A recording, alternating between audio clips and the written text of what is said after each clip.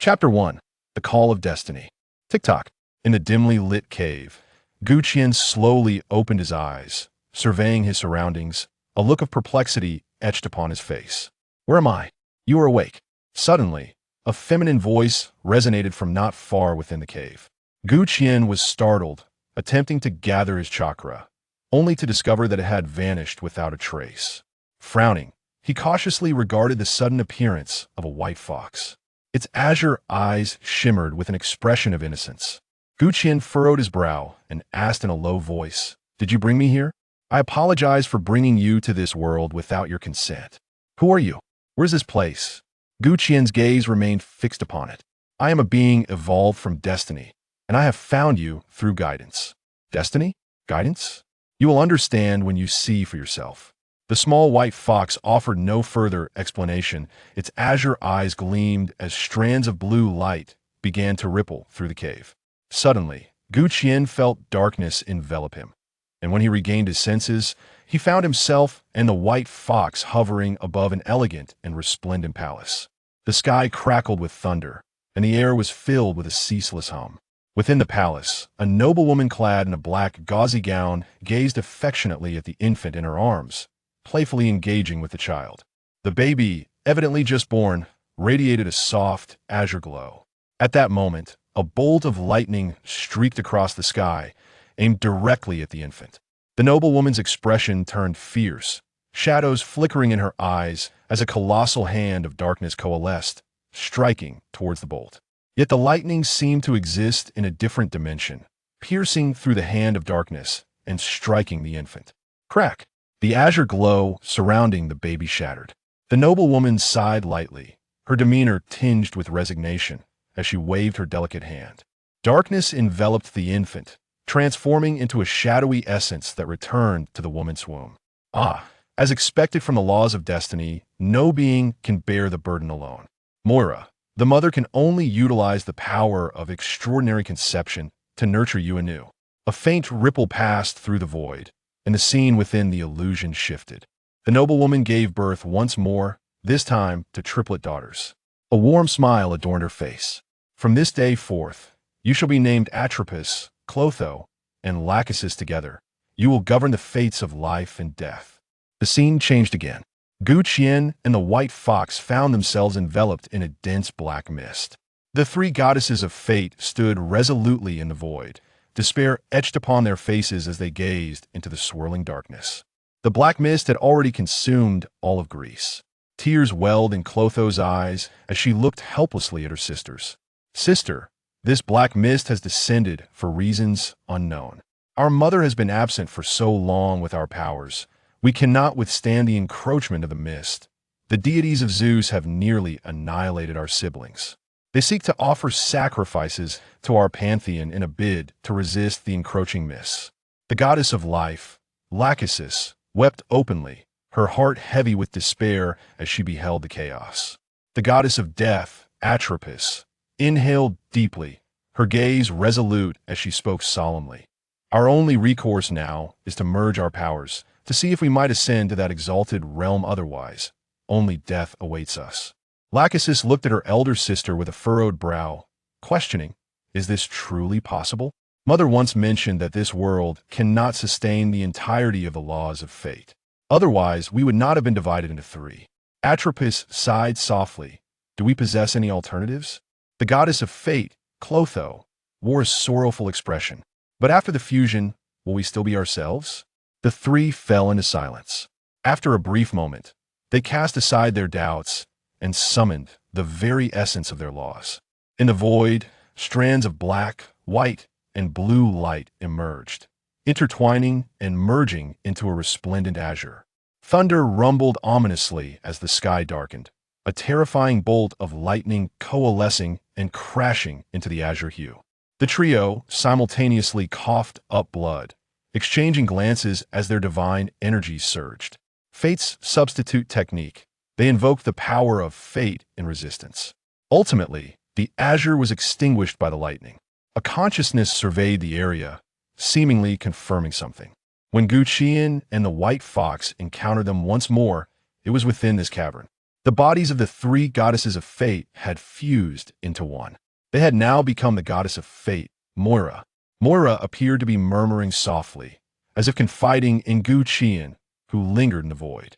Though we successfully deceived that lightning through the fates substitute technique, my current soul strength cannot bear the complete laws of fate. The power of the laws is gradually eroding my essence. Furthermore, that lightning is quite unusual.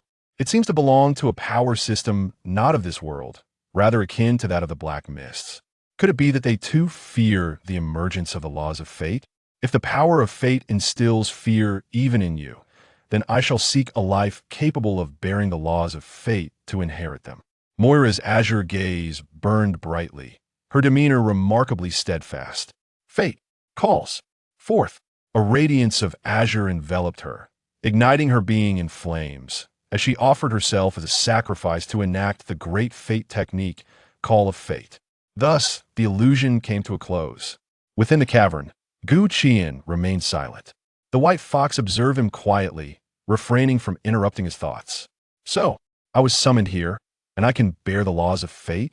After a moment of contemplation, Qi'an pointed to himself, puzzled. The white fox nodded, her ethereal voice resonating. Your soul originates from a higher dimensional realm, capable of bearing this power without being scrutinized.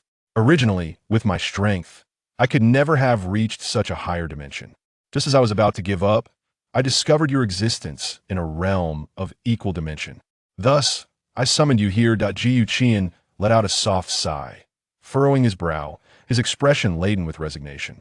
Once content to indulge in the comforts of his family home, he adhered to his nightly ritual of opening the audiobook app to savor the auditory feast of a popular novel, Godslayer. Unexpectedly, he found himself inexplicably transported to the Naruto universe. As an orphan of the Uchiha clan, after numerous trials, he had finally awakened his own Manjiki Sharingan, only to find his eyes nearly devoid of light following the Fourth Great Ninja War. He had initially hoped to travel and witness the world with the last glimmers of his vision. Little did he know, he would be brought here once more by a small white fox. So this is how it is. Qi'an took a deep breath, resigned to accept his circumstances. Having experienced a previous transference, he found this second occurrence somewhat palatable. What about my original powers? The white fox elucidated. Due to the dissimilarity in power systems, upon your arrival in this realm, your innate abilities have transformed into the spiritual energy of this world. The capabilities of your eyes have now become your forbidden ruin. Forbidden ruin? Qi'an felt a flicker of familiarity with the term. Wait, goodness. Forbidden ruin. The mist descends. Isn't that from the Godslayer novel? Splendid. Just as the war had concluded, he was summoned to a realm fraught with greater peril. Chapter 02, Judgment. Qi'an sighed softly. What must I do now to merge with the power of fate's laws? At this moment, it is unfeasible with your current strength. Attempting to merge would result in instantaneous dissolution. The white fox, observing Qi'an's exasperation, continued. There are two methods. The first is to locate Nyx and have her use transcendent rebirth to recreate your physical form. Thus, you would be born with a divine body, capable of bearing the laws of fate due to your higher dimensional soul. The second method involves implanting the seed of fate's laws within you, achieved by vanquishing mysterious creatures or deities. Utilizing gifts of fate to absorb their divine essence will allow the seed to grow, and with each stage of its development, it will bestow upon you powers unique to fate, cleansing your body and aligning it with the laws of fate. Qi'an fell into contemplation upon hearing this. The first option seemed nearly impossible. Nyx was likely still confined in a psychiatric hospital. Even if she were to emerge, she would merely be a spectral entity, devoid of the ability to conceive. Who knows how long it would take for her to fully recover? As for the second option, it appeared rather exhausting. I choose the second method. After a moment's reflection, Qi'an made his decision. By the way, where exactly are we? This place exists within a spatial rift. How do I exit? I will transport you to the Great Xia. That region is currently the safest. One last question, are you? Moira? Qi'an gazed intently at the little white fox and inquired, is it, or is it not? The fox replied, Moira ultimately sacrificed both body and soul. I am merely a being born from his final will, akin to the essence of a spirit tool. Essence of a spirit tool? he asked. Indeed, the little white fox replied, as it opened its mouth, releasing a cerulean orb of light. This is a weapon born of the laws of fate, which will evolve alongside your growth. Its name is Judgment. Its inherent ability, Fate's Judgment, allows you to concentrate the power of destiny upon the blade, with each strike's damage determined by the target's moral karma and fate's trajectory. Against foes burdened with grievous sins, it can inflict devastating injuries, while the harm dealt to the innocent or those favored by fate will be significantly mitigated. The cerulean orb merged into Qian's hand, transforming into a luminous cerulean flame mark upon his skin. Momentarily taken aback, Qian touched the mark on his hand, feeling no unusual sensation. Is this judgment? How do I wield it?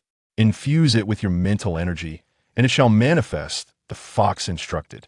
The little white fox regarded Qian with deep intensity before continuing. I can no longer endure for much longer.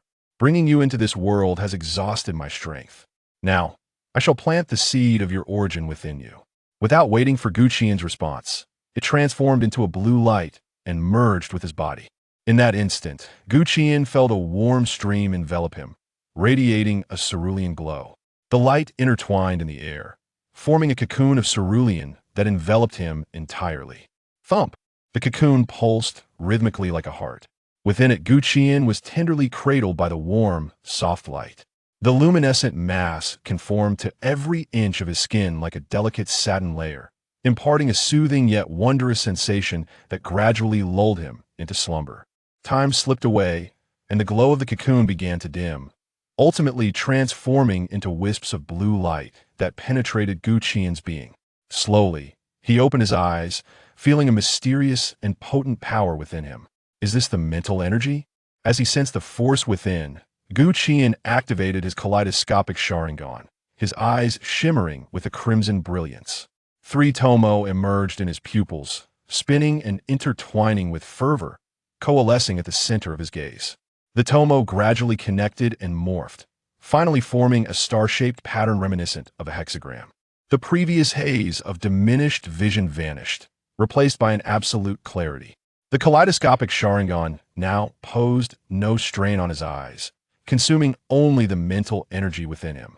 Qian attempted to follow the little white fox's instructions, channeling his mental energy into the mark on his hand. A brilliant cerulean light flashed, and a uniquely crafted straight blade materialized in his grasp. The blade was adorned with ancient, intricate runes emanating an icy chill. This was Judgment. Qian felt a surge of joy within as he retracted the mark of the Judgment back into the back of his hand. Clenching his fist, a profound sense of bloodline connection washing over him. However, his elation was short-lived as his expression stiffened slightly, his gaze sweeping around. Has it forgotten to transport me to the Great Xia? With determination, Qian hurried toward the exit. As he reached it, a blinding light compelled him to shut his eyes. When he opened them again, he found himself amidst a dense forest. The cave he had just exited vanished without a trace. 2 days later, Qian, lollipop in mouth, meandered through the bustling city. I wonder where the plot has progressed, and now, how did I end up here instead of Sangnan City, where the story truly begins? Upon stepping out of the forest, he discovered he was in Fuxia City, and his attire was utterly out of place in this modern metropolis. Utilizing the power of his Sharingan, he meticulously forged a new identity for himself and settled in temporarily. Suddenly, from a distance, a flicker of red light caught Qian's eye. His gaze sharpened as he slipped into a secluded corner, instantly appearing atop a building. Gazing down, he saw an equilateral triangular barrier enveloping an abandoned factory in the distance. Could this be the Voidless Domain? It seems the night watchmen are engaged in battle over there. After a moment of contemplation, Qian vanished from his spot. Between rooftops, he leaped with agility, reaching the edge of the barrier. With a flash of red in his eyes, he breached a corner of the barrier without hesitation and entered. A middle-aged man draped in a dark red cloak spoke urgently. Captain, these 3 mysterious have already reached the sea realm. We are no match for them. I have reported to headquarters the mass squad is en route from the neighboring city. Another man, bearing a scar across his face and a cigarette clenched between his teeth, looked gravely ahead at the mysterious. We must hold out until the mass squad arrives. We cannot allow these mysterious to escape. Understood, Captain. Qi'an concealed himself, silently observing the unfolding situation, aware that revealing himself was ill-timed. The three mysterious at the Sea Realm were formidable adversaries. The Night Watchmen, though resilient, were beginning to show signs of fatigue.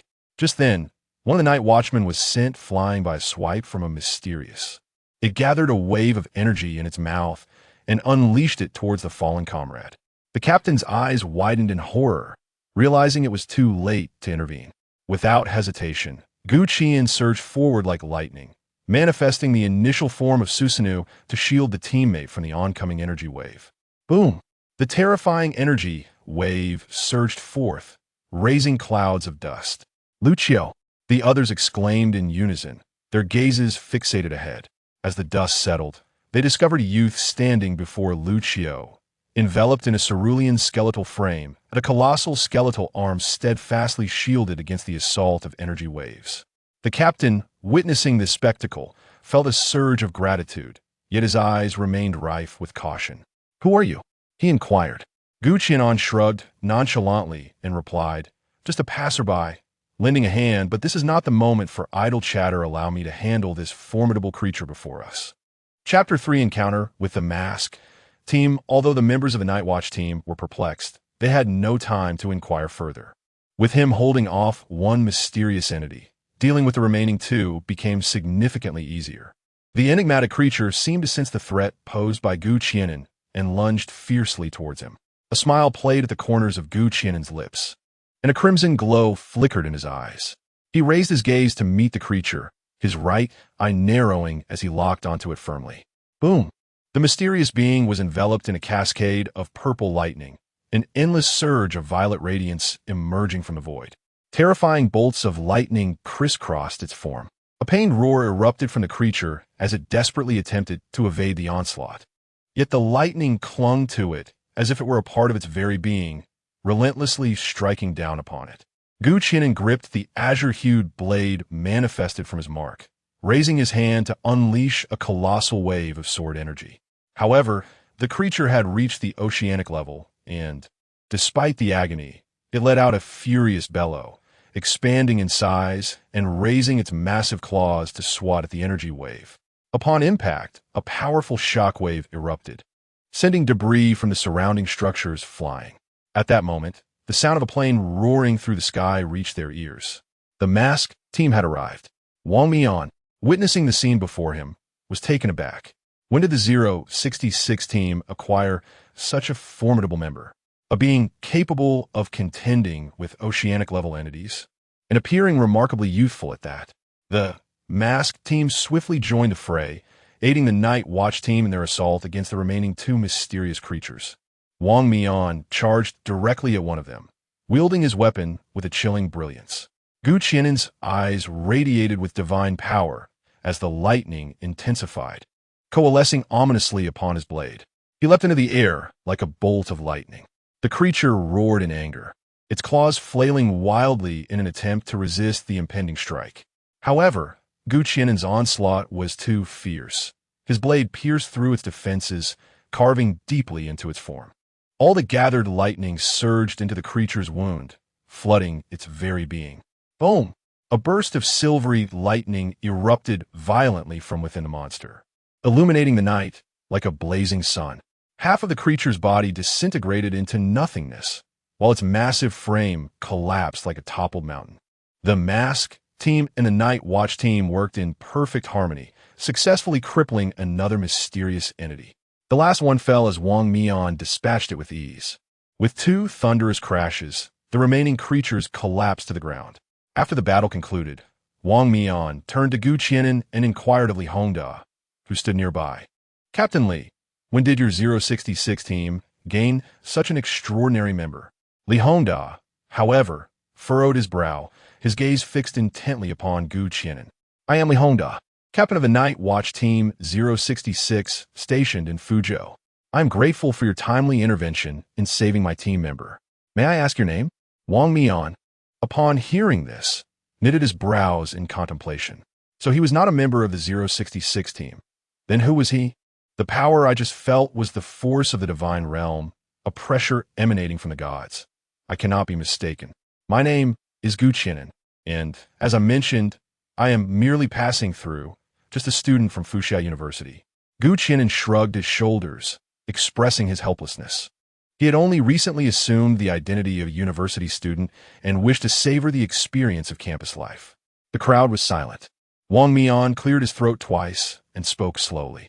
Greetings, I am Wang Mian, the captain of the Special Team 004. You must be the agent of a deity, correct?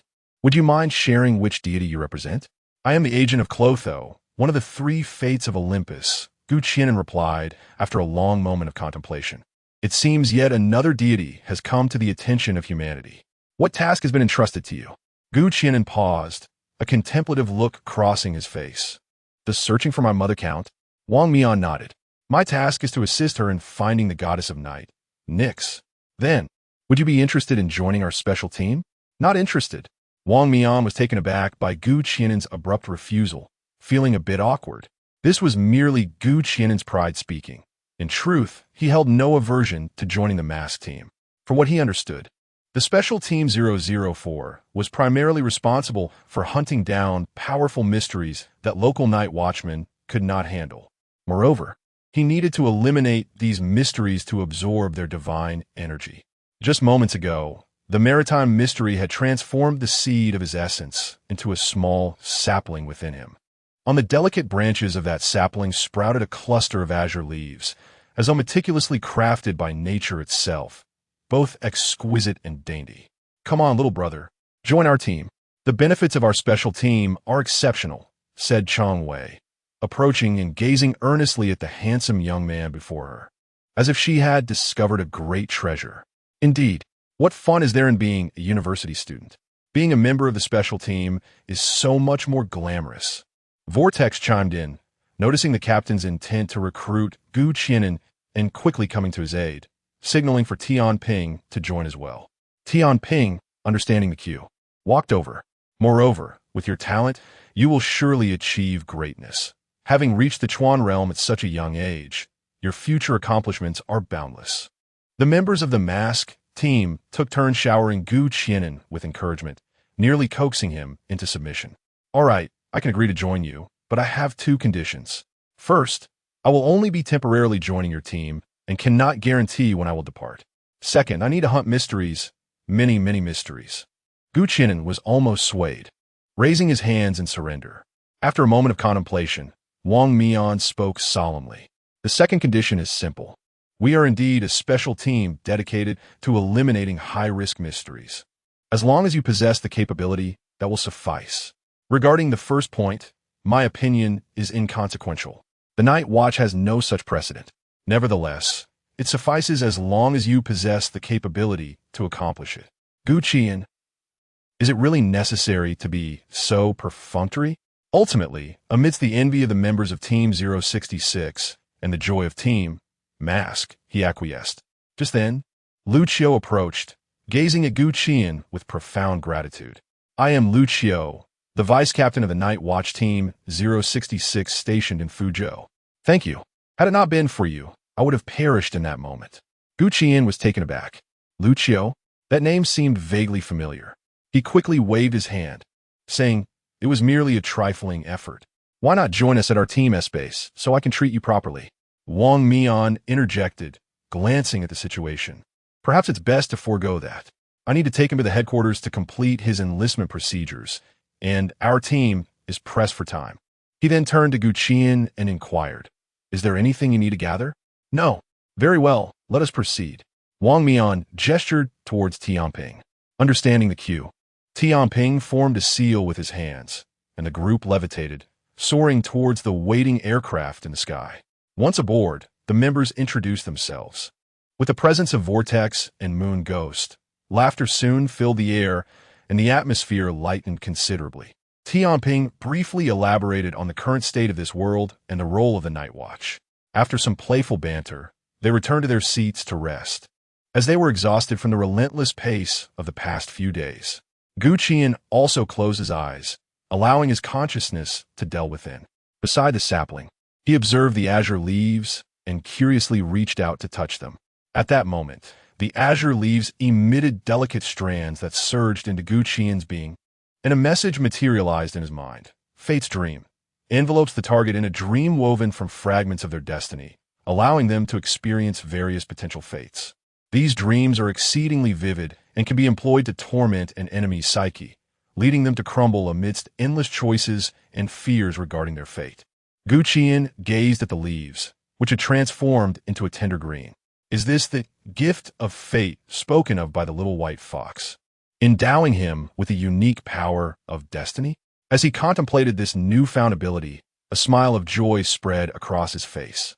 What a formidable power, reminiscent in some ways of Uchiha Sazanami. Chapter 04, Mask Squad, Dream of Illusions in the city of Shangjing, at the headquarters of the Night Watchers. Wang Mian had Gu Qian fill out the registration form before leading him to the commander's office. Knock, enter. A deep male voice echoed from within. Wang Mian ushered Gu Qian through the door. Commander Yi. It's you, Wang Mian. What brings you here? Commander Yi Fan looked at Wang Mian with a hint of curiosity before turning his gaze to Gu Qian beside him. And who might this be? He is our squad's newest member, an agent of the goddess of fate, Wang Mian replied slowly. How rare. After all these years, your squad finally welcomes a new member. Before he could finish, Yi Fan abruptly stood up, his eyes fixed intently on Gu Qian. Did you just say he is an agent of the deity?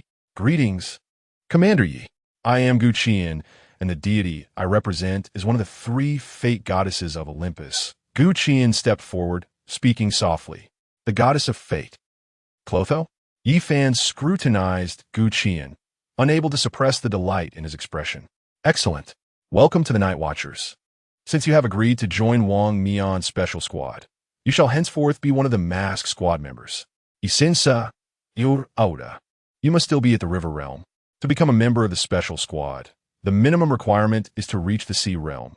So for now, you will be a temporary member. Gu Qian recalled the stringent requirements for the special squad and did not voice any objections. Yes, Commander Yi. Welcome to the masked squad. After Wang Mian and Gu Qian emerged, Xuanhua approached them. Rosa, with a beaming smile, added, by the way, you should come up with a code name and a design for your mask. She then handed him a blank mask. Gu Qian pondered for a moment, sketching a cerulean 9-hooked reincarnation eye on the forehead of the blank mask, filling the lower vacant space with enigmatic runic inscriptions. All right, this will do. Henceforth, my code name shall be Dream of Illusions. Dream of Illusions? Does it hold any special meaning? Rosa inquired with curiosity. It bears no particular significance. It is merely a manifestation of a power from my divine realm, so I decided to adopt it as my code name. Gu Qian waved his hand dismissively. Well then, we must set off. A new mission awaits. Wang Mian interrupted their conversation, turning to Gu Qian. Qian, your star blade and emblem are not yet complete. You will need to return after some time to collect them. No worries, I have my own weapon. Very well, then we shall depart for Anyang. With that, Wang Mian strode purposefully towards the helipad. Once everyone had boarded the aircraft, Wang Mian provided a brief overview of their mission. The Night Watchman Team 186 stationed in Anyang encountered a mysterious entity of at least the oceanic realm in the mountainous region, resulting in the disappearance of the entire squad.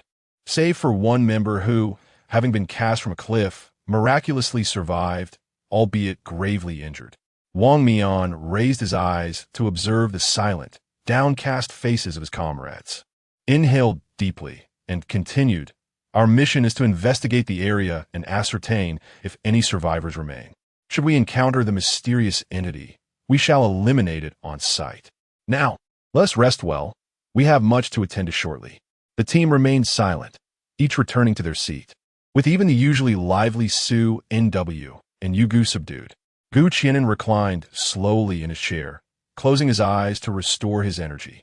Before long, the group arrived in Anyang, where an oppressive atmosphere enveloped them. Wang Mian led his comrades toward the site of the incident.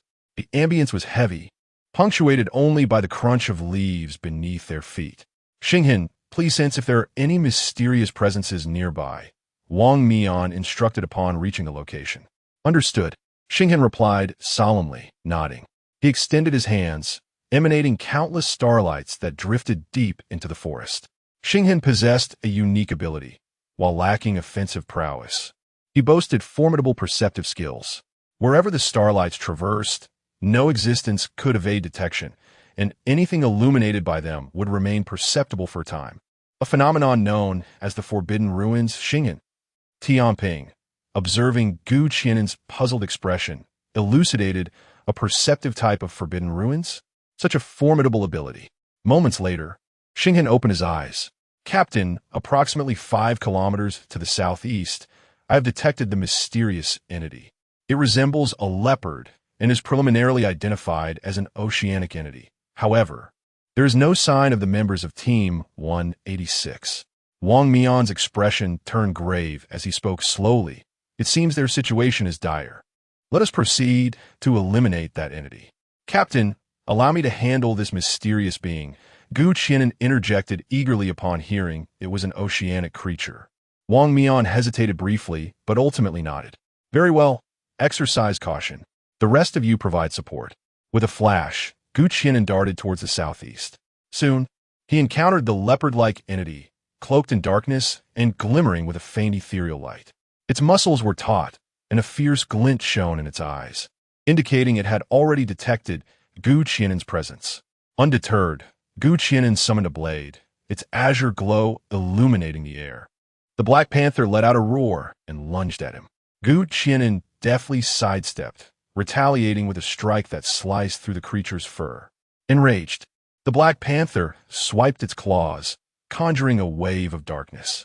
Gu Qian deftly adjusted his footing, evading the attack, while simultaneously activating his kaleidoscopic Sharingan. With a flash of lightning coursing through his blade, he struck, the bolt entwined with the blade's edge aimed at the Black Panther. In an instant, the panther's dark aura flared, and it vanished from sight. Gu Qian's gaze sharpened, his crimson eyes scanning the surroundings. Invisibility? No, this is a spatial ability. At that moment, a ripple of spatial energy emerged from behind, and the Black Panther suddenly appeared, its claws imbued with dark radiance, lunging towards Gu Qian. Gu Qian's expression remained impassive, his eyes instantly igniting with a profound and mysterious luminescence.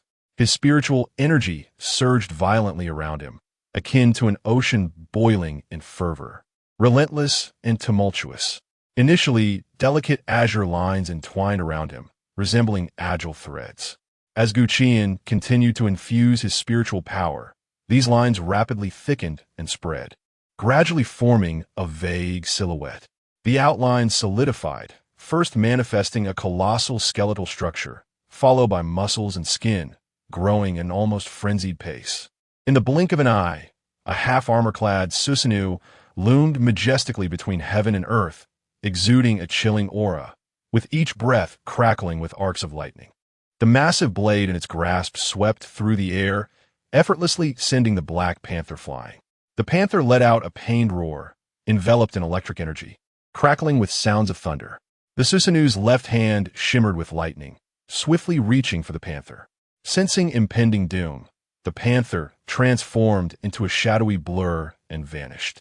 A faint smile graced Gu Qian's lips, ensnared by the thunder seal. Where could it possibly flee? With a focused gaze, endless arcs of lightning streaked across the sky, striking the distant void. There it is. Gu Qian dispelled the Susanoo, transforming into a bolt of lightning that surged towards the panther. The weapon Judgment radiating a celestial azure glow as he unleashed Fate's judgment. A colossal azure blade of energy cleaved through the air, aimed at the Black Panther. The panther's eyes widened in fury, its body crackling with intertwining bolts of lightning, scorched and blackened, just as it attempted to traverse space to escape. A wave of paralysis washed over it, leaving it helpless as the azure blade sliced through its form. A surge of divine energy emanated, absorbed by Gu Qian, marking the demise of the Black Panther. Chapter 5. The Conspiracy of the Ancient God Church. A round of applause erupted as Wang Mian observed Gu Qian, who had just vanquished the mysterious foe. Impressive, he remarked, to defeat a being of the sea realm with your river realm prowess, especially one as agile as a shadow leopard, is truly remarkable. Qi'an, that last move was absolutely breathtaking. It nearly blinded me with its brilliance. Is that the power of your divine realm? Vortex exclaimed dramatically, approaching with exaggerated gestures. Indeed, it's a capability of my divine realm known as the Destiny Dharma form. With my current strength, I can only activate it partially, Qi'an reflected, considering that referring to it as Susanoo was no longer fitting. My divine realm is called the Eye of Fate. All its powers reside within these eyes. Is it those crimson eyes?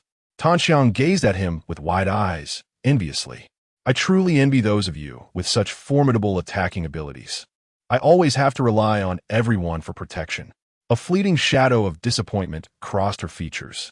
But you are the cherished member of our team, providing essential support. Without you, we wouldn't have the energy to rescue others. Rose gently patted her head, smiling. Captain, what shall we do now? The shadow leopard has been eliminated. Yet we have still not located Team 186, Tianping said with a grave expression directed at Wang Mian. I have just sensed the surroundings again, and there is still no sign of them. Not even their remains, Xinghen lamented. I also scoured the area, apart from traces of battle. There is nothing else to be found, Yuegue stated, pausing before continuing. Could it be that they have already been consumed by this creature? Qi'an examined the corpse of the shadow leopard, but found no evidence of human consumption. No, there are no human remains within it, he said, rising and shaking his head. Everyone was momentarily stunned by his revelation. Where could Team 186 have gone? They cannot have simply vanished into thin air.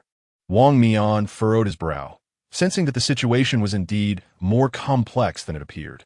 I will report this to headquarters. At that moment, Qi'an noticed a peculiar rune marking on the shadow leopard's body. What is this? He murmured, just as he reached out to touch the rune. The surrounding space suddenly warped. Not good, the others exclaimed in alarm. But before they could evade, they were engulfed by the twisting space. After a dizzying sensation, they found themselves in an unfamiliar underground cavern. Where are we? Could Team 186 be here as well? Rose cautiously surveyed their surroundings. Everyone be vigilant. We will proceed cautiously. If anything unusual occurs, I will utilize my divine realm to return to the past. Wang Mian tightened his grip on a Yuan and stepped forward. The group followed him warily through the cave, which was permeated by a foul odor, with eerie phosphorescence flickering on the walls. As they walked, they suddenly encountered a fork in the path. What should we do, Captain? Vortex inquired. Xinghen closed his eyes to sense the environment, pointing towards the right passage. There are energy fluctuations in that direction.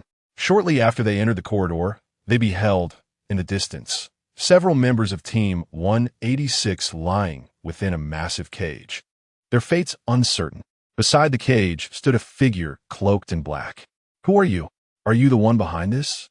Wang Mian glared at the dark-clad figure. The figure responded with a chilling laugh. At last, you have arrived. I orchestrated this trap to lure you here. That shadowy leopard was merely bait. Are you a member of the ancient god church? What is your true intention in luring us here? Wang Mian demanded. The figure slowly raised a hand, revealing a cracked insignia. To draw you in, I expended a one-time forbidden item, spatial transfer. As for my purpose, it is, of course, to eliminate you. This will elevate my standing within the ancient god church. With your mere limitless strength, do you truly believe you can detain us? This is perplexing, Wang Mian mused.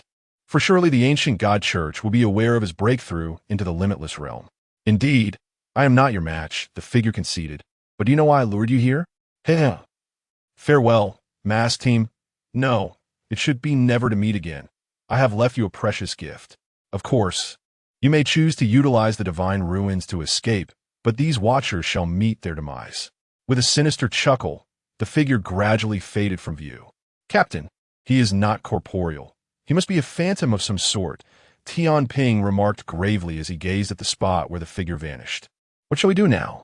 Asked Chang Wei, suddenly feeling anxious. First, we must rescue them. Tanxiang, examine if they are still alive. Wang Mian instructed after a moment of contemplation. Tanxiang nodded in agreement and swiftly leaped onto the stone platform. But before he could assess the situation, a thunderous explosion erupted from the depths of the cave.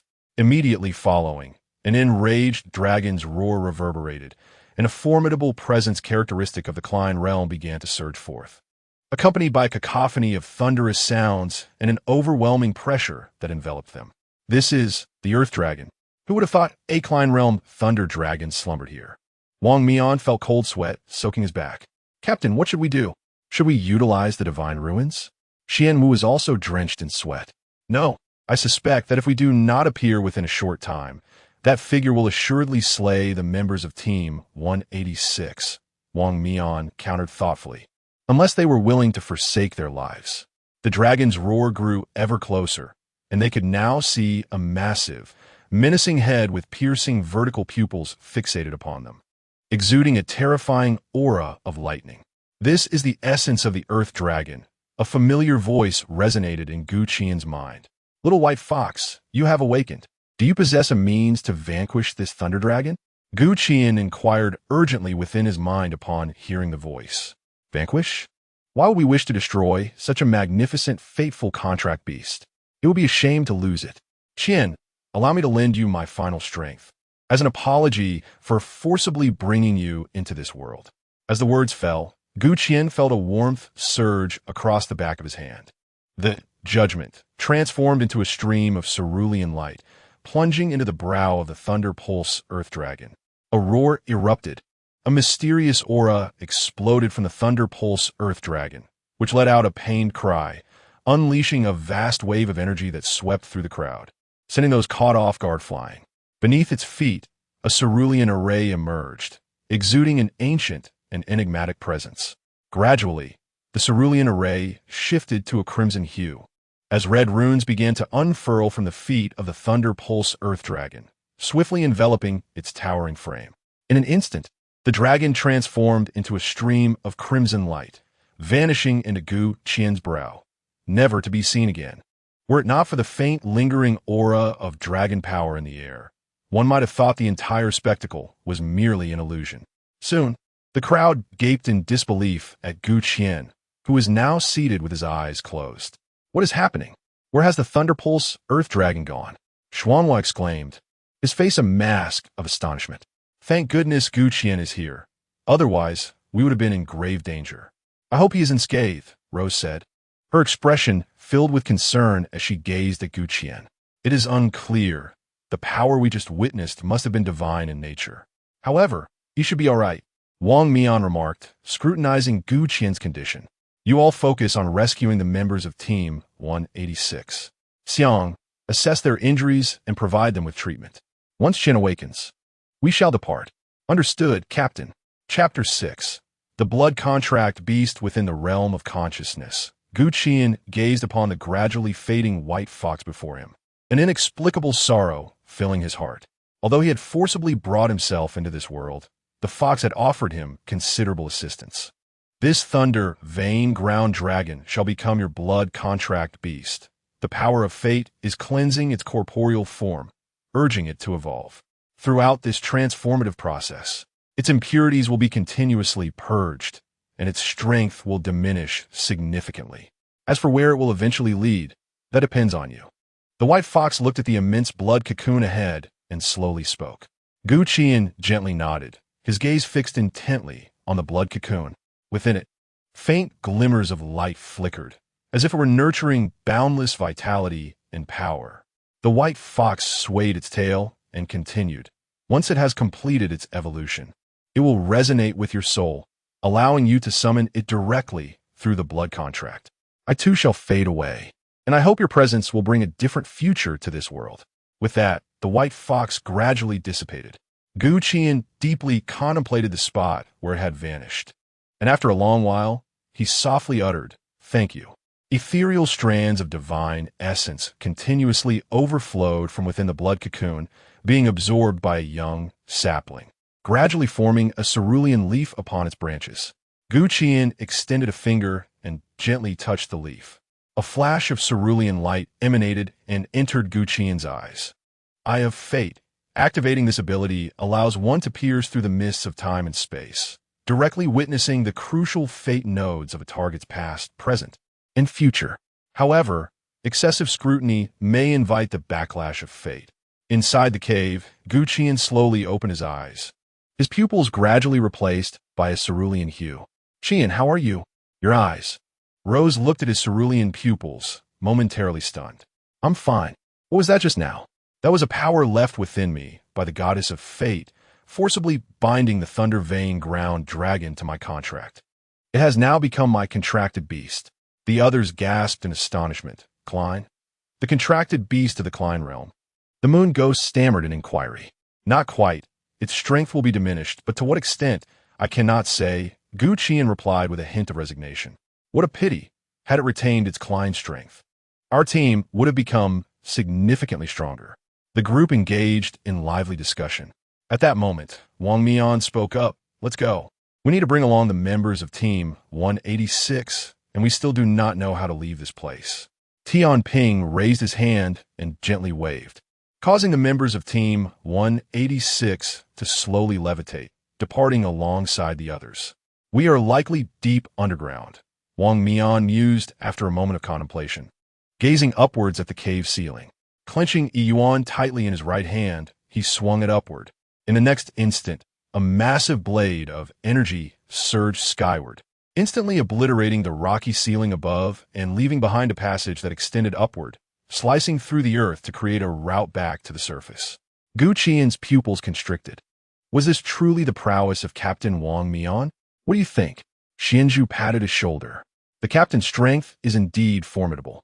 With a flick of his fingers, Tianping propelled everyone into the air. Soon after, they returned to solid ground. Phew, finally out. That thunder vein dragon nearly terrified me to death. Xianzhu, supporting his weak legs, collapsed onto the ground.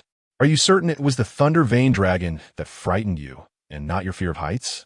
Yuegawei approached with a teasing expression. Get lost. There are newcomers present. At least show me some respect. Xianzhu swatted Yuegawei's face away, exasperation evident. Ha ha. Li Qian, it has been ages, yet you still haven't conquered your fear of heights. I should take you flying more often, Tianping said with a beaming smile. Go away. You might as well take my life directly. Xianzhu fought off his dizziness and stood up. Laughter erupted once more among the group. Li Qian, you truly should attempt to overcome this. As a special team, it is unacceptable. We may engage in aerial combat at any moment. Wang Mian observed the lively spirit of this character with a resigned expression. Captain, I truly do not wish for this, Xianzhu sighed in frustration. Ahem, how about I assist you in overcoming it? Qi'an said with a mischievous grin. You, what methods do you have? Xianzhu regarded his smile with an uneasy premonition. Whatever method you dare to employ, just know this guy screams every time he's in the air. It is utterly irritating. Qianwei looked at Qi'an with curiosity. Qi'an activated his kaleidoscope Sharingan. His left eye fixated on Xianzhu. Wait, I am not ready. Xuanzhu's face turned pale with fear, and before he could finish his sentence, he stood frozen in place. All right, we shall wait a moment. This should suffice. Tanxiang watched Xianzhu in astonishment, who remained immobile. How long will this take? Wang Mian waved his hand in front of Xuanzhu's eyes. Just after Wang Mian's inquiry, Xuanzhu's eyes widened, and he knelt, retching on the ground. Ugh! Cough, cough, good heavens! Xianzhu was drenched in cold sweat. It appeared the endeavor had succeeded. Qi'an, with unwavering confidence, said, If it hasn't worked yet, we can try again. Please no. I am fine. I am no longer afraid. Xianzhu shook his head vehemently. Terror etched on his face. He had experienced countless bungee jumps and free falls within the illusion, never once feeling the ground beneath his feet since entering that realm. He had been soaring through the air. From the initial terror, confusion, and screams, he eventually became numb to the sensation, a feeling he never wished to revisit. It was only after enduring endless numbness that he conquered his fear of heights and emerged from the illusion. The sudden return to solid ground left him somewhat disoriented and dizzy. Xianzhu recounted his recent experiences, causing the others to feel a chill run down their spines. If Xianzhu, who was terrified of heights, reacted this way, they too would likely be retching for quite some time. It appears you have indeed conquered your acrophobia. It is time for us to depart. I have already informed the logistics team to await us at the exit. Once we escort them back, we shall proceed to our next destination. Wang Mian glanced at the vortex, reassured by its stability, and then commanded, Let us move forward. Time passed amidst this endless cycle of rescue efforts. A month later, The longing for a break grew intense. At this rate, I might collapse from exhaustion. The vortex lay sprawled on the ground, unwilling to budge. The situation was dire. The Night Watchers were critically lacking in advanced combat power, and our primary duty was to provide aid. Tianping helplessly shrugged. Alas, when will this end? The vortex exhaled a long sigh. Come on, this is tiring. Look at Qi'an. He hasn't even complained. Yue Guwei pointed below, where Gu Qian was vigorously battling a formidable foe from the Sea Realm. That lad is nothing short of a monster, seemingly impervious to fatigue. At this rate, he is bound to break through to the Sea Realm soon, and will likely catch up to us in no time. Tianping observed the one-sided battle below, feeling a pang of reflection. I doubt he will remain with our team for long. With his capabilities, he could easily lead a specialized unit in the future. Wang Mian regarded Gu Qian, as if beholding a former version of himself. No, he was far superior to whom he once was. Captain, do you think Qi'an will truly leave us? Qiang Wei inquired, a hint of reluctance in her voice. Over the past month, despite Gu Qian's seemingly aloof demeanor, he had proven to be a deeply empathetic individual. Who can say what the future holds? He still requires time to grow, and being with us offers a relatively safe environment. Wang Mian cast a lingering gaze at Gu Qian, who had just concluded his battle, and spoke slowly. Let's move on. The fight is over, and we must prepare for the next journey. Chapter 07, Thunder Dragon, Shao Zi. After the battle concluded, Gu Qian slowly retracted his judgment, allowing his consciousness to submerge into the realm of his mind. He cast a glance at the small sapling, which had only grown a fraction since the emergence of its second leaf, and let out a faint sigh. It seemed that the divine essence of the oceanic realm was no longer sufficient for its growth. Turning his gaze towards the immense blood cocoon beside him, he noted the increasingly rapid pulsing.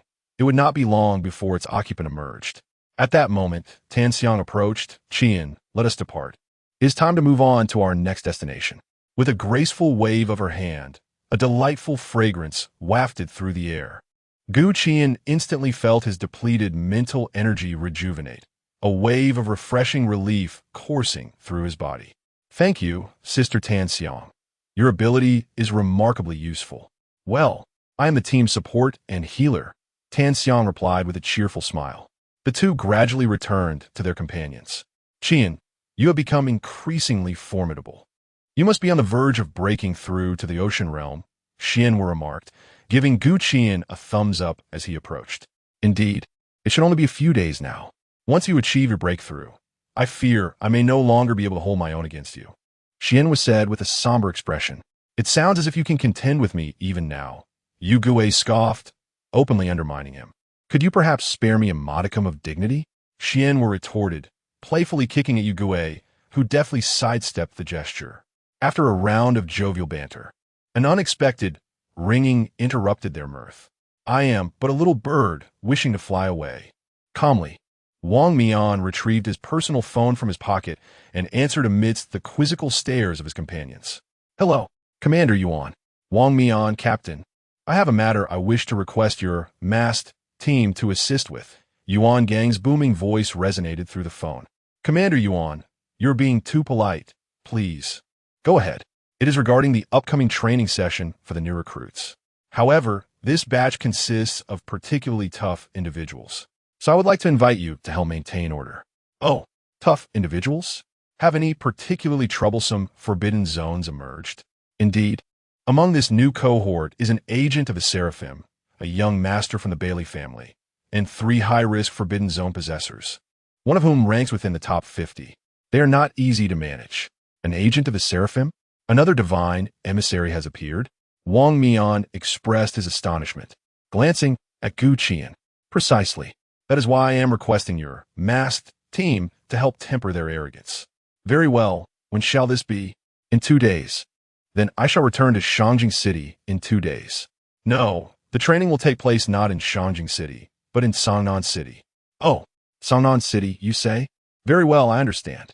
Thank you for the information. Not all. After concluding the call, Wang Mian raised his gaze to the gathered companions and smiled.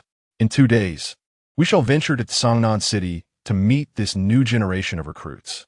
Is the training for this batch of new recruits about to commence? That's splendid. I shall make sure to perform exceptionally well so that those novices come to understand what a special team truly embodies. Yu Gui's face radiated excitement, clearly looking forward to this mission. Be cautious not to capsize in the gutter, Gu Qian remarked, a faint smile gracing his lips as a thought crossed his mind. Qian is indeed correct. This cohort of new recruits is rather formidable, including a divine agent and several high-risk possessors, so we must remain vigilant, Wang Mian advised softly. Captain, you may be overthinking this. They are merely a bunch of novices, Vortex replied dismissively. On the eve of their departure to Tsangnan City, while preparing to rest on the plane, Gu Qian suddenly sensed a disturbance emanating from the blood cocoon. He promptly entered the spiritual realm. The blood cocoon before him was now riddled with cracks, with flickers of lightning dancing at the fissures. Crack, crack, crack. Waves of purple light erupted, illuminating the entire spiritual space. A purple dragon silhouette flashed by. Gu Qian stared in disbelief at the little chubby figure before him. Is this the Thunder Pulse Earth Dragon?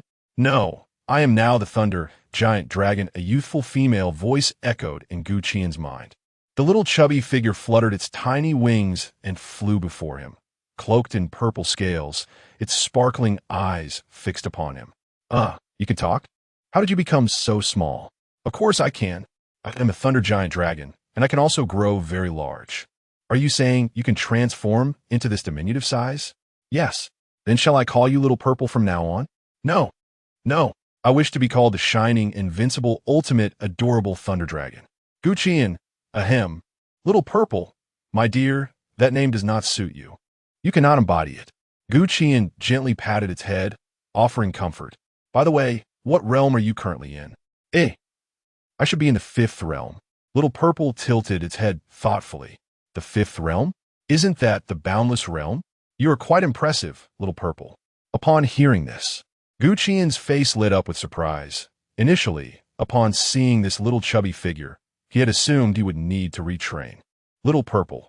Yu, at the Tsangnan City new recruit training camp, Yuan Gang stood at the entrance, personally welcoming the arrival of the mass team.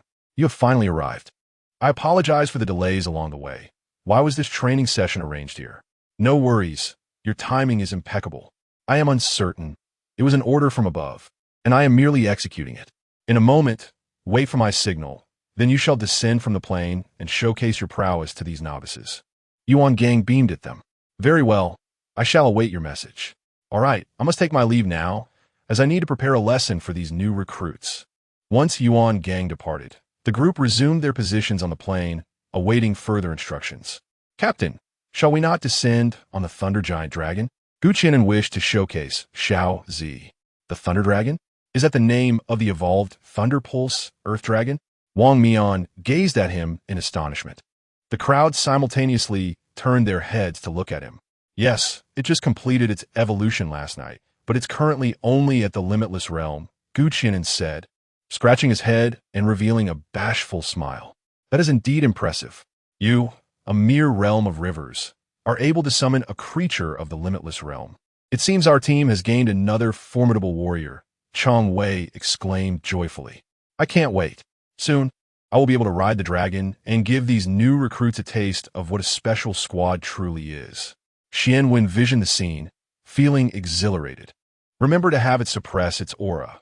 I fear it might cast too great a shadow over these new recruits. The might of a dragon is no jest, Wang Mian advised. As anticipation enveloped the group, time drifted slowly. Meanwhile, Gu Qian communicated with Xiao Zi in his consciousness. Half an hour later, Instructor Yuan is quite the storyteller. It's been ages, Xian Wu lamented, yearning for the sensation of riding a dragon. Calm down. Remember how long we spent during our training sessions? Tian Ping thought to himself, feeling somewhat speechless. At that moment, the intercom crackled to life with Yuan Gang's calm voice. It's time to take the field. Wang Mian rose to his feet, saying, Let us go, it begins. He glanced at Gu Qian with a knowing look. Gu Qian nodded, slowly closing his eyes. When he opened them again, the kaleidoscopic Sharingan activated, infusing his eyes with mental energy, the crimson glow intensifying, a divine aura emanating from within. Suddenly, A colossal azure magic circle appeared in midair. A violet phantom, 100 meters in size, gradually solidified within the array. Roar, roar, roar. The thunderous roar of the dragon erupted, as if the very heavens and earth trembled in response. Chapter 08. The commencement of training. A colossal purple dragon gradually materialized in the sky. This magnificent creature stretched over 100 meters in length, its body adorned with a myriad of shimmering purple diamond-shaped scales, each exquisitely crafted and exuding an aura of reverence. The dragon's immense wings unfurled suddenly, casting a shadow that obscured the sun, and with each flap, gusts of wind roared forth. Threads of lightning slithered around its form, crackling with a sharp sound. From a distance, the purple dragon resembled a mythical beast from ancient legends, descending upon the mortal realm with an imposing presence that inspired awe. Qi'an leaped gracefully onto the dragon's head, patting it gently to signal for it to temper its grandeur. He turned and waved his hand, beckoning the others to approach swiftly. The group exchanged perplexed glances. Is this truly the Thunder Dragon? How has it transformed so drastically? Rose gazed in astonishment at the purple dragon. Let us move forward, Wang Mian said, swiftly appearing beside Qi'an. The others, albeit hesitantly, followed suit. Once everyone had mounted, Qi'an spoke softly, "Little Purple, let us descend." The dragon let out a low growl and promptly dove downward. Did you just refer to such a massive dragon as Little Purple? The group regarded him with incredulous expressions. Ahem, it's a term of endearment, Qi'an replied, scratching his head awkwardly. Little Purple roared in response, evidently displeased with its name. Ha ha ha, see? It too objects to that name. Rose laughed heartily, intrigued by the dragon's sentience. It matters not, it is merely a name. This dragon has undergone a remarkable transformation, Vortex remarked, standing atop the Thunder Dragon's head, examining it with envious eyes. Little Purple is indeed the Thunder Dragon, Qi'an thought, stroking the massive dragon horn beside him. His spirits lifted. He pondered how the new recruits would react upon seeing it. He was filled with anticipation. Below the martial arts platform, the murmurs of the new recruits were abruptly silenced by the sudden roar of the dragon. What is that sound? It seems like a dragon's roar. The crowd stiffened, gradually raising their heads. Look, something is descending from the sky. What the? It's truly a dragon. Lin Qiye stood amidst the crowd, his eyes narrowing slightly as a bead of cold sweat trickled down his brow. In the sky, a purple dragon was diving rapidly, its form enlarging as it approached, with 8 figures standing atop its head, clad in gray cloaks and bearing black boxes on their backs. Each wore a distinct mask. Roar! The thunderous dragon's roar echoed once more. The sky darkened swiftly, the vast purple body hovering above them, blocking out the sunlight, as its golden eyes surveyed the crowd with a detached gaze. The new recruits and instructors alike were left dumbfounded, rooted to the spot, their backs drenched in cold sweat. On the stage, Yuan Gang touched his nose and murmured softly, "Goodness, I casually mentioned it, and they actually summoned a dragon of the Wuliang realm. Fortunately, they restrained its power. Otherwise, this group of rookies would have all been flattened. Such dedication is astonishing." Above in the sky, the members of the masked team leaped gracefully from the dragon's head. Tianping extended 2 fingers, and with a gentle shake, the gravity around the 8 individuals vanished instantaneously, allowing them to drift down to the ground like feathers. Qi'an waved his hand, and beneath Xiaoji's figure appeared a cerulean magic array, causing Xiaoji to gradually fade from sight. Before departing, Xiaoji winked at Qi'an, as if to inquire, having performed so well, will there be a reward? As the purple dragon disappeared, the new recruits finally exhaled in relief. They gazed at the 8 individuals wearing distinctly different masks, shimmering under the blazing sun, their gray cloaks fluttering in the wind. A flicker of reverence emerged in their eyes. Wang Mian stepped forward slowly, his gaze sweeping across the faces of the new recruits as he spoke softly, "Greetings, we are the masked special team." A collective gasp echoed through the crowd. Was this truly the legendary special team? Yuan Gang's lips curled into a smile, thinking to himself that they had already succeeded halfway. He He wondered if these rookies would still dare to act recklessly. Clearing his throat to capture their attention, a resounding voice rang out again. So, do you now understand what it means to be a top-tier genius? Let's do this. I will grant you another opportunity to recognize your own capabilities. From now until 9 o'clock this evening, all 239 of you new recruits, regardless of the means, if you can remove the mask of any member of the masked team, you will win. Of course, their realms will be suppressed to the Jean level, engaging you on equal ground. So what do you say? Don't tell me that 239 against 8 daunts you? The new recruits began to murmur among themselves. What if the instructor wins? One recruit, wearing his military cap backward, stared defiantly at them. I'll win. If you win, you can directly apply for graduation. If you can defeat the special team, what more training do we need? However, if none of you succeed, then for the next year, you will cast aside those ridiculous prides and arrogance into the pit, strictly adhering to our training. Understood? All right. I agree. But this is your word, so do not go back on it later. The atmosphere among the recruits ignited instantly. All eyes fervently fixed on the 8 figures on stage. Sensing their fervent fighting spirit, Wang Mian narrowed his eyes and spoke ominously. We do not even need 8 people to deal with you. 6 will suffice to topple all of you. This proclamation instantly sparked the emotions of the new recruits. Wang Mian paid no heed to their furious glares as he turned back to his team, noticing that the atmosphere had reached its peak. Yuan Gang gave a few instructions and then led the instructors away. Xinghin, Tanxiang, your restricted areas are not suitable for battle. Go inside and rest with the instructors. Wang Mian turned toward them and spoke. All right, Captain. Xinghin and Tanxiang responded affirmatively and followed the instructors as they departed. Once they had left, Qi'an and the others exchanged amused glances at the crowd below, which was still clamoring. The atmosphere gradually grew tense.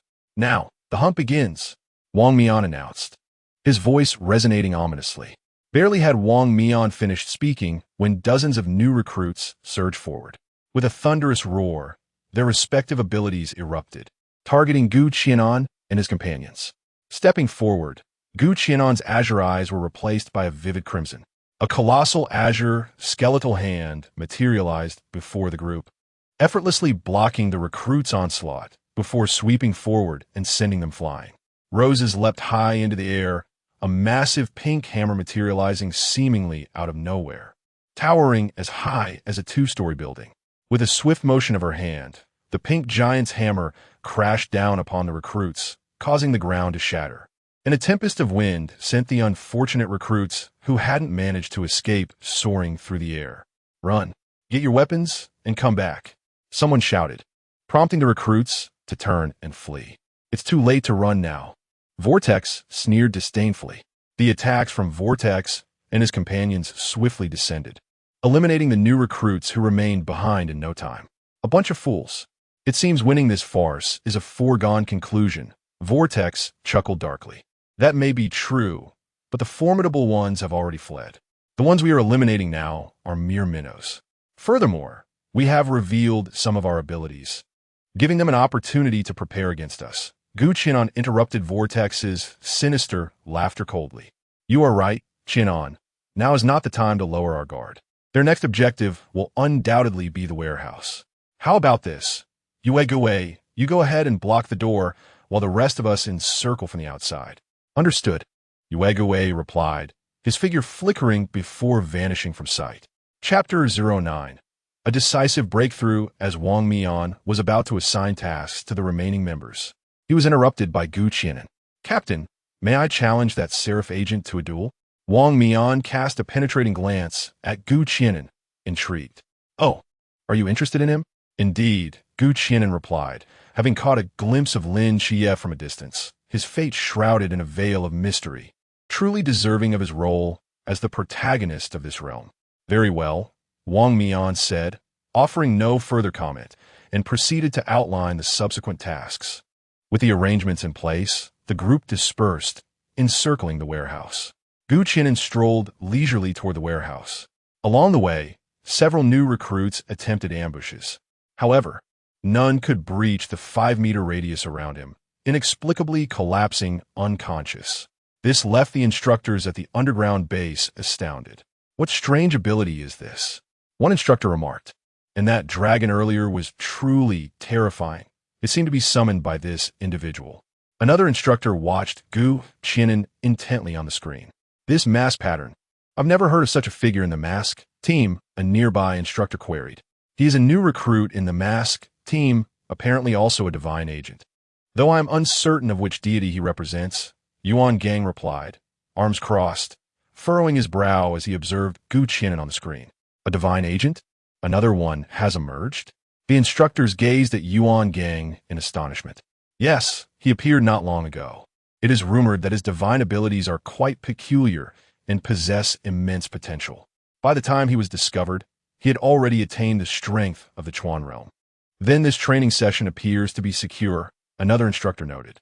Indeed, with two divine agents, victory is assured. The instructors began discussing amongst themselves. As Gu Qian approached the vicinity of the warehouse, the members of the mask team had already surrounded the weapons depot, engaging in combat with the new recruits. The warehouse was filled with the sounds of chaos. Flames roared, frost crackled, winds howled, and massive stones flew as terrifying energy waves surged unchecked. Gu Qian slowly raised his left hand, grasping at the air, and a sheathed sword materialized. He tightened his grip on the hilt, gathering strength. Clang! With the resounding cry of the sword, a massive blade of energy cleaved toward the warehouse. The occupants within the warehouse sensed the disturbance and hurriedly dodged. But several unfortunate souls were unable to escape in time and were swiftly eliminated by the rescue team. Boom! The warehouse, already on the brink of collapse from the rampant energy, was split in two by the blade and fell with a thunderous crash. What on earth is happening? The new recruits gasped in disbelief. Don't tell me this is the power obtained after reaching the Zhan realm? Run! This is beyond our capability to handle. Lin Qiye shouted, signaling Bailey Pang Pang and Molly to retreat immediately. Molly hesitated briefly before unleashing a shockwave that sent the obstructing stones flying. The three quickly made their escape. Ugh, ugh. In a moment of chaos, the whirlpool spat out the dust from its mouth, cursing in frustration. I sensed the peril and swiftly transformed into moonlight. Otherwise, I too would have met my demise. The moon demon exhaled in relief, dispersing the surrounding stones. Captain, several individuals have fled towards the south, reported Tianping, momentarily taken aback by the sight of those retreating in disarray. After a moment of contemplation, Wang Mian instructed Whirlpool, pursue and detain them. Understood. The Whirlpool leaped forward, chasing after Lin Qiye and the others who were escaping. Next, let us expel them from the game. Wang Mian cast a casual glance at the dozen or so disheveled newcomers. Realizing their dire situation, the new recruits knew it was too late to flee. The mask squad had completely encircled them. Before long, Gu Qian and his companions had eliminated them. Suddenly, a series of violent explosions erupted, the reverberating sound echoing throughout the training camp. In the direction the whirlpool pursued, blinding flames raged, and thick black smoke billowed into the sky, accompanied by a scorching gale. This is bad. The crowd's expressions shifted, their faces etched with concern as they sprinted towards the source of the chaos. From the ruins, a disheveled figure emerged, clothing charred and mask cracked. Damn it! The whirlpool coughed violently as it collapsed onto the ground. After regaining composure, it began to grumble. That kid has a truly dark heart. As soon as I turned a corner, a barrage of explosives awaited me. If I hadn't reacted swiftly and opened the devouring whirlpool, I surely would have perished. Seeing that he was unharmed, the others felt a sense of relief. You were too careless, Whirlpool. Just look at your mask, Tianping sighed, pointing at the soot-covered, cracked visage. The whirlpool touched its mask, feeling the heat radiate. Fortunately, it has heat insulation, otherwise my handsome face would have been ruined. The group collectively sighed in exasperation at his misplaced priorities. Wang Mian approached, waving his hand to restore the mask. Due to the absence of interference with other matters, the time reversal ability consumed little energy. Feeling the restored mask, the whirlpool stood up, determined. I must teach those little brats a lesson. All right, they have escaped. Let's first eliminate the remaining individuals, Wang Mian said, restraining the whirlpool from continuing the chase. Turning to Tianping, he inquired, "What is your plan?" After a moment of contemplation, Tianping responded, "I believe we should first tackle the dormitory building. Currently, we can only demonstrate our Zhan realm strength and are ill-equipped to handle a war of attrition. We must conquer this most formidable stronghold first. Let us proceed according to the plan devised by Tianping, yet we must remain vigilant, as it is likely to have transformed into their stronghold. We must not falter in treacherous waters." Wang Mian found this suggestion rather agreeable and consented. "Indeed, Captain." The group gathered outside the dormitory building, observing the now somewhat tranquil structure. "What shall we do now?" I glanced around and noted that the remaining recruits were predominantly present. "Should we simply annihilate these 3 buildings?" Qi'an raised his eyes, perceiving dozens of concealed recruits within. Wang Mian, with a furrowed brow, replied helplessly, "Let us breach the premises and ascertain their response. We must afford these recruits an opportunity to demonstrate their capabilities. It cannot solely be about victory. Tianping and Xuanhua, you will take the left dormitory. Yuegawei and Xiangwei, you will handle the right. I shall coordinate between you." Wang Mian articulated slowly. "Understood." The 6 of them dispersed in pairs. Once they had departed, Wang Mian cast a deep gaze at Qi'an and spoke with deliberation. "Through our time together, I have discerned a latent ferocity within you. It is as though you have weathered countless brutal and sanguinary battles, instilling a sense of dread. Moreover, your demeanor and gaze exude an overwhelming arrogance, suggesting that nothing in this world could impede your advance. What is even more unsettling is your willingness to employ any means necessary to achieve your objectives, regardless of the collateral damage inflicted upon the innocent." At this juncture, Wang Mian paused, his mind involuntarily conjuring the recent memory of the scene before the warehouse. In that moment, Qi'an's blade struck with a swiftness and precision that left witnesses aghast, entirely disregarding the safety of those around him. Chapter 10. Qi'an versus Lin Qiye. You have not participated in the new recruit training. Thus you remain unaware that our purpose here is merely to temper their arrogance and dispel their unwarranted confidence. Indeed, with a few swift strikes, most of them would lose their combat capabilities, yet this would merely cast a shadow over their lives. Our aim is cultivation, not destruction. Wang Mian observed Qi'an, who stood with lowered head and furrowed brow, and continued, "I sense that you possess a fervent heart, yet it seems shrouded in mist, rendering you an outsider in this world. To you, everything appears as mere tasks, akin to playing a game. In your eyes, we are but NPCs, while you remain a detached observer, participating without truly integrating. Your talent is remarkable, unparalleled in my experience. Even the sword sage, Zhou Ping, does not possess your breadth of skill. However, such a version of yourself will never ascend to great heights, for you will find it exceedingly difficult to break through your own mental barriers and comprehend your true essence." Wang Mian patted the bewildered Qi'an, who stood frozen in confusion and fell silent as he walked ahead. Qi'an lingered in place, indifferent to the ongoing battle, quietly gazing at his hands. He was lost. He could not fathom the reason for his state. Once merely an office worker, he had only desired a good life with his family. Yet, inexplicably, he found himself transported to the world of Naruto, where the brutal wars and slaughter gradually caused him to lose his sense of self. Reflecting on everything in that world, he had always been solitary, with few friends, lacking purpose or direction, only endless tasks and killings, functioning like a machine, following the original plot to its conclusion. That version of him, though capable of speech and laughter, possessed no heart. Then, abruptly, he arrived in this world, believing it would follow the same course, merely seeking to rectify some regrets. This was his mission. Once completed, it would all end. But was this truly what he desired? Qi'an slowly reclined, gazing up at the sky and murmuring to himself. Time passed, and before he knew it, the sun had set and twilight descended. Sitting upright, he glanced at the battle nearing its conclusion. "Thank you, Captain."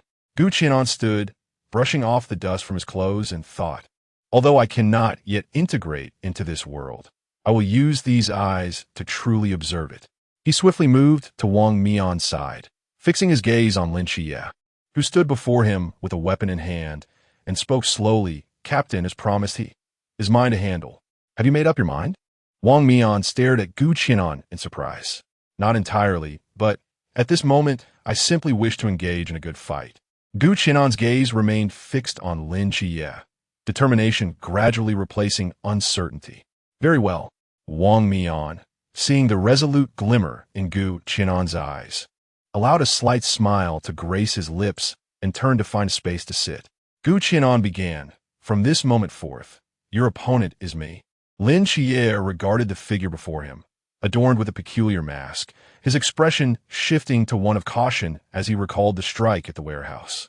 Could it be that it was also executed through forbidden means? Are you also an agent of the divine?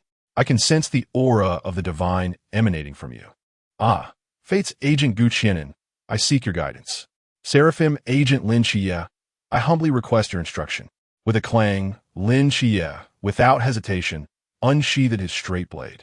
Empowered by the starry night dancer, his speed became ghostly, rushing towards Qi'an. Qi'an opened his kaleidoscopic Sharingan, effortlessly capturing Lin Qiye's form. With his left hand tightly gripping the hilt, he blocked the incoming strike, flicking his thumb to reveal a glint of blade light. Realizing the danger, Lin Qiye swiftly retreated, utilizing the force from his blade to evade the impending attack, narrowly avoiding disaster. Observing Lin Qiye's successful evasion, Qi'an was unfazed and swiftly maneuvered to follow. Engaging in close combat with his blade, their figures moved at an astonishing pace, the blades clashing in the air, creating dazzling sparks. Lin Qiye, benefiting from the starry night dancer, maintained a slight edge in speed, yet Qi'an's mastery of swordsmanship prevailed. The terrifying dynamic vision of both combatants was showcased to its fullest. Their silhouettes gradually blurred beneath the night sky, the sounds of clashing blades resonating throughout. Clang, clang, clang. Sparks erupted continuously, leaving the onlookers in awe. What extraordinary beings they are. My eyes are beginning to blur, remarked Bai Li, wiping the sweat from his brow. It appears that this fellow, Huanmeng, intends to rely solely on swordsmanship. If he were to use his abilities, he would have likely won already, murmured Xuanwu. Observing the battle ahead, is he being overly ambitious? If he loses, he may find it difficult to recover, expressed Tianping with a hint of concern. Just wait and see. I believe in him. Wang Mian intently watched the fierce battle, a smile gracing his lips, sensing that his words had not been in vain. Qi'an struck Lin Qiye back with a powerful blow, acknowledging Lin Qiye's continuous growth amidst their duel, yet asserted that such efforts alone would not lead to victory. Lin Qiye fixed his gaze firmly upon him and calmly replied, winning or losing is inconsequential. I merely wish to give my all. Excellent, then. The forthcoming battle will be different, Qi'an sighed in relief, having alleviated much of his pent-up frustration through their earlier exchanges. Gripping the hilt of his blade tightly, a series of blade lights emerged around him. Lin Qiye sensed the immense aura radiating from Qi'an, realizing that the true battle was about to commence. He took a deep breath, readied himself, and quickened his steps, the golden light in his pupils intensifying. Qi'an made his move, dashing towards Lin Qiye like a bolt of lightning. As the blade light flickered, it transformed into multiple phantoms, simultaneously attacking Lin Qiye. Lin Qiye's pupils constricted. He had no time to react as the phantoms, accompanied by the blade light, whirled around him. Summoning all his strength, he pushed his dynamic vision to its limits. Coupled with his remarkable reflexes, barely dodging the phantom strikes, though his form was thoroughly disrupted. Qi'an swiftly closed the gap, bringing his straight blade down with ferocious intent. Lin Qiye's eyes shone with two piercing golden lights as the terrifying might of the seraphim surged forth, colliding fiercely with Qi'an. The corners of Qi'an's mouth lifted slightly, as the azure divine pressure emanated from his eyes, creating ripples that clashed with Lin Qiye. With a thunderous roar, a tempest swirled around them, the overwhelming divine might asserting its dominance over the arena. The clash between the god of fate's power and that of the seraph raged fiercely for several moments. With a sudden intensity, Qi'an's gaze sharpened, his divine might amplifying. as azure light enveloped him, exerting a formidable pressure throughout the space. The abrupt surge of divine energy caused Lin Qiye to stifle a grunt, retreating a step, overwhelmed by a wave of dizziness and a blank mind. By the time Lin Qiye regained his senses, a blade was already poised at his throat. The outcome was clear. Gu Qian unsheathed his blade, patted Lin Qiye on the shoulder, and remarked, "It's over, don't be dazed." Lin Qiye looked at Gu Qian and, with a wry smile, conceded, "You are formidable. I accept my defeat." The crowd erupted in astonishment, marveling at the brilliance of the duel. What an overwhelming pressure, even from a distance. A struggle to breathe. How could merely locking eyes result in such force? Such formidable divine might surpasses my own, Wang Mian remarked, adjusting a mask on his face. Within the underground base, the instructors collectively exhaled in relief. Finally, it was over. This battle had kept them on edge. The clash of blades and the display of extraordinary agility creating a spectacle worthy of a textbook. Particularly the final confrontation of divine might, which radiated a palpable pressure even through the screen. Yuan Gang sighed in relief. It was time to announce the results. Chapter 11. The future of instructor Gu. The outcome has been determined, and the battle has concluded. Yuan Gang's resounding voice reverberated through the speakers of the base, echoing in every corner. "Well done, my boy." Vortex approached, draping his right arm around Gu Qian's neck. If we had lost, our mask team would have faced disgrace beyond measure. At last, it was over, allowing for a well-deserved respite. After such a taxing day, I felt utterly exhausted. Moon Ghost leaned against his waist, clearly fatigued as well. "Are you certain you are merely tired, and not just suffering from a day's worth of beatings?" Tian Ping teased, eyeing him mockingly. "Shut it. If you can't speak wisely, you ought to say less," Moon Ghost retorted, brushing Tian Ping's face away in exasperation. "Rose, perhaps you should temper that smile of yours. It could easily lead others to believe our mask team is utterly deranged." Tian Ping glanced at Rose's unabashed grin, exasperation evident as he held his forehead. "Today, I have gained a wonderful sister. From now on, my codename will no longer be Rose. Please refer to me as Lily henceforth."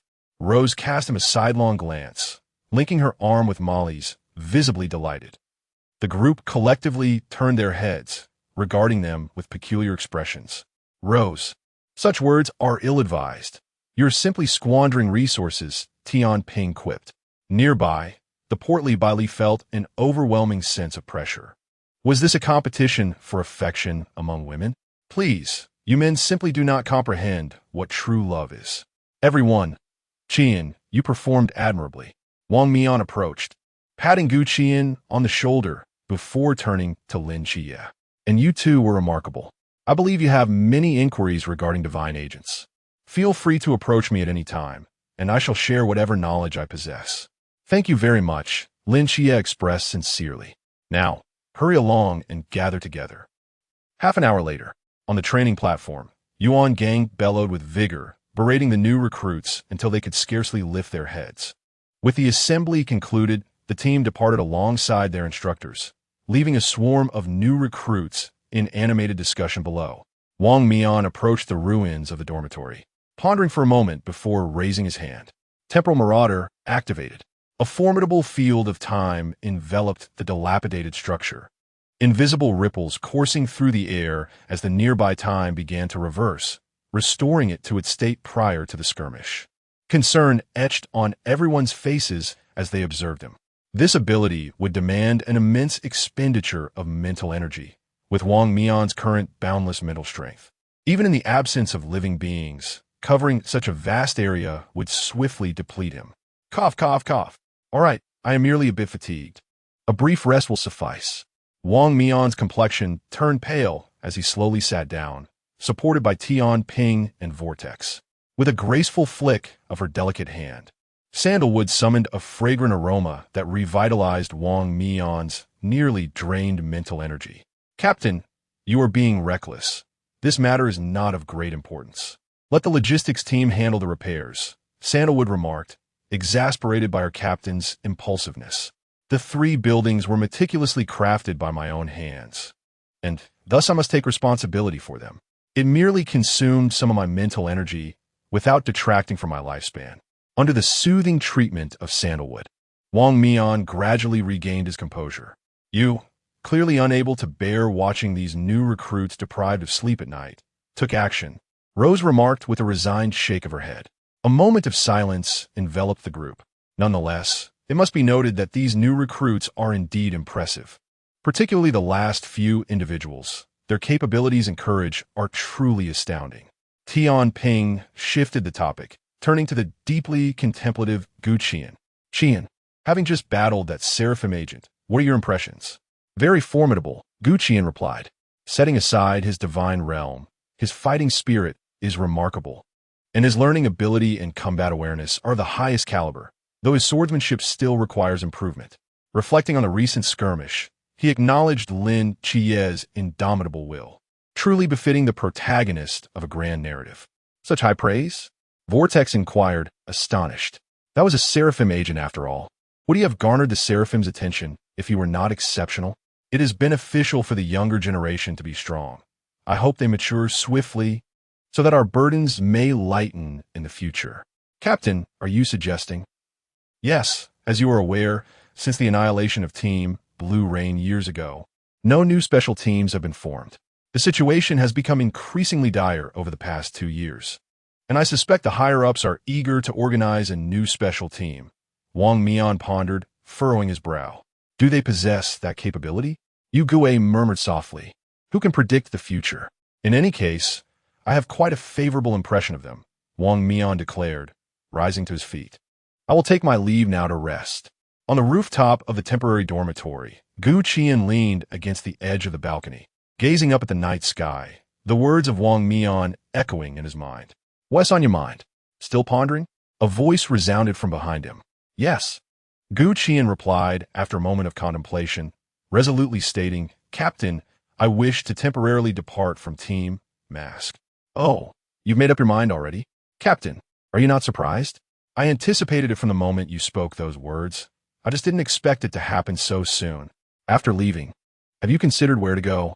Not yet. How about I recommend a place? Wang Mian fixed his gaze intently on Qi'an. Where? Qi'an inquired, his curiosity piqued, eager to hear Wang Mian's suggestions. There. Wang Mian pointed towards the quiet training camp below. Huh? Qi'an exclaimed in astonishment, Captain, I am on the verge of transitioning from the river realm to the sea realm. What purpose would training there serve for me? Qi'an had anticipated some grand suggestion. Perhaps a trip to headquarters or a sanctuary, never imagining he would be advised to join the new recruits training. You are not enlisted for basic training, yet you have the opportunity to participate as a special instructor. After all, you are uncertain of your destination, and it may be more beneficial to remain here, where you can gain valuable experiences and forge new friendships. Considering your age of merely 20, you have a long road ahead. The more individuals and situations you encounter, the more you will truly comprehend what it means to be a guardian of the night. This notion had been on Wang Mian's mind for quite some time. In his eyes, Qi'an was a person who rarely allowed others to penetrate the depths of his heart. Often, he seemed merely an observer, lacking a sense of engagement in many matters. Even when he did participate, it felt more like a duty. After a moment of contemplation, Qi'an nodded and replied, All right, Captain, I will heed your advice and remain here for a while. Very well, I shall inform Instructor Yuan, Wang Mian said with a teasing glance at Qi'an. By the way, you should prepare how to explain this to your sister Rose and the others. I'm off now. I'm utterly exhausted, and there may be assignments tomorrow. Make sure to rest early. I shall take my leave. With that, without waiting for Qi'an's response, he yawned and vanished from sight. After Wang Mian departed, Qi'an sat quietly on the staircase, alone.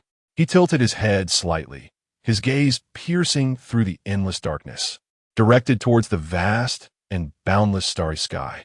Countless stars, twinkling faintly, resembled jewels embedded in the black canvas of the heavens, emanating an aura of mystery and allure. He missed home. It had been years, and he wondered how his parents were faring. Qi'an gazed in a trance, as if time had frozen at that moment. After an indeterminate period, the corners of his mouth unexpectedly lifted, forming a subtle smile. Instructor Gu, perhaps this truly could be a splendid choice.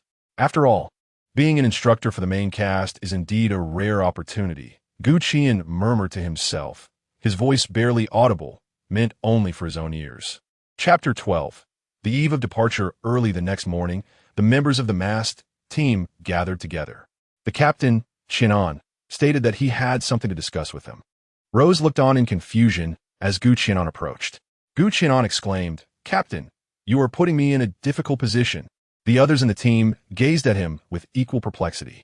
Clearing his throat, Qi'an hesitated for a moment before scratching his head and confessing, "Well, it seems I may need to temporarily leave the team." "What's going on? Why?" Rose inquired, bewildered, though they had only recently met. She had developed a fondness for this seemingly aloof younger brother. Under the weight of their questioning gazes, Qi'an felt an overwhelming sense of pressure. "The captain believes I am still immature in my actions and has asked me to serve as a special instructor for a while." Unsure how to respond, he reluctantly threw Wang Mian under the bus. Everyone turned their attention to Wang Mian. "You little rascal, using me as a scapegoat."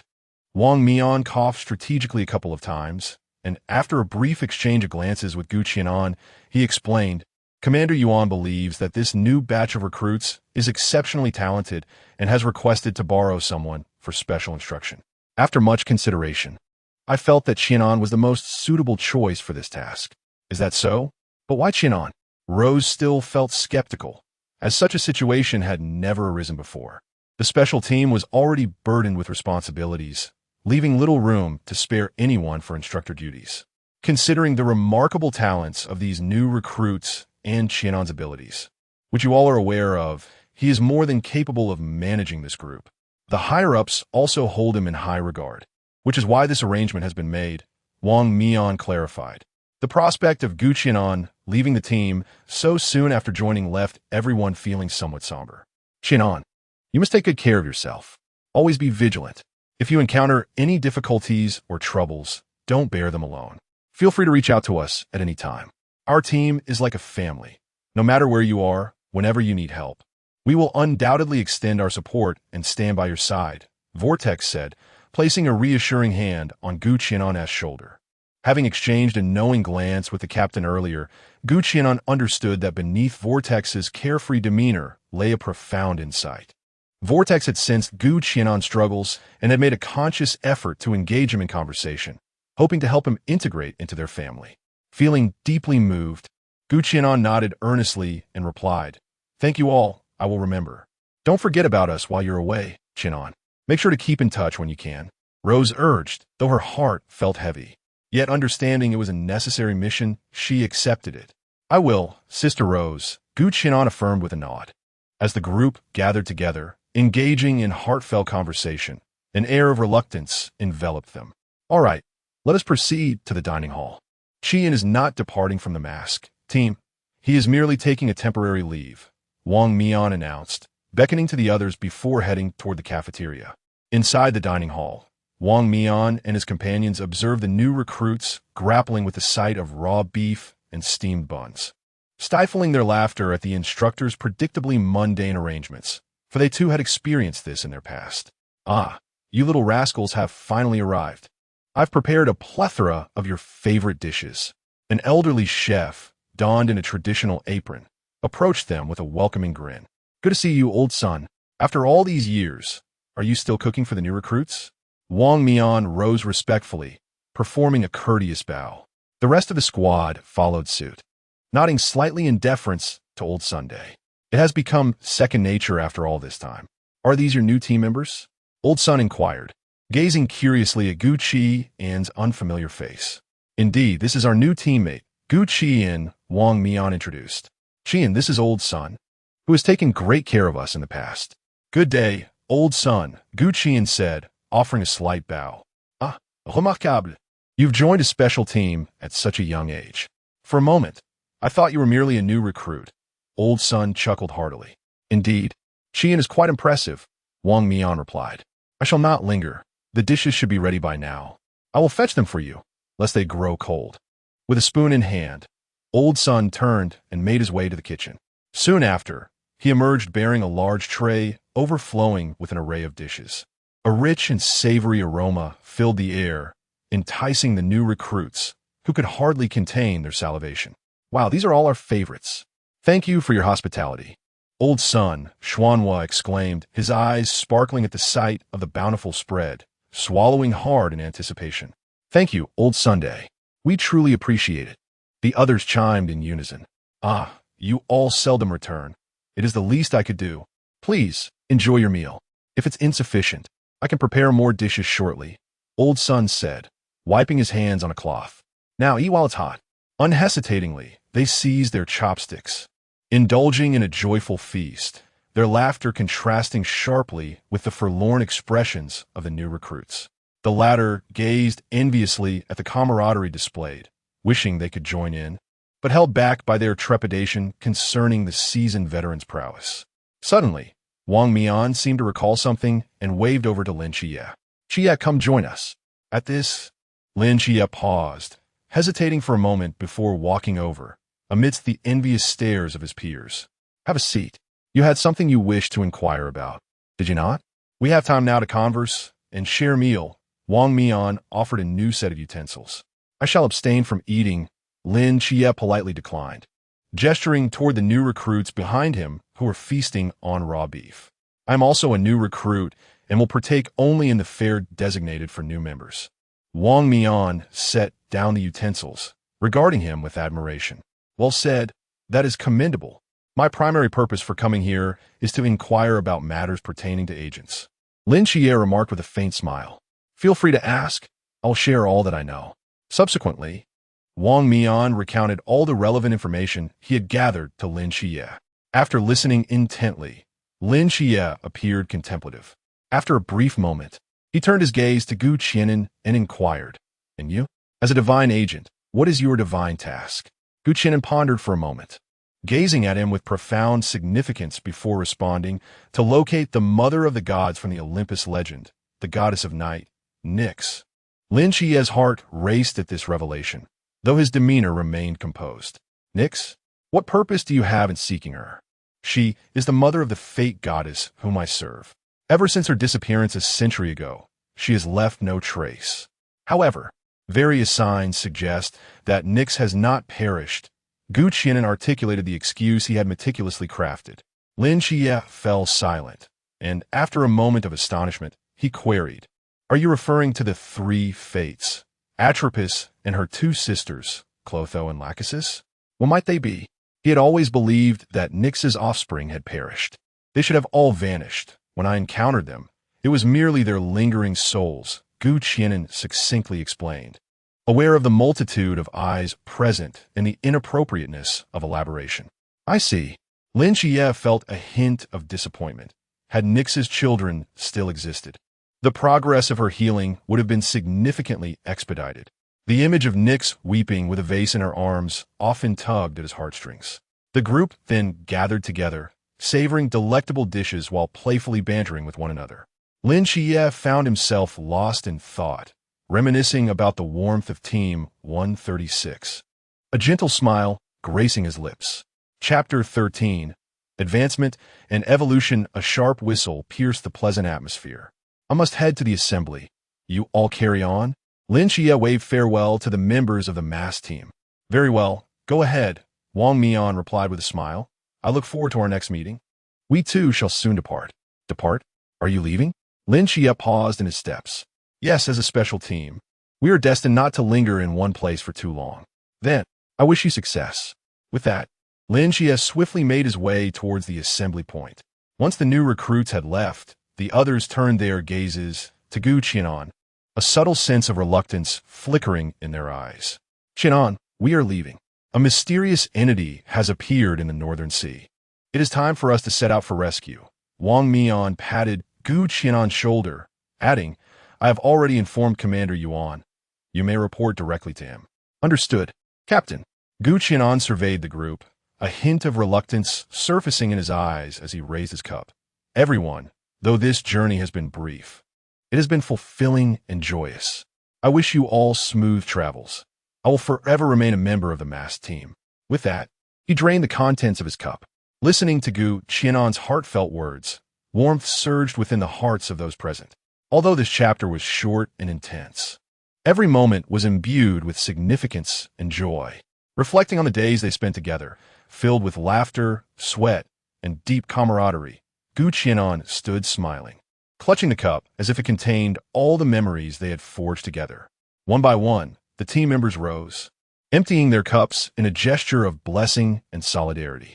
They all understood that even in the face of imminent separation, the bond forged within the masked team would never wane.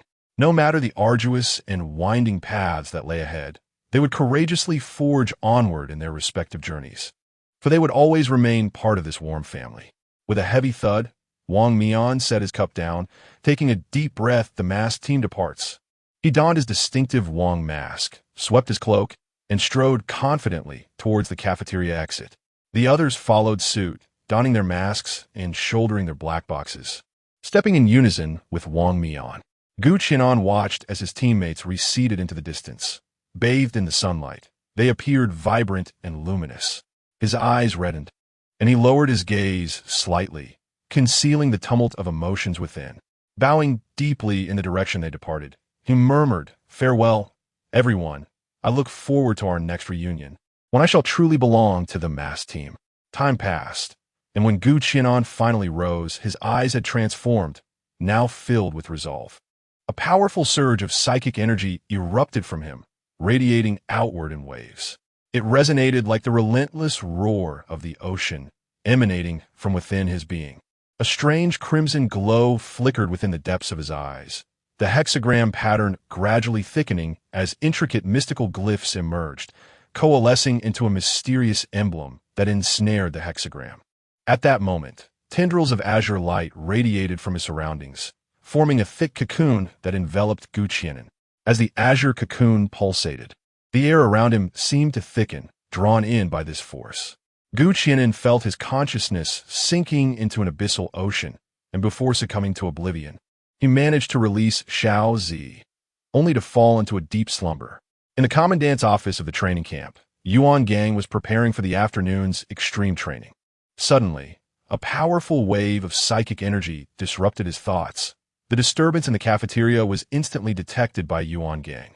Without hesitation, he swiftly approached the cafeteria.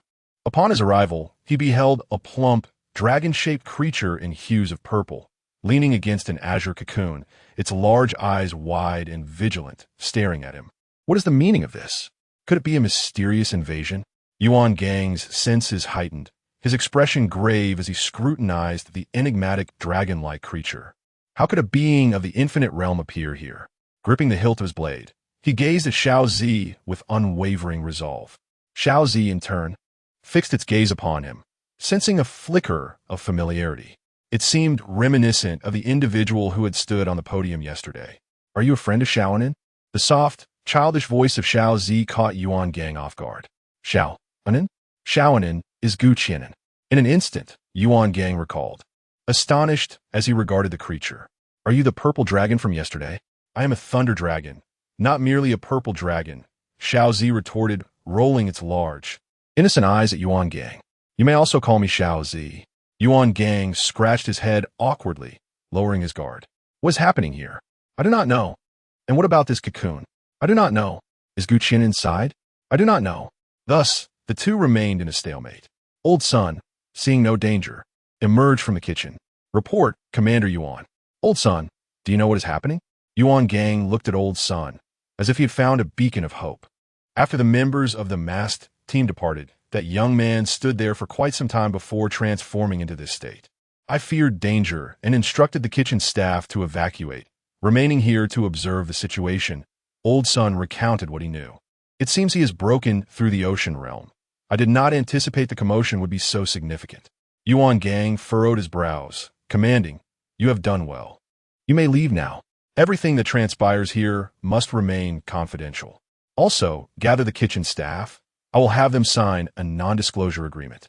The cafeteria will be placed on temporary alert, and I will instruct the logistics team to construct a new one." "Understood." After Yuan Gang issued a series of commands, he returned to the side of the cocoon and addressed the little purple creature. "Xiao Zi, the area has been secured. Do you have any notion of when Qi'an will awaken?" I don't know. Do you truly know nothing at all? I genuinely have no idea. Then it follows that you were aware of everything else that just transpired, correct? Yuan Gang's expression darkened. Xiao Zi tightly covered its mouth, its large eyes blinking innocently as it gazed up at Yuan Gang with a pitiful look. All right, I won't press you further. Stay here. I have matters to attend to. Should anything arise, you may call someone at the entrance to notify me.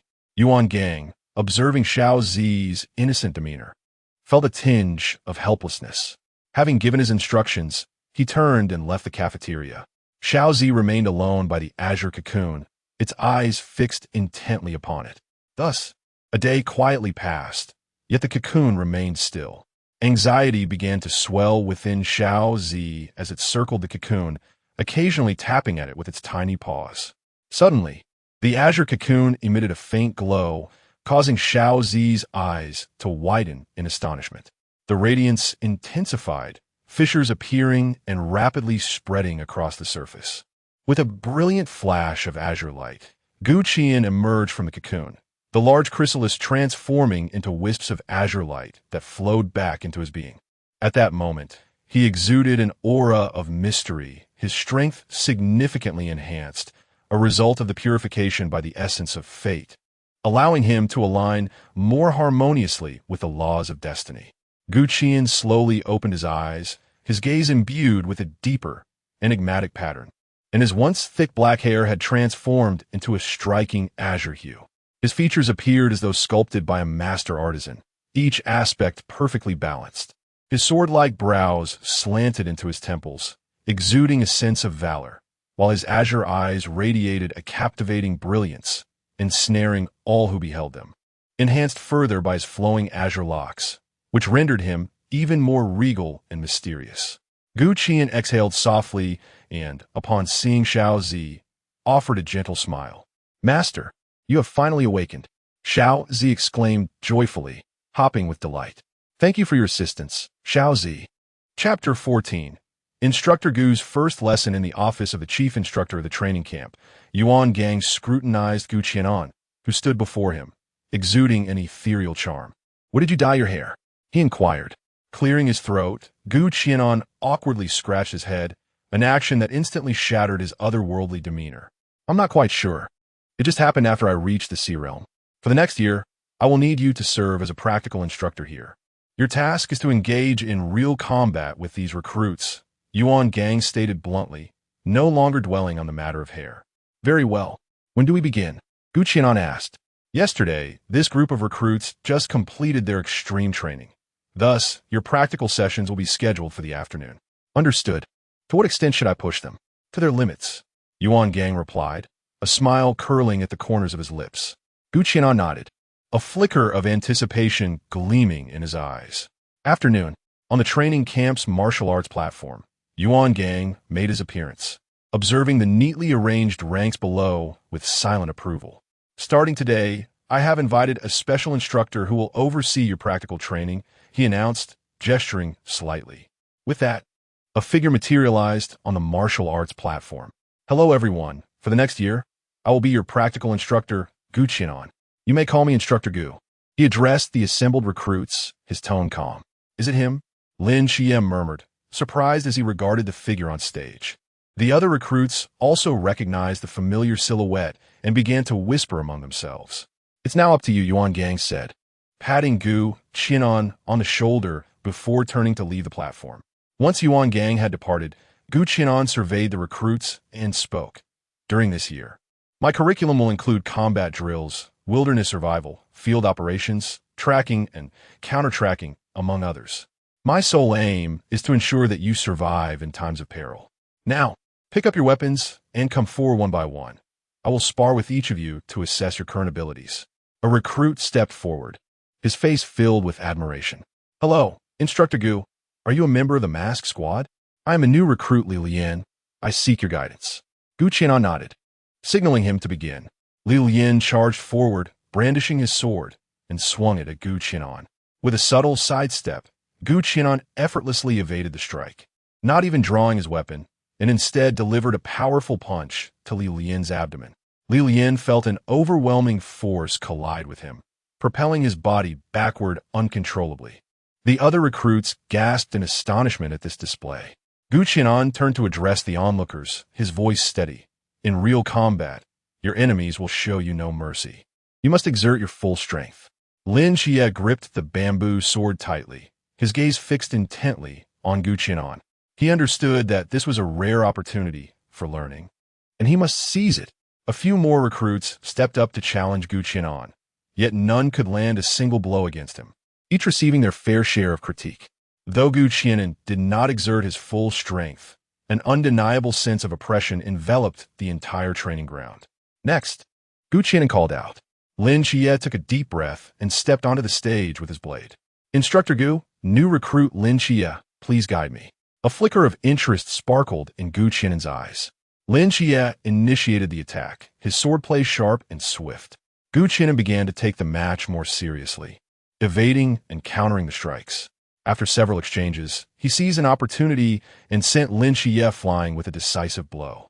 Your swordsmanship is merely a facade, lacking the essence. It mechanically mimics others' techniques without achieving true comprehension. I noticed this during our last encounter. Your style is chaotic and disorganized. Qi'an paused briefly before continuing. Henceforth, you must practice at least 500 sets of basic sword movements daily until you discern your own style. Thank you, Instructor Gu, Lin Qiye expressed with a respectful fist salute. This issue was also mentioned by Instructor Han this morning. It seems I must take it seriously. How about this? You could try using dual blades. I observe that your left hand often remains concealed when you strike, suggesting you may have trained in dual blade techniques. After tossing a bamboo sword to Lin Qiye, Qi'an instructed again. Lin Qiye grasped the bamboo sword, the familiarity washing over him, as memories of the fear instilled by Chunmai replayed in his mind. He slowly closed his eyes, and upon reopening them, his gaze sharpened significantly. Huh! Lin Qiye shouted as he charged forward, unleashing a series of fierce attacks. Excellent. Now, this resembles true form, Qi'an remarked with a slight smile as he drew his sword to meet the onslaught. The two engaged in a prolonged exchange, yet ultimately, Qi'an found another opportunity and struck Lin Qiye in the abdomen, sending him flying once more. This time, Lin Qiye did not falter. His eyes sparkled like stars as he deeply bowed to Qi'an. Thank you, Instructor Gu. Qi'an nodded, a smile in his eyes, before turning to the remaining crowd. Next, Chao Yuan stepped up, somewhat dejected, and addressed Qi'an. Instructor Gu, I cannot wield a sword. I am aware of your situation. As the possessor of the Black King's slaughter, your forbidden void will cause you to lose your self-awareness. To put it simply, you go berserk, Qi'an stated, observing Chao Yuan intently. Do you wish to master this power completely? Chao Yuan looked at Qi'an in astonishment, uncertainly asking, completely master it? Indeed. First, pick up the sword. I wish to assess your condition, Qi'an replied, gesturing for him to take the sword. Understood. Taking a deep breath, Chao Yuan's gaze sharpened as he picked up the bamboo sword from the ground. The onlookers retreated several meters, fearing collateral damage.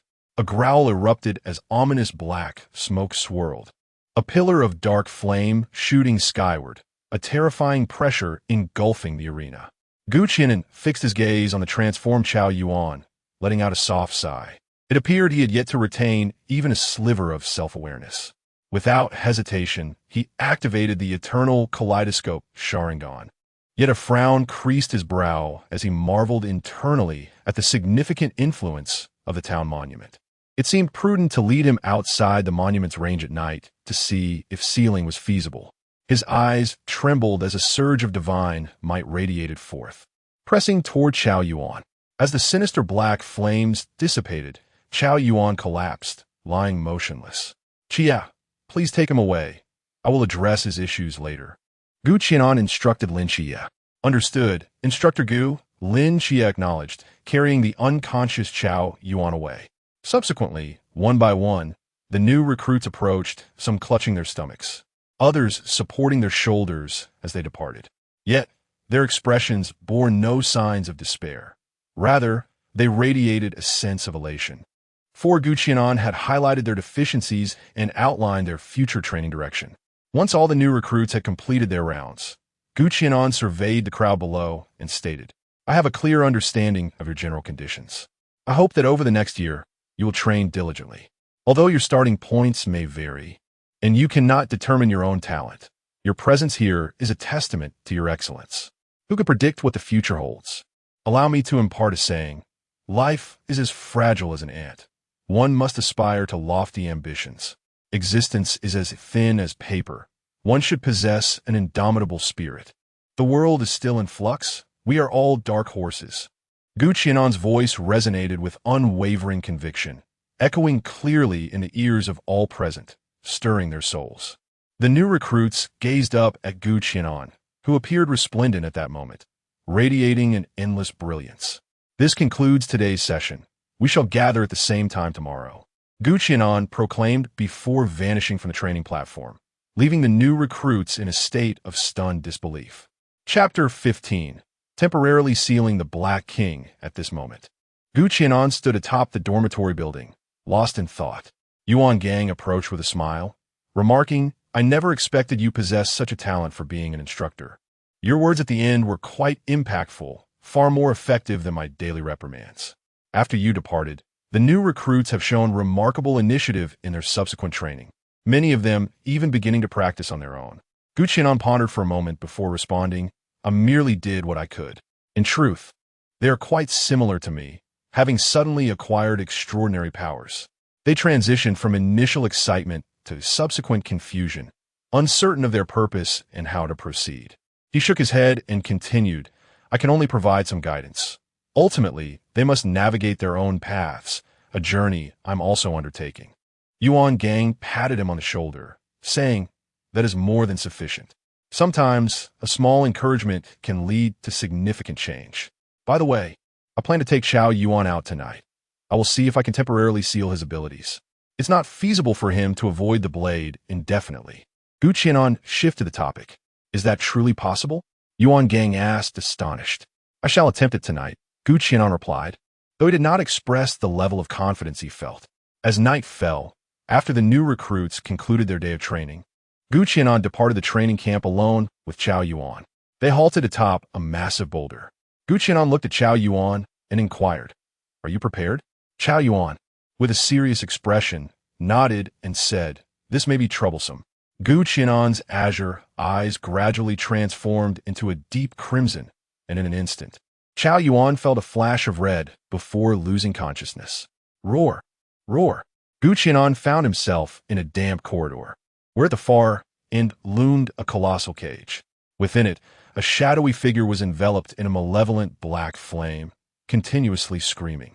The figure bore 7 punctures, chained and struggling, the clinking of chains echoing in the air. Is this the Black King? The density of malevolence is truly terrifying. No wonder Qiao Yuan succumbs to fury whenever he wields a blade. It seems sealing him away is not a simple task. Instead, Qiao Yuan must gradually acclimate to the encroachment of this malevolence. Qi'an observed the raging Black King before him, a deep frown etched upon his brow.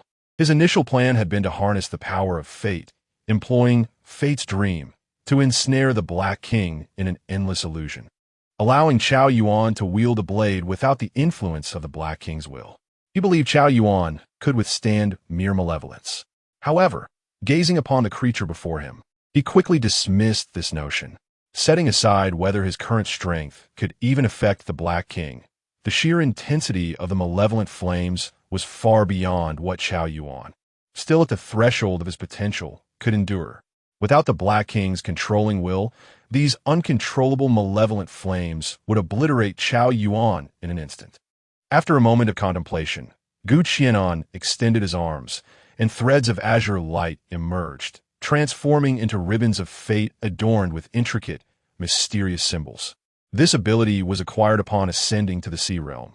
Fate binding, the power of destiny manifests as silk ribbons to ensnare the opponent, binding them with the shackles of fate, subjecting them to an inescapable pressure of destiny, caught in the struggle between helplessness and inevitability. Qi'an raised his hand and waved. The ribbons of fate transformed into flowing light, swiftly sealing the cage, and in that instant, the entire space fell into silence. Only the faint wisps of malevolent black flames seeping out. It seems this is as far as I can go, were it not for this cage and those chains. My power would never suffice to restrain the Black King. Even so, this hold will not last long. Truly, the Black King is formidable, capable of directly confronting the pinnacle realm in human form. Yet, perhaps this is for the best, allowing Qiao Yuan to gradually acclimate to the power of the malevolent black flames. Qi'an gazed at the ribbons being seared by the sinister flames with a sigh of resignation. His figure slowly faded away, leaving the surroundings in a tranquil stillness. Qi'an sat upon a stone, awaiting Qiao Yuan's awakening. Moments later, Qiao Yuan suddenly opened his eyes wide and quickly sat up. What is this? Am I awake? I should try picking up the sword now. Qi'an tossed the bamboo sword he had prepared earlier. Qiao Yuan paused, then accepted the bamboo sword. Tendrils of malevolent black flames emerged, no longer rising to the heavens as they once did. As Qiao Yuan felt the black flames under his control, tears began to flow slowly down his cheeks. He bowed deeply to Qi'an. Thank you, Instructor Gu. Qi'an patted Qiao Yuan's shoulder. This seal is merely temporary. What you must do now is hone your will. Only when you can suppress this power on your own will you be truly liberated. Qiao Yuan tightened his grip on the bamboo sword, his gaze unwavering. Instructor Gu, rest assured, I will give it my all. Very well, let us return. Once we add the town seal, your malevolent black flames should be suppressed. In the meantime, focus on sharpening your will and swordsmanship. Qi'an observed the determination on Qiao Yuan's face and smiled, then turned to lead him back towards the camp. Upon their return to the training camp, Qi'an departed alone. Other recruits were astonished to see Qiao Yuan confidently wielding the bamboo sword as he strolled into the dormitory without a hint of abnormality. Qiao Yuan, what is this? Bai Li, plump and curious, rushed over. Thanks to Instructor Gu, he helped me suppress my abilities, and now I can practice swordsmanship. Qiao Yuan replied joyfully. Congratulations.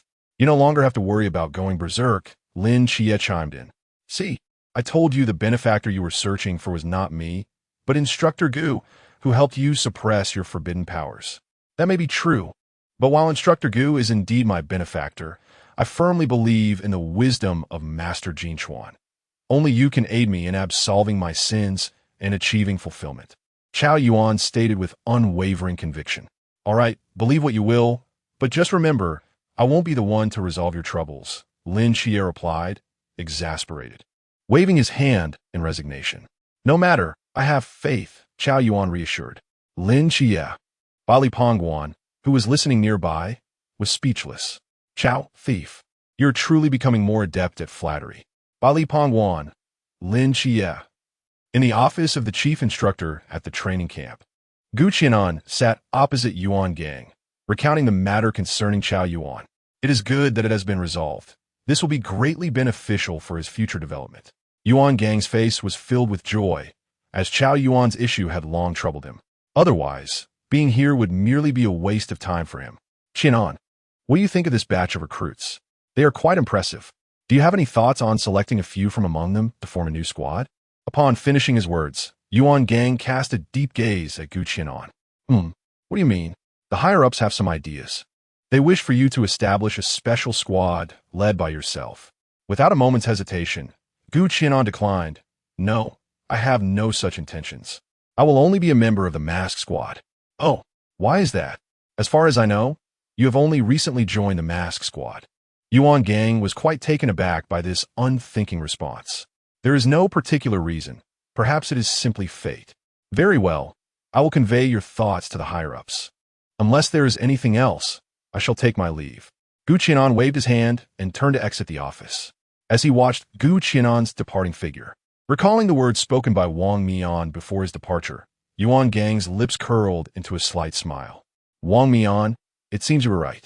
Chapter 16. Instructor Xiaozi. In the subsequent days of training, Qi'an relentlessly pushed the recruits to their limits. However, the results were remarkably evident. Many of them, who could barely withstand a single move at the outset, could now manage several. On the training platform, Qi'an stood with his arms crossed, surveying the recruits who sat upright below him. He slowly began to speak. From today onwards, we shall add a new segment to our training.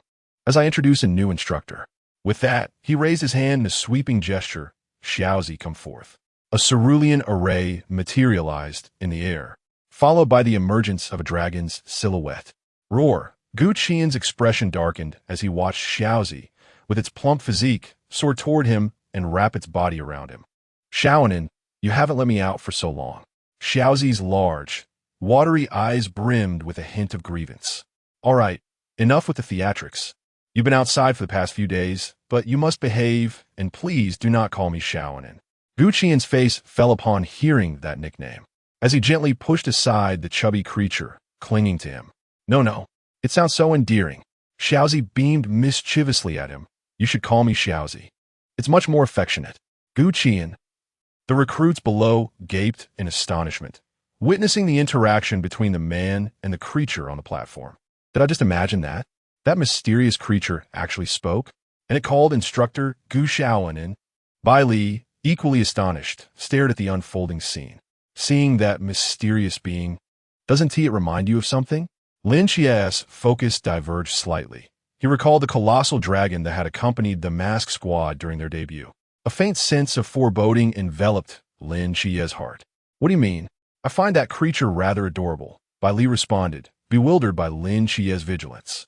Let us hope you still feel that way later, Lin Qiye replied, exasperated. Observing the murmurs among the recruits, Gu Qian cleared his throat, interrupting them. Ahem. This is your new instructor, the Thunder Dragon Xiaozi. From now on, it will engage with you in training. As Night Watchers, you will inevitably encounter formidable mysteries. I do not wish for any of you to falter in wielding your weapons when faced with such power. So today, you shall experience the essence of pressure. With that, Gu Qian turned to indicate that Xiaozi could begin. Xiaozi understood and soared skyward, transforming before their eyes into a massive purple dragon over 100 meters long. Roar! The thunderous roar echoed, its vast wings unfurling as an overwhelming pressure swept across the surroundings. The recruits were left dumbfounded. The previously adorable creature now morphed into a fearsome dragon. Feeling the terrifying aura, many recruits trembled, with some collapsing to the ground in sheer fright. Gu Qian frowned and bellowed, Stand up. If you cannot endure this level of pressure, how will you face true danger? The recruits gritted their teeth, struggling to rise to their feet, as Little Purple spiraled gracefully in the air before abruptly diving downward. Its massive form halted mere meters from the ground, unleashing a powerful gust that sent the recruits stumbling in all directions. Yet, at this moment, none dared to retreat. They all clenched their fists resolutely. From now on, those who can endure under Little Purple's pressure for 10 minutes will enjoy a special meal tonight. Gu Qian's words acted as a potent stimulant. The recruits began to regulate their breathing, bracing against the invisible force. Little Purple gradually intensified its pressure, crackling with threads of lightning that danced around its body.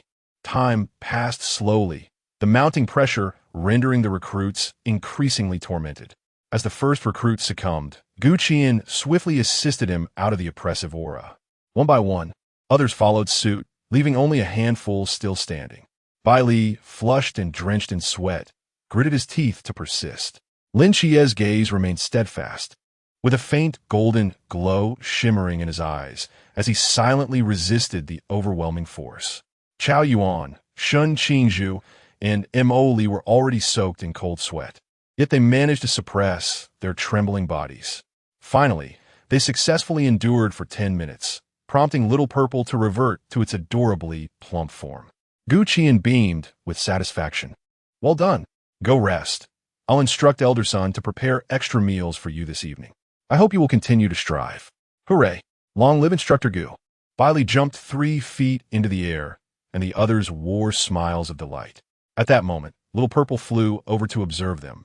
Speaking in a comically elderly tone, Not bad. You surprisingly managed to withstand this dragon's might for so long, with its tiny arms crossed and wings fluttering. The juxtaposition of its childish voice with its grandiose demeanor instantly amused everyone. Ha ha ha! Bai Li could no longer contain his laughter, momentarily forgetting that this was the same dragon that had just instilled fear. As Bai Li laughed, the others joined in, the sound of their mirth dispelling the remnants of their trepidation. Stop laughing. If you keep it up, I might transform back to scare you.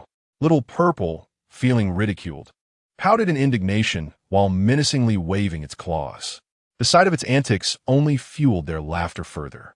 The remaining recruits gradually relaxed, their curiosity piqued by the purple little plump creature. Did I just get frightened by this silly thing? But it looks so adorable. Why did I find it so terrifying earlier? Is your name Little Purple? Ema Moli, Mei Patium. No way. You just laughed at me. Little Purple haughtily turned its nose up, and Moli giggled, starry-eyed at the sight of the charming creature. Your wings are so tiny. How do they support your chubby body? Baili linding closer. You are the one who's fat. Your whole family is fat. Little Purple, stung by the remark, immediately flared up. Well, I am plump too. You can call me Pang Pang. And so, the recruits began to interact and play with Little Purple. Qi'an watched over them, recognizing that this lightheartedness would help alleviate the lingering effects of the dragon's formidable presence.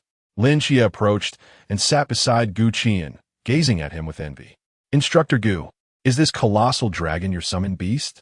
Well, it is indeed my summoned creature. It is the Thunder Dragon, a companion intricately linked to my destiny. I'm truly envious. If only I could possess such a magnificent dragon. Qi'an chuckled, recalling that Lin Qiye also had several dragon-summoned beasts. He replied, you will have one in the future. Is that for real? Lin Qiye's face lit up with anticipation. Yes. You should know that I am the agent of the goddess of fate. I can glimpse a little into what lies ahead. You will possess a dragon enveloped in blazing flames and another that exudes an icy chill. Qi'an stated with unwavering confidence. Lin Qiye envisioned himself riding atop a dragon, his eyes sparkling with dreams of the future. Chapter 17. The influence of fate's laws as the sun dipped below the horizon and twilight gradually enveloped the training camp in a veil of soft orange hues. Qi'an, having finished a sumptuous dinner, strolled around the camp in the company of Xiao Zi. Xiao Anan, the food here is simply exquisite. I absolutely adore this place. Xiao Zi exclaimed, patting her round little belly with satisfaction, her face radiating happiness. Upon hearing this endearment, Qi'an could not suppress a wry smile, correcting her. You must call me Qi'an, no more Xiao Anan. Furthermore, your recent meal consumed the equivalent of a week's worth for the recruits. No wonder you seem to have gained quite a bit of weight lately. Recalling the sorrowful and helpless gaze of old Sun before his departure, Qi'an felt a wave of embarrassment wash over him, wishing he could simply vanish into the ground. Not at all. You're exaggerating. I only had a tiny bit. Xiao Zi protested, quickly raising her chubby little hands to emphasize her point. Yet, sensing her own lack of confidence, her voice unconsciously dropped to a whisper. Observing her demeanor, Qi'an cast her a disdainful glance and retorted, with that appearance of yours, tell me, can you honestly believe your own words? At his remark, Xiao Zi's face flushed crimson, resembling a child caught in mischief. She lowered her head, murmuring softly, all right. I suppose I shall just eat a little less in the future. Instructor Gu. At that moment, in the distance by Li Pang Pang, Lin Qiye, and Xiao Yuan approached Qi'an briskly. As they drew near, Li Pang Pang inquired, Instructor Gu, are you taking Xiao Zi for a walk? Qi'an nodded with a smile, replying, indeed, we just finished dinner and decided to take a stroll to aid digestion.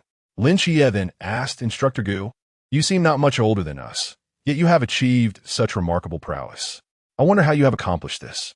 His eyes sparkled with admiration. At this compliment, Qi'an chuckled. When you are 20, you will not be any less than I am. After a moment of contemplation, he continued, there are no particular secrets. It is merely a matter of experiencing more and accumulating knowledge over time. Besides, all of you possess considerable talent. If you persistently devote yourselves to practice, your future accomplishments will undoubtedly be substantial. Upon hearing this, Li Pang Pang scratched his head in curiosity, asking, Instructor Gu, if that's the case, would you be willing to share your past experiences with us? It might help us learn something and avoid unnecessary detours. His round, sparkling eyes brimmed with anticipation. My experiences? There is little of interest to recount, as they are rather mundane, Qi'an replied. To outsiders, Our specialty may appear impressive and formidable, but in reality, we often find ourselves engaged in the tedious repetition of monotonous tasks day after day.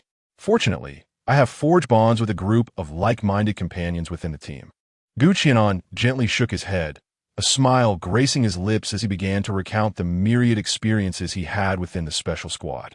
After a brief pause, curiosity sparked within him, leading him to inquire, "By the way, what drives all of you to continuously seek strength?" In response, Li Pangpang, who sat nearby with a somewhat rotund figure, nonchalantly waved his hand and replied with a grin, "As for me, it's simply because staying at home all day is exceedingly dull.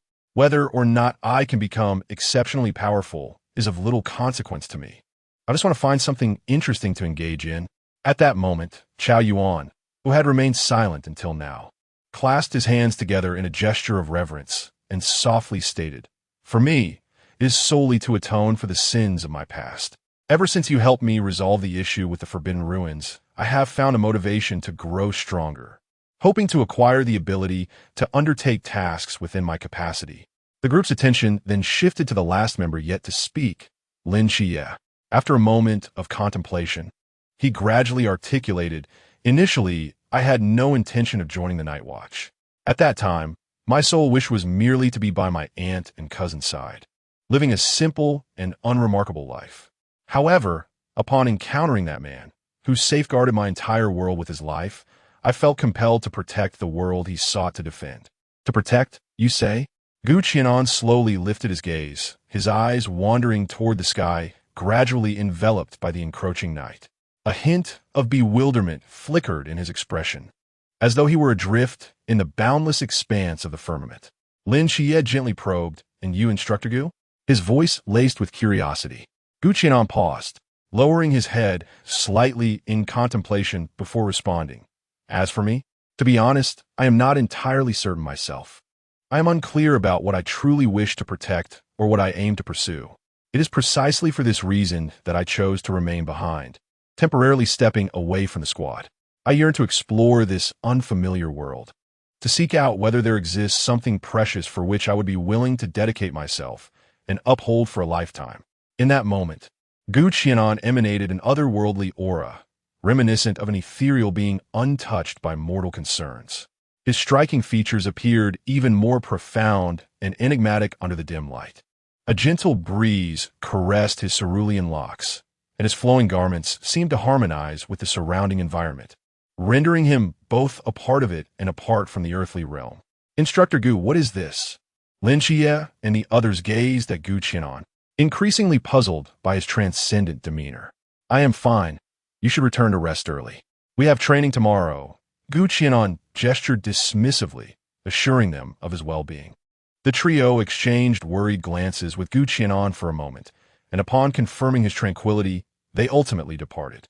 Once they faded from view, Xiaozi fluttered over, her eyes brimming with concern as she fixed her gaze upon Qi'an, softly inquiring, "Little Anan, what is truly the matter with you?"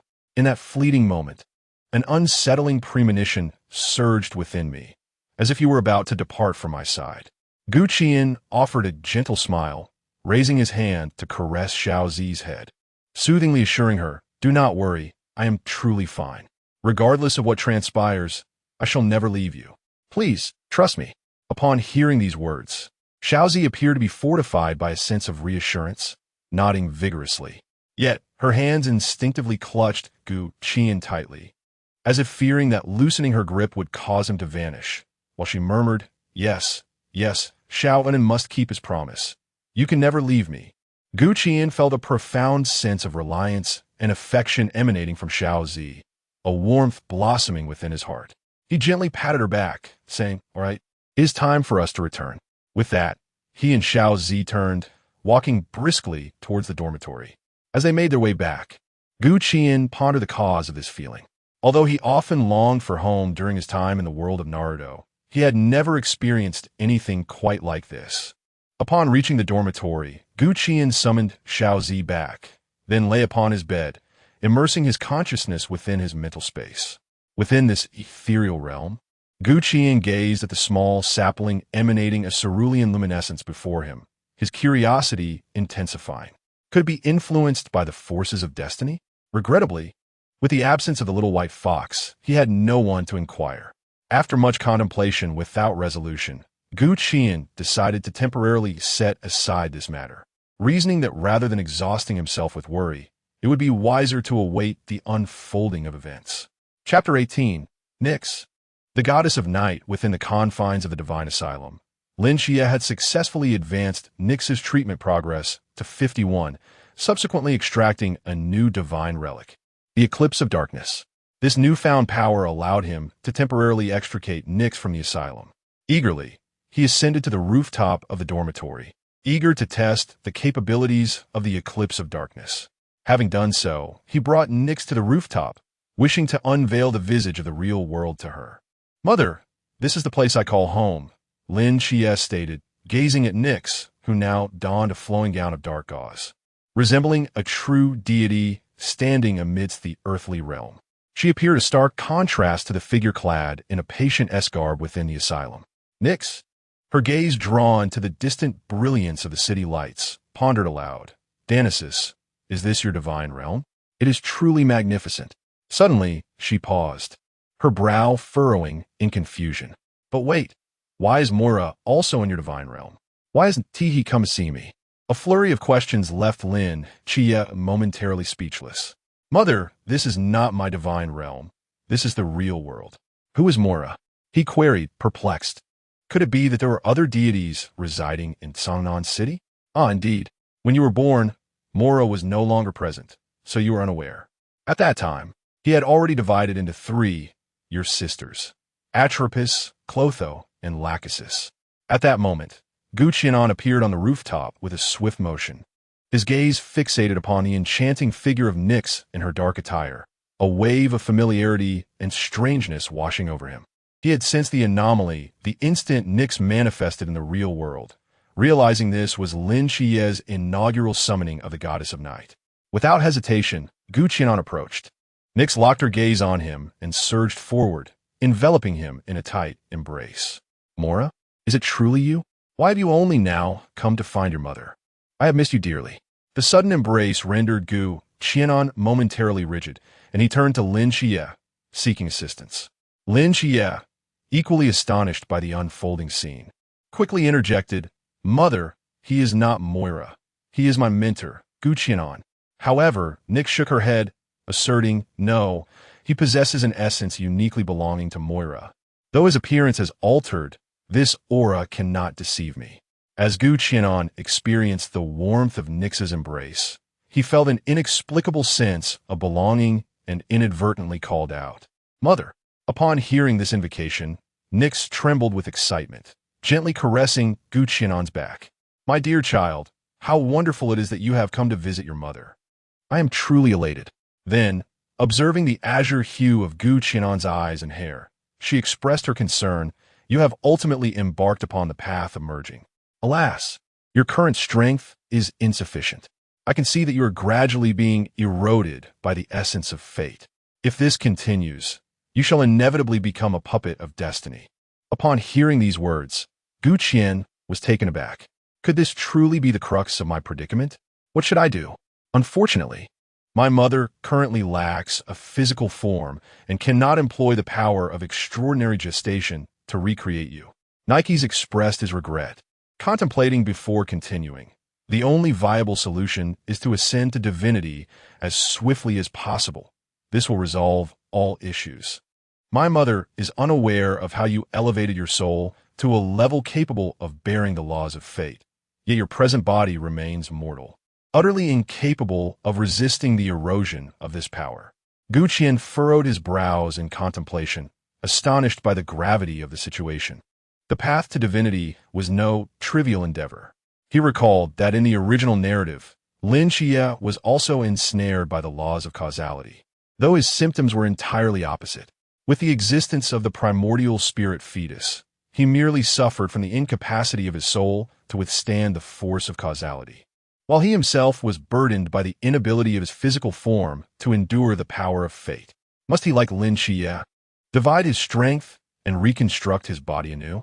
Setting aside these thoughts, Gu Qian observed Nike's, whose face was etched with concern, and spoke words of reassurance. Mother, do not worry. I know what must be done. Having experienced the act of calling her mother for the first time, it felt much more natural to do so again. Lin Qiye stood by, utterly stunned, as he seemed to have overheard something of great significance. Yet he understood that now was not the time for inquiries. Dana Dush, why are you lingering over there? Come and greet your brother. Nike's beckoned to Lin Qiye. Brother. Lin Qiye, under the urging gaze of Nike's, reluctantly addressed Gu Qian as his brother. The moment he uttered the word, a chill ran down his spine. It was already awkward to refer to Nike's as mother in front of others, and now he had to call instructor Gu his brother. Gu Qian smiled and nodded. This was a fortunate turn of events. Acknowledging the cosmic will of this world as a brother was indeed a privilege. Mother, would you like Dana Dust to show you around? Gu Qian suggested, sensing the atmosphere was becoming somewhat uncomfortable. Yes, I would love to see the divine realm of Dana Dust. Nike's replied with a smile and a nod. Instructor, brother, can we go out? Are we not allowed to leave the training camp? Lin Qiye inquired, perplexed. It's all right. We will only be stepping out temporarily. I will explain the situation to Instructor Yuan later. Nike's reassured them. With a puzzled expression, Nike's asked, Isn't this the divine realm of Dana Dust? Why must we seek permission to leave? Currently, Dana Dust is still quite weak. As we are participating in training here, it is best to inform them if we wish to leave. It is a matter of respect, Gu Qian explained. I see. Nike's nodded thoughtfully before asking, so, do you wish to go out? Under this night sky, where would you like to go? Mother can take you there. Lin Qiye looked up at Gu Qian, and upon seeing him nod, he spoke hopefully to Nike's. Mother, I wish to go to a certain place. Mother, you could take Dana Dust. I will wait for you here. Are you not coming? Indeed, I shall handle matters here. The arrival of Mother will certainly be known to Commander Yuan. Lin Qiye nodded, expressing his gratitude. No worries, we shall soon be family, Gu Qianan replied with a smile, gesturing for them to depart. Moirai, I will take your brother to the place he wishes to visit before returning. With that, Nix vanished into the night alongside her. Gu Qianan furrowed his brow, contemplating the unexpected events of the evening. Yet, recalling Nix's warm visage, he felt a sense of acceptance towards this new maternal figure. Shortly thereafter, Yuan Gang appeared atop the dormitory building. Qianan, what are you doing here? Did a deity just pass by? I sensed the presence of divinity. Yuan Gang inquired gravely, his gaze fixed upon Gu Qianan with curiosity. Yes, she was here briefly. I met her. She is the goddess of the night, Nix. Nix? The mother of the Olympian gods? What brings her here? Yuan Gang exclaimed in astonishment. She came to seek me out, as the deity I represent is her daughter. My divine task is to find her. Rest assured, she is a benevolent deity, aligned with humanity, Gu Qianan elucidated. That is a relief. You truly startle me just now. Where has she gone? Yuan Gang remarked, patting his chest, acutely aware of his inability to confront a deity directly, having braced himself for the possibility of death. She spoke with me for a while, then identified a suitable candidate to be her representative and took him away temporarily. She will return shortly. What? Who did she select? Yuan Gang exclaimed with delight, recognizing the significance of being chosen as a deity's representative. Lin Qiye. Whom did you say? Lin Qiye. Chapter 19. Dual divine agents on the rooftop of the boys' dormitory. Yuan Gang stared blankly at Gu Qian, momentarily doubting whether he had misheard. Wasn't Lin Qiye the agent of the Seraph? How could His Excellency Nix choose him as an agent? There is no rule that one can only be the agent of a single deity, is there? Yuan Gang was taken aback. Could it truly be so? Yet, upon observing the resolute expression on Gu Qian's face, he could only voice his confusion. But this has never occurred in history. The absence of evidence does not equate to the non-existence of something, and this only further attests to Lin Qiye's excellence. This is the choice of the goddess of night. Nix, and we are powerless to intervene. Gu Qian shrugged, indicating his own helplessness. Truly unprecedented. It seems the first dual divine agent is about to emerge.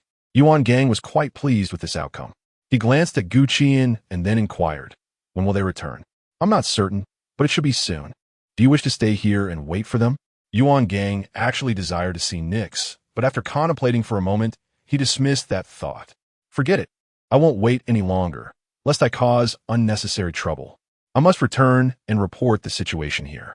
A human pinnacle is already on the way. So if any issues arise later, remember to inform me promptly. With that, Yuan Gang turned and left the rooftop. Phew, I've managed to navigate through that. Next, I need to align our stories with Lin Qiye. Qi'an let out a long sigh of relief. Before long, the night descended, and Lin Qiye along with Nix suddenly appeared beside Qi'an. Moira, we have returned. Nix's serene voice resonated. Brother, how is it? Did anyone come by? Lin Qiye asked, evidently in a much brighter mood after visiting his aunt. Yes, Commander Yuan was just here. Qi'an chose not to elaborate further. He turned to Nix and asked Mother, how do you feel? The divine realm of Donatos is indeed beautiful, yet it cannot compare to the warmth of home. Nix smiled gently. As long as you are with me, I find joy wherever I may be. Mother, your time here is drawing to a close. We should return, Lin Qiye expressed, concerned that lingering might invite further complications. Is it time to go? That's fine. Moira, you must visit me often, just as you do with Donatos, Nix said, taking Qian's hands in hers with great reluctance. Mother, I cannot go to your place, but if you have the time, please come out more often. That way, I can spend more time with you. Qian felt troubled, as the Divine Asylum was not a place he could visit at present. Nix looked at Lin Qiye with curiosity and asked, why can't you go to Donatos? Mother, that place. Brother cannot go there for now, Lin Qiye replied, equally exasperated. Donatos, would you allow Moira to visit there?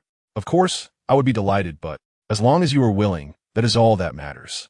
After Nix's words, she raised her hand towards the vast starry sky, and the boundless night condensed, slowly sketching a runic symbol in the air. This ethereal symbol gently ascended and gradually embedded itself into Qian's forehead. With a flash of dark light, it vanished completely. This was the mark of the night's essence. And with the consent of Donatos, all that was required was for him to activate it, allowing him to return home and visit his mother. Nix's complexion was pale. Her divine power had yet to be restored, and achieving this step was quite taxing. Qian was taken aback, gazing at the pale-faced Nix, feeling deeply moved. Mother, thank you. We are family. Your presence alone brings me immense joy. Nix smiled tenderly at him. All right, I must return now. Donatos, you should come back often too. With that, Nix waved her hand and vanished into the night. Only Qian and Lin Qiye remained on the desolate rooftop of the dormitory, exchanging silent glances. I apologize. I hadn't anticipated she would grant me this, allowing me to enter that realm. Qian sighed helplessly, pointing at his forehead. It's all right, and it seems you're somewhat aware of that place, Lin Qiye inquired, puzzled. I have a faint understanding, Qian replied. Is it another ability of fate? Indeed. After a moment of silence, Lin Qiye asked, are you truly Moira? Yes and no. I merely inherited his entirety.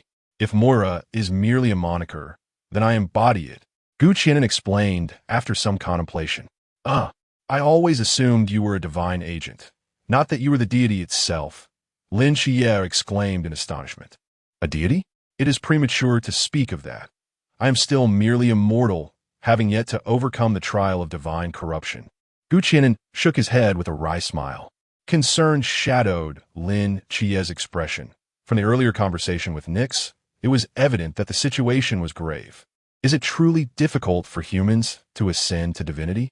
Indeed, since the dawn of recorded history, there has been no precedent of a human achieving divinity. But let's not dwell on that. If anyone inquires tomorrow, just say you are now a dual divine agent. Qian recounted his recent conversation with Yuan Gang. Understood. Lin Qiye replied, profoundly moved. Qian's words implied that he bore the responsibility for the situation. While Lin Qiye was merely a fortunate chosen one by the goddess of night, Nix. In that moment, Lin Qiye completely acknowledged Qian, viewing him as a dependable elder brother. Let us go, it's time to rest. We have early training tomorrow. Brother, would you like to come over to my place? I believe my mother would be delighted to see you. Lin Qiye sincerely invited. Qian raised an eyebrow. All right, I shall see you there shortly. With that, he vanished into the night. Upon returning to his dormitory, Qian summoned the mark of the night's essence at his forehead with his mental energy. In a flicker of dark radiance, his consciousness entered the pantheon of God's asylum. In an ancient and dimly lit corridor, Qi'an ventured forth, discovering a hospital imbued with a modern essence. "Brother, over here," called Lin Qiye, adorned in the attire of a director, waving to Qi'an. Observing the surroundings, Qi'an inquired, "Is this where Mother resides?" "Indeed, this is the asylum of the gods. I am uncertain why Mother is here. She was already present when I arrived." Lin Qiye replied, "Come, I shall lead you to her." Lin Qiye guided Qi'an to the activity area, replete with a dazzling array of modern amenities. There, they beheld Nikes, lost in thought while seated on a swing, accompanied by a youth clad in caregiver attire, gesturing animatedly. "Grandma, didn't Dad just visit? He likely won return today. You should rest early," the boy urged. "I refuse. They promised to come see me."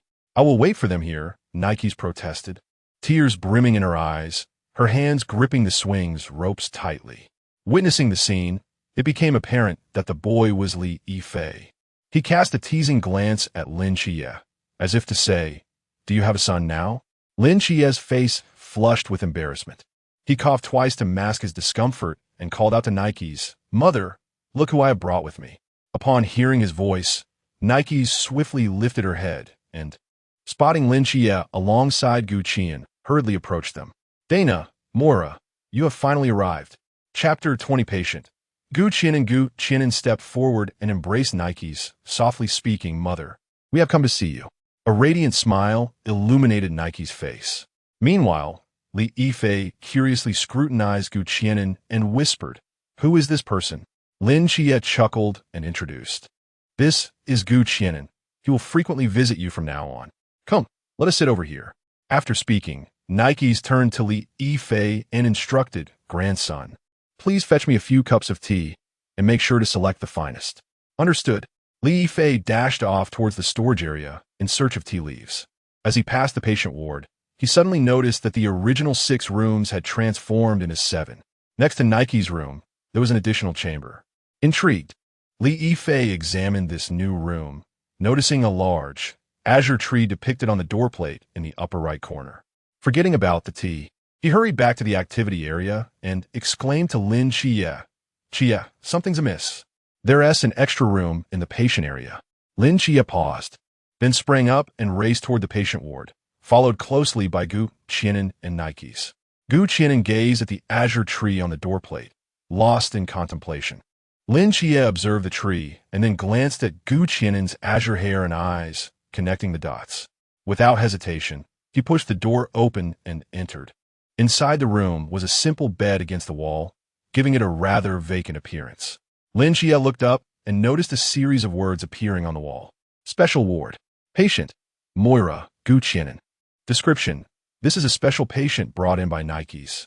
As the director, you have the authority to decide his fate. Task. Assist Moirai in treating his mental illness.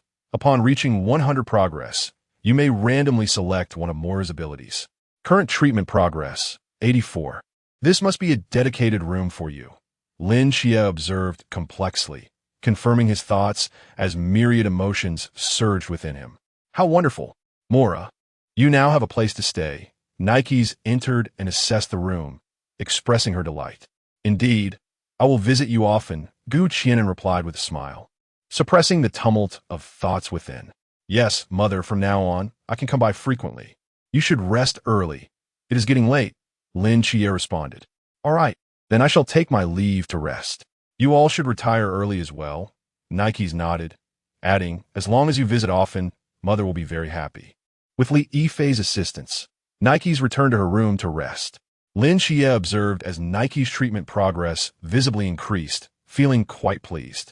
He then looked at Qi'an with concern, asking, Brother, what is this? What do the walls say? Qi'an raised his gaze toward Lin Qiye and inquired, You are aware of this? Lin Qiye replied in astonishment, I sense something vaguely. Qi'an nodded in agreement. Lin Qiye understood the situation and spoke up. It was mentioned that you are also a patient with mental illness. I suspect this is due to the divine erosion of fate that my mother spoke of. Sigh. So it is indeed the case. Qi'an pinched his brow, slightly exasperated. Brother, Do you have a way to resolve this? Lin Qiye asked with concern. Not yet, but I have some clues, so there's no need to worry, Qi'an replied, patting Lin Qiye's shoulder with a smile. Director Lin, aren't you going to brew a nice pot of tea to welcome your new patient? Lin Qiye was taken aback for a moment, then smiled and said, all right, I'll go do that. Let's head to the activity area and sit. After Lin Qiye left, Qi'an stared blankly at the room. A patient with mental illness? He chuckled softly and turned to walk toward the activity area. In the activity area of the Divine Mental Hospital, Qi'an and Lin Qiye sat across from each other, leisurely savoring fragrant tea and occasionally engaging in quiet conversation, the atmosphere serene and peaceful. Not far away, Li Yifei stood quietly, his curious gaze fixed on Qi'an. When Qi'an lifted his head, their eyes met. In that fleeting glance, Li Yifei felt an oddly peculiar sensation, as if his fate had been entirely discerned by the other. The penetrating gaze sent an involuntary shiver down his spine. Lin Qiye noticed the subtle tension between the two and cheerfully introduced, "This is Li Yifei, a very good friend of mine and the first caregiver here." Qi'an smiled slightly at the mention and nodded gently. "You seem quite remarkable, Li Yifei, the Nandu snake demon, as long as you steadfastly hold onto your original intentions. I believe this place will surely be a stage for you to shine and showcase your true worth." Upon hearing this, Li Yifei was momentarily taken aback, then scratched his head in confusion, stammering, "Thank you for your praise and encouragement." Despite appearing somewhat nervous, his bright eyes sparkled with excitement and anticipation. "If you feel that the other consciousness within you is troubling you, I can help separate it," Qi'an offered. Li Yifei suddenly felt a bit uneasy. Lin Qiye, hearing this, exclaimed with delight, "Is that possible? Will it have any effect on him?" Although Lin Qiye had temporarily suppressed the consciousness belonging to the Nandu snake demon, using the hospital's contractual abilities, its existence was still a potential hazard, so its removal would be ideal. There will be no adverse effects. They are originally two distinct self-consciousnesses. The Nandu snake demon is the primary consciousness, while Li Yifei is merely an auxiliary consciousness. However, I am curious about the method you use to temporarily suppress its main consciousness. Once I separate it, he will exist as an individual entity, Qi'an explained after a moment of contemplation. Since there are no effects, let us proceed, Lin Qiye agreed with a nod. Turning to Li Yifei, feeling pleased for this first friend. From now on, you will no longer be the Nandu snake demon, but rather Li Yifei. Li Yifei stared blankly at his own hands, recalling the countless classmates and friends he had slain. Although he had emerged because of it, he had always harbored a deep-seated loathing for it. He did not wish to be the Nanda serpent demon. He merely desired to be Li Yifei. "I shall trouble you then."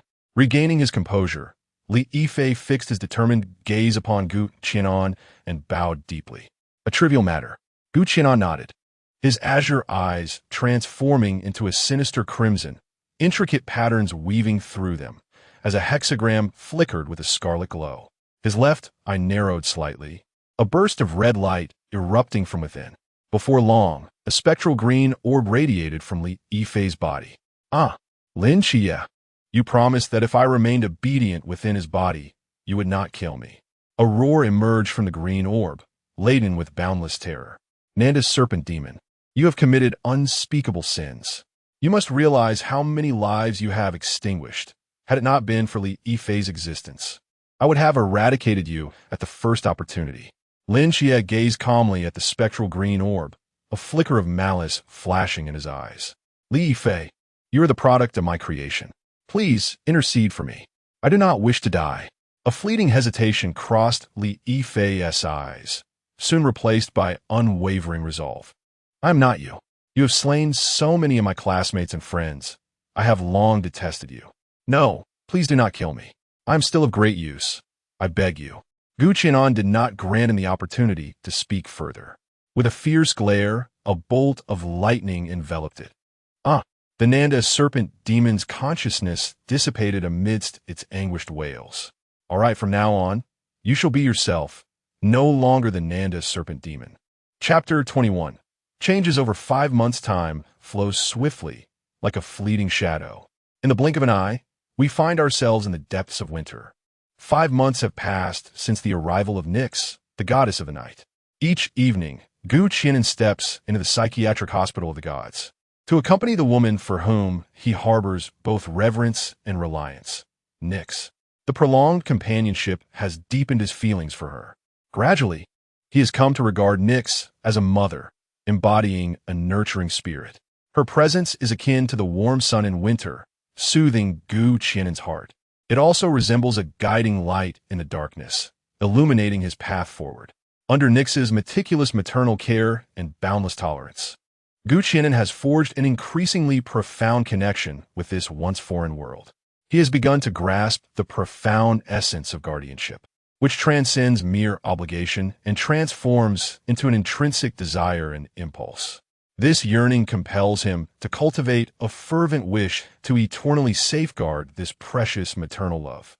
Despite not having slain a single mysterious being in these 5 months, Qi'an's spiritual prowess has been rapidly advancing, likely nearing the threshold of the limitless realm. He gazes down at the new recruits on the training platform, mercilessly outmatched by Xiao Zi, and cannot help but chuckle. Class is finally over. Xiao Zi swiftly approaches Qi'an, proudly declaring, "Xiao, what do you think? Am I impressive? None of them stand a chance against me." Qi'an affectionately ruffles his head, smiling as he praises. Xiao Zi is truly remarkable.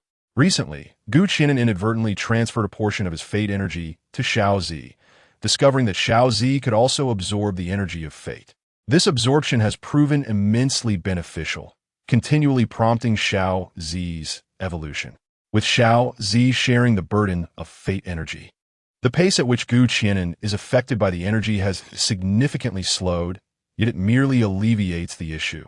Unless he attains divine status or acquires a divine artifact akin to the primordial spirit, this predicament will persist. "Xiao Zi, you are a bit too rough. I'm still recovering." Li Pang limps over, rubbing his swollen face. "Oomph. Who told you to call me fat?" Xiao Zi retorts proudly, flicking his tail. He clearly remembers the time when this chubby fellow remarked on his plumpness.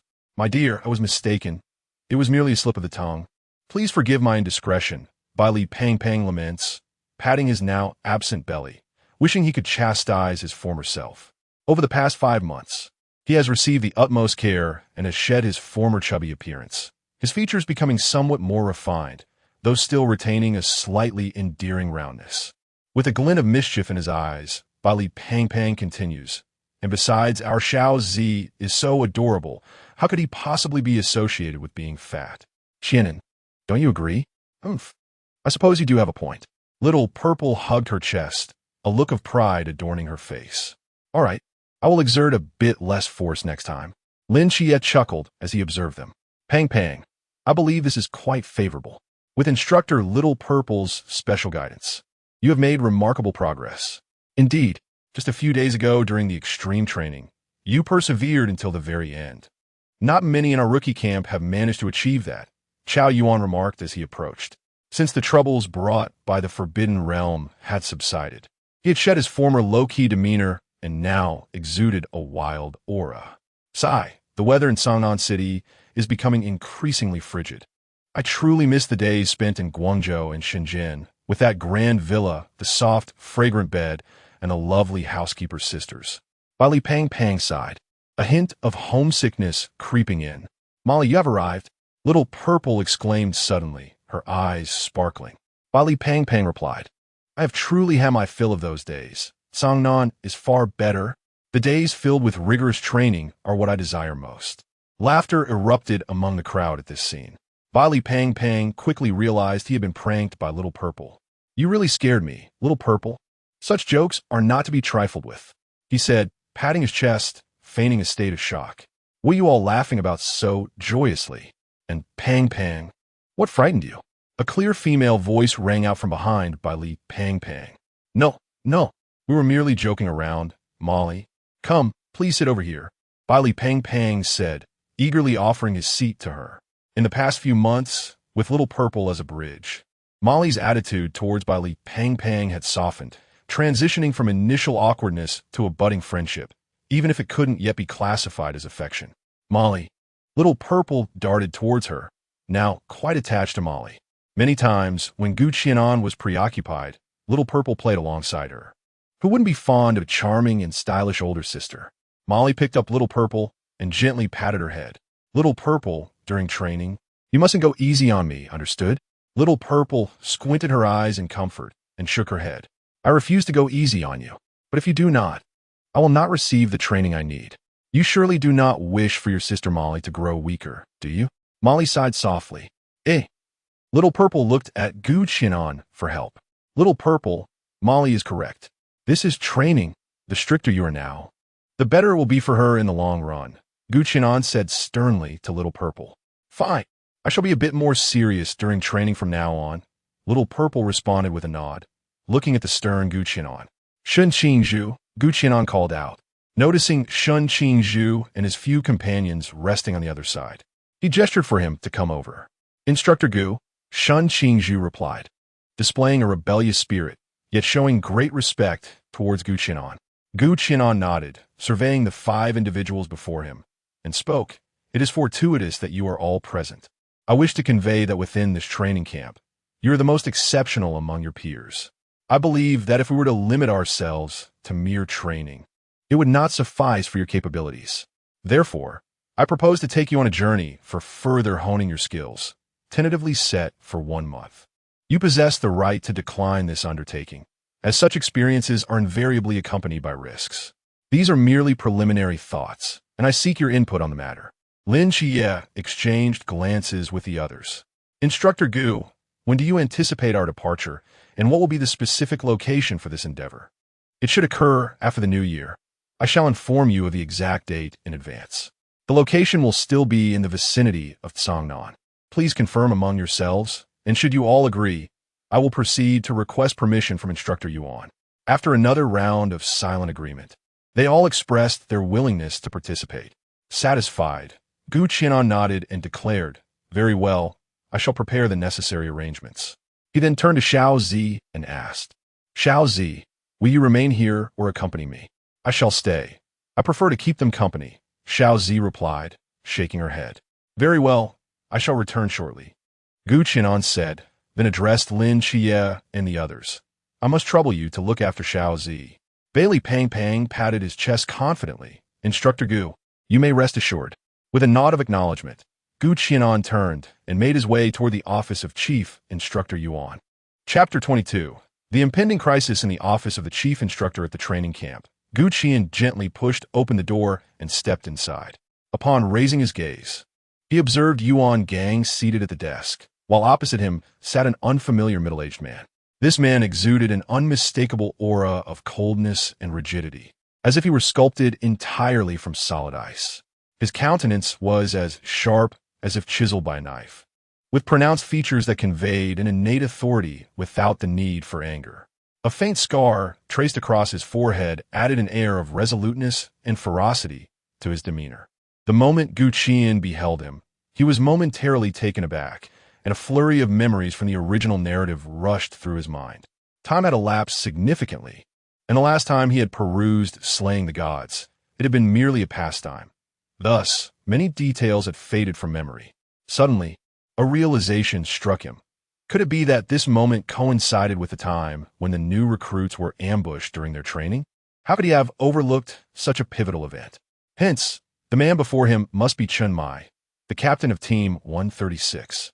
With this thought, Gu Qian's gaze involuntarily sharpened, a flicker of cold light flashing within his eyes. Ah, Qian, your timing is impeccable. I was just about to summon you. Yuan Gang gestured for Gu Qian to take a seat. He then introduced, This is Captain Chen Mai of Team 136 stationed in Sangnan City. Gu Qian stood and shook hands with Chen Mai, saying, Captain Chen, I have long admired your reputation. I am Gu Qian, a member of the Masquerade team, codenamed Dream Phantom, currently serving as a specially appointed instructor for the new recruits. Gu Qian held great respect for this formidable figure, known as the Black Wu Chang, who had suppressed the Shiva grievance for a decade. Upon hearing that Gu Qian was a member of the Masquerade team, Chen Mai was momentarily taken aback, pondering, how can this be? In the Night Watch, there are only a handful of special teams, and they typically undertake the most classified and perilous missions. How could one of them come to serve as a special instructor at a new recruit training camp? Such extravagance is astonishing. Setting aside his swirling thoughts, Chun Mai composed himself and spoke. Instructor Gu, it is a pleasure to meet you. Captain Chun, you mentioned that someone intends to make a move against our training camp? Yuan Gang interjected, noting the acquaintance between the two. Indeed. According to our team's investigation, numerous infiltrators have entered Sanan City, and their target is this new recruit training camp. Chun Mai replied in a solemn tone. With our capabilities, do you truly believe those infiltrators would dare to approach? What advantage would they gain from such an act? Yuan Gang chuckled nonchalantly. You must realize the caliber of individuals currently within your training camp. A dual deity agent and a young master from the Bailey family. Their mere presence could incite frenzy among many, Chun Mai articulated slowly. Yuan Gang furrowed his brow in contemplation and, after a moment of silence, calmly stated, Even so, we have nothing to fear. At that moment, Gucci interjected, No, this time is different. Yuan Gang looked at him in astonishment, perplexed by his words. Chun Mai raised an eyebrow, curiously observing the member of the masked team, eager to see how he would respond. I surmised that this time, it must be the ancient God Church making a move, and given their methods, the fact that they have waited so long to act indicates they are undoubtedly well prepared. Gucci glanced at Yuan Gang, paused briefly, and continued, Given the scale of the ancient God Church, they're certainly aware of my existence, which means at least 3 C-Realm powerhouses will be involved in this operation. With the enemy hidden and us in the open, it would be wiser to take the initiative rather than remain in a passive defensive stance. Yuan Gang furrowed his brow, uncertain. You mean there will be at least 3 C-Realm powerhouses? Chun Mai chuckled lightly and replied, It seems, Instructor Yuan, that you have not grasped the situation as thoroughly as Instructor Gu. We certainly cannot guarantee the constant protection of 239 new recruits. Inevitably, there will be oversights, leading to unnecessary casualties. Moreover, I have heard from the captain about a figure in the ancient God Church known as Whisperer, who excels at manipulation and controlling the hearts of men, a factor we must remain vigilant against. Gu Qian continued, Are you suggesting that there might be a traitor among our instructor team? Yuan Gang was taken aback, clearly struggling to believe that someone he had personally trained could turn out to be a traitor. The allure of wealth is powerful. The bounty placed by that young master from the Bailey family is as high as 800 million. Chun Mai lit a cigarette, leaning back on the sofa, taking a deep drag before calmly speaking. Yuan Gang pondered for a moment, reluctantly confronting this harsh reality. What are your thoughts? Since Captain Chun has come all this way, he must have a plan in mind. Gu Qian looked up at Chun Mai. After extinguishing his cigarette, Chun Mai spoke in a low voice. The golden cicada sheds its shell, breaking into fragments. Are you suggesting we temporarily disband the new recruits training camp? Yuan Gang was taken aback, surprised by the revelation. Gu Qian nodded in agreement with this arrangement. Chief Instructor, I have always harbored such an idea. Initially, I intended to personally lead Lin Qiye, Chao Yuan, Shun Qingzhu, Bailey Pang Pang, and Molly out of the new recruits camp for a genuine field training experience. You are aware that these individuals are among the most exceptional in our training camp, standing out distinctly and far surpassing their peers. If we continue to subject them to standard training alongside others, the effectiveness of their progress will be severely limited. After careful consideration, I have decided to take them to confront this crisis. No, that is too dangerous. As soon as Gu Qian's words left his lips, he was interrupted by Chun Mai, who was unwilling to allow Lin Qiye to take risks at this juncture, especially against an opponent like the ancient God Church, where a moment in attention could lead to dire consequences. Yuan Gang's fingers rhythmically tapped on the table, clearly weighing the feasibility of this proposal. After a long contemplation, Yuan Gang made up his mind and said, All right, I will entrust those few to you. The remaining new recruits will be given a temporary leave from the training camp. Instructor Yuan, this seems rather inappropriate. Lin Qiye and the others are merely recruits. I believe it would be best for our team 136 to ensure Lin Qiye's protection. Chun Mai felt uneasy about entrusting Lin Qiye to anyone else, particularly since Gu Qianan appeared quite youthful. Although he's a member of the masked team, being assigned as an instructor suggests he is likely the weakest among them. Captain Chun, You may be unaware of Qi'an's prowess. He is also an agent of the divine. Not even 3C realm beings, let alone 3 boundless realm entities, could pose a threat to him. Thus, having them remain close to Qi'an is undoubtedly the safest option. Yuan Gang chuckled softly and began to elucidate. Though he had never witnessed Qi'an unleash his full potential, he had gleaned enough from previous snippets of information to appreciate his might. Moreover, he was aware of Xiao Zi's true strength, which was that of a colossal dragon in the boundless realm. If Qi'an could not safeguard them, then no one else could. Chunmai gazed at Qi'an in astonishment, taken aback by his formidable abilities. He composed himself and ceased to speak, clearly acquiescing to this arrangement. Qi'an smiled gently and rose to shake hands with Chunmai, expressing his hope that Captain Chun would collaborate with them to root out this group of rodents one by one. Very well, should you have any requests, feel free to voice them. Our Team 136 is entirely trustworthy. Chunmai nodded in acknowledgement. The three then proceeded to discuss the subsequent arrangements concerning their mission. Chapter 23. The Temporary Squad at the Asylum of the Gods. Qi'an, Lin Qiye, and Li Yifei were enjoying dinner with Nikes. Your culinary skills have greatly improved, Lin Qiye remarked in admiration after finishing his meal, glancing at Li Yifei. Li Yifei scratched his head modestly. Well, I've had more time to experiment since there's not much to do here. Indeed, quite impressive, Qi'an added, offering rare praise. If you like it, feel free to come here often for meals. Having been surrounded by family for so long, Nike's treatment progress had reached 85. Yes, we'll come whenever we have the chance. Lin Qiye nodded, noting that Nike's subsequent treatment progress was slowing down. Mere medication was becoming increasingly ineffective. Fortunately, Qi'an's frequent visits had accelerated the treatment. Otherwise, Lin Qiye, due to his training commitments, would have visited less often. Lin Qiye found Qi'an's treatment progress puzzling. Initially, he believed that with a treatment level of 84, Qi'an would soon recover, allowing for the extraction of his abilities. Unexpectedly, Qi'an's progress had regressed to 76, with no medications yielding any results. Observing Lin Qiye's sudden concern, Qi'an inquired, "Why do you look at me like that?" Nikes, noticing Lin Qiye's anxiety, expressed his worry. Has the recent erosion worsened? Not at all. Qi'an reassured them with a smile. Since Xiao Zi has been helping me, the divine erosion has had minimal impact. Seemingly recalling something, he continued, "By the way, there's something I need to inform you about. Tomorrow, the training camp will observe a brief holiday. Make sure to notify by Li and the others. This holiday marks the real beginning of their trials." Lin Qiye's face clouded with confusion as he furrowed his brow and asked, "A holiday? But as far as I know, the training camp has always been under strict, closed management. Why the sudden break? Is there a special reason behind it?" Qi'an nodded slightly, his expression serious as he explained, "There is indeed a reason. We have received credible information that someone is plotting against the training camp. Given the risks of passively waiting, which could lead to a defensive predicament, we have decided to implement a strategy to lure the snake out of its hole. I believe, with your intelligence, you can deduce who these individuals truly aim to target. Is it me? Could they be from the ancient god church?" Lin Qiye frowned, his gaze heavy with the realization of their unscrupulous nature. "Yes, and Bai Li is also a target.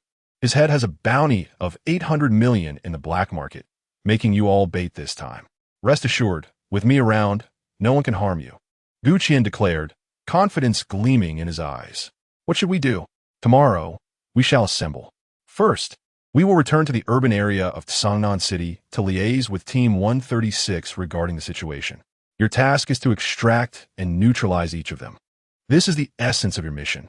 Unless absolutely necessary, I shall refrain from intervening." Team 136? Captain Chunmai and his team? Lin Qiye exclaimed in surprise. Recalling fond memories of his time with Team 136, a warm current flowing through his heart. Indeed, given that we are in Sangnan City, it is often imperative to coordinate with the local night watch teams. Qi'an nodded and added, "You should return promptly and inform them.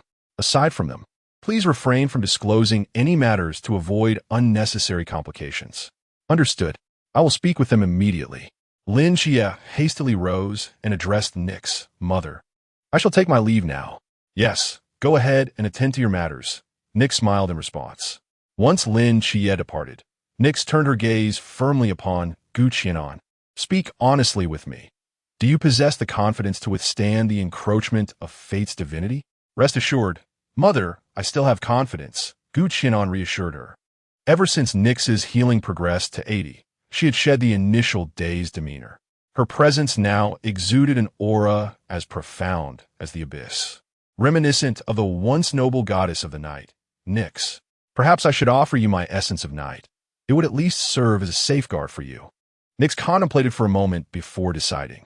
Qian was taken aback. This selfless act of maternal love seemed to thaw the final layer of ice within him, and a glimmer of resolve flashed in his eyes. Mother, there is no need for that. Let this remain with Qiye. He requires it more than I do. I am confident I can attain divinity before being completely consumed. Nyx furrowed her brow, gazing at Qian for a long while, then sighed softly. Since you possess confidence, I shall not press further. Moirai, you must know that your mother will always stand behind you. You need not bear all burdens alone. During this period of companionship, not only did Qian feel warmth, but Nyx experienced it as well. They supported one another, using their shared warmth to shield against the world's chill. This pure, mutual solace forged a bond that transcended mere motherhood. Thus, when Nyx's healing reached 80, she recalled everything and realized that Qian and Lin Qiye were not Moirai and Donatus. Yet she willingly embraced them as such. Mother, I understand. Should I require assistance, I will not hesitate to ask. Qian smiled broadly. Come, let me accompany you for a stroll. The blaring whistle, signifying the assembly of new recruits, echoed, heralding the commencement of the battle against the ancient god church. Instructor Hong observed the swiftly gathering recruits below the training platform and nodded slightly. Well done. This is what it means to be a soldier. I now have an announcement to make. Due to your outstanding performances, our instructor team has unanimously decided that you may advance to the next phase of training ahead of schedule. Before this next phase begins, you shall enjoy a 4-day holiday. Upon hearing this, the new recruits in the audience erupted into fervent cheers. Only Lin Qiye and his 4 companions maintained solemn expressions, clearly aware of the true reason behind the holiday announcement. However, one condition remained. During the holiday, all of you are prohibited from leaving Songnan City. This is an order. Understood, instructor, everyone replied, momentarily taken aback, but ultimately grateful for the break. Excellent. You have half an hour to pack your belongings, after which a special vehicle will transport you. Do you understand? We understand. Dismissed. After a brief gathering of their essentials, Lin Qiye and his companions approached Qian. Qian regarded them with a calm gaze. Are you all prepared? Then let us proceed to assemble with Team 136 in Songnan City. This mission will be led by Lin Qiye, who will serve as the temporary captain. I will not impose my decisions on your actions. Your targets are the small fish. I will handle the big ones. I expect to see collaboration and coordination among the team, rather than displays of individual heroism. After delivering his instructions, Qian observed the serious expressions of the group and nodded slightly before continuing. Upon leaving the training camp, you should all be able to break through to the pool realm. Adapt quickly when that time comes. Understood. You all should go and assemble now. Instructor Gu, won't you join us? Molly inquired. I have some matters to attend to. You go ahead. I will catch up shortly, Qian replied, and then his figure vanished from sight. Chapter 24. The complete form of Fate's avatar. Ah, Qian, they are entirely entrusted to you. Please exercise utmost caution along the way, and ensure no mishaps occur. Yuan Gang's gaze was grave as he intently regarded the tall and imposing Qian and imparting his earnest admonition. Qian nodded slightly, a confident smile gracing his lips. Rest assured, Commander Yuan. While this journey bears certain risks, it also presents an excellent opportunity for them to hone their skills. Furthermore, I shall discreetly have Xiaozi shadow them. Upon hearing Qian's words, the furrowed lines on Yuan Gang's forehead softened somewhat, though his eyes remained sharp as daggers. Very well, if that is the case, we shall proceed as arranged. As for myself, I shall remain here. I am determined to uncover who dares to betray us, and I will ensure that this individual understands the consequences of betraying the Night Watchers. With that, Yuan Gang crossed his arms, exuding an aura that sent chills down spines. Understood. Gu Qian nodded in agreement before vanishing from sight. This young man is becoming increasingly inscrutable, Yuan Gang mused, shaking his head as he returned to his tasks. Gu Qian gazed at the bus that was gradually receding from view, swiftly following in its wake. Before long, he arrived at a military checkpoint. Suddenly, a piercing sound tore through the sky. Gu Qian looked up to see 5 unidentified objects slicing through the azure expanse, trailing long tails as they sped towards this direction. Have they finally arrived? A cold, sharp smile crept upon Gu Qian's lips, his mental energy surging wildly, akin to a tempest on the verge of eruption. His eyes transformed into a deep crimson hue, adorned with 6-pointed star patterns that twisted and danced with an eerie allure. A powerful wave of mental force erupted from within him, sweeping forth like a roaring storm, raising the sands and stones from the ground into a chaotic whirl. Soon after, a cerulean light emanated from beneath his feet, resembling an ethereal flame that flickered and swayed. The azure phantom flame expanded continuously, gradually outlining a colossal silhouette. Bones, muscles, and skin formed at an astonishing pace, the facial contours sharpening into a visage that was both majestic and austere, reminiscent of a demonic deity from the abyss. Upon closer inspection, it was unmistakably Gu Qian himself. This figure, akin to a divine being clad in armor, radiated an icy aura, while the enormous long blade in its grasp gleamed with a chilling light, as if it were capable of severing the very fabric of the world. Each breath it took was accompanied by a powerful surge of air, the surrounding atmosphere seeming to solidify, creating a stifling ambience that made it difficult to breathe. The towering azure form, exceeding 100 meters in height, stood resolute between heaven and earth, while Gu Qian perched within the diamond-shaped crystal upon the giant's forehead, gazing at the 5 missiles hurtling towards him. This was the unique Fate's avatar that belonged solely to Gu Qian, with a powerful flap of its immense wings. A tempestuous wind erupted, causing the air around it to tremble, and the ground sands were swept up, enveloping the surroundings in a shroud of dust that obscured the sky. A colossal figure soared into the sky, confronting the 5 rapidly approaching missiles. On the bus, the newly enlisted soldiers, who had just celebrated their breakthrough into the pool realm, were still basking in their joy when the sight of the missiles struck them cold with fear. Everyone instinctively ducked down, clutching onto the nearest objects to steady themselves. "It's a missile," roared Instructor Hong, his voice cutting through their thoughts and prompting an immediate response from the recruits. At that moment, a gigantic silhouette ascended with remarkable speed, its wings stirring up a tempest that caused the bus to sway. "Qiye, am I seeing things?" That giant S outline resembled Instructor Gu, Bailey exclaimed, rubbing his eyes in disbelief. "Indeed, it is him," Lin Qiye replied with a nod, his eyes shimmering with a faint golden light, a flicker of concern rising within him. After all, there were 5 missiles. Before the recruits could fully comprehend the situation, the azure giant had already taken to the air. With his right hand gripping the hilt of a blade, he slashed through the sky, the luminous arc of his sword severing 3 of the missiles hurtling toward the training camp. Meanwhile, his left hand crackled with lightning, delivering a thunderous blow to the other 2 missiles racing toward the bus. In an instant, 5 missiles erupted in the sky, a dazzling orange flame surging and expanding outward. The deafening roar shattered the air as the shockwave rampaged like a furious beast, hurling countless fragments in its wake.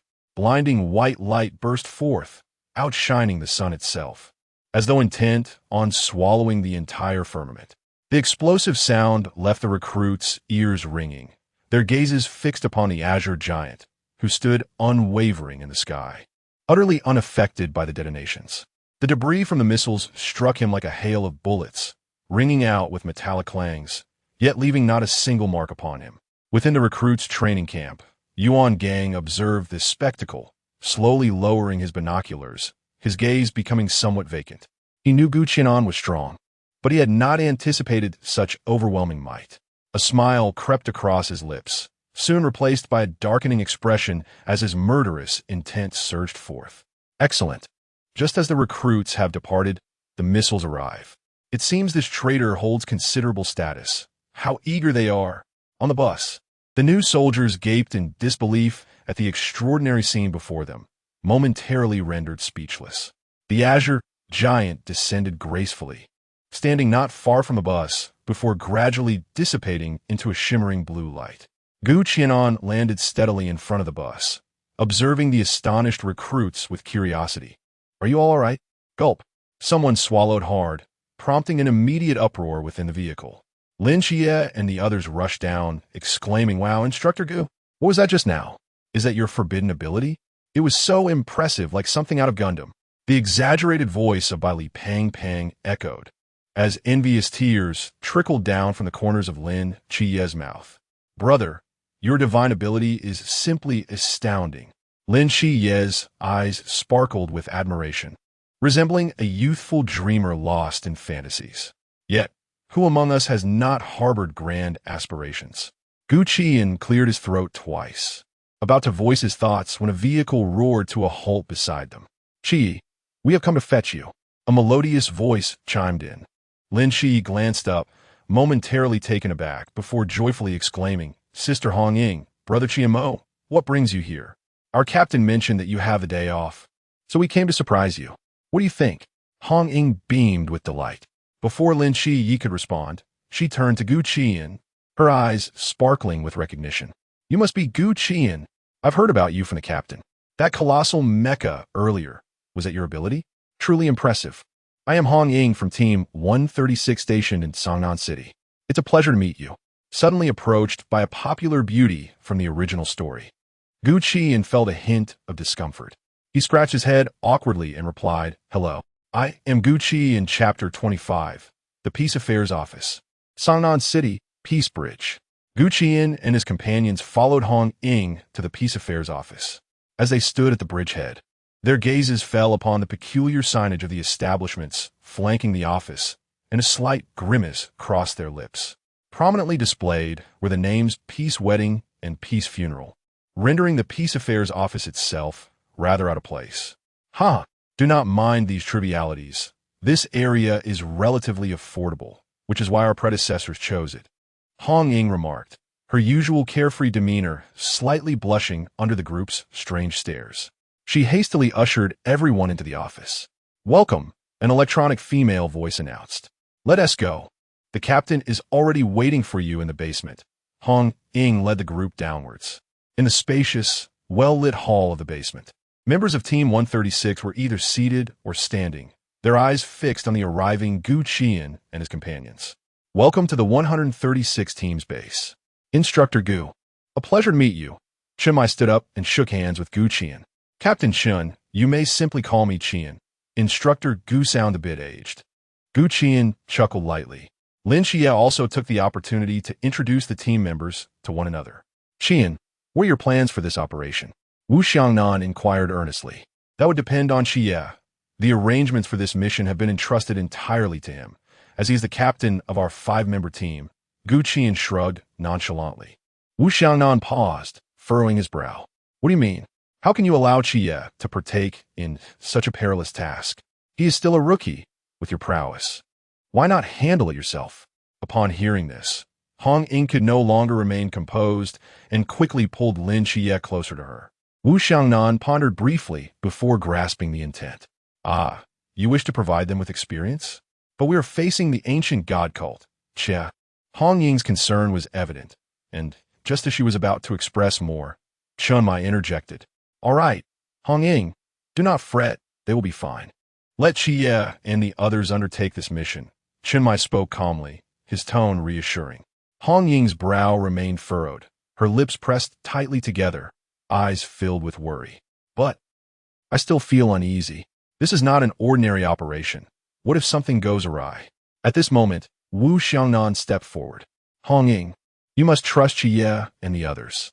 People need to undergo certain experiences to truly grow. If we continually shield him, it may hinder his development.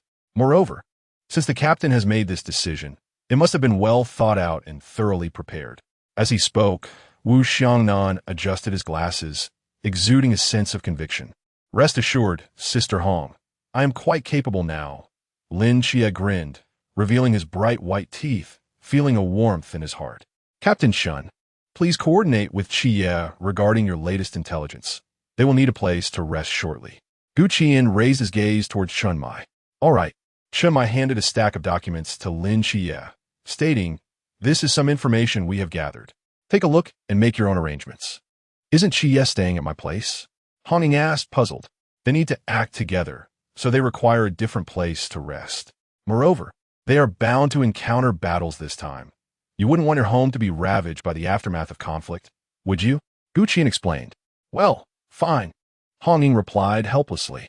We shall take our leave then. Lin Qiye nodded, bidding farewell to everyone before departing from the Peace Affairs office with Bai Li and a few others.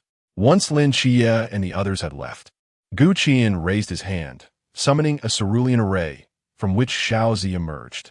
Follow them secretly and protect them. You must not intervene unless absolutely necessary, and ensure they remain unaware of your presence, Gu Qian instructed. Xiaonan, you are so annoying. You just summoned me, and now you want me to do such tedious tasks, Xiao Zi grumbled, visibly displeased. All right, Xiao Zi, once the mission is complete, I will treat you to a grand feast, Gu Qian comforted, noticing Xiao Zi's discontent. Really? Upon hearing the promise of delicious food, Xiao Zi perked up immediately. Of course it's true. Okay then, I will stealthily follow them, Xiao Zi declared, swiftly darting after Lin Qiye and the others. Chunmai furrowed his brow and asked Gu Qian, what was that just now? That is my contracted beast, Xiao Zi, a Wuliang Realm Thunder Dragon and my most vital companion. With it by my side, even a Klein Realm expert would be unable to harm them, Gu Qian responded. Everyone was taken aback, surprised that the seemingly plump dragon was actually a formidable Wuliang Realm beast, as dragonkind is known to be exceedingly powerful. Gu Qian turned to Hong Ying and continued. Now you can rest assured, with Xiao Zi around, they will be very safe. Hong Ying's cheeks flushed slightly. I was just worried about him. In truth, you need not worry about Qiye's safety. His overall strength is the greatest in the rookie training camp. Otherwise, I would not have appointed him as the leader of this mission. Moreover, his teammates are all exceptional talents, 3 possessors of high-risk forbidden realms. And one is the young master of the Bai Li family, known as the Museum of Forbidden Objects. I dispatched Xiao Zi merely to prevent any Sea Realm experts from attacking them. Gu Qian explained patiently, as these were individuals whom Qiye valued, and he had enjoyed reading about the members of Team 136 in the original story. Thank you. Hong Ying expressed her gratitude. No need for thanks. Qiye is also like a brother to me, and I will certainly look after him. Gu Qian smiled gently, his warm demeanor complemented by his striking appearance, leaving others feeling as if they were basking in a spring breeze. Qiye? Qian? Are you truly brothers? Si Xiaonan, who had been quietly observing, finally noticed a discrepancy and asked curiously. Huh? No, we just share a special bond, Gu Qian clarified. Gu Qianan was momentarily taken aback, as he had never truly noticed this before.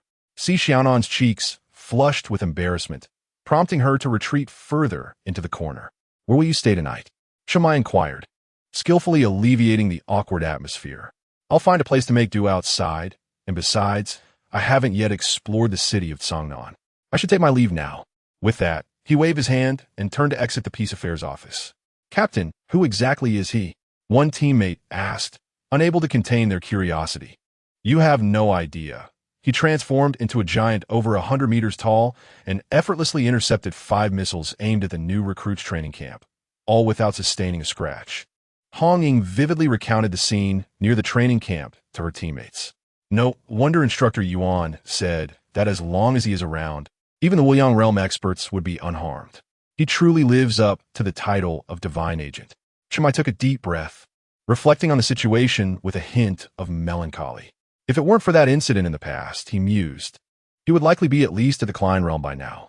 Wu Xiangnan also cast a glance at his own hands, shaking his head in resignation. Chapter 26. Pre-war arrangements after leaving the peace office. Lin Qiye was approached by Chao Yuan, who, observing Lin's contemplative demeanor, inquired, what should we do next? First, we ought to find a place to rest, Lin Qiye replied after a moment of thought. I will take care of that. I shall have my family's steward reserve a presidential suite. It will accommodate us all perfectly, declared Bai Li Pangpang confidently. Initially, Lin Qiye had considered seeking a more discreet location, but after a moment's reflection on Bai Li Pangpang's assurance, he conceded, very well, you may handle the arrangements. Excellent, Bai Li Pangpang exclaimed, pulling out his phone to call the family's steward and instructing him to secure the finest room nearby. The Bai family's efficiency was commendable, and soon enough, the reservation was confirmed. Let us go to the Qi'an Grand Hotel, luxurious presidential suite, room 9039. Tonight, I will ensure everything is perfectly arranged, Bai Li Pangpang said with unbridled enthusiasm, momentarily forgetting the purpose of their mission. Is it wise to stay in such an extravagant place? Might we be drawing too much attention? Shen Qingzhu hesitantly questioned. Precisely because it is conspicuous. If we remain hidden, they will undoubtedly remain inactive, Lin Qiye elucidated. Indeed, Shen Qingzhu acknowledged. Let us proceed. With that, Bai Li Pangpang led the group towards the Qi'an Grand Hotel. Along the way, Lin Qiye paused briefly, a smile curling at the corners of his mouth.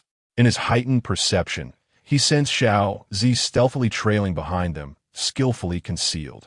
Had it not been for his advancement to the pool realm, expanding his sensory range significantly, he might not have detected Xiao Zi's presence. However, he chose to remain silent, continuing onward, aware that Xiao Zi had likely been dispatched by Qi'an to protect them discreetly. Upon arriving at the Qi'an Grand Hotel, the guest services manager approached them with a polished smile, guiding them to the door of room 9039. As they stepped into the presidential suite, they were greeted by a breathtaking tableau of luxury and elegance, each detail exuding unparalleled opulence. Except for Bai Li Pangpang, the others had never before encountered such lavish accommodations. Is this the extravagant lifestyle of the wealthy? Molly remarked disdainfully, casting a sideways glance at Bai Li Pangpang. Bai Li Pangpang, now entirely unrestrained since leaving the peace office, suddenly remembered Molly's presence and shivered slightly. Molly, I assure you, this is not my usual demeanor. It's merely for the sake of the mission, he lamented. Winking at Lin Qiye. Humph, typical of a wealthy scion. None are truly admirable, Molly retorted, turning her face away from him. Ahem, let's first sit down and review this information, Lin Qiye suggested, quickly finding a place to settle. The group gathered together, poring over the intelligence at hand. After Lin Qiye finished reading, he took a deep breath, his expression grave. Everything else seemed manageable. But these two formidable individuals from the Chuan realm were indeed a challenge. The others wore equally serious expressions. Do you all remember what instructor Gu taught us about dealing with those more powerful than ourselves? Lin Qiye remarked, casting a glance at Qiao Yuan and the others. Utilize everything at our disposal, Molly swiftly responded. It seems our only option is to eliminate the others first, then devise a strategy to confront these two Chuan realm experts. Otherwise, it could become quite troublesome. With our abilities, if we employ our resources wisely, dealing with one Chuan realm adversary should not pose a problem. At this point, Lin Qiye paused slightly, signaling for silence among the group, his demeanor serious. Bai Li and the others immediately hushed, looking at Lin Qiye in surprise.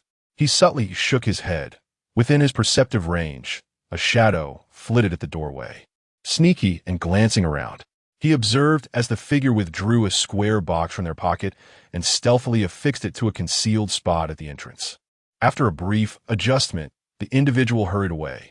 Once the figure had departed, Lin Qiye explained, someone just installed something at our door. I suspect it to be a time bomb. The others were momentarily taken aback.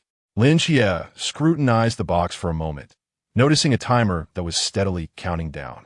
Observing the timer, he noted that there were 3 hours remaining before detonation. Is that really enough time? Shen Qingzhu inquired, puzzled. I believe they intend to act tonight, Lin Qiye replied, glancing outside to assess the sky. Should we go outside and disarm the bomb? What if it causes harm to innocent civilians? Molly voiced her concern. I suspect this bomb is touch sensitive. The moment we dare to open the door, it will detonate instantly. Moreover, I sense that there are no other occupants around us. So even if it were to explode, casualties should be minimal. Lin Qiye contemplated, sharing his insights with the group. But why place the bomb at our door? It wouldn't impact them at all, Chao Yuan questioned, perplexed. Even if it detonates, they could easily escape. If it explodes, what would be your immediate reaction? Lin Qiye raised an eyebrow and asked. I know for certain that I would leap outside at the first opportunity. Bai Li pointed towards the window. Indeed, after the explosion, the shockwave and flames would undoubtedly sweep this way, leaving us with no choice but to jump out the window. It seems they have already predetermined the time and place for us. Lin Qiye concluded thoughtfully. Are you suggesting they will set an ambush beneath the hotel in 3 hours? Molly looked at Lin Qiye with admiration for his confidence. Yes, we have 2 hours to rest now. Let us take this time to recharge. So we are prepared for the challenging battle ahead tonight. The others, swayed by Lin Qiye's unwavering assurance, found rooms to rest in.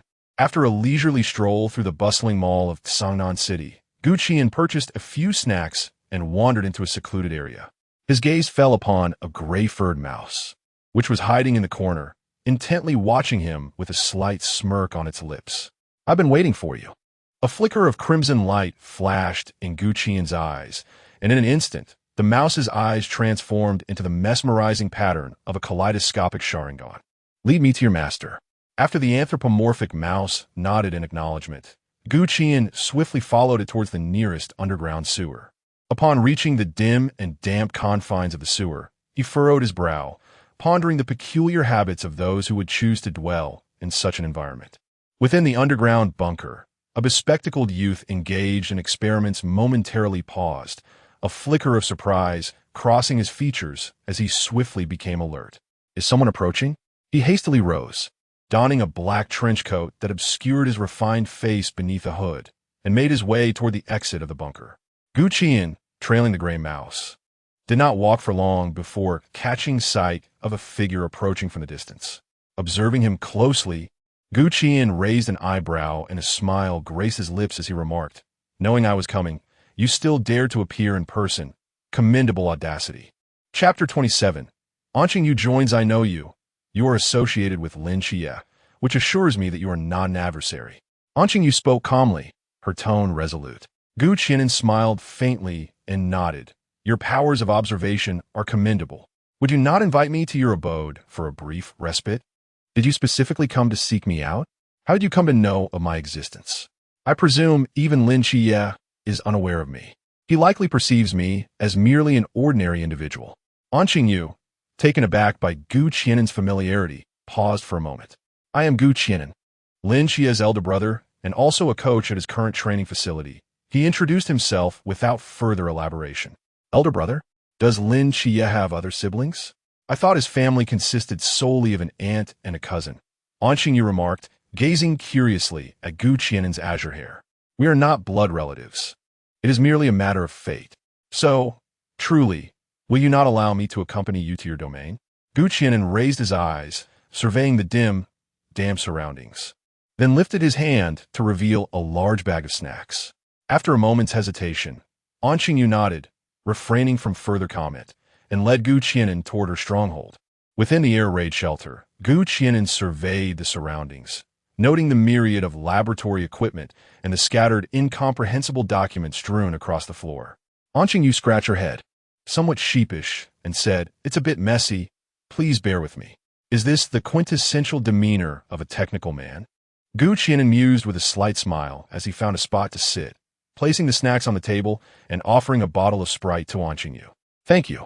Unchanged accepted it, opened it, and took a sip before remarking, You seem quite knowledgeable about me.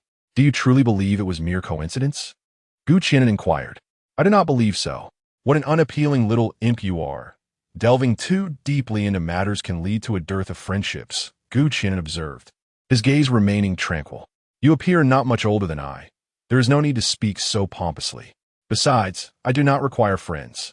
I merely seek the pursuit of truth, Unchanged asserted, her gaze fixated on Qi'an, attempting to discern something within his cerulean eyes. Indeed? Is that truly all you desire? If you sought no friends, you would not be so concerned about Lin Qiye, Qi'an replied, amusement dancing in his eyes. Feeling her cheeks flush under his scrutiny, Unchanged, as if exposed in her innermost thoughts, retorted indignantly, "What exactly do you want from me? Ah, now you appear much more endearing. No longer do you wear that perpetual frown, which is rather unbecoming," Qi'an teased. Unchanged, momentarily flustered, straightened her posture, regaining her usual composure. "Very well, I shall not jest further. Have you considered joining the Night Watchers?" Qi'an found her feigned calmness amusing. "I have no such intentions at present. I harbor no interest in the Night Watchers. My pursuit is of the utmost truth," Unchanged replied, shaking her head and continuing. "Moreover, I do not wish to be constrained by their myriad rules. Why do you presume that the Night Watchers are encumbered by numerous regulations? Their sole purpose is to ensure the safety of the populace, although rules are essential for order. As long as you possess the capability and do not compromise the safety of the populace, the Night Watchers can offer you greater assistance." Qi'an picked up a Sprite, took a sip, then gestured towards the mysterious corpse that had been dissected before them, continuing, "For instance, if someone were to assist you in capturing such entities, would that not be more convenient? Instead of languishing in this dark, damp place, waiting like a hare for a hunter. Do you have any idea how many mysteries emerge in Qi'an City within a year? And across the entire Great Xia, how many might there be? Moreover, given your current strength, it would likely be quite challenging for you to hunt these mysteries alone. Are you considering continuing to borrow from Team 136? After speaking, Qi'an chuckled, observing Unchanged's reaction. Unchanged, feeling somewhat awkward, sighed, "You speak the truth, but you also know that with my current abilities, it is nearly impossible to persuade them to hand over the mysteries for my research. But I am here with my support. I believe you will gain the recognition you deserve," Qi'an replied confidently. "You?" Looking at Qi'an, who was only slightly older than himself. Unchanged found it hard to believe. "What? Do you doubt me? Despite my current status at the sea level, I could easily crush a boundless-level powerhouse." It was the first time Qi'an felt his strength questioned, and he was slightly indignant. After a moment of contemplation, Unchanged said, "I am willing to join the Night Watchers, but I have a few conditions." "Oh, so quickly agreeable? If I refuse, will you let me go?" "Ahem. Fair point." Unchanged replied, "Please state your conditions. First, provide me with a quiet environment where I can conduct my research diligently. Second, permit me to dissect various mysteries. Third, I do not wish to spend excessive time on meaningless tasks. Fourth, hold on. This is becoming endless. I can agree to the first 2 points, but regarding the third, the Night Watchers will only assign you meaningful tasks. Do you think this is some disreputable organization?" Qi'an interjected, somewhat speechless.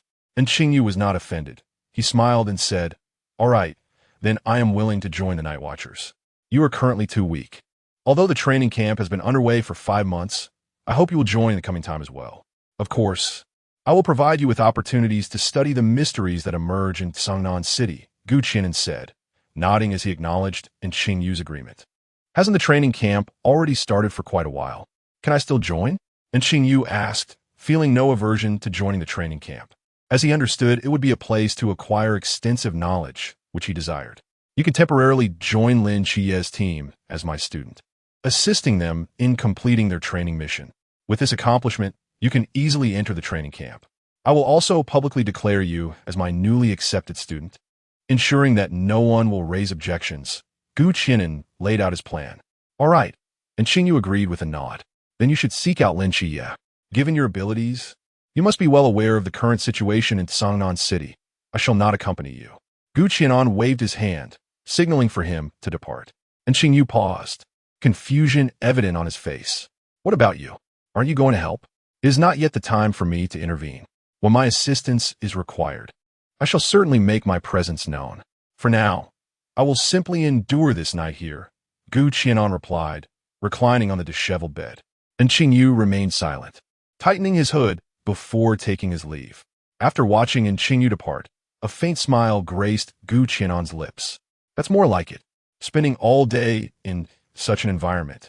It's no wonder he appears so taciturn in the original narrative. Engaging more with others would undoubtedly be beneficial, and I believe that such a life is what he truly yearns for."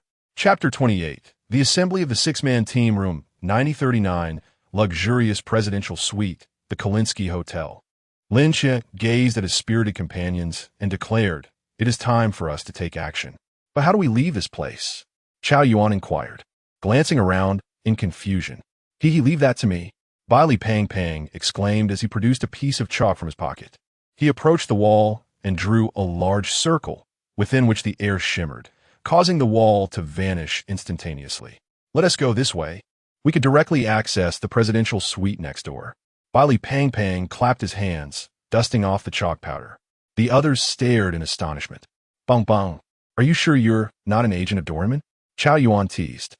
"Hey, I may lack in many areas, but I possess quite a few extraordinary artifacts," Bai Li Pang replied, puffing out his chest proudly. "Enough with the foolishness.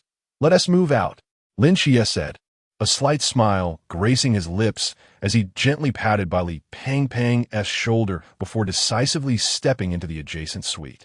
Originally, Lin Qiye had planned to carve out a passage through the wall with a knife, but now that Bai Li Pang had revealed such a remarkable artifact, there was no need to exert unnecessary effort. Subsequently, the rest of the group understood the cue and followed Lin Qiye's lead. They concealed their figures, striving to make not a single sound, and stealthily departed from the Kolinsky Hotel. The group swiftly found a relatively secluded corner nearby to hide, closely monitoring their surroundings as they awaited the opportune moment for their next move. Just then, a figure approached, making their way toward them. Lin Qiye raised an eyebrow, recognizing the familiar face. "Is it you?" "Qiye, it's been a while," and Qingyu said with a shy smile, observing Lin Qiye's astonished expression. "It's you? And Qingyu? What brings you here?" Lin Qiye quickly pulled in Qingyu beside him to avoid revealing their whereabouts. "That is a long story. We can discuss it later. Teacher Gucci sent me to assist you in completing your task," and Qingyu explained his purpose for being there. Teacher Gu. Upon hearing this name, the group was taken aback and relaxed their guard. "Hello, I'm Qingyu. You can simply call me Qingyu. I'm a new student of Teacher Gu," and Qingyu said, scratching his head. "Greetings, I'm Bai Li Tuming. You can call me Pang. I am Qingju. I'm called Mo Li. I am Chao Yuan. Have you awakened your forbidden relic as well?" Lin Qiye inquired with curiosity. "Yes, we'll discuss that later. The people you're waiting for will arrive soon. They are the former night watchmen who escaped from the fasting house. There are 4 of them, and Qingyu shared all the information he had regarding these individuals." The group looked at him in astonishment. "How do you know so much?" Lin Qiye asked, intrigued. "This is my ability. I can freely manipulate the movements of mice and share visual experiences with them, which I refer to as fish species. These fish species have thoroughly monitored all enemies within the city of Songnan." Anqingyu smiled confidently. "Impressive. The ability to share vision is indeed quite convenient." "Qingyu," Chao Yuan chuckled, winking at Anqingyu. The others regarded him with disdain. "Chao, your thoughts are truly base. Let's keep our distance from him." "Qingyu." Bai Li Pang draped an arm around Anqingyu's shoulder, pulling her aside and whispering conspiratorially, "Qingyu, your ability is remarkable. Could you teach me?" Anqingyu paused, then replied earnestly, "Certainly. I developed this skill through dissecting the head of a non-tuo snake demon and analyzing the principles of its characteristics." The lengthy explanation left Bai Li Pang utterly bewildered. Lin Qiye decisively pulled Bai Li Pang away, remarking on his audacity to learn and Anqingyu's willingness to teach. "Well, we can discuss the rest later. Our primary task now is to eliminate the enemy." "Qingyu, how long until they arrive?" "Soon. They will reach here in no more than 10 minutes. "All right then, let the hunt begin. Now that we have escaped the retreat, why must we engage in such a perilous task?" A man carrying 3 swords questioned with confusion. "We owe it to them for allowing us to escape. We must repay this debt," replied the burly man beside him solemnly. A woman with a bow and arrow smiled slightly. "They are merely rookies who have yet to graduate from the training camp. What danger could they possibly pose? Once we complete the task, we can swiftly retreat and lay low for a while." The night watchmen would never expend their efforts on a group of new recruits. That young master from the Bailey family has a bounty of 800 million on the black market. Completing this job will secure us a life free from worry for the rest of our days, chuckled a Mediterranean elder carrying a black box. "All right, you go ahead and activate the Wujia Void. We must not be detected by Team 130 SXS Night Watchman. The time they mentioned is drawing near. The burly man signaled the Mediterranean elder to hurry with the preparations. Understood. The Mediterranean elder set down the black box and retrieved a set of runes, beginning his work. Before long, the surrounding area was enveloped in the Wujia void. I shall take a higher vantage point to lie in wait, the bow-wielding woman declared before leaping to a higher location. Unbeknownst to them, Lin Qiye and his team had been observing their every move from the shadows. Lin Qiye signaled to his team, transforming into a shadow as he pursued the bow-wielding woman. Boom! A violent explosion erupted. The bow-wielding woman fixed her gaze on room 9036. Perplexed. Were they? Why haven't they come down? What she failed to notice was a shadow that had already slipped behind her. As Lin Qiye seized the opportunity, while all eyes were fixated on the exploding floors, he hesitated not a moment to reverse his grip on the hilt of his blade, poised at the woman's throat. With a swift motion, the long knife sliced through, instantly sealing her fate. The woman's pupils dilated in shock, leaving her bewildered until her last breath, unable to comprehend the situation at hand. Under Gu Qian's tutelage, Lin Qiye had learned the art of efficiency. If a single strike could suffice, he would never waste a second. The cacophony of the explosion heralded the commencement of battle. Shen Qingzhu unleashed a wave of air directed at the burly man. Chao Yuan followed closely, enveloped in a menacing aura of dark flames. Unlike his previous impulsive bursts of rage, he had learned, through Gu Qian's guidance, to momentarily harness this power. His speed surged dramatically as he wielded his straight blade, slashing rapidly towards the burly man. The man reacted with remarkable swiftness, evading the strike to the right, yet still caught by the force of the airwave. With a resounding crash, the searing flames engulfed the surroundings, the aftermath of the explosion sending the burly man hurtling away, a mouthful of blood spewing forth as he collided with a nearby wall. The man burdened with 3 blades, however, was far less fortunate. Molly gripped her hilt tightly, ripples of energy manifesting in the air around her as a fierce tremor enveloped her form. Tremor slash, she exclaimed, sweeping her great blade with fervor. The radiant arc infused with the shockwave power aimed directly at the 3-blade man. He barely had time to raise his weapon in a desperate defense, his 3 blades flying from his grasp as his body was rendered numb by the tremor's force. Bailey Pang Pang raised his right hand high, and in the sky, countless golden sword shadows materialized, saturating the heavens with their brilliance. A sly smile graced his lips as he waved his hand downward, invoking the incantation, transform into 3,000, and commanded kill. No sooner had the words escaped his lips than innumerable golden sword shadows surged forth, mercilessly targeting the 3-blade man, granting him no chance for reprisal. Each blade pierced through him in succession, bathing the earth in crimson. Witnessing this, the burly man grasped the gravity of his predicament. His body was severely scorched by flames, a trickle of blood escaping the corner of his mouth as he weakly uttered, "Cough, cough. How did you know we would come here?" Chao Yuan paid no heed to his words as he transformed into a wisp of black flames, sweeping past the burly man. With a sickening thud, the man's head rolled away, and Xingyu approached, adjusting her glasses, and remarked, "The old man outside who activated the boundless void has been dealt with." Thus, the 4-man team of former night watchmen who had escaped from a sanctuary was declared eradicated. Chapter 29, Fierce Battle at the River Border. Lin Qiye leaped down from the rooftop and walked beside them. All dealt with? Naturally, with someone as capable as me. It was a mere trifle. Bai Li, with a look of smug satisfaction, flexed his muscles. Do not underestimate them.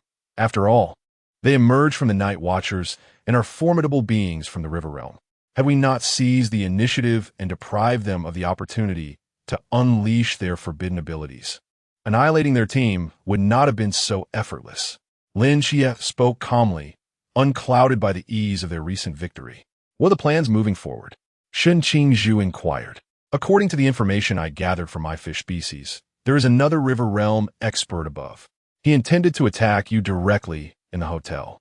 And Xingyu's tone was nonchalant. Such a powerful figure has already made a move? Chao Yuan expressed his confusion.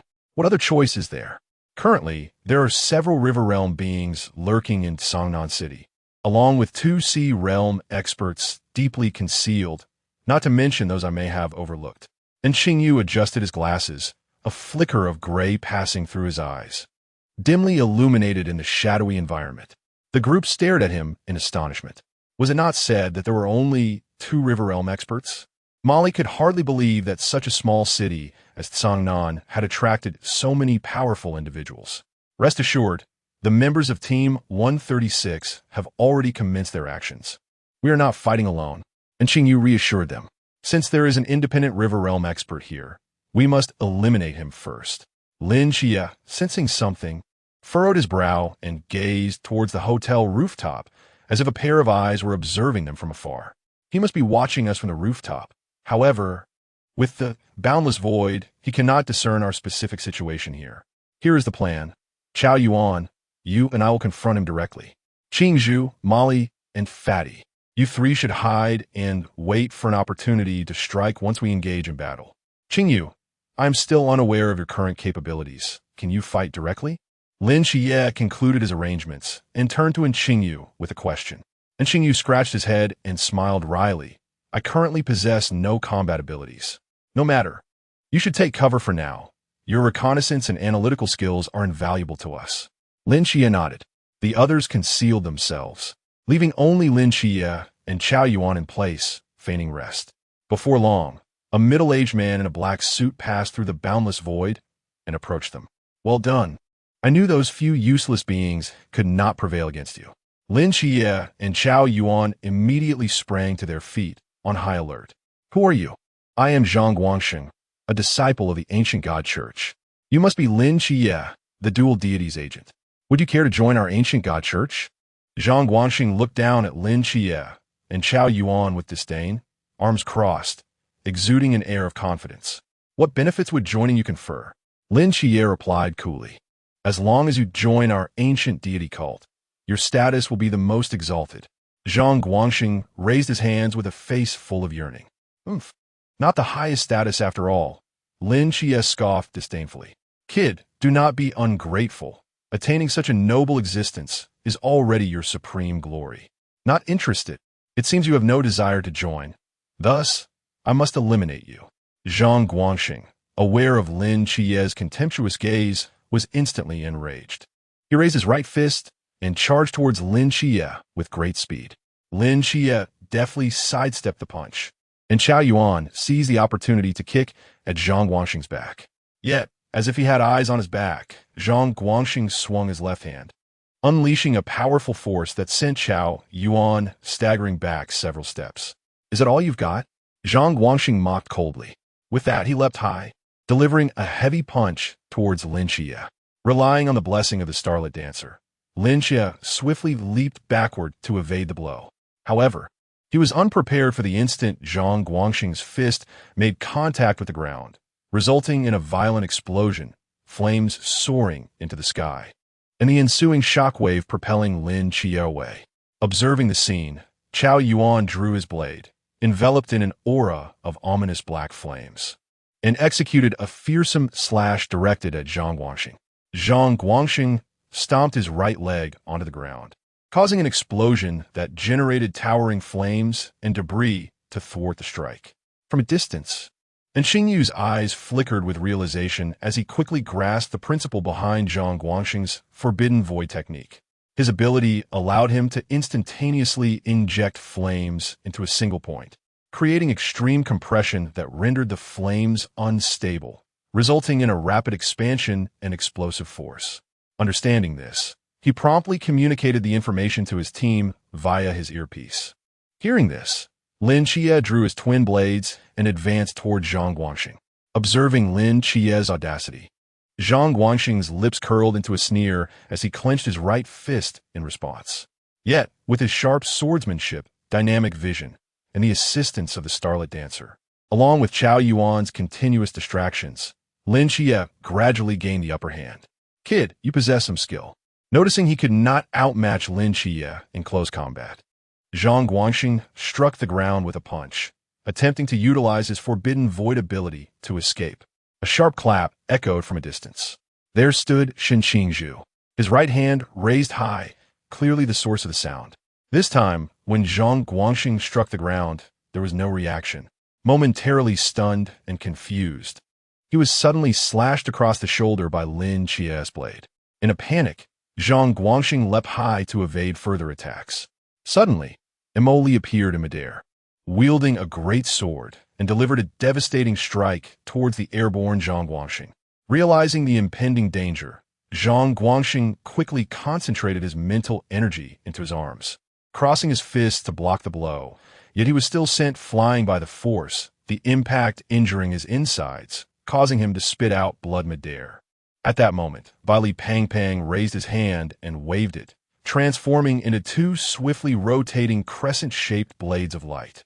They sliced through the air with incredible speed, severing Zhang Guangxing's arms before he could react. With a thunderous crash, Zhang Guangxing fell heavily to the ground. He let out a furious roar, quickly rising to his feet, his gaze fixated on his fallen limbs, his voice laced with profound terror, as if he had already glimpsed his grim fate. A flicker of hatred flashed in his eyes as a torrent of rage ignited within him, compelling him to concentrate all the flames into his own body, intending to use himself as a vessel to take them down with him. "Ha! You dare to play with fire within my mental domain?" Shen Qingzhu, observing the scene, understood his intentions and scoffed disdainfully. Raising her right hand high, she snapped her fingers, extinguishing the raging flames that had yet to be compressed around Zhang Guangxing. Witnessing this, Lin Qiye's eyes shimmered with a pale, golden light, akin to a golden furnace, as a terrifying divine might surge forth. Zhang Guangxing suddenly felt the darkness envelop him, succumbing momentarily to the overwhelming aura. Lin Qiye grasped his twin blades tightly, forming a cross as he struck at Zhang Guangxing's neck. Blood gushed forth from the severed neck, and the head was sent soaring, the headless body collapsing straight down. Lin Qiye slowly exhaled, sheathing his twin blades, a smile gracing his face. Through their seamless cooperation, they had finally subdued the first formidable opponent from the Qi'an realm, yet he would not be the last. Chapter 30. The intent to kill of Lin Qiye near the Kalansky Grand Hotel, within the Wujie Void. A few individuals briefly tidied up the remnants of the chaos before settling down to recuperate. Lin Qiye retrieved a bottle of water from his backpack and took a sip. "Qingyu, where shall we go next? We should ideally seek out those Qi'an realm experts who are operating alone." And Qingyu paused momentarily in her drinking, raising her gaze to Lin Qiye. "Before that, I think we should first pay a visit to your aunt's house." Lin Qiye was taken aback. "What do you mean? The Mad Scorpion mercenaries who vanished 3 years ago have recently been lurking near your aunt's residence. You should be aware of their intentions." And Qingyu spoke calmly.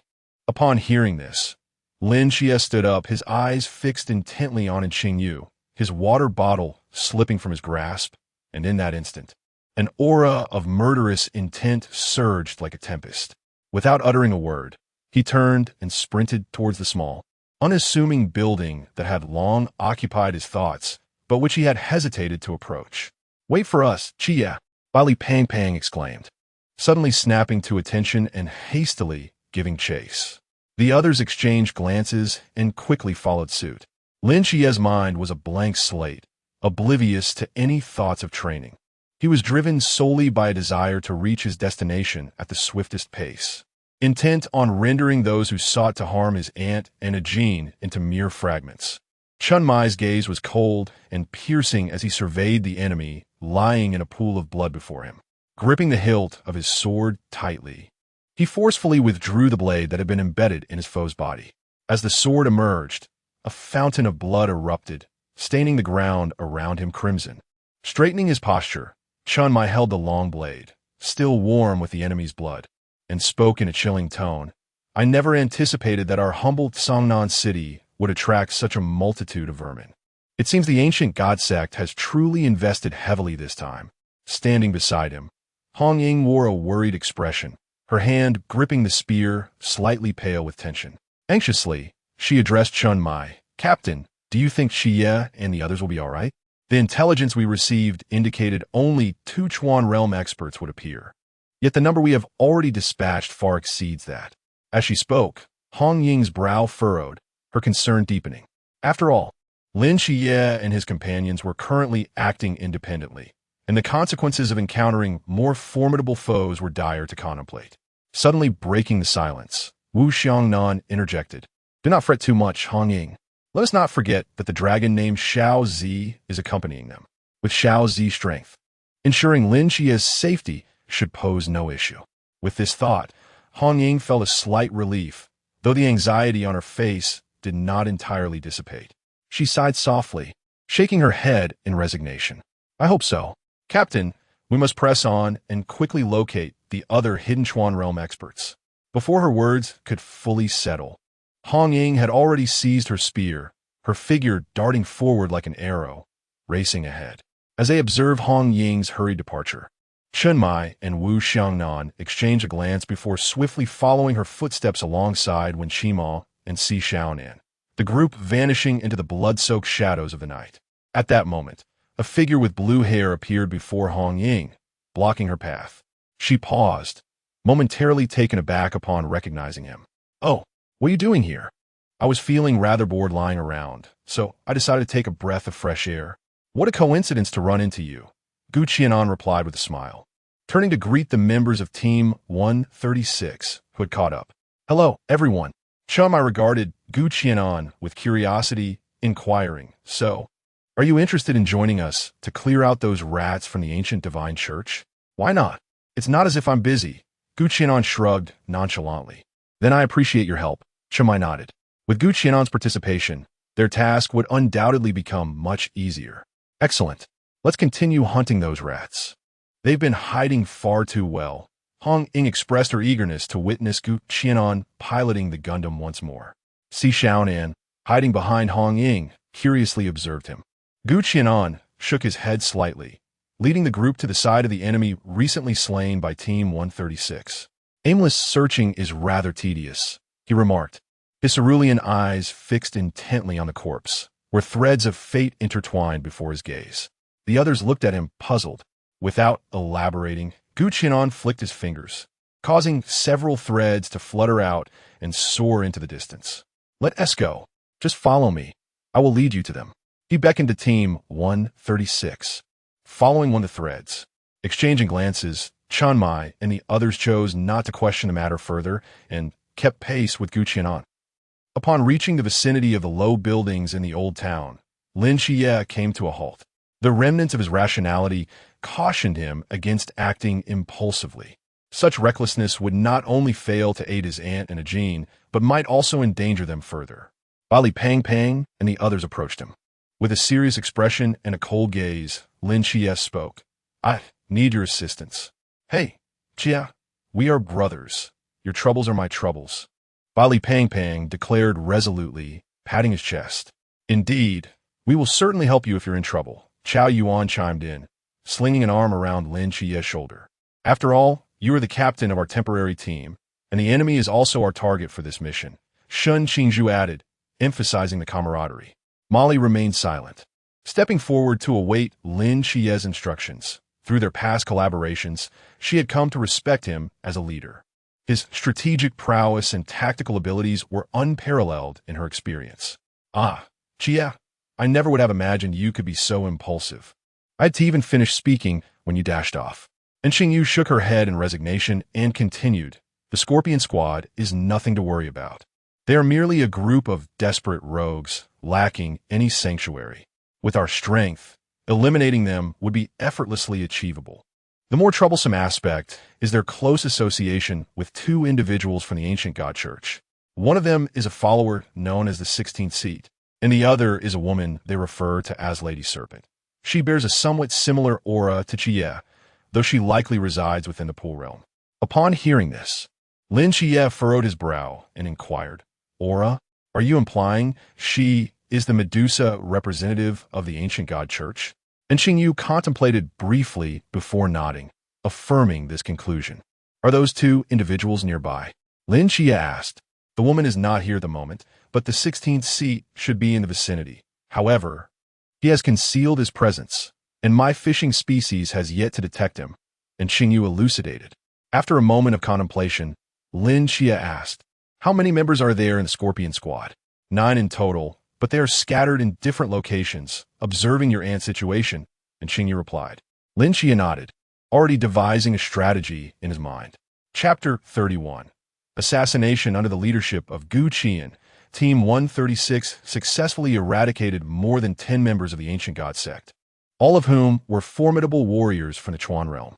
It was the first time they realized just how weak the Qi'an realm truly was. After witnessing Gu Qian silently eliminate the last warrior from this realm, Hong Ying's lips twitched involuntarily.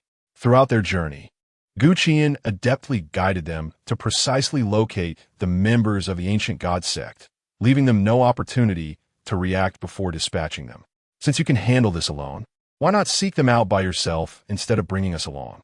When Qima, usually reserved, finally spoke up, clearly perplexed. It's not that I find being alone boring.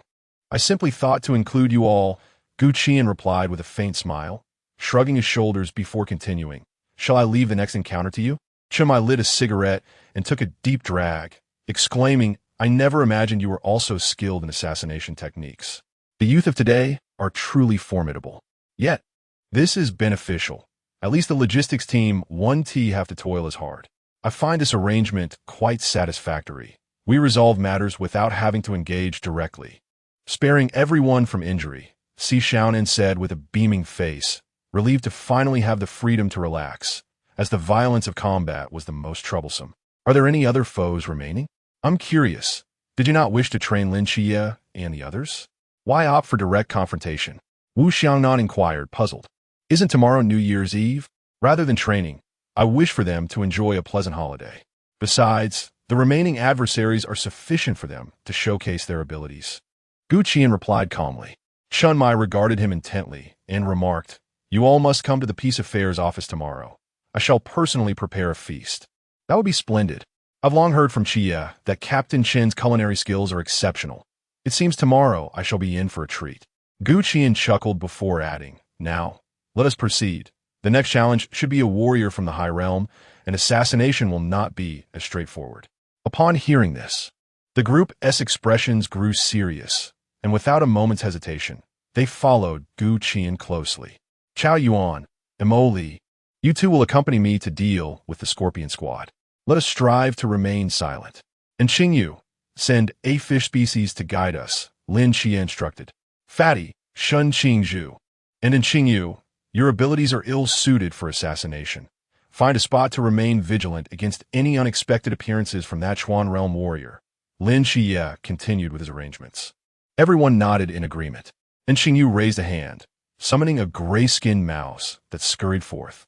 Qiye, just follow it, he instructed. Very well. We shall proceed while you maintain your watch.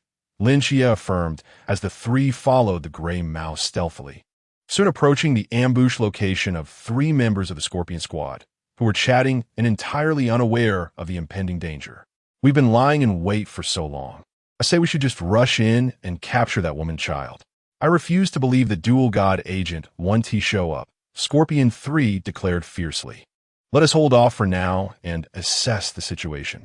We shall follow the boss's orders, Scorpion 4 reassured him. As the lights dimmed and everyone retired for the night, we remained vigilant. Scorpion 6 was equally perplexed. Suddenly, a shadowy figure approached swiftly, exuding an overwhelming aura of malice, and a dagger ferociously sliced through Scorpion 3's throat. Scorpion 4 and Scorpion 6 sensed the impending danger and attempted to retrieve their radios to issue a warning. Lin Qiye raised his hand with a twist, and dark energy surged around them, instantly contorting the radios into twisted shapes. Molly and Chao Yuan swiftly covered their mouths, delivering a lethal blow to their throats. 3. Lin Qiye spoke coldly. You will follow the fish species to the next location. I have discovered 2 snipers lying in ambush nearby. Understood, Chao Yuan nodded, and together with Molly, they trailed after the gray-skinned rat in search of another route. Lin Qiye transformed into a shadow, silently appearing behind Scorpion 9, and with a swift twist of his dagger, he cut through the man's throat, disregarding him as he charged toward the other sniper. Scorpion 8 sensed something amiss and quickly raised his weapon to aim at Lin Qiye, but he found himself unable to pull the trigger. Unbeknownst to him, He had been enveloped by the darkness, powerless to do anything but watch as the blade severed his throat. In the distance, Lin Qiye observed the scene through his scope, a faint smirk gracing his lips. Well done. Lin Qiye concealed himself, vanishing into the shadows. Have you dealt with them? How many? Lin Qiye reappeared beside Chao Yuan and Molly. Yes, 3 in total. Chao Yuan replied. That leaves only the last one. You two should hide. I will take care of the final one. I will create a commotion, and surely, the Chuan Realm's expert will notice something amiss. He'll target me. When he sees me alone, he will undoubtedly strike. Chao Yuan chuckled, understanding the plan. It seemed another ambush was in the works. He departed with Molly. Lin Qiye also communicated his intentions to the others through the earpiece. Received. Lin Qiye's gaze turned icy as he advanced toward the last member of the Mad Scorpion team, following the fish species. Hey, report on the situation over there. Scorpion 1 gripped his radio tightly. Hello, Scorpion 3? Scorpion 9? The lack of response made Scorpion 1's brow furrow with concern. Something must have gone awry. At that moment, a flash of steel sliced through the air, aiming with lightning speed for Scorpion 1's throat. A battle-hardened veteran, he instinctively dodged to the right. However, the strike was too swift and vicious. Although he evaded the fatal blow to his throat, the blade grazed his shoulder, severing his left arm and sending blood splattering to the ground. Ah! Scorpion 1 cried out in agony, but with unwavering willpower, he quickly rose, fixing a fierce glare upon his assailant. You are the dual deity agent Lin Qiye? What has become of my teammates? Lin Qiye regarded him coldly, as if he were merely observing a corpse. Are you referring to those 8 worthless individuals?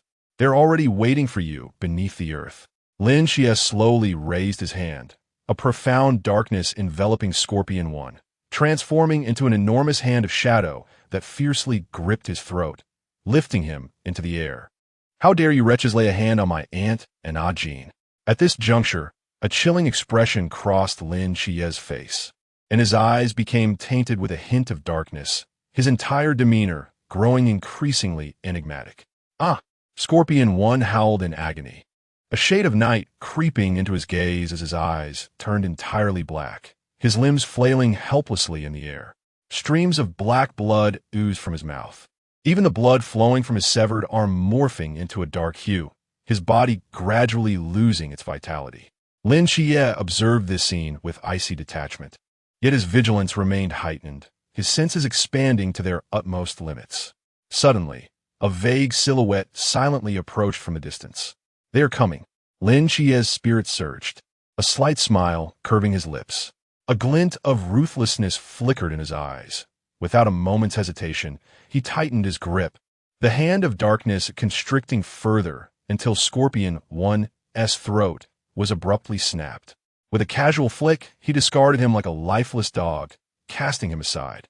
Chapter 32. Confronting Lu Liang treaded through the snow, approaching Lin Qiye step by step, observing the cold gaze of the youth before him. He leisurely lit a cigarette, inhaling deeply before exhaling a plume of smoke with a faint smile. I am Lu Liang, the 16th seat of the ancient divine church. You must be Lin Qiye, the dual deity's agent. I never imagined you would dare to come alone. I was initially contemplating capturing the old man and the young boy inside to force your appearance, he added, gesturing toward a nearby low building. Lin Qiye regarded him with a frosty stare, refraining from excessive words. His grip on the dual blades tightened, turning his hands a ghostly white. Lu Liang, undeterred, scoffed. You possess a modicum of courage, yet I advise you to exercise caution. Do you think I am like those others? I am a Pichuan realm warrior, nearing the high realm. At last, Lin Qiye spoke, his voice as frigid as the snow beneath their feet. And what of it? Lu Liang erupted into laughter. Such arrogance. Today, you shall learn what it means to face a Chuan realm master. With that, he vanished in a flash. Lin Qiye's eyes sharpened, leveraging his extraordinary dynamic vision. He anticipated Lu Liang's attack direction, crossing his blades before him. Clang! Lu Liang's fist struck forcefully against the blades, the overwhelming impact sending Lin Qiye sliding backwards for several paces. Yet, Lin Qiye quickly regained his footing, propelled by the enhancement of Starry Night Dancer. and surged forward towards Lu Yang. The two engaged in a fierce battle, snowflakes scattering in their wake. Lu Yang, astonished internally, realized that the youth he had presumed would be easily subdued was proving to be a formidable opponent. Resolving to escalate the confrontation, he waved his hands, summoning vines that rapidly expanded in the air, ensnaring Lin Qiye. Startled, Lin Qiye swiftly retreated, wielding his blades in a flurry to sever the encroaching vines. However, their growth outpaced his strikes. Just as Lin Qiye was on the verge of being ensnared, a blade imbued with sinister black flames sliced through the nearest vines, igniting them in a conflagration of scorching heat that swiftly carbonized the tendrils. Lu Yang hastily retreated, severing his connection with the vines. His vigilance heightened as he regarded the newcomer. Years of caution urged him to flee, for he faced a dual deity's agent, a fire-based adversary who could counter his abilities. Without hesitation, Lu Yang leapt backwards to escape. At that moment, an air cannon surged towards him, forcing him back. Taken aback, he exclaimed, "There are others?" The air cannon detonated behind him, the explosion's flames sweeping outward, the shockwave causing his garments to flutter ominously. Witnessing this, Lin Qiye swiftly pressed his earpiece, halting the eager movements of Li Pang Pang and Moli. And Qingyu, observing the confusion on Li Pang Pang and Moli's faces, explained, "This follower of the ancient divine church appears quite cautious. When he is at Threecha Realm, he believes there is still a chance to escape. At this moment, all we need to do is engage him in combat. If we all rush at once, he will realize that escape is futile and will fight us desperately. A fierce explosion from a half-step sea realm could potentially inflict severe damage on us, even leading to fatalities." As Lu Yang observed the three encroaching figures, alarm bells rang in his mind, leaving him with but one thought: to flee, to escape this place, and regroup with Miss Serpent Woman before devising a new plan. He slammed his hands onto the ground, causing countless vines to burst forth, entwining towards Lin Qiye and his companions. Chao Yuan gripped his straight blade tightly, a surge of malevolence and black flames erupting around him. A flicker of madness flashed in his eyes as he charged towards Lu Yang, incinerating the vines in his path with searing heat. "Damn it, this fellow's forbidden domain is severely restricting me," Lu Yang thought bitterly.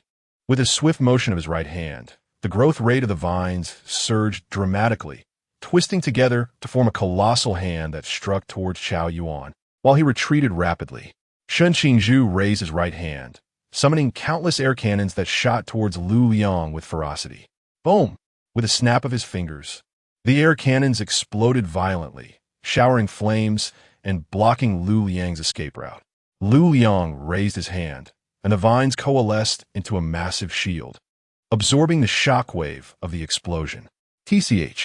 Shen Qingzhu's mind raced as he manipulated the hydrogen and oxygen in the air, directing them towards Lu Yang. Upon encountering nearby flames, the fire surged dramatically, enveloping Lu Yang in a towering inferno. What the hell? Why is everyone playing with fire? Lu Yang reluctantly halted his retreat, amplifying his mental output as the giant shield expanded, creating a barrier against the approaching flames. However, at that moment, Lin Qiye had already caught up, his dual blades dancing in rapid succession as he launched an assault on Lu Yang. Lu Yang entwined his hands with the vines, engaging in a fierce clash with Lin Qiye.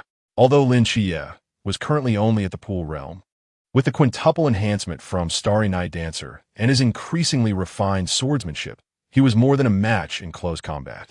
Lu Yang's forbidden domain was not suited for aggressive assaults, yet his defensive strength and vitality were not easily overwhelmed by mere pool realm opponents. Had it not been for Chao Yuan and Shen Qingzhu's fire abilities restraining him, their current situation would not have been nearly as manageable. They likely would have already been ensnared by the opponent's vines. Lin Qiye continuously wielded his dual blades, contemplating his strategy. This cannot continue. Although my mental and physical recovery has significantly improved thanks to Starry Night Dancer, allowing me to persist, Chao Yuan and Qingzhu's mental reserves have been depleted after continuous battles. Once their mental energy is exhausted, we will be like lambs awaiting slaughter on the chopping block. Lin Qiye's gaze sharpened. He suddenly retracted his blades. channeling all his strength into his right foot. With the assistance of Starry Night Dancer, he leapt high, spinning in the air as his dual blades gleamed with a chilling radiance, descending toward Liu Yang's head. Liu Yang's eyes widened in alarm, hurriedly crossing his arms to defend himself. Crack! A sharp sound echoed as the vines on Liu Yang's arm shattered. Concurrently, Chao Yuan seized the moment, evading the onslaught of the colossal vine hands. Unbeknownst to everyone, the madness in Chao Yuan's eyes intensified. Roar! Chao Yuan let out a fierce roar, and the dark aura surrounding him surged skyward, transforming into a humanoid cloak that enveloped him. He laughed maniacally, his demeanor far from the calmness he initially exuded, as he charged towards Liang. Observing this unsettling transformation, Lin Qiye swiftly withdrew. What in the world is this creature?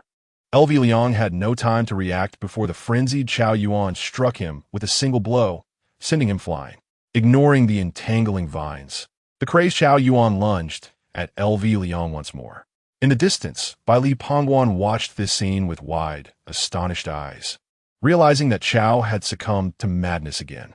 Unbeknownst to him, beside him, Xingyu wore a grave expression, pressing down on her earpiece and speaking in a serious tone.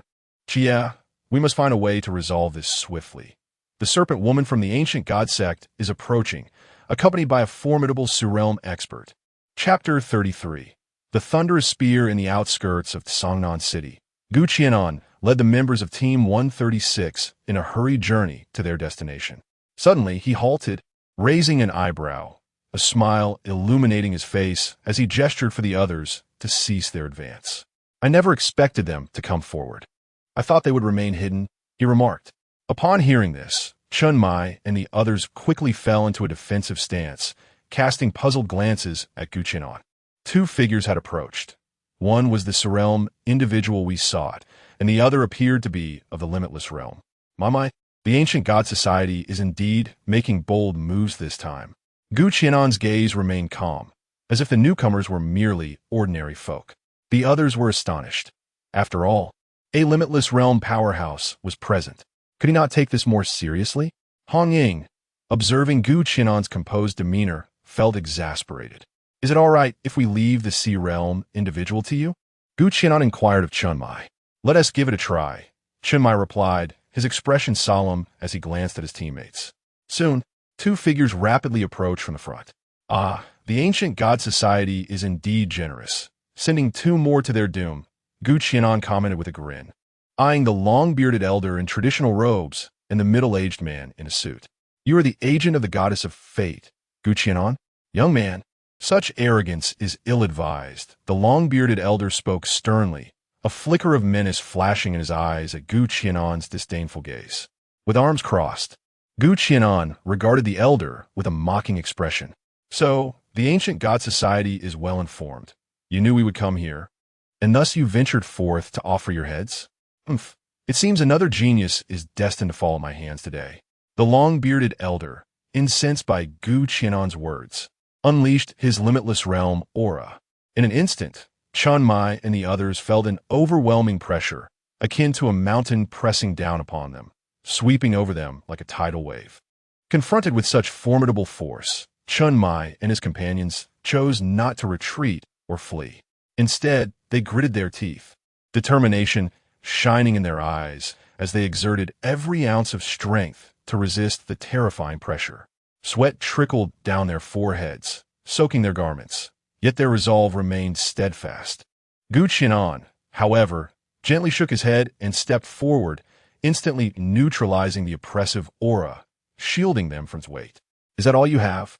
He tilted his head, his tone calm, yet brimming with confidence. The long-bearded elder snorted coldly, golden lightning flickering in his eyes as boundless thunderclouds roiled in the sky. Chun Mai and the others retreated swiftly, their faces etched with gravity as they beheld the unfolding scene. Is this the might of the limitless realm? It can even alter the weather. Hong Ying murmured. What a terrifying display of power, Wen Qima said, furrowing his brow as he gazed at the sky. This is the Forbidden Ruin Series 086, Thunder Fury. It's an extremely hazardous Forbidden Ruin, and this pressure is nearing the Klein realm, Wu Xiangnan spoke gravely. Si Xiaonan looked ahead at Gu Qianan. Concern etched on her face as she wondered if he could indeed prevail against such an opponent. Instead of worrying about him, perhaps it would be wiser to concern oneself with one's own safety, remarked the middle-aged man in a suit with a cold smile, as he transformed into a shadowy figure and charged towards them. Chunmai snorted softly, gripping his twin blades tightly as he advanced to meet the threat. A resounding crash reverberated, the aftermath of their collision sweeping through the surroundings like a tempest. The crimson spear was flung forth, enveloped in a fiery rose hue. As its wielder leaped into the air, trailing a long, vibrant tail of flame towards the suited man. When Shimal was not idle either, he formed seals with his hands, and a flurry of runes emerged, soaring towards the battlefield to disrupt the actions of the middle-aged man. With a wave of her delicate hand, Si Xiaonan enveloped her teammates in a soft, ethereal light. The members of Team 136, relying on their harmonious cooperation, stood firm against the suited man, maintaining their ground amidst the intensifying battle. Facing the imposing presence of the elderly man with a long beard, Gu Qianan's expression remained unchanged, his tone flat. "It appears your ancient cult has not adequately prepared, daring to summon thunder in my presence?" As he spoke, his azure eyes gradually transformed into a crimson hue, gazing at the raging lightning in the sky with a slight smirk. The elderly man, observing Gu Qianan's demeanor, felt a surge of anger. Raising his right hand high, he gestured downward, and in an instant, the lightning in the sky descended upon Gu Qianan with the force of a tempest. Gu Qianan's right eye narrowed slightly, as the surging lightning in the sky gathered as if summoned by a sovereign. Before long, a spear of 100 meters materialized, its terrifying might casting a shadow over the battlefield, endless lightning coursing along its shaft. As the spear took form, silence enveloped the battlefield, the sheer pressure rendering everyone breathless. The elderly man's eyes widened in horror, disbelief flooding his expression. "Why? This is impossible. It was I who summoned the thunder. How could it heed your command?" Gu Qianan sneered disdainfully, responding coolly, "Thus, it seems your studies were insufficient. Remember to complete your assignments before returning." "Oh, I apologize. I forgot there would be no next time." Without a moment's hesitation, he raised his hand and gently waved it. "Kill." At once, the colossal thunder spear, as if receiving a royal decree, locked onto the elderly man's form with terrifying intensity. "No, it's impossible," the elderly man bellowed, raising his hands as golden lightning erupted forth, attempting to block the advance of the thunder spear. Yet it was in vain. The golden lightning only served to amplify the spear's might. The thunder spear shot forth in an explosive burst, reverberating with a cacophony along its path. The elderly man had no time to react, his eyes wide with fear as he beheld the thunder spear approaching. With a deafening roar, the terrifying sound of the thunderstorm echoed throughout Songnan City, the lightning detonating and instantly vaporizing the elderly man, leaving not a trace behind. The surroundings illuminated as bright as day, the rampant lightning blinding the onlookers. When the brilliance of the lightning finally faded, a massive pit lay before them, a testament to the devastation wrought. The members of Team 136 collectively swallowed hard, their expressions frozen in bewilderment. Sensing the precariousness of his situation, the man in the suit attempted to escape while the attention of the others was diverted. Gu Qianan turned to glance at the fleeing figure, raised his right hand, and a cerulean glow enveloped him. The radiance coalesced into ethereal chains of azure light, which swiftly ensnared the man in the suit, binding him tightly. Gu Qianan approached the restrained figure, crouching before him, and taunted, "Is this all the capability your ancient cult possesses?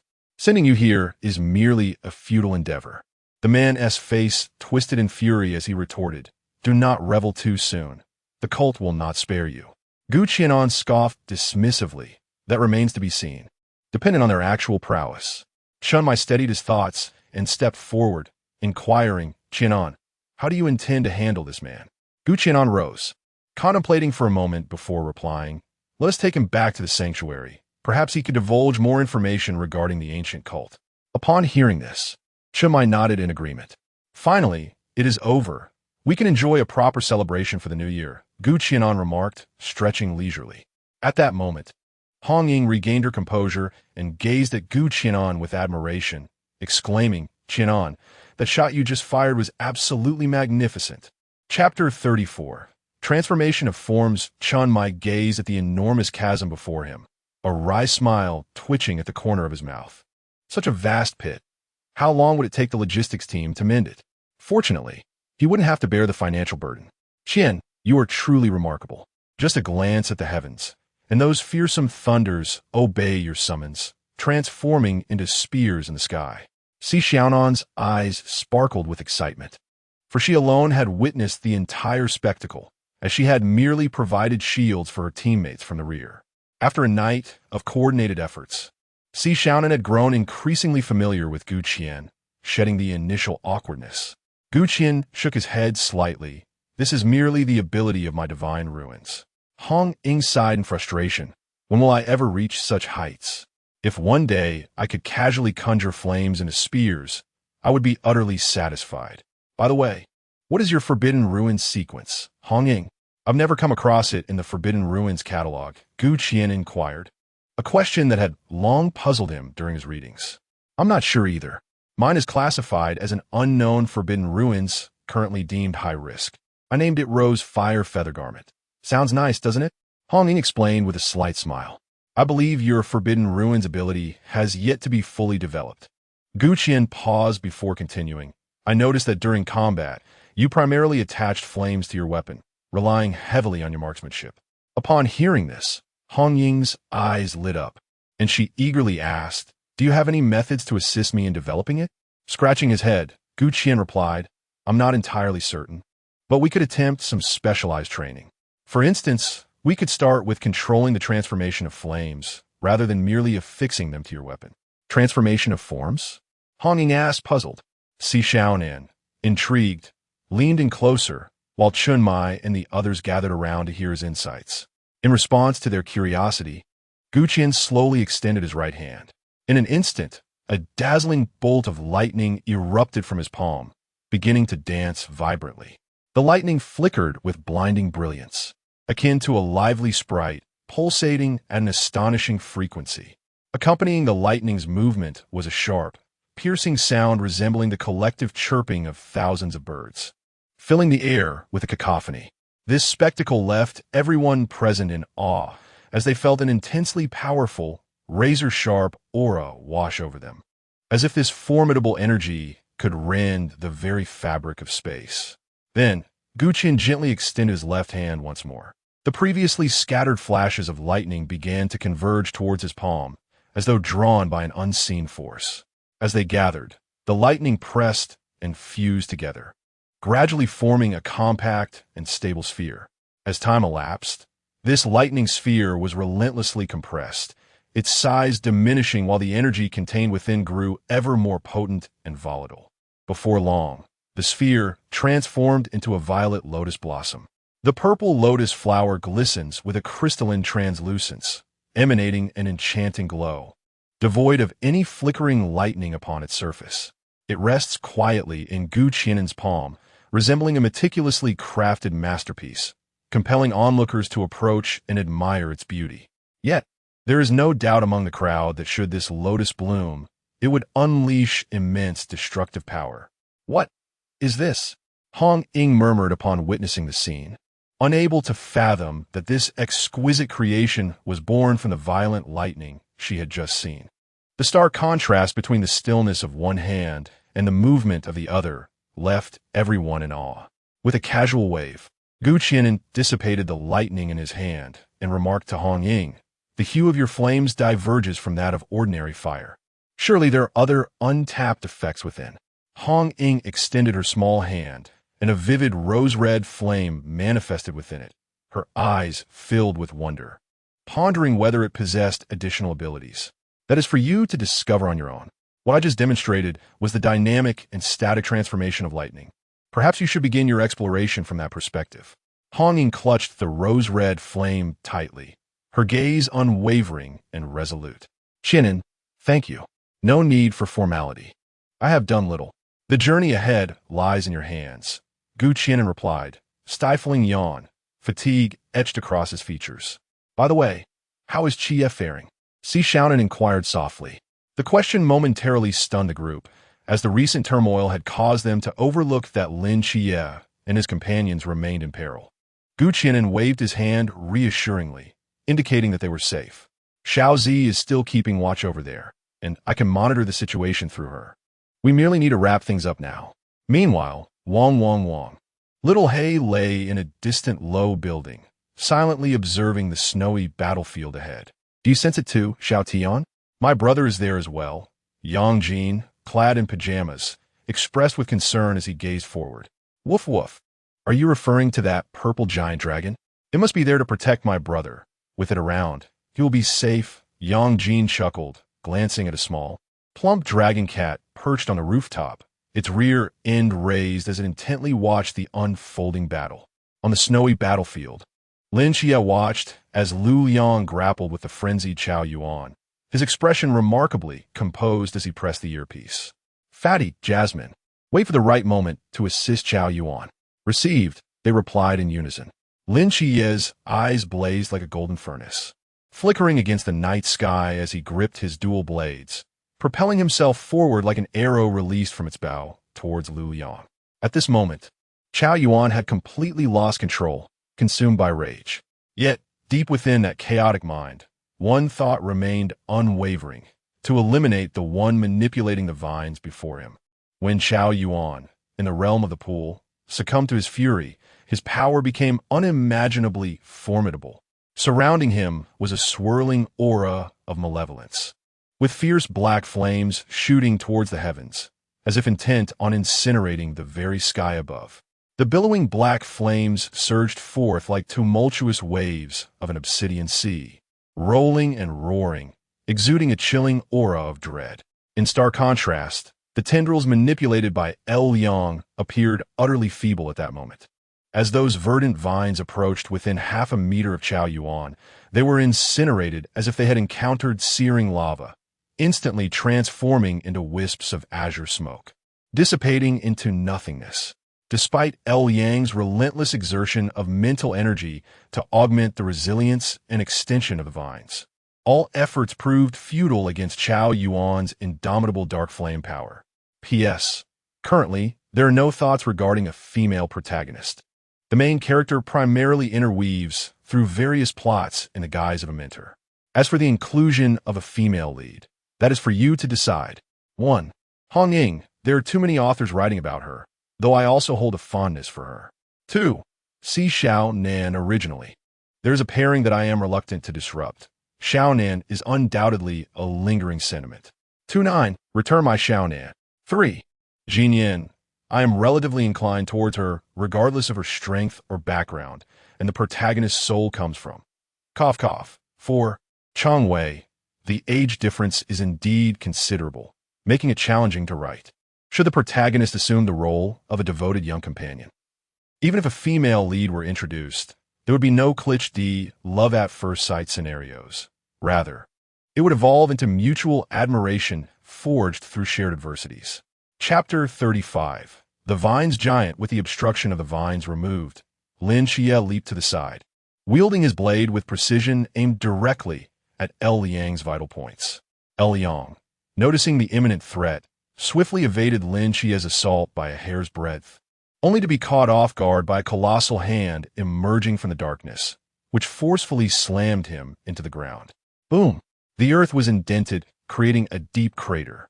Yang staggered to his feet, blood spilling from his mouth, glistening with a hint of dark radiance. Despite his inherently cautious nature, he was no pushover. He recognized that this time, he was cornered, and the pain ignited a ferocious resolve within him. You have forced my hand, Yang bellowed, his voice reverberating with fury as he swung his arms violently. Countless vines surged from the surrounding snow, with some lashing out towards his adversaries while others coalesced around him. In an instant, a colossal vines giant materialized, its blood-red eyes surveying Lin Qiye and the others, before its massive hand descended upon Lin Qiye. Startled, Lin Qiye instinctively retreated. Boom! Snow erupted into the air, revealing a gigantic palm imprint on the ground. Cold sweat trickled down Lin Qiye's brow. Had he hesitated for even a moment longer, he would have surely met a grim fate. He. Meanwhile, the madman Xiao Yuan, undeterred by the chaos, charged at El Liang, enveloped in an endless tempest of malevolent flames. The high temperatures rapidly ignited the vines, yet their growth rate was alarmingly abnormal, sprouting forth anew before the flames could consume them entirely. Lin Qiye raised his gaze and, through his heightened perception, discerned that El Liang was ensconced within the head of the vine's giant, his skin gradually dimming and aging, while strands of white hair emerged from his once dark locks. He was evidently exhausting his own life force. No wonder such formidable effects manifested. The malevolent black flames did not affect El Liang. Rather, they became instruments of his wrath. A torrent of fist shadows, infused with dark energy, surged towards the group. Sensing the peril, Lin Qiye relied on his extraordinary dynamic vision to evade the onslaught. One of the fist shadows barreled towards Shun Qingzhu, who barely managed to conjure an air shield just in time, only to be sent flying. Qingzhu! Lin Qiye gritted his teeth, propelled by the enhanced speed granted by the Starry Night Dancer. He vaulted into action, cradling Shun Qingzhu as he descended. "Are you all right?" "I'm fine, but how has he suddenly grown so powerful?" Shun Qingzhu inquired, bewildered. "He is sacrificing his life force. We must simply delay him," Lin Qiye replied gravely, his eyes fixed on the frenzied Qiao Yuan, who was repeatedly sent hurtling away. "Is he going to be okay?" He asked in a frenzied state, making it difficult to break him down. "For now, we can only rely on him to hold the line." Shun Qingzhu's eyes widened in disbelief as he looked at Lin Qiye. "Is this what you call holding the line? Are you sure it isn't just a one-sided beating?" "Cough, cough. It's all the same." Lin Qiye awkwardly coughed. Suddenly, a fierce wind howled around them. A tempest infused with thunder wreaked havoc across the battlefield, swirling the snow and crashing against the vine's giant. The colossal figure stumbled back, momentarily disoriented by the force of the gale. "Hif, hif, hif. Ahem. Hif, hif." The frenzied Qiao Yuan seized this opportunity to catch his breath. The malevolent dark flames surrounding him significantly dimmed. "My goodness, is it truly this formidable?" In the distance, Bai Li, portly and robust, hoisted a broom on his shoulder, his eyes wide in astonishment at the unfolding scene. "Fool! That is a vine. How could your wind and thunder possibly be effective?" remarked Li, rolling her eyes in disdain at him. Bai Li scratched his head, offering an awkward chuckle. Huh, is that so?" With that, he stowed the broom back into his pocket and drew forth a magnificent golden sword. Raising it high, one transforms into 3,000. Countless sword shadows diverged, densely blanketing the sky, coalescing into a dragon of sword energy that roared as it surged towards the vine giant. Clang, clang, clang. Where the sword energy dragon passed, innumerable vines were severed. Yet an unceasing flow of vines continued to sprout forth. Lin Qiye furrowed his brow, contemplating a strategy. At that moment, Qingyu approached him, her eyes shimmering with a gray light, fixated intently on the vine giant. Its weakness lies in the throat, where its mental energy converges. If we can sever that, its mental power will no longer reach its limbs. The others received this information through their earpieces. Lin Qiye glanced at the frenzied Qiao Yuan, who had been sent flying once more, and without hesitation, transformed into a shadow, darting towards the vine giant. Swiftly evading the incoming colossal fist, he ascended along the giant's arm towards its head. Li's gaze sharpened, and she called out, "Fatty!" Then she propelled herself off the ground, leaping high towards the vine giant. Understanding her intent, Bai Li grinned widely as the shaking light at his chest transformed into a radiant halo, perfectly positioned beneath the descending Li.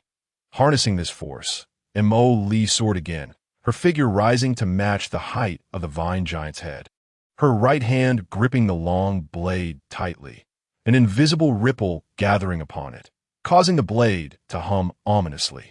Sensing the danger, Lu Yang raised his right hand to strike at Li.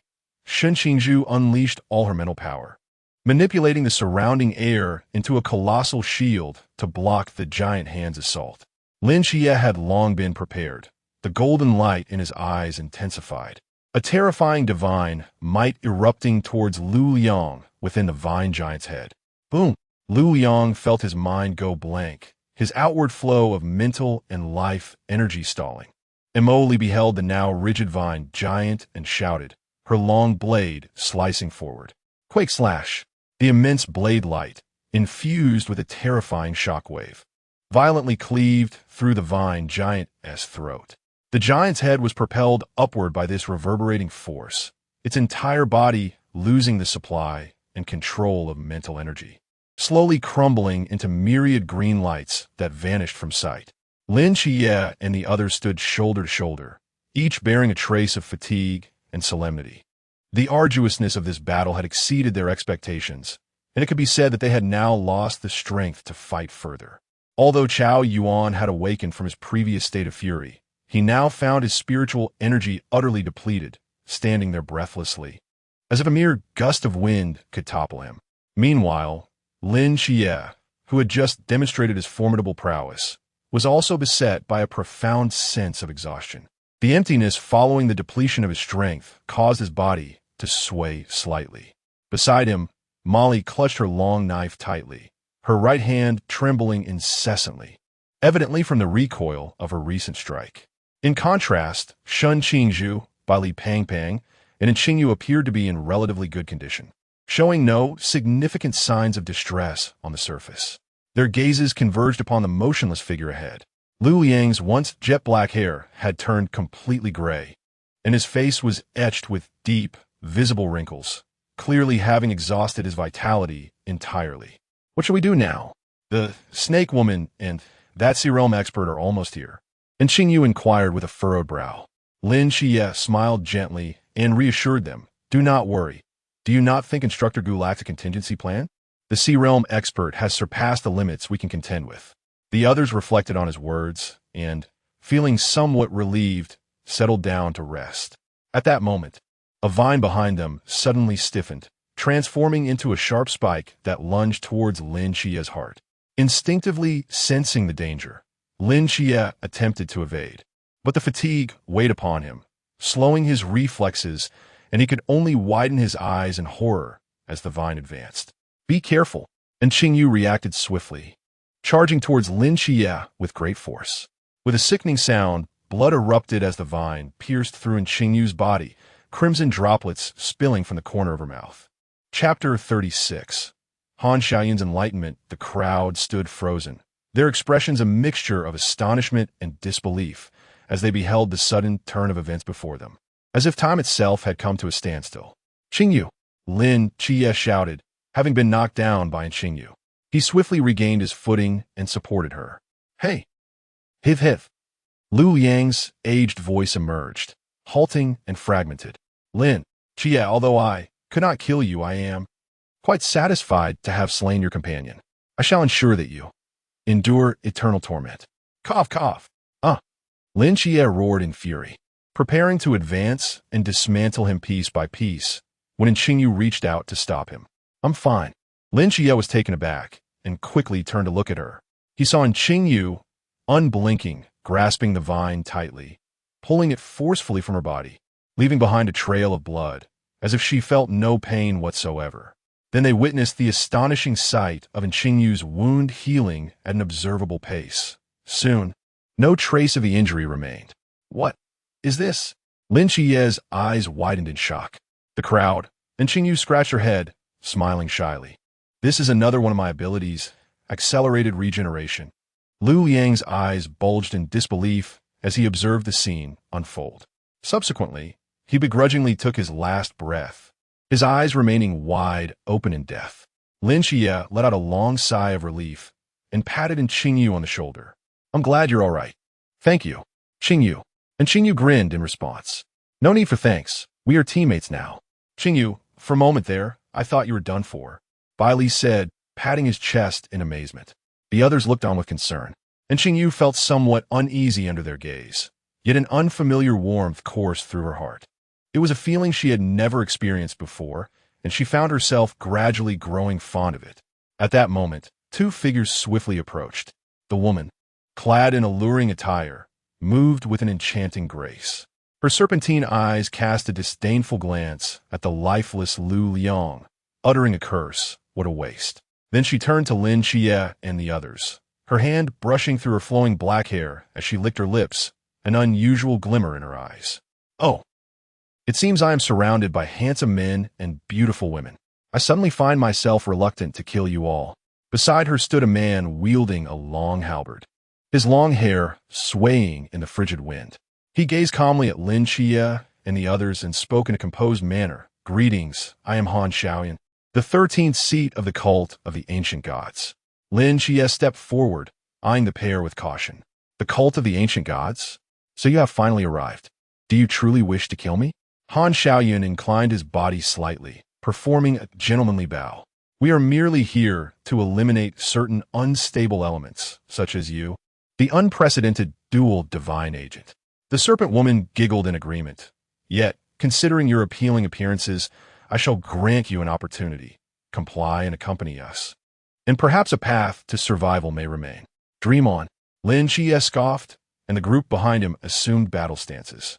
Han Xiaoyan gently shook his head, declaring, My objective is solely you. The others should depart now. I shall not impose any difficulties upon you. There is no need for unnecessary sacrifice. As he spoke, he slowly drew his long spear from his back. Exchanging glances, the others smiled, showing no intention of leaving. Bai Li, the chubby one, even made a silly face at them. The serpent woman's expression turned icy. You are courting death, she exclaimed, stepping forward to eliminate the insufferable chubby one. Han Xiaoyan intervened, observing their demeanor, and calmly remarked, It seems you possess some form of assurance. However, that instructor Gu, along with Team 136, has been momentarily delayed. And Instructor Yuan remains within the training camp. Even if the others arrive, it will be of no consequence. Clearly, you are well informed about us, which lends you such confidence.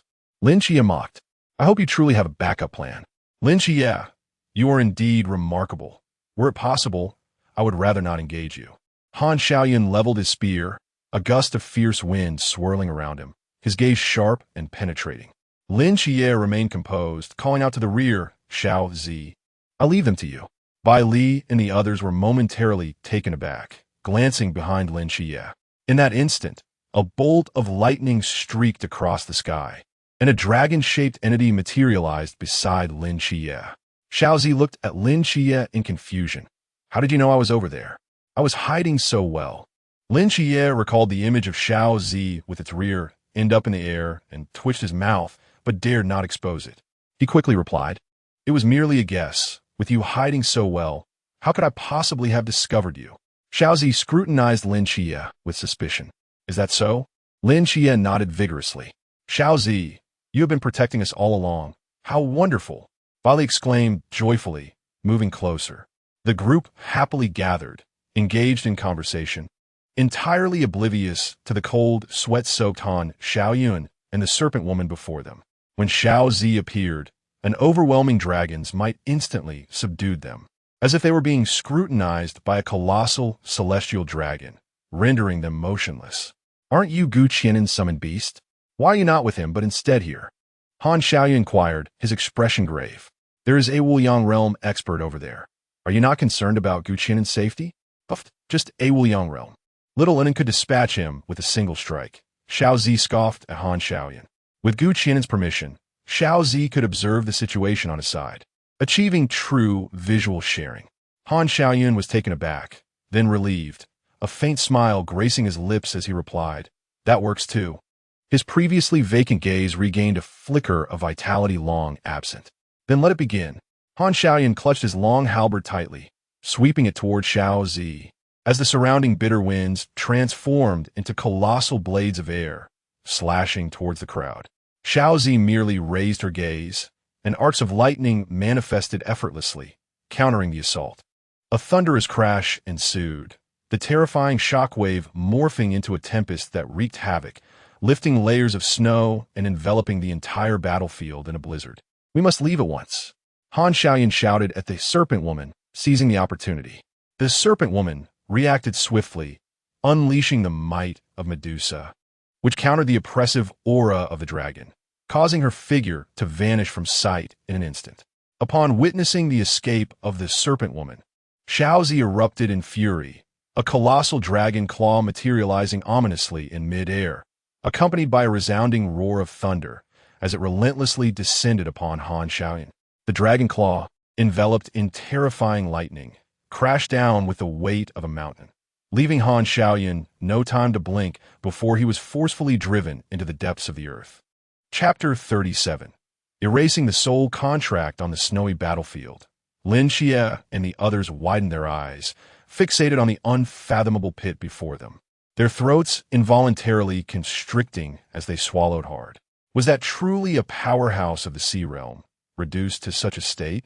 Recalling the moments spent training with Xiaozi, they suddenly realized that during those times, Xiaozi had merely been toying with them. Her true strength far exceeded their wildest imaginations. Xiaozi let out a cold huff, arms crossed, her expression radiating an air of pride. Had it not been for Xiao Hunin's explicit instruction to spare your life, that last strike would have undoubtedly turned you into mere pulp. From within the deep pit, Han Xiaoyun gradually rose to his feet. Devoid of the gentlemanly demeanor he once possessed, his body was charred and in disarray, blood seeping from his wounds. Cough, cough. You should not have held back just now. A violent fit of coughing emerged from his lips. Despite his grievous injuries, his tone remained remarkably composed, as if the pain he endured was of no consequence. Han Xiaoyan unleashed his mental energy, summoning a howling tempest that roared like a ferocious beast. The furious winds lifted the injured Han Xiaoyan high into the air, his body teetering precariously, yet his gaze remained unwaveringly resolute. Now, prepare to witness the true essence of the great wind calamity. I hope you can withstand it. Otherwise, this city shall face a genuine tempest, a force that commands the majesty of nature itself. As he spoke, he joined his hands together, and a deep blue eye of the storm began to coalesce in his palms. Observing this phenomenon, Xiaozi's countenance shifted to one of gravity. Although this force posed no threat to her, it could wreak havoc upon the environment. Such was the might of nature, nearly insurmountable by human effort. It seems the only option is to eliminate him, Xiaozi thought, her expression hardening. Drawing a deep breath, she began to emanate a purple lightning aura. Just as she was on the verge of transforming into her true dragon form, a sharp, crisp snap of fingers echoed through the air. Using airflow before me, Shun Qingzhu raised her right hand, her gaze locked onto the swelling eye of the storm, speaking coldly. In an instant, the wind eye that should have been suspended in Han Xiaoyun's hands vanished without a trace. Han Xiaoyun was taken aback, his face a mask of shock as he turned towards Shun Qingzhu, realization dawning upon him. So this is Qi Min? Thank you. Otherwise, I would have accrued even more sins. Deprived of the wind support, Han Xiaoyun plummeted rapidly, crashing heavily into the snow, a mouthful of blood erupting forth, further exacerbating his already battered body, leaving him in a more lamentable state. Despite enduring such immense agony and injury, Han Xiaoyan displayed not a shred of fear or despair. He struggled to lift his head, gazing up at the vast expanse of the night sky above. The night sky twinkled with a multitude of stars, reminiscent of the gentle figure of the blue-clad woman residing in his heart, her eyes sparkling with warmth and tenderness as they gazed upon him. A faint smile gradually appeared on Han Xiaoyun's face, imbued with boundless affection and longing. He whispered softly, "Qing, I have finally come to accompany you. After 5 years, I am late." His tone was laden with profound guilt and nostalgia. "What's this? Do you wish to perish?" An unexpected voice pierced through the stillness.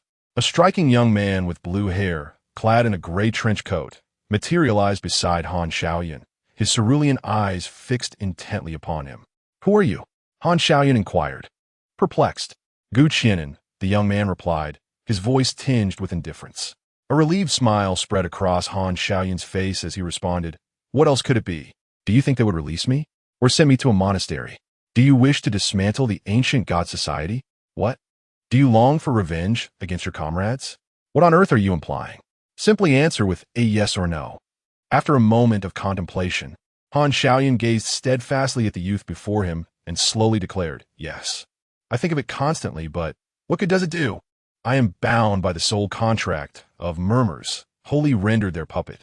Very well, I can assist you in erasing that contract. But you must remain as an undercover agent within the ancient god society. Whether you achieve your revenge will depend on your own resolve. Gu Qian's demeanor was calm, as if discussing a matter of little consequence. You can help me erase the soul contract? Han Xiaoyun's eyes shone with fervor as he regarded Gu Qian. Without further elaboration, Gu Qian's pupils transformed into a crimson hue, the hexagram pattern in his eyes emanating a blinding radiance. A formidable mental force surging into the depths of Han Xiaoyun's mind. Under the overwhelming impact of Gu Qian's immense mental prowess, Han Xiaoyun experienced a sharp, excruciating pain in his head, yet soon the suffocating sensation of bondage from his soul began to dissipate. He could feel the soul contract gradually being erased.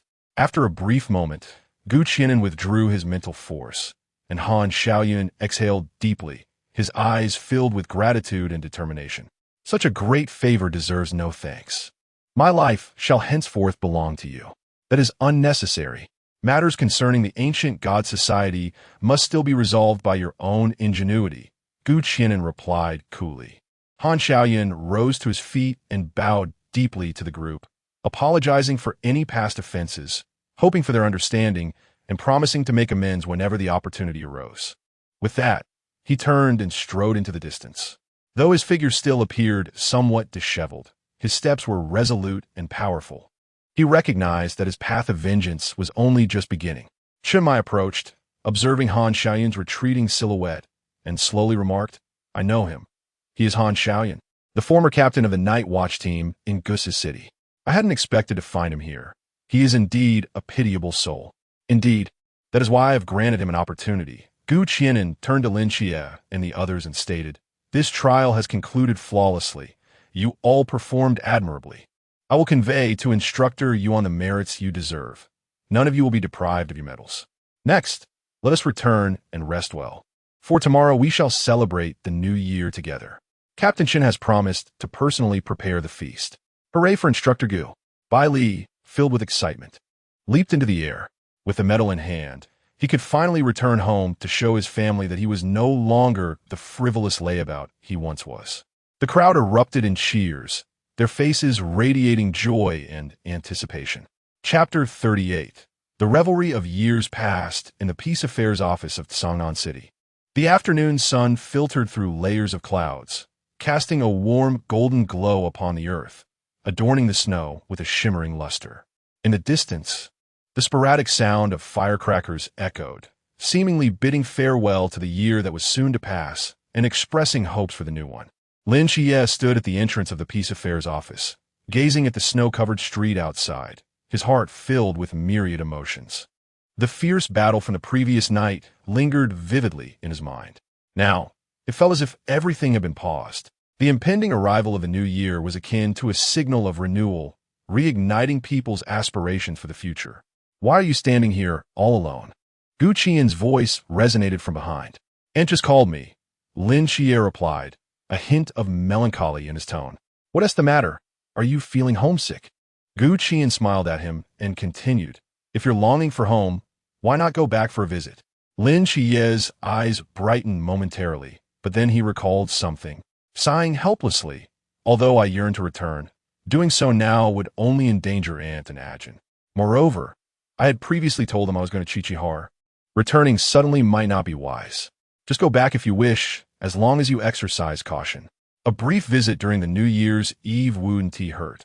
Otherwise, you might regret it in the future, Gu Qian said, patting Lin Qiye's shoulder with significant intent.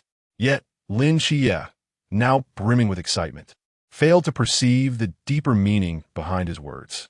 Brother, can I really go? He asked. Yes, go ahead. I will ensure everything is taken care of, Gu Qian chuckled, gesturing for him to proceed. Thank you, brother. I'll head back now. Please let Captain Shun and the others know that I will return after the New Year's Eve dinner. Lin Qiye exclaimed before hurriedly departing.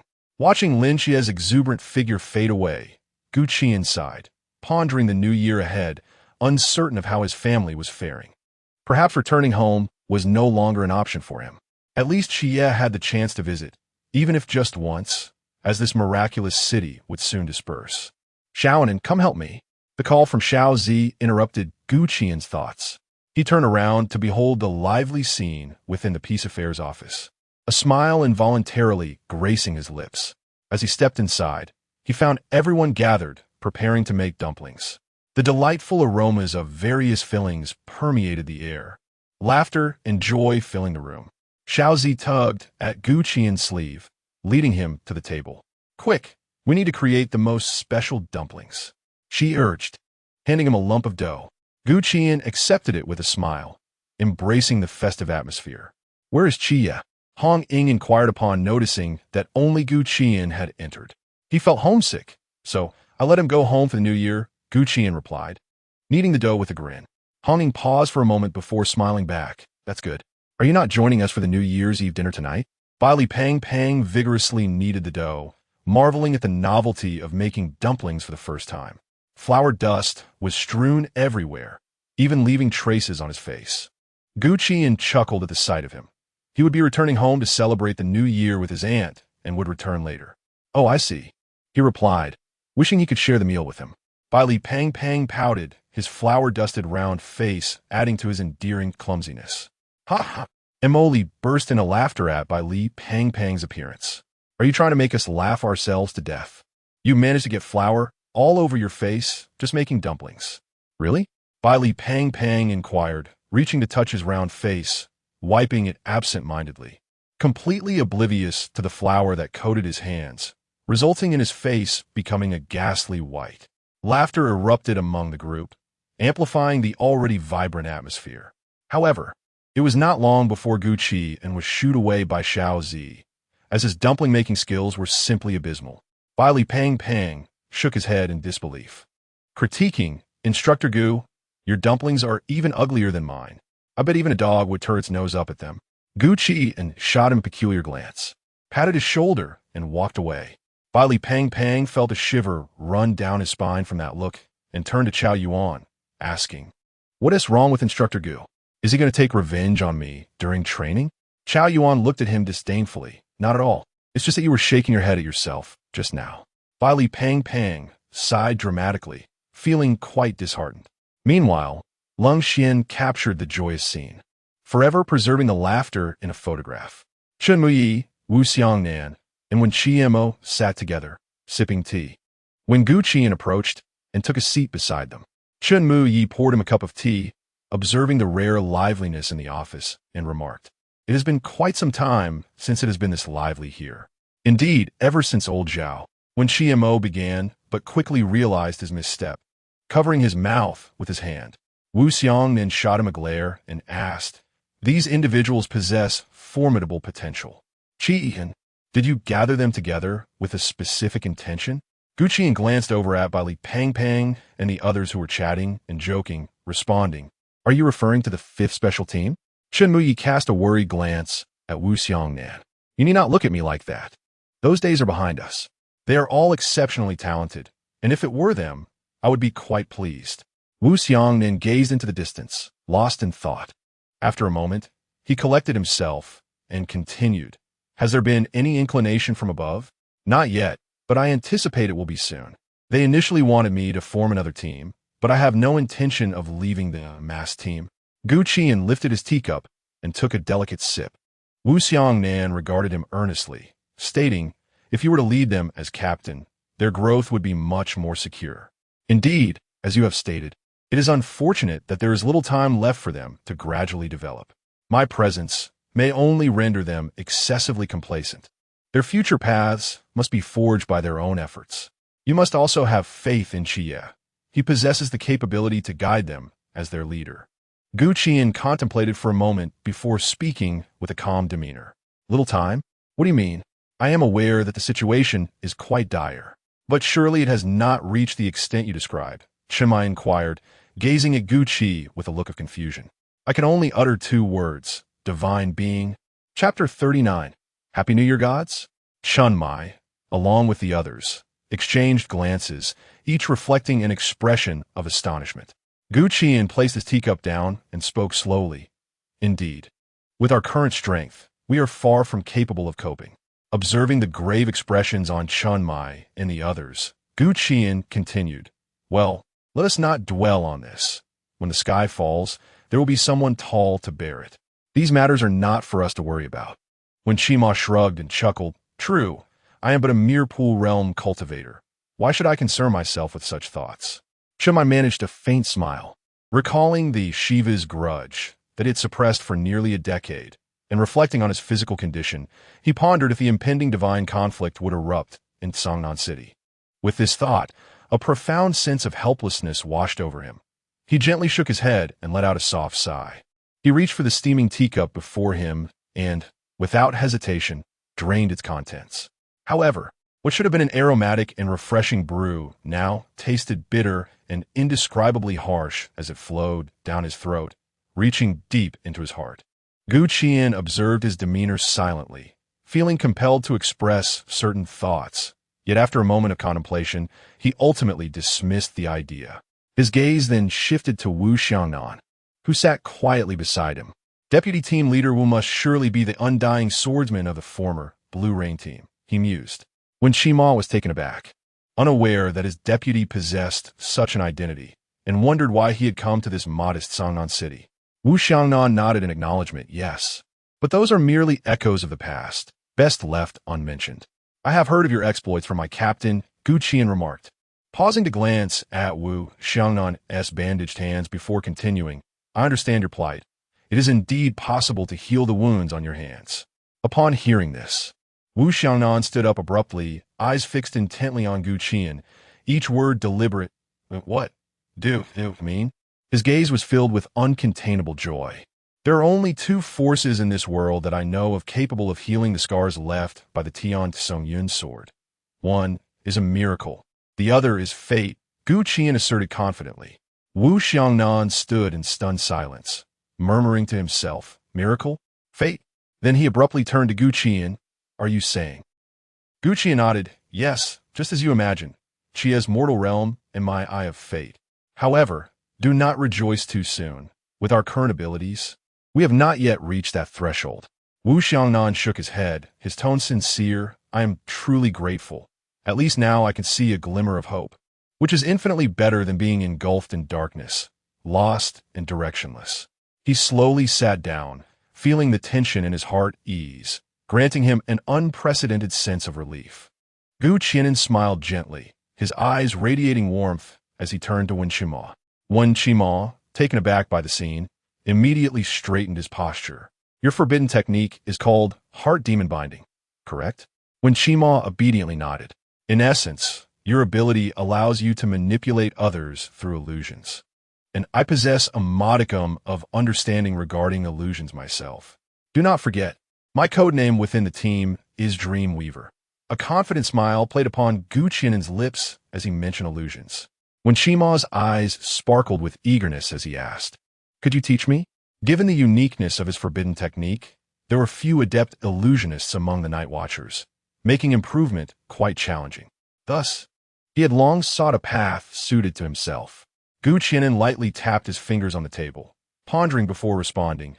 Currently, your illusions can only briefly restrain your enemies. If you encounter a formidable opponent, you may find yourself at a loss, and recklessly using them may result in backlash. I will take the time to document my insights on illusions and share them with you as a reference. When Qima, filled with excitement, rubbed his hands together, exclaiming, how could I possibly accept such a favor? Chun Mai playfully tapped his head, admonishing him not to take advantage of the situation and to express his gratitude promptly. When Qima quickly rose, bowing deeply, thank you, Qianan. Gu Qianan waved his hand dismissively, signaling that it was no trouble. At that moment, Chun Mai stood up. All right, it is getting late. I must begin preparing the dishes. You two, please make yourselves comfortable. The eve of the new year enveloped the city like a vast expanse of black satin, quietly blanketing the vibrant laughter and joy. The streetlights had long since illuminated, their glow merging with the frigid air and intertwining with the warm light emanating from the office, adding a touch of warmth to the chilly winter night. The distant sounds of fireworks and firecrackers echoed like a melodious symphony, enhancing the joy of this rare gathering. A large round table was already laden with sumptuous dishes, steam rising and aromas wafting throughout the room. 14 chairs were arranged neatly, appearing somewhat compact, yet exuding a sense of intimacy. Hong Ying and Bai Li Pang gazed hungrily at the array of delectable dishes, salivating. Xiaozi leaned on Gu Qian's shoulder, unable to contain herself, as shimmering droplets glided down her cheek. Shen Qingzhu and Qingyu, Mo Li, and Qiao Yuan sat stiffly in their chairs, appearing somewhat reserved. Yet their longing glances at the culinary delights betrayed their true feelings. At that moment, Chen Mai, Wu Xiangnan, Hong Ying, Wen Qimo, Si Xiaonan, and Lung Xian all stood up in unison. Chen Mai surveyed the group and spoke. The crisis in Songnan City was surmounted so effortlessly due to your unwavering support. As night watchers of Songnan City, we extend our heartfelt gratitude. With that, the members of Team 136 bowed deeply to Gu Qian and his companions. Bai Li Pang and the others hurriedly stood up, flustered and somewhat at a loss, clearly taken aback by the formality. Gu Qian also rose, his gaze deep and his tone calm. Captain Chun, you are too kind. As night watchers, it is merely our duty. Chun Mai gently shook his head, declaring that regardless of circumstances, we shall remember this kindness. Tonight is New Year's Eve. Let us cast aside our burdens and fully relish this moment. Everyone, Happy New Year. Ding dong. At that instant, Lin Qiye stepped in from outside, panting slightly, with traces of cold air wafting from him, evidently having rushed here. A smile graced his lips as he approached the seat reserved for him. Noticing the additional vacant spot beside him, he understood to whom it was designated. A fleeting shadow of melancholy crossing his eyes as he lifted his glass. How could I be absent at such a time? Happy New Year, cheers. The crowd exchanged knowing smiles. Happy New Year. Chapter 40. Confession, Guardianship, and Transformation on the eve of the Lunar New Year. The entire city of Songnan was enveloped in a festive and warm atmosphere. In the distance, fireworks erupted in the night sky, blooming like ethereal flowers that blossomed and vanished in an instant, adorning the dark heavens with a kaleidoscope of colors. Within the Peace Affairs office, a lively New Year's Eve dinner had just concluded. The air was filled with the lingering aroma of food and a faint scent of wine, while the table was cluttered with remnants of dishes and empty bottles, a scene of delightful chaos. After indulging in food and drink, the guests sprawled across sofas and recliners, succumbing to slumber, with sounds of snoring and murmurs rising and falling like gentle waves. Chen Mai stood by the window, lighting a cigarette and inhaling deeply. The world outside was illuminated by the fireworks, casting a deeper shadow of himself against the glass. Time truly flies, he mused, breaking the silence with a hint of nostalgia, feeling as if last year's celebration was just yesterday. Another year has passed, and I wonder how long I can protect this city. Is Captain Qin still worried about what I mentioned this afternoon? Gu Qian approached from behind, observing the weight on Chen Mai's face. Chen Mai shook his head with a bitter smile, casting aside the intricate thoughts, and turned to gaze deeply at Gu Qian. I find it intriguing how you seem to genuinely care for everyone in our team 136, go to great lengths to assist them. I feel a certain kinship with them, and their personalities are quite admirable, Gu Qian replied casually, his tone serene. Chen Mai smiled, though he appeared somewhat skeptical. Nevertheless, he chose not to dwell on it, as the outcome seemed favorable thus far. This afternoon, I sense you had something to convey. Is it a good time to share? Gu Qian pondered for a long while, gazing out at the splendid fireworks before speaking. In my eyes, this city is suffused with a golden illusion, including you. All are enveloped by the power of miracles, the source of which is Lin Qiye. You appear both real and surreal, like a fleeting dream. I fear that soon everything here may dissolve into nothingness. Chen Mai was taken aback, then smiled wryly, shaking his head. You truly know everything. He then shifted the topic. Are you familiar with the curse of Shiva? Gu Qian nodded. Chen Mai furrowed his brow and continued. Over 9 years ago, a divine war erupted at the border, and I was assigned a special mission by the commander to come to Songnan City to find the blasphemer foretold by Zeus and bring him back to the capital. During my search, Gaia seized the curse of Shiva and inscribed the word Songnan City upon it. From that moment, I, along with the entire city, was conceptually erased by the power of the curse of Shiva. As he spoke, a hint of bitterness arose within Chiang Mai. Just then, the miracle of the seraphim descended, enveloping the area and restoring Sangnan City, which had been erased by the curse of Shiva. It was through this miraculous force that we survived to this day. Reflecting back, it seems that was when Qiye became the agent of the seraphim. Chiang Mai glanced at Lin Qiye, who lay soundly asleep on the sofa, and smiled softly. It dawned on him that he owed the young man a debt of gratitude, although he had long been aware of the truth. Hearing Chiang Mai recount his tale filled Gu Qian's heart with a sense of heaviness. Over the years, he had relied on the peculiarities of the forbidden ruins, suppressing his adversary, the weeping Shiva, which had stunted his growth and strength, leaving him with an unsettling feeling of regression. It seemed he could not maintain this oppression for much longer. That night, the two conversed for an extended period, and as time passed, the surrounding bottles and jars accumulated, while a container filled to the brim with cigarette butts stood as a testament to their indulgence. Perhaps the alcohol had truly intoxicated them, or perhaps they were merely aware of their dwindling days. It could have simply been a desire for a listener to share their bittersweet experiences. They spoke of his parents, his wife, his son, and everything that constituted his being. Gu Qian gazed at the inebriated Chiang Mai, letting out a deep sigh before draping a blanket over him. He slowly lifted his head, his gaze transcending the window to the resplendent nightscape beyond. Countless lights twinkled like stars, and the vibrant fireworks illuminated the city, crafting a magnificent yet warm tableau. As he beheld the brilliance before him, Gu Qian couldn't help but murmur softly, "Is this the place you strive so passionately to protect?" His voice carried a hint of wonder and reflection. Through the shimmering lights, he seemed to perceive the silhouette of the one who had sacrificed everything, feeling their resolute belief and profound emotions. Time slipped away, and a smile gradually graced Gu Qian's face. In that moment, his eyes sparkled with fervent light, and his smile bore an unprecedented determination. "So, this is what you refer to as guardianship. If you wish to safeguard this world, then allow me to protect you and all that you hold dear. Truly, you are a group of admirable and lovable souls, guardians, watchmen of the night. You are worthy." As Gu Qian observed the ethereal azure glow enveloping him, a sudden realization struck, prompting him to rush toward the underground base. In that instant, Xiaoji, Gu Qian's contracted beast, awakened from slumber and followed closely behind. At that moment, Gu Qian's mental energy surged tumultuously within him, and his eternal kaleidoscope, Sharingan, radiated an unprecedented brilliance. The light was no longer merely blood red, but intertwined with mysterious dark purple, as if it sought to draw the surrounding space into an endless vortex. His body hovered in midair, the air around him tumultuous, with each breath resembling the very essence of the universe being inhaled and exhaled. The patterns within the eternal kaleidoscope spun rapidly, akin to two stars on the brink of explosion, brimming with world-shattering power.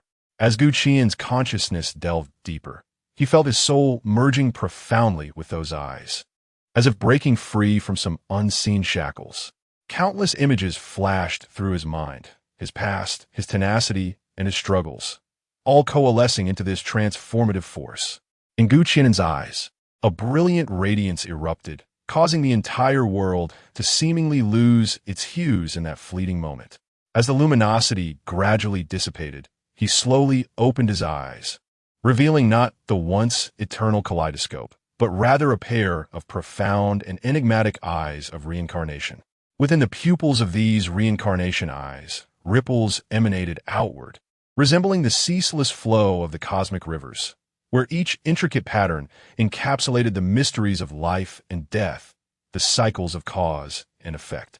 It seemed as if he could pierce through the essence of all things in existence, mastering every rule and force.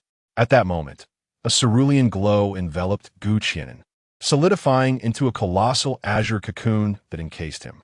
Upon witnessing this transformation, Xiaozi understood that Gu Qian was on the verge of evolution once more. Thunderous sparks flickered around her, weaving a net of lightning to isolate the area. She then gently settled beside him, silently standing guard. Chapter 41. The Second Patient. Merlin, on the first day of the Lunar New Year, in the early morning, sunlight streamed through the window, illuminating the room while the cacophony of firecrackers continued outside. Chunmai awoke, rubbing his aching head, and felt a wave of warmth upon seeing the quilt draped over him. Lin Qiye also stirred, and upon observing the disarray around them, exchanged a knowing smile with Chunmai before beginning to tidy up. "Captain, how much did you drink with my brother yesterday?" "The place is a complete mess," Lin Qiye remarked, picking up the scattered bottles. "Apologies. I did indulge a bit too much last night," Chunmai admitted, massaging his temples. It was the first time in many years he had consumed so much. However, it was clear that everyone had overindulged. Lin Qiye glanced at their companions, still sprawled across the floor in deep slumber, and a small smile tugged at her lips. A rare indulgence is sometimes well-deserved. After a brief moment, as the haze of intoxication began to lift, Chunmai joined Lin Qiye in the cleanup. Hong Ying, sensing the commotion, flipped over on the couch and mumbled, "Let me sleep a little longer. My head is killing me." Gradually, the others stirred awake, swaying as they got up to assist. Only Baili Pang remained, obliviously snoring with his rear end in the air, clutching a bottle. Half of his body sprawled on the floor. Lin Qiye approached, took the bottle from him, and playfully slapped his behind. "Pang, wake up." Baili Pang merely shifted slightly, continuing his slumber. With a sigh, Lin Qiye resorted to her secret weapon, leaning close to his ear and whispering, "I heard that M.O. Li has someone she likes." Instantly, Baili Pang shot up, exclaiming, Who dares to steal M.O. Li from me?" The room fell silent, and everyone exchanged bewildered glances between M.O. Li and Baili Pang. Hong Ying, now fully awake, sat upright, silently enjoying the unfolding drama. M.O. Li, who had appeared pale from a hangover, turned beet red and, after giving Baili Pang a scornful look, hurriedly fled to the restroom. Feeling embarrassed, Baili Pang scratched his head and pretended to be asleep. Laughter erupted from everyone, the cheerful sounds dissipating some of the residual drunkenness. Once the cleaning was completed, Lin Qiye stretched and approached Chunmai. "Captain, what about my brother and Xiao Zi?" Chunmai paused, glancing around the room before responding. "They should have gone out by now." Just then, a petite figure rushed out from the basement, and it was Si Xiaonan.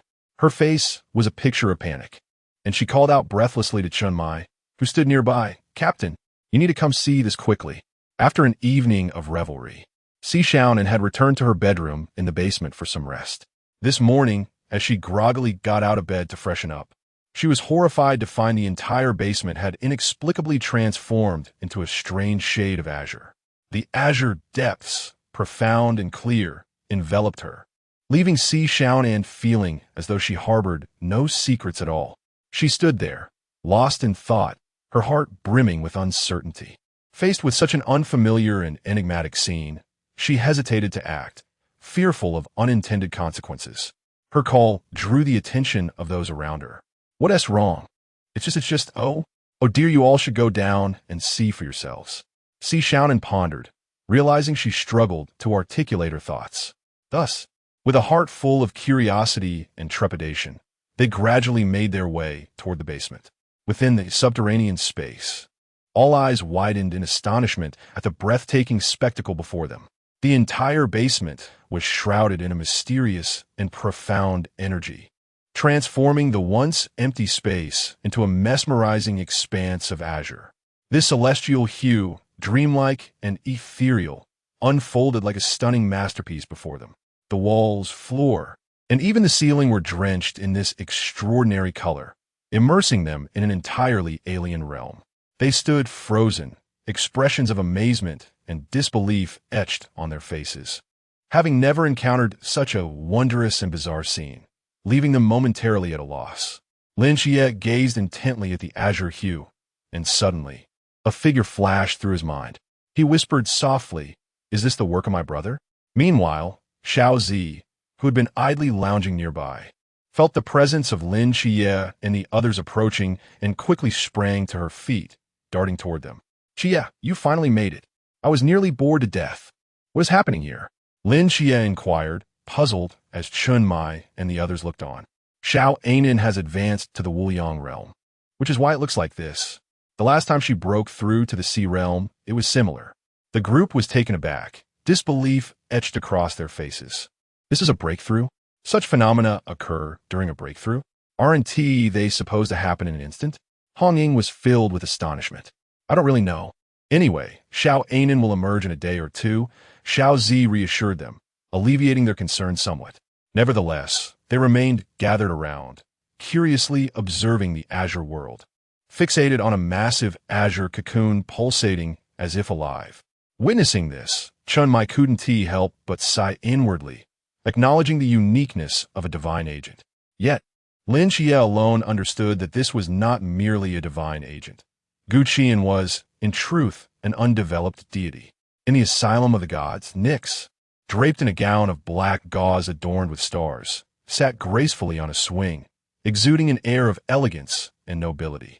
Beside her, Li Fei, clad in a cerulean caretaker's uniform, engaged her in conversation.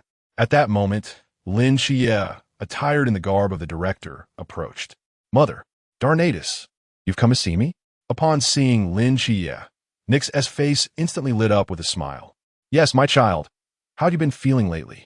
I am well, but I cannot help but wonder why Moirai has not visited these past 2 days.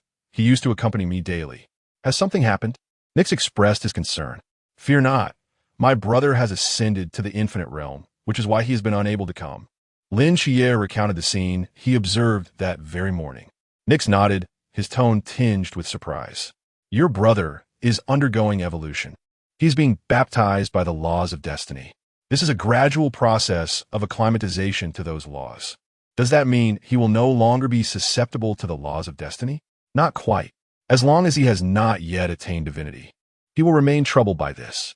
However, after his evolution, his understanding of destiny will deepen, providing him with more effective means to resist this force. Nyx articulated his understanding. After engaging in light conversation with Nyx for some time, Lin Qiye slowly rose and made his way toward the second ward. He arrived before the closed door, raised his gaze to the plaque adorned with the design of a staff.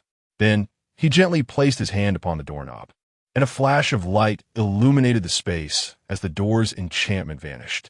With a soft creak, the previously sealed door gradually swung open. On this day, the Asylum of the Gods welcomed a new patient, the legendary sorcerer, Merlin. Chapter 42, Destiny Rewritten. The following day, in the basement of the Peace Bureau, a cerulean cocoon pulsated as though it possessed life, its rhythmic throbbing increasing at an astonishing pace, each beat resonating like the fierce contractions of a heart, emitting a deep and powerful sound. Within its confines, Qi'an endured the cleansing of the laws of fate. In the realm of his mind, a sapling of destiny thrived under the radiant influence of fate's power. A cerulean leaf gradually unfurled, its delicate veins and unique hue revealing the mystery and strength of destiny. The pale lavender in his eyes was gradually saturated by a rich cerulean, the previous indifference replaced by a deepening clarity, rendering his gaze increasingly profound and crystalline, akin to the most enigmatic nebulae in the cosmos, exuding an aura that commanded reverence. His pupils were adorned with intricate black patterns, radiating outward from the center like ancient and mysterious runes, seemingly imbued with the power to govern life and death, a fusion of existence and oblivion. At this moment, the Eye of Fate and the Reincarnation Eye had seamlessly merged, obliterating any boundaries between them, forming a singular entity that displayed unparalleled might. Xiao Zi lounged lazily beside the cocoon, benefiting from the aura it emanated. Suddenly, the brilliance of the cocoon surged dramatically, cracks appearing on its surface. This unexpected disturbance instantly captured the attention of Lin Qiye and Chun Mai, who had been engrossed in their swordplay, their movements halting as they focused intently on the source of the anomaly. Even Hong Ying, who was meticulously practicing the transformation of her flame techniques, was startled, her gaze drawn toward the cocoon. In an explosion akin to celestial blossoms, the cerulean cocoon shattered, revealing Qi'an, his long cerulean hair cascading about him, lending a wild allure to his handsome visage. An overwhelming aura emanated from him, as if he could rend the very fabric of space. Slowly, he opened his eyes, which sparkled with a blinding radiance.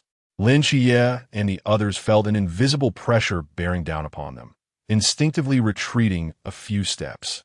A slight smile graced Qian's lips as he savored the newfound power coursing through him. He raised his hand gently, seemingly commanding the surrounding forces of attraction and repulsion.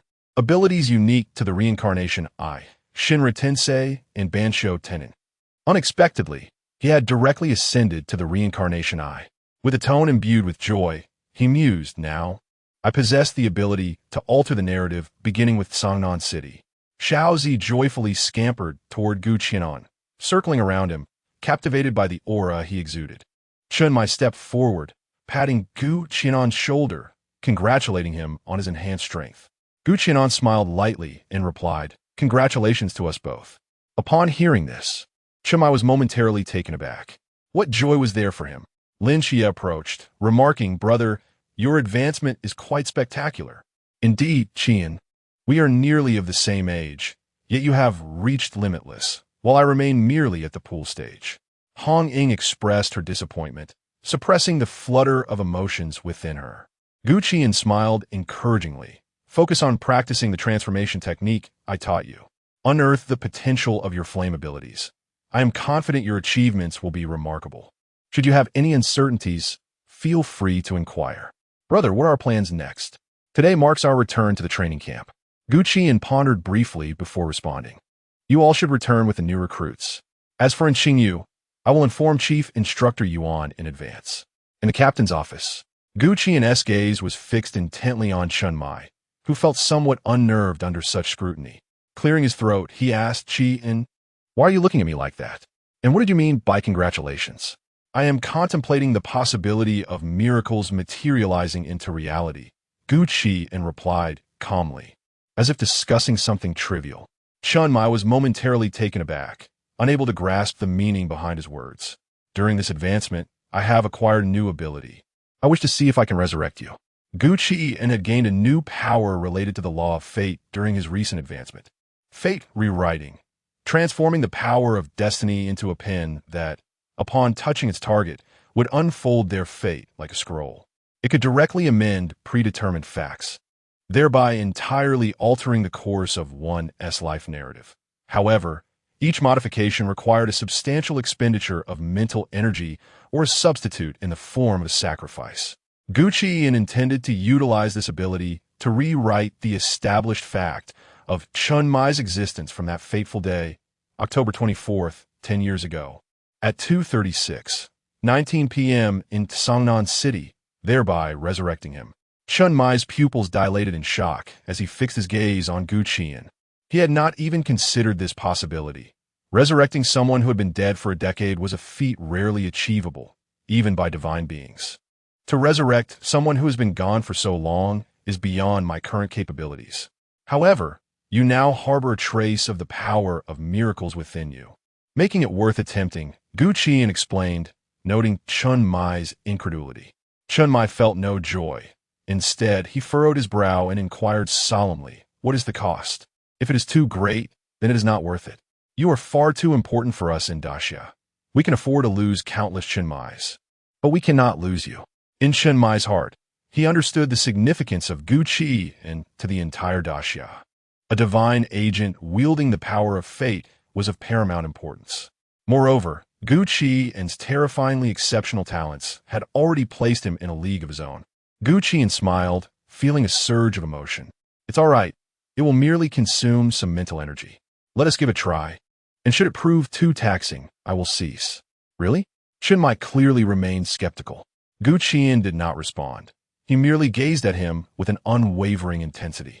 Meeting Qian's steadfast gaze, Chunmai let out a resigned sigh and nodded, saying, then I shall trouble you with this. Chapter 43.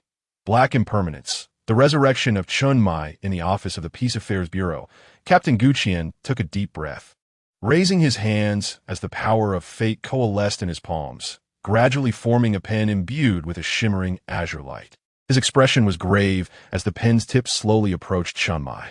Upon contact, a tome of fate, radiating a cerulean glow, unfurled, inscribed with the intricacies of Chun Mai's past. Gu Qian's eyes sparkled with a blue luminescence as swirling black patterns emerged. He concentrated, striving to pinpoint the moment from a decade ago, attempting to alter that pivotal instant. Initially, progress was swift, yet as time elapsed, he soon experienced a piercing mental anguish, beads of sweat cascading from his brow. Nevertheless, he gritted his teeth and persevered, gradually rewriting the trajectory of Chun Mai's fate during that period. Suddenly, the surrounding space rippled, as if fate itself resisted this alteration. Undeterred, Gu Qian intensified the output of his fate power to counter this force. Just as he felt on the brink of collapse, the inscriptions on the tome were finally successfully amended. At that moment of completion, a brilliant azure light enveloped Chun Mai, transforming the golden miracle within him from intangible to tangible.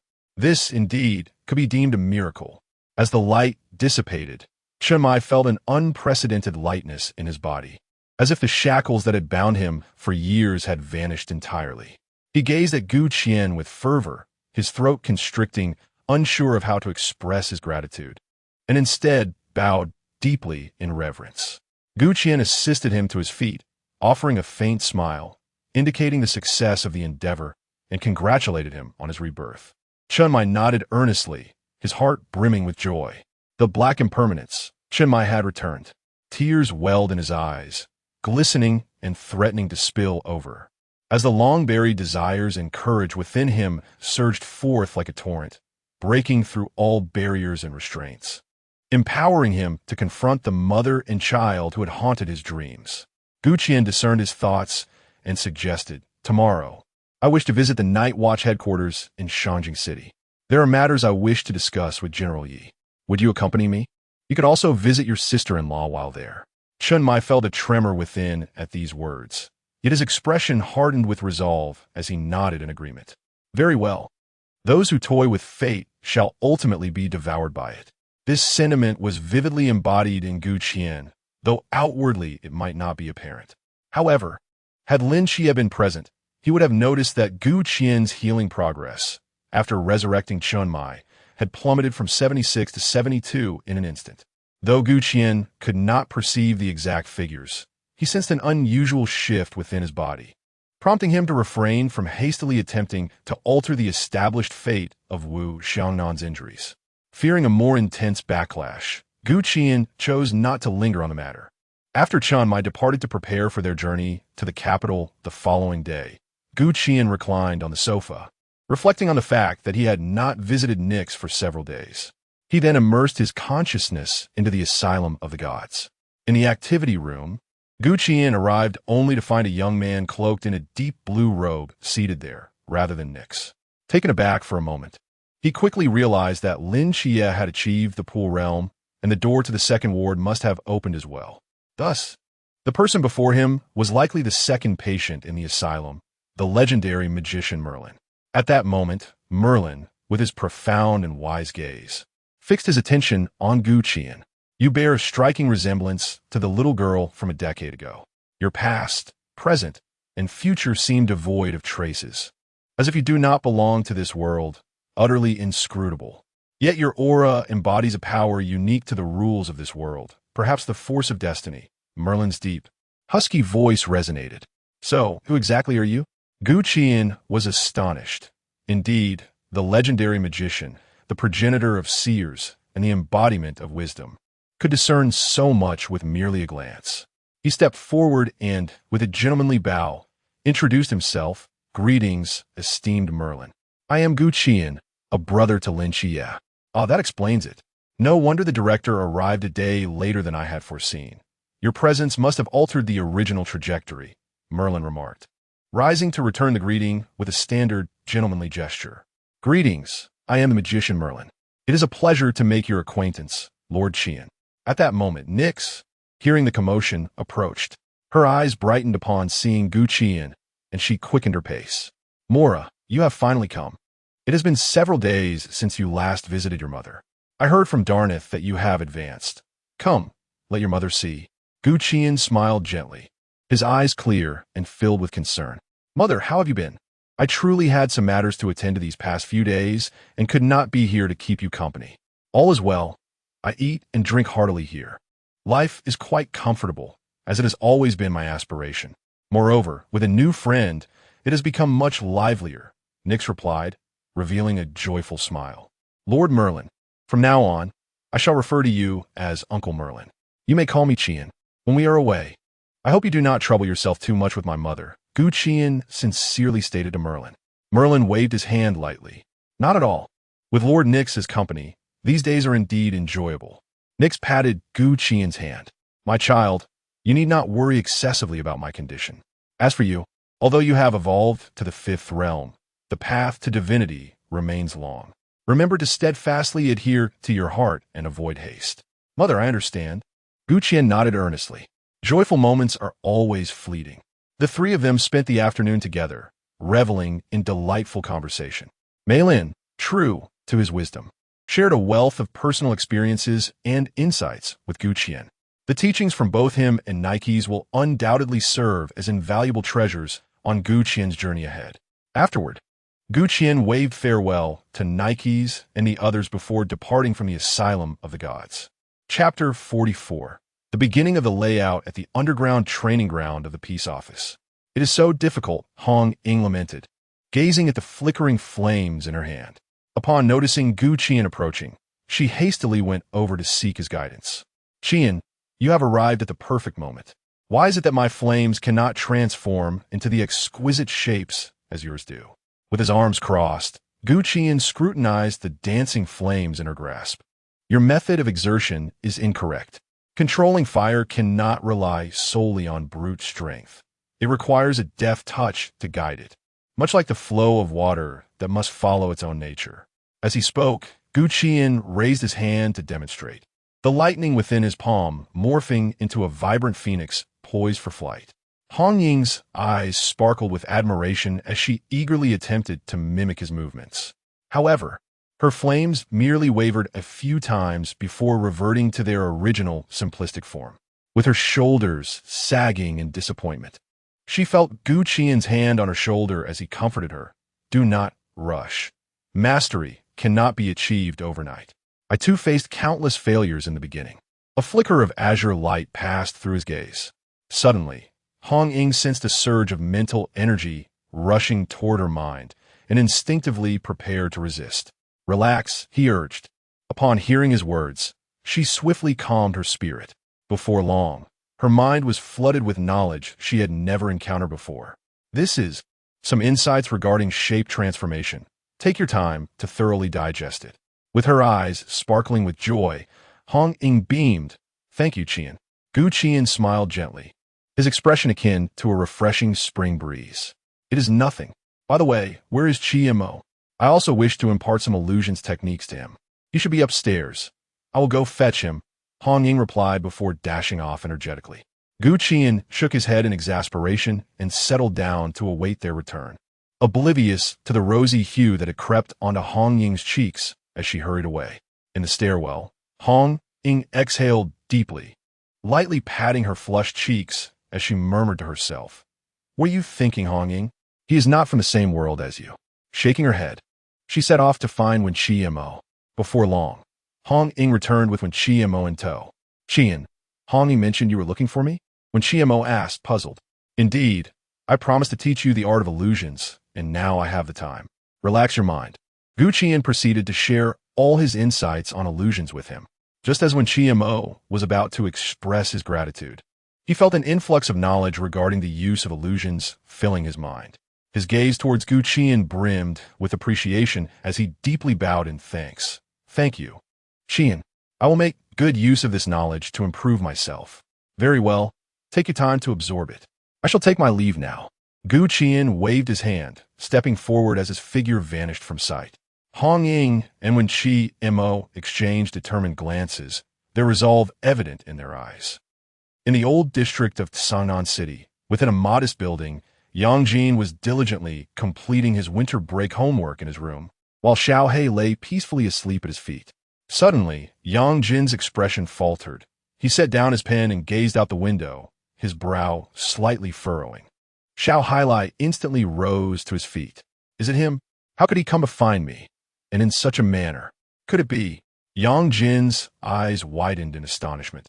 He recognized that aura belonging to the person he had encountered with his brother previously. Regaining his composure, he turned to Xiao Hailai and said, "Let us go. Since he has come seeking me, we shall pay him a visit." Gu Qianan leaned against a lamppost, observing the man and his dog approaching. In that moment, Yang Jin exhibited none of his usual docility. His face bore an air of arrogance as he fixed a steely gaze on Gu Qianan and spoke in a low voice. "Who are you? How do you know me?" Gu Qianan, noticing the tension etched on Yang Jin's face, decided to tease him, replying with a smile, "I am your brother's acknowledged elder. Who do you think I am?" Yang Jin appeared momentarily taken aback. He was well aware of Lin Qiye's disposition. It was challenging for him to genuinely open his heart to others without their true recognition, let alone acknowledge someone as an elder brother. With this thought in mind, he regarded Gu Qianan with less wariness. "Did you come here for a reason?" Gu Qianan's demeanor shifted to one of seriousness as he bowed slightly to Yang Jin. "I am Gu Qianan, a night watchman of the great Xia, and I pay my respects to the true monarch of Qingyuan. You indeed know of me. However, your aura suggests you are not of the great Xia. Rather, it resembles that of an Olympian deity," Yang Jin remarked, frowning as he scrutinized him. "I merely fortuitously acquired a legacy. At my core, I am still a citizen of the great Xia," Gu Qianan replied with a smile. "Now please tell me, what brings you to seek me? I implore you, true monarch, to slay a god." Yang Jin's brow furrowed deeply as he regarded Gu Qianan, speaking gravely. "Since you are aware of my identity, you must also understand that the deities of the great Xia have already entered the cycle of reincarnation. Our powers have not yet fully returned, so how can we speak of slaying a god? I shall assist you in temporarily regaining your strength. While it may not restore you to your prime, defeating a foreign deity should not prove insurmountable for you, true monarch," Gu Qianan replied earnestly. "Why?" Yang Jin inquired. "You must be aware of the battle that transpired a decade ago," Gu Qianan stated. Yang Jin's expression shifted to one of solemnity, a flicker of sorrow passing through his eyes as he nodded, gritting his teeth. "I am aware. It will not be long before Qiye can no longer sustain the operation of this grand miracle. At that time, the entire Sangnan city will dissolve into nothingness." Gu Qianan, observing the sorrow and hatred flickering in Yang Jin's eyes, spoke with conviction, "I wish to restore all of Sangnan." Yang Jin abruptly lifted his head, fixating on Gu Qianan. After a prolonged silence, he shook his head. "It is impossible. With your current strength, you cannot achieve this. Had it been the fate goddess in her prime, it might have been feasible, but now you are utterly incapable. I understand that my current self cannot accomplish this.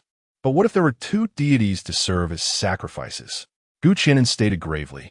Yang Jin appeared momentarily stunned and replied in a low voice, "Do you comprehend the consequences of such an act?" "I do," Gu Qianan replied with a dismissive smile. Yang Jin's expression turned serious as he scrutinized Gu Qianan intently, stating solemnly, "If you can truly accomplish this, I, on behalf of the deities of Great Xia, express my gratitude to you. The gods of Great Xia will owe you a favor." "No need. After all, I'm also a person of the Great Xia." Gu Qianan pondered quietly to himself. "Though it is a different Great Xia, this is indeed the place I wish to protect for those I hold dear." Subsequently, Gu Qianan briefly outlined his plans. After a long moment of contemplation, Yang Jin nodded and said, "Very well, I shall take action when the time comes." He expressed his gratitude to the esteemed Qingyuan Miaodao Jinjuan. "There is no need for thanks. If you truly succeed, it will be I who should express my gratitude to you. Moreover, since my brother regards you as an elder, you may call me Yang Jin or Yang Jin henceforth." In the dead of night, Gu Qianan stood before the grave of Zhao Kongsheng, reminiscing about the admirable man he had encountered in a novel. "Though we were not well acquainted, your deeds are indeed worthy of respect. If we are to restore the entirety of Sangnan, then let us also revive you in the process." With a wave of his hand, a deep azure light descended into Zhao Kongsheng's coffin, enveloping his remains in a surge of life force, gradually restoring his corporeal form. "Now, you shall lie within, awaiting the moment of your resurrection." Gu Qianan smiled and vanished into the shadows of the night. Chapter 45. Meeting Yi Fan on the morning of the third day of the Lunar New Year. Gu Qianan and Qian Mai bid farewell to the members of Team 136 and set off for Shangjing City. On the plane, Qian Mai was filled with trepidation, uncertain of how to face his wife and son upon his return. Gu Qianan, sensing his unease, patted him on the shoulder and offered reassurance. Do not overthink. Everything will improve in due course. By now, my son should be in the first grade. He was so chubby as a child, just a tiny little thing. I wonder how he has changed. After all this time, will he still recognize me as his father? Qian Mai's voice carried a hint of melancholy. As a night watchman, I have no regrets, but as a father, I feel I have failed immensely. I believe your wife is understanding. She will comprehend your circumstances, Gu Qianan consoled him. Throughout the journey, Qian Mai expressed his thoughts, while Gu Qianan played the role of a devoted listener. It was a mix of joy and anxiety, the uncertainty of a man returning home after many years. He mused that if he were to return one day, he might feel similarly. Upon their arrival in Shangjing City, the two disembarked from the plane. Qianan, I shall take my leave now, and thank you, Qian Mai said earnestly. Brother Qian, go on. I am certain your wife will be delighted to see you, Gu Qianan replied with a smile, waving him goodbye. After watching Qian Mai depart in a vehicle, Gu Qianan took a deep breath, his gaze resolute, and made his way towards the night watchman headquarters. At the entrance of the headquarters, Zhuqing approached as Gu Qianan arrived. Greetings, Gu Qianan. I am Zhuqing. Captain Wang mentioned you were seeking the commander-in-chief. Gu Qianan extended his hand for a handshake. Hello, Director Zhua. Thank you for coming to greet me personally. Not at all. Come, I will escort you. The commander-in-chief is already waiting for you in his office. Zhuqing replied with a smile, clearly admiring the young man before him. Gu Qianan followed Zhuqing into the headquarters building, where they passed various high-tech equipment and bustling staff members. Upon reaching the office of the commander-in-chief, Zhuqing gently knocked on the door. Commander Yi, Gu Qianan has arrived. Come in, came the deep and powerful voice from within. Zhuqing slowly opened the office door, gestured for Gu Qianan to enter, and then turned to leave, understanding that Gu Qianan had significant matters to discuss. Upon entering, Gu Qianan saw Yi Fan seated on a sofa, engrossed in documents. He offered a slight bow. Commander Yi. Yi Fan set aside his papers and motioned for Gu Qianan to take a seat. I did not expect that, after just a few months, you have already reached the Wuliang realm. Yi Fan remarked, impressed by Gu Qianan's vast spiritual energy. Gu Qianan humbly replied, it is all due to previous training and a few fortuitous encounters. Yi Fan nodded slightly, his expression growing serious. You have come today with something of importance, I presume? Gu Qianan straightened in his seat. Commander Yi, I wish to discuss the situation in Sangnan City. Yi Fan furrowed her brow and cast a deep glance at Gu Qianan, the atmosphere in the room instantly turning serious. Sangnan City? You are already aware? Indeed, when I first set foot in Sangnan City, I sensed something amiss. Upon encountering Lin Qiye, I discovered that his divine realm, the realm of mundane deities, is intricately linked to the entire Sangnan City. At that moment, I understood that Sangnan City exists because of him, and time is of the essence. The remaining miraculous energy cannot be sustained for long. Gu Qianan took a deep breath and slowly recounted everything he knew. After listening to his words, Yi Fan couldn't help but furrow her brow slightly, gazing intently at him as she asked in a hushed tone, do you have a way to delay the loss of miraculous energy? Her gaze was sharp as a blade, seeming to pierce through Gu Qianan's eyes to discern his innermost thoughts. She suspected he must possess some solution. Otherwise, he wouldn't have come here specifically. Meeting Yi Fan's gaze, Gu Qianan replied in an even tone, Commander Yi, do you remember Qian Mai, the captain of Team 136? Upon hearing the name, Yi Fan's expression suddenly grew complex. After a moment of silence, she responded slowly, of course I remember. Qian Mai, the Black Wu Cheng. If it weren't for the special mission I arranged, he would not have gone to Sangnan City at that time. A hint of remorse flickered across her face as she spoke. I have already resurrected him, Gu Qianan continued, his words striking like thunder in a clear sky. Yi Fan's head jerked up, her gaze locked onto Gu Qianan, disbelief flooding her eyes. He, has been resurrected? Yes, he has also come to Beijing City, but I didn't bring him along this time. He returned home, first to see his family. Qi'an nodded. It took Fan a while to regain her composure, her eyes filled with joy and relief. Good, as long as he has returned. After taking a deep breath, she fixed her gaze on Qi'an, astonished. How did you accomplish this? This is a new ability I acquired after advancing to the infinite stage, and it is the primary reason for my visit, Qi'an stated earnestly. I have a way to restore the entire Chang'an city. Fan's pupils constricted sharply, and after frowning in contemplation, she spoke. Let us not discuss anything else for now. Do you realize how much energy is required to restore a city? Even the power of the Archangel Michael can only sustain Chang'an City's normal operations for a little over 10 years. You are still merely at the infinite level. How could you possibly achieve this? Perhaps if we sacrifice 2 deities and combine that with the current miraculous laws sustaining Chang'an City, it might be feasible, Qi'an replied, his expression serious and his gaze clear. Deities? Where are we supposed to? Wait, are you suggesting we use the wrath of Shiva? Fan looked at Qi'an in astonishment, her eyes filled with shock. Yes, Qi'an nodded. Qi'an, the aspiration to slay a deity is indeed a formidable endeavor. Although we, the pinnacle of power, may, with our utmost effort, temporarily suppress a divine being, the true annihilation of a god remains an unattainable feat. Only a deity possesses the capability to extinguish another deity. Fan shook his head with a wry smile, sensing that Qi'an's ambitions were somewhat fanciful. In the face of divine assault, merely withstanding the onslaught would be a remarkable achievement. A moment's carelessness could result in a deity breaching our defenses and stepping into the borders of the Great Xia. The consequences would be unimaginable. At that juncture, the devastation would likely extend beyond the city of Chang'an, with countless cities laid to waste under the relentless might of the divine. The entirety of Great Xia would plunge into an absolute crisis. What if the deities of Great Xia joined forces? Chapter 46. The truth behind the disappearance of the gods of Daxia. What if the gods of Daxia were to join forces? Upon hearing this, Fan abruptly rose to his feet, his eyes wide with astonishment as he fixed his gaze intently on Qi'an, inquiring, Are you suggesting the gods of Daxia? Do you know their whereabouts? Indeed, I have made contact with one of the deities of Daxia, and he has assured me that he will intervene when the time comes, Qi'an replied, his expression grave and his tone resolute. As expected, the gods of Daxia have not forsaken us. Fan gradually sank back into the depths of the sofa, his body relaxing. Commander Yi, they have actually been present all along.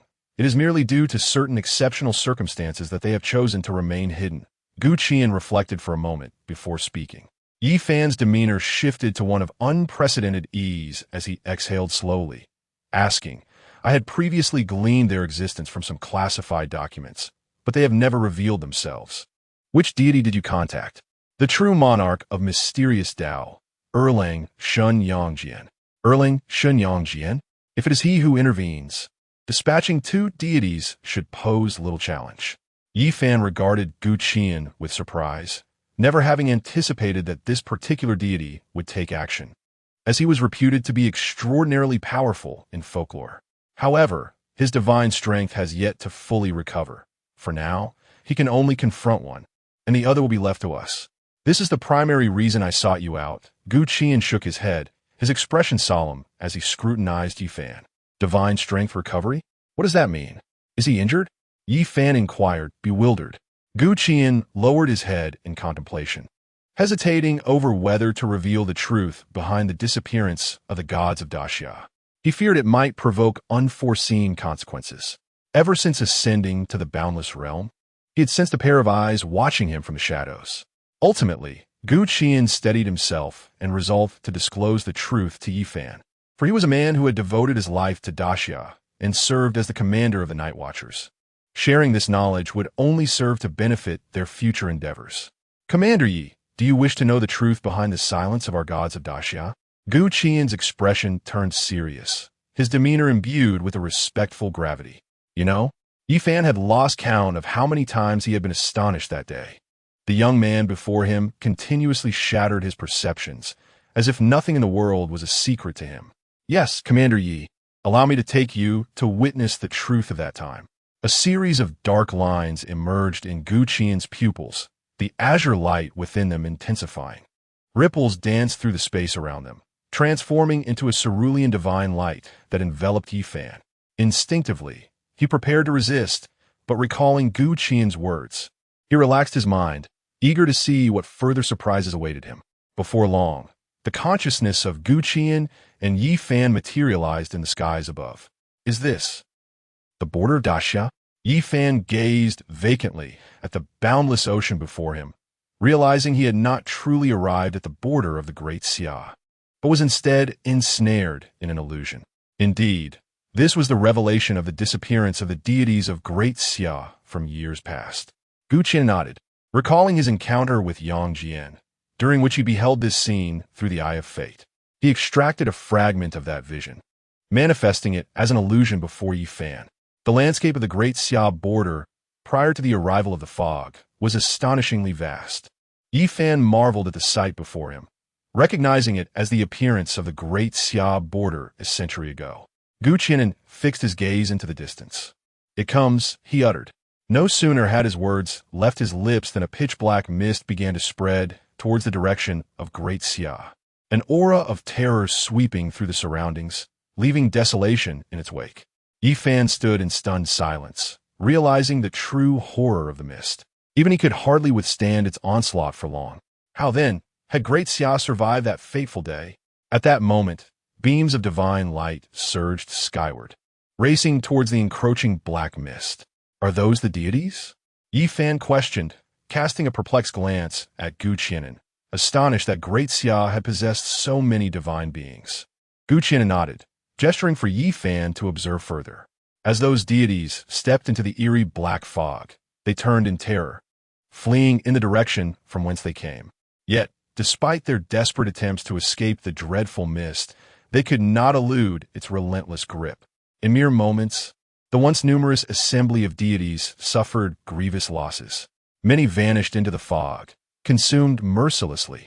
Even those fortunate enough to escape bore the taint of the black mist. The inky fog continued its advance toward Great Xia. At this critical juncture, a towering figure, a celestial ape, suddenly manifested, grasping a colossal staff with great resolve.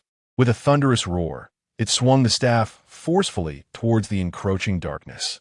In an instant, the shadow of the staff seemed poised to rend the very fabric of reality, striking with unparalleled might against the ominous blackness. Although this strike was formidable, it merely momentarily hindered the relentless tide of the mist, which surged forth like an enraged beast, undeterred and ceaselessly pouring towards Great Xia. Following this, another giant, majestic as a mountain, burst forth from the void. He wielded a gleaming tri-pointed blade, exuding an air of invincibility. A vertical eye at his brow opened abruptly, radiating brilliant beams of divine light that surged towards the mist on his right. As the light coursed through the air, it intercepted the black fog, which threatened to breach their defenses. Simultaneously, a formidable man clad in a dark imperial robe raised his right hand, summoning 6 radiant silver discs that materialized in the air before him. Each disc embodies an inexhaustible divine power, intertwining and coiling together to form an indomitable barrier that stretches across the heavens and the earth. This formidable shield stands like an insurmountable mountain, effectively isolating the encroaching black mist on the left. The other deities, showcasing their extraordinary abilities, unleash their most potent techniques in a concerted effort to withstand this sudden calamity. In that moment, a dazzling array of spellbound lights clashed vibrantly against the ominous black fog, creating a breathtaking spectacle. Regrettably, despite the united efforts of the gods, their endeavors only served to delay the inevitable. The relentless black mist is overwhelmingly vast and ferocious, resembling an impenetrable net that envelopes the entire borders of the Great Xia. Furthermore, this mist possesses an almost sentient quality, infiltrating every nook and cranny, rendering the divine guardians' desperate efforts to shield every inch of this expansive land futile. At that moment, a commanding voice resonated through the sky, the celestial sovereign has commanded. Chapter 47. Adhering to the will of the celestial sovereign, a voice, majestic and solemn, resounded through the heavens, as if transcending both time and space.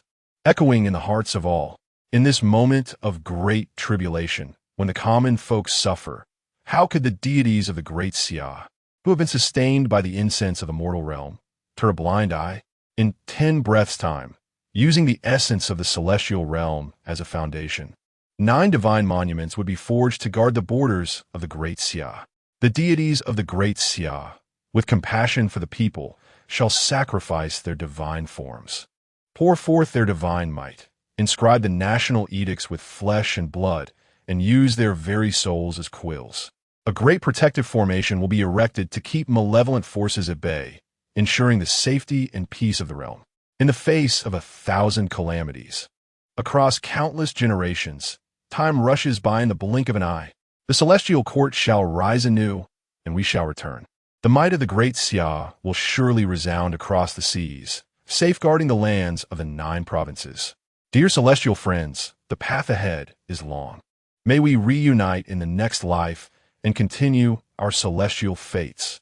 In midair, Yi Fan heard this voice, his fists instinctively clenching tightly, his body trembling uncontrollably, and his eyes filled with bloodshot hues, as if overwhelmed by an endless sorrow and shock.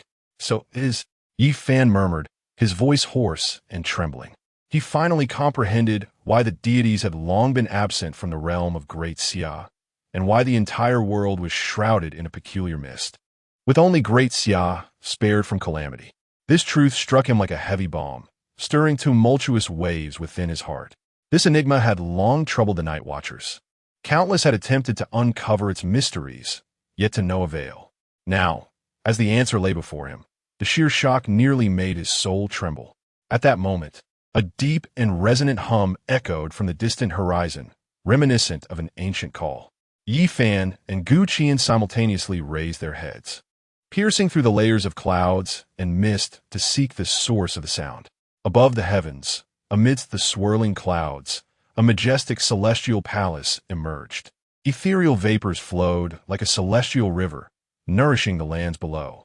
The palace walls, forged from gold and jade, stretched endlessly, while the glazed golden tiles sparkled under the sunlight, resembling an assembly of countless stars.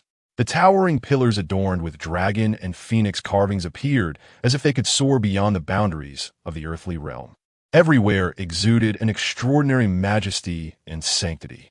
This was the celestial realm of the great Qi'an, the heavenly court, a sacred place that bore countless legends and beliefs, exuding an awe-inspiring grandeur that humbled all who gazed upon it. In an instant, an immense alchemical furnace materialized from thin air, its body inscribed with ancient and mysterious runes, radiating a mystical and searing glow. As the flames danced, the entire space warped uneasily at its presence.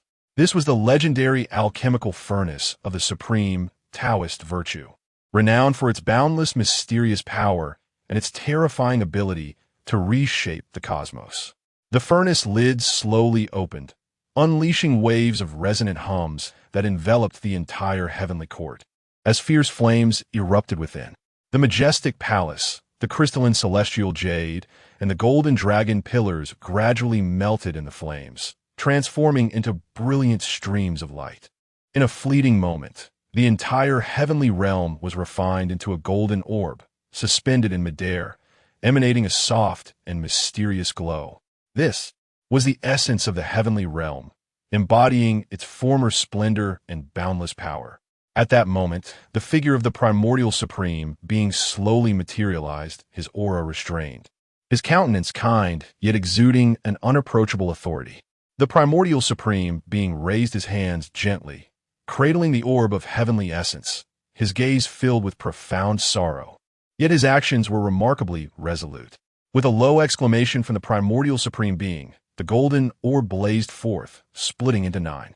As the radiance intensified, 9 colossal national guardian monuments gradually took shape, each radiating an overwhelming pressure. The primordial supreme being's expression turned grave as he waved his hand, sending the 9 national guardian monuments slicing through space, soaring towards the borders of the Great Xia. The earth trembled, and thunderous roars echoed ceaselessly. In the blink of an eye, the 9 national guardian monuments stood tall over the borders of the Great Xia, 9 beams of white light shooting into the sky, their terrifying might halting the encroaching black mist. The deities of the Great Xia gazed up at the gigantic national guardian monuments before them, a heavy sorrow enveloping them. There was melancholy, heartache, and bitterness, a longing for home and confusion about the future. Amidst a myriad of emotions swirling in their hearts, fear was notably absent. Ultimately, only determination remained in their eyes.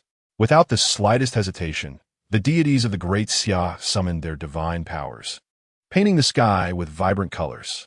Some deities formed hand seals, their bodies gradually becoming ethereal, transforming into streaks of light that surged towards the national guardian monuments. Others ignited their own bodies, searing flames encircling the monuments as they etched inscriptions upon them. Their expressions resolute, they recited their vows to protect the Great Xia. I, the Queen Mother of Heaven and Earth, in accordance with the Supreme Being's decree, sacrifice my divine form, channel my divine power, inscribe the national monument, and safeguard the well-being of the Great Xia's people and the integrity of our lands. A beautiful woman, clad in resplendent golden attire and adorned with a phoenix crown headdress, cast a deep glance at the vast mountains and rivers behind her, smiled with relief, and transformed into azure light, crashing into the National Guardian Monument, leaving behind a mark of inscription. I, the Emperor of the Underworld in the North, in accordance with the Supreme Being's decree, sacrifice my divine form, channel my divine power, inscribe the national monument, and safeguard the well-being of the Great Xia's people and the integrity of our lands. The Emperor of the Underworld stood amidst the void, surrounded by ghostly flames, transforming into a black stream of light that inscribed the national monument. I, the great Emperor of eternal life in the South, in accordance with the Supreme Being's decree, sacrifice my divine form, channel my divine power, inscribe the national monument, and safeguard the well-being of the Great Xia's people and the integrity of our lands. I, Neza, the great deity of the 3 altars of the sea, in accordance with the Supreme Being's decree, sacrifice my divine form, channel my divine power, inscribe the national monument, and safeguard the well-being of the Great Xia's people and the integrity of our lands. I, Erlang Shun Yang Jian, in accordance with the Supreme Being's decree, sacrifice my divine form, channel my divine power, inscribe the national monument, and safeguard the well-being of the Great Xia's people and the integrity of our lands. Until the very last moment, all the deities united to inscribe the monument of national protection. 9 divine steel rose majestically at the borders of the Great Xia, instantly forming a formidable protective array. The radiance illuminated the heavens and the earth, effectively sealing the encroaching darkness beyond reach. Yifan stood suspended in the air, his visage trembling slightly under the resounding divine resonance, the resolute determination of the gods facing their demise striking his heart like a relentless hammer. Although Qi'an was already aware of the outcome, witnessing this scene firsthand evoked a profound sense of awe that words on a page could scarcely convey. At this moment, his lips parted slightly, yet he found himself momentarily speechless. They exchanged a solemn glance, straightened their postures, and saluted with a standard military gesture, their gazes imbued with reverence. I, Yifan, despite lacking celestial talents, possess an unwavering resolve to serve my country and will exhaust all efforts to safeguard the well-being of the people of Great Xia. As Yifan gazed upon the divine monument at the horizon, he silently vowed, his eyes brimming with determination and tenacity. Chapter 48. The origin of Shiva's grievance. In the headquarters of the Night Watchers in the capital city, Yifan sank deeply into the sofa, his gaze vacant and silent for a prolonged moment. After a while, he gradually sat up straight, his brow furrowed like a tightly twisted braid. With trembling fingers, he extracted a cigarette from the pack. The lighter's flame flickered several times before finally steadying against the cigarette's tip. With a sharp crack, smoke instantly enveloped the air. He inhaled deeply, the smoke lingering momentarily in his chest before slowly exhaling, as if that heavy breath aimed to release the turmoil and worries that burdened his heart. His bloodshot eyes fixated intently on Qian, and as he spoke slowly, "So, what I just witnessed was indeed real." His voice carried an unprecedented weariness. Qian, still grappling with the shock, found remnants of the images of deities resolutely facing death etched in his mind. After a brief moment to collect himself, he cast aside the chaotic thoughts swirling in his head and replied solemnly, "Commander Yi, I hope you can keep what you have just seen confidential for the time being, as the moment to disclose these matters has not yet arrived. We should devise a plan once the deities of the Great Xia fully awaken." Yi Fan nodded, extinguishing the cigarette but with a determined expression. He spoke with resolute gravity. "It appears the Night Watchers must spring into action. Let our forebears witness that we, the descendants of Great Xia, are worthy of their sacrifices." This time, Yi Fan exhibited no hesitation. He looked at Qian and his demeanor serious. "Qian, I have two questions. First, if divine warfare erupts, how many deities will participate? After all, we are unaware of which deities covet the forbidden artifact, Shiva's grievance. Second, while we are confident in suppressing a single deity, without the laws, we cannot achieve a complete annihilation. Thus, we primarily focus on repelling the invading deities. Consequently, the offerings needed cannot possibly be gathered. How do you intend to restore the entire Songnan? Given that everything that transpired in Songnan City has now settled into an unchangeable state, I believe that at this moment, what you urgently need is ample time to undergo sufficient honing and growth. I do not wish for you to recklessly plunge into danger. After all, with your current strength, you are not yet qualified to intervene in divine warfare. Such confrontations with deities should be left to us, the seasoned veterans. However, in response to my heartfelt counsel, Qian merely smiled calmly, radiating an unparalleled confidence. I possess a clear understanding of my own strength and am fully assured of my safety. He then shifted the conversation, asking, "Commander Yi, are you aware of the origin of Shiva's grievance?" Yi Fan was taken aback, not expecting Qian to inquire about this. He shook his head, replying, "I only know that it is associated with Shiva, one of the three supreme deities in Indian mythology, and possesses the world-ending terror of the apocalyptic Tier 008. I do not have any other related information." Qian spoke in a low voice. "The Shiva's grudge is a forbidden artifact crafted from the divine body and soul of the supreme god Shiva after his demise, which is why it possesses such terrifying power." Yi Fan's pupils abruptly constricted as he gazed at Qian, incredulous as he remarked, "I never imagined that such a small piece of parchment was forged from the divine essence of a supreme deity. No wonder this forbidden object is so extraordinary. It seems to possess its own consciousness. Had it not been for Chun Mai's forbidden artifact, Black Impermanence, which exerted a unique suppression over souls, the location of Shiva's grudge would have long been discovered by the outer gods." Qian nodded and continued, "As for the other sacrificial offering, is it not already at hand? Therefore, there is no need for you to slay another deity. Simply holding your ground will suffice. Moreover, given our current situation, it is unwise to provoke another pantheon, as it would only disadvantage us. Once all the deities of the Great Xia have awakened, they will naturally seek retribution. Do you intend to use Shiva's grudge as a sacrificial offering?" Yi Fan asked, his face a mask of astonishment. "Is that even possible? Has it not already been transformed into a forbidden object?" In response to Yi Fan's skepticism, Qian paused briefly, his gaze resolute as he replied, "Why not? Although Shiva's grudge no longer possesses the overwhelming power of a supreme god, it is more than adequate to serve as a sacrificial offering for an ordinary deity." His tone was firm, brimming with confidence in his judgment. Yi Fan fell silent for a moment, then, after studying Qian intently, inquired, "If that is the case, what else do you require my assistance with?" Qian pondered for a brief while before earnestly stating, "I hope you can help me gather a substantial number of mysterious corpses. The more, the better." Upon hearing this, Yi Fan furrowed his brow, questioning in confusion, "Mysterious corpses? What do you intend to do with them?" Qian took a deep breath and explained, I need to harness the unique powers contained within these mysterious corpses to temporarily restore Yang Jian to his peak condition. After contemplating Gu Qian's words, Yi Fan nodded thoughtfully, grasping the reasoning behind the request, and chose not to press further. Qian, since you have your own plans, I shall refrain from further commentary. Remember, your safety must always be the priority. Gu Qian bowed respectfully to Yi Fan, assuring him, I will proceed with caution. With that, he turned and departed from the command center. Yi Fan watched his retreating figure, inhaling deeply before moving to his desk. He opened a drawer and retrieved a pixelated mobile phone, pressing the call button.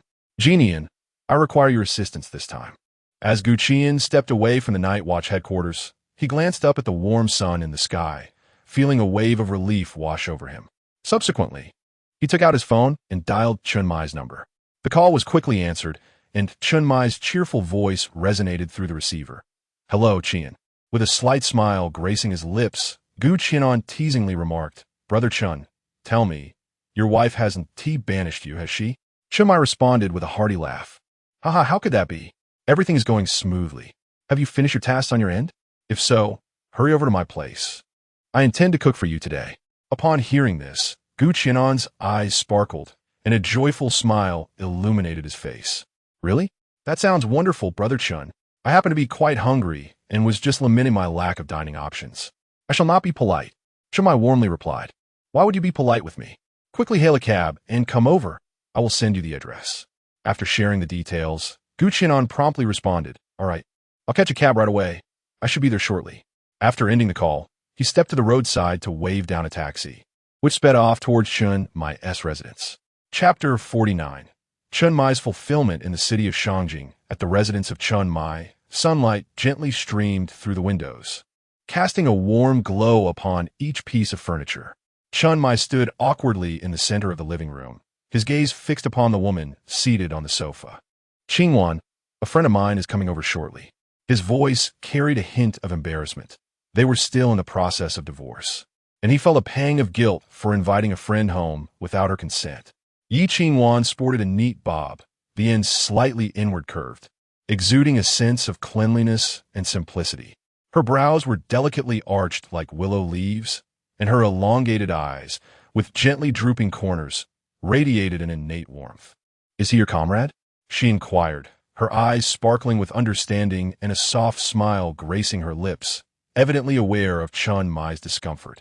She stood, took a step forward, and wrapped her arms around his waist, resting her head against his chest. Her voice was gentle, yet imbued with unwavering resolve. I am genuinely delighted that you have returned. I am aware of the dangers associated with your role as a narcotics officer, but I truly do not mind.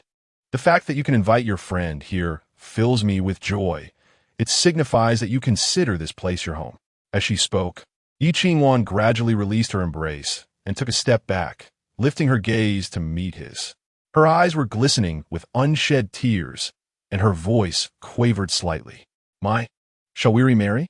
Upon hearing her words, Chun Mai was momentarily taken aback, standing frozen in place, witnessing the tears of the woman before him. The shackles binding his heart shattered instantaneously, dissipating all his doubts and conflicts. He stepped forward, gently wiping away the tears that had slipped down Yi Qingwan's cheek, and then enveloped her in a tight embrace. His voice trembled, yet was imbued with unwavering certainty as he replied, Yes. In that moment, he yearned only to hold this woman close. Having faced death once, he had come to terms with many things and found solace. In his arms, Yi Qingwan quietly sobbed, her shoulders trembling slightly, and soon, the emotion she had suppressed for so long erupted, her cries growing louder. Chun Mai merely held her in silence, understanding that she needed to release the grievances, worries, and longing that had accumulated over the years. Yi Qingwan was a tenacious individual, though she often appeared soft-spoken and gentle. Once she had set her heart on something, she would not easily waver. Chun Mai was the man she had chosen for a lifetime, and she wished only to remain by his side, even if it meant enduring great hardship.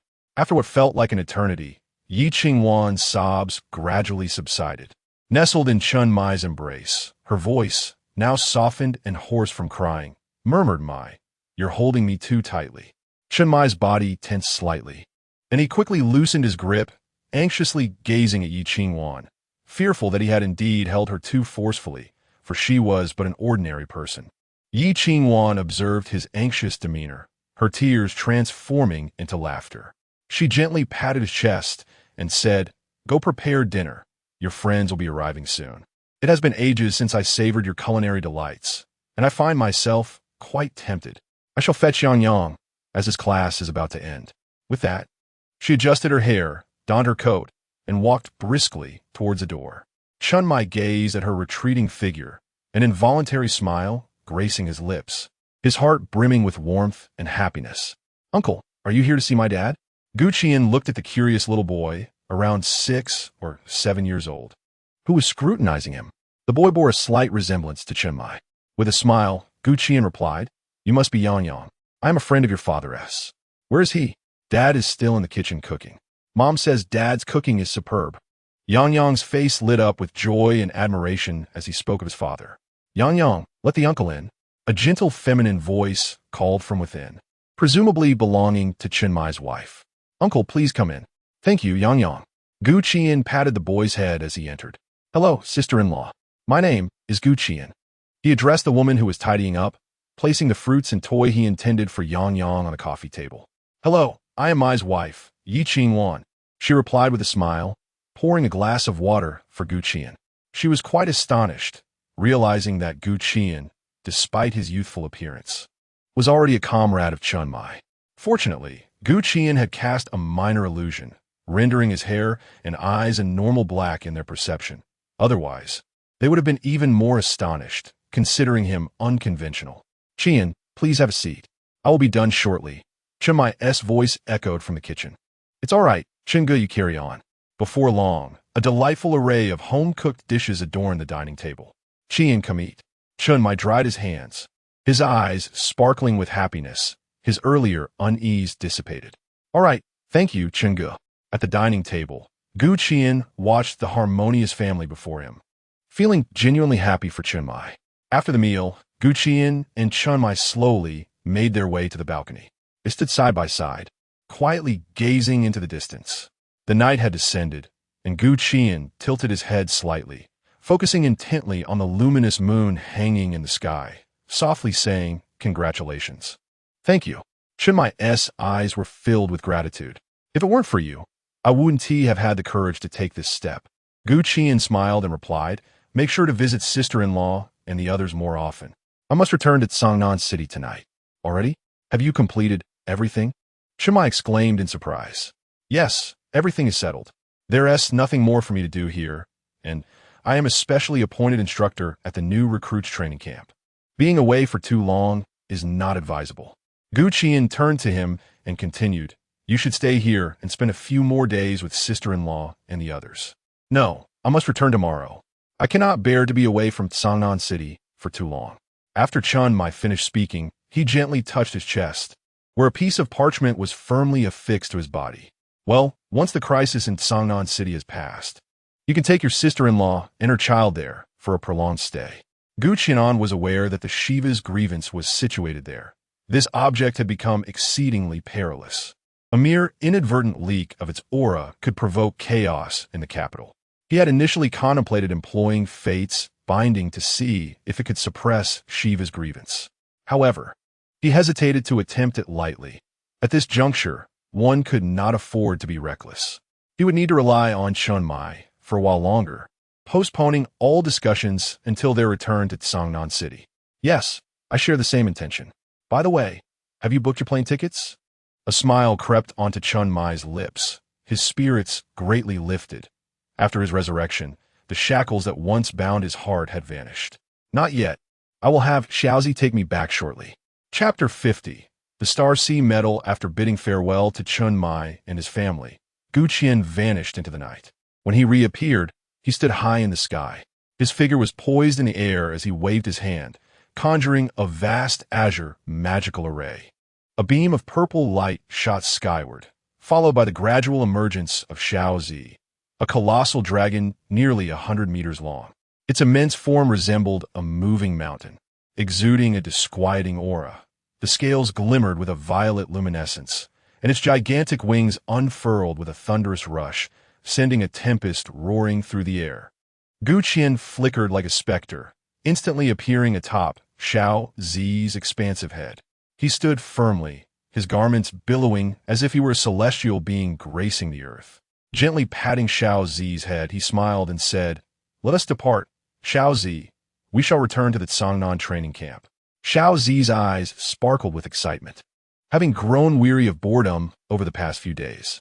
With a low growl, its wings stirred slightly, accompanied by a deafening roar and dazzling lightning. It streaked through the sky towards Cangnan City at an astonishing speed. The fierce winds whipped against Qian's face, tousling his hair, yet he felt no discomfort. Instead, he radiated a sense of freedom and elegance. Before long, the outline of the new recruits' training camp came into view.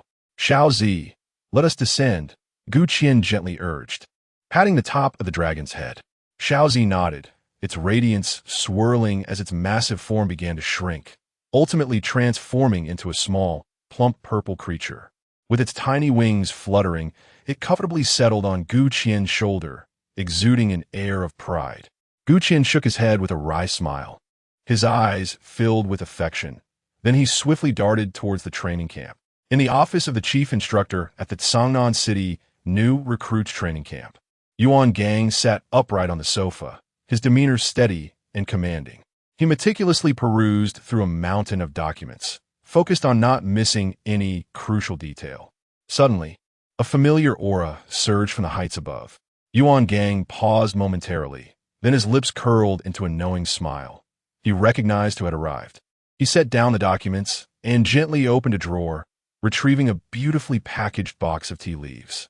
Approaching the tea table, Yuan Gang brewed the tea with practiced elegance, his movements fluid and graceful. Before long, a rich aroma of tea enveloped the office. At that moment, the office door swung open gently, and Qian strode in. The moment he stepped inside, he was captivated by the fragrant tea. His eyes sparkled with delight, a smile gracing his face as he walked directly to the sofa opposite Yuan Gang and said, "Chief Instructor Yuan, where did you procure this exquisite tea? Its fragrance is unmistakably extraordinary." Qian, who neither smoked nor drank alcohol, had a particular fondness for fine tea. Xiao Zi, having caught a whiff, displayed no interest whatsoever, curling up beside Qian and drifting into slumber. Yuan Gang offered a faint smile and remarked, "This comes from my captain, knowing your fondness for it." With that, he placed a fragrant cup of tea before Qian and continued, "In this regard, you would indeed get along splendidly with the master. He is also a connoisseur of fine tea." Qian accepted the teacup, took a gentle sip, and sighed contentedly before inquiring, "The performance of Qiye and the others has been commendable this time. Will there be medals awarded from the higher-ups?" "After reviewing your report, I forwarded it to the upper echelons. Lin Qiye will receive a Starlight Medal, while the others will each receive a Starlight Emblem. They are not a collective unit, hence no group medal will be awarded." Yuan Gang's response was not unexpected to Qian. Originally, Lin Qiye's achievements did not meet the criteria for a Starlight Medal, yet the higher-ups, in a bid to win over this dual god proxy, undoubtedly chose to make an exception. Yuan Gang observed Qian with a smile, noting his perpetually composed demeanor. With a light chuckle, he retrieved an exquisite box from the side and carefully pushed it toward Qian. "This Starlight Medal has been specially awarded to you by the higher-ups," he whispered. Qian narrowed his eyes slightly and reached for the box, gently lifting the lid to reveal a deep blue medal that sparkled like stars under the light. He had yet to express his gratitude when Yuan Gang continued, "According to my captain, this afternoon the higher-ups convened a special meeting, during which Commander Yi, for reasons unknown, passionately advocated for you and secured an exceptionally rare personal Star C medal." His tone carried a hint of envy and admiration. Qian was momentarily taken aback, his mind wandering at the notion that Commander Yi would personally request a Star C medal for him. Yuan Gang regarded Qian with curiosity, asking, "What monumental task did you undertake in Shangjing City? It is unprecedented for Commander Yi to take such measures without disclosing the specific achievements." Qian smiled broadly, passing the now empty teacup back to Yuan Gang. Yuan Gang promptly refilled it, his eyes gleaming with anticipation as he gazed at Gu Qian. Gu Qian took a sip from the teacup and calmly replied, "A secret." Yuan Gang shook his head in resignation. "Well, I shan't pry further. However, I must remind you that a formal award ceremony is unlikely to be held until all relevant facts are thoroughly disclosed." Gu Qian nodded earnestly, his eyes clear, evidently understanding the implications of Yuan Gang's words. After a brief pause, as if recalling something, he inquired, "By the way, what arrangements will you make for Unchanged? Are you referring to that disciple of yours?" "Naturally. She will directly join the training camp. Where did you find such a prodigy? She masters everything at once, though her physical prowess still leaves something to be desired." Yuan Gang expressed his delight at the prospect of having such a talent join the training camp. Indeed, his forbidden realm is exceptionally unique, an enigmatic domain. Yuan Gang nodded, expressing that he had gained a rough understanding of it, likening it to the Eye of Truth from Forbidden Realm Sequence 315, yet feeling an entirely different essence. Furthermore, it possesses the ability to control rodents and exhibit rapid regeneration, suggesting it is also an auxiliary type of Forbidden Realm. The specifics can be left for him to ponder. Gu Qian maintained a composed demeanor, saying little, while secretly reflecting, "What a clever lad. He knows how to hold back." He gradually rose to his feet, gently cradling the slumbering Xiao Zi beside him. "Thank you for your hospitality. Commander Yuan, I shall not impose further." Yuan Gang stood as well, nodding in agreement. "Very well, then take your rest. Tomorrow, we shall continue the lessons for the recruits. As for the content, you may arrange it as you see fit. I believe they will be keenly anticipating your teachings." Once Gu Qian departed, Yuan Gang settled back onto the sofa, shaking his head with a wry smile, reflecting, "This young man is increasingly enigmatic." Chapter 51. The six-person team operation in the Asylum of the Gods. SpongeBob, let us venture forth to catch jellyfish together. The Patrick Star version of Merlin waved a fishing net, dashing about the activity room. Li Yifei pursued him, wielding a syringe filled with a divine sedative. The commotion in the room was chaotic. Lin Qiye sat nearby, letting out a resigned sigh. At that moment, he caught sight of a figure approaching and quickly stood up. "Brother, you've returned?" Gu Qian nodded, surveying the scene in the activity room, his lips twitching. "What is happening here?" Lin Qiye shrugged, his expression slightly helpless. "This is Merlin. I find his condition quite perplexing, and I cannot discern the root of his ailment." Octopus, you are here too?" The Patrick Star version of Merlin joyfully approached Gu Qian, dancing around him in circles. Gu Qian helplessly rubbed his forehead, watching Merlin dart off again, and turned to Lin Qiye, asking, "Has he always been like this? The last time I chatted with him, he seemed perfectly fine." Lin Qiye pondered for a moment before responding, "Not exactly, but he tends to behave this way when he enters deep contemplation. Otherwise, he appears to be fine. I cannot assist him. With my current abilities, I cannot effect any change. He must rely on himself. By the way, where is Mother?" Gu Qian expressed his inability to help, acknowledging that the creature capable of influencing a legendary magician was beyond his capabilities. And he was quite familiar with this entity from childhood television shows. Who knows what kind of monster it would become in this world? It would be best for Lin Qiye to resolve this matter on his own. Mother found it noisy here and went for a walk outside. Lin Qiye glanced up, noticing that Gu Qian's progress bar had dropped to 72. He hesitated, concern evident in his eyes. "What's wrong?" Gu Qian detected his unease and inquired curiously. "Brother, your progress bar has dropped again. Are you all right?" Lin Qiye voiced his concern. From his recent observations, he realized the progress bar had phases, and if it fell below 50, it could lead to mental instability. Just look at Nike's. When it fell below 50, he was essentially in a daze. "Do not worry. I am in control. I will go find Mother. You can manage things here." Gu Qian waved his hand dismissively, signaling Lin Qiye to relax, and departed the activity room to seek out Nike's. On the training camp's martial arts platform, Gu Qian surveyed the new recruits below and announced, "For the time being, you are to form your own teams of 6. With 240 of you, that makes exactly 40 teams. I expect to see your team formations completed within a day." Lin Qiye, Bai Li Pang Pang, Chao Yuan, Mo Li, Shun Qingzhu and Qingyu stepped forward. Yes, instructor, they replied in unison. Gu Qianan nodded slightly, indicating for the six to stand by and wait. He turned his head, his expression grave, and cast a sweeping gaze over the remaining recruits below. In a deep voice, he declared, once our six-member team is successfully formed, what I value most is your ability to collaborate and cooperate as a unit. It is crucial to understand that only through achieving a high degree of synergy can each of you fully unleash your individual skills and contributions to their utmost potential. Here, I solemnly state that I do not wish to see any displays of individual bravado or attempts to play the hero among you. With that, he gestured for the six to demonstrate. Gu Qianan looked towards Lin Qiye and the others, instructing, you all, together, give it your all. Rest assured, I will only use the strength of the pool realm. Lin Qiye and the others exchanged glances, their eyes meeting in silent understanding. In that instant, the air seemed to ignite, and the tension became palpable.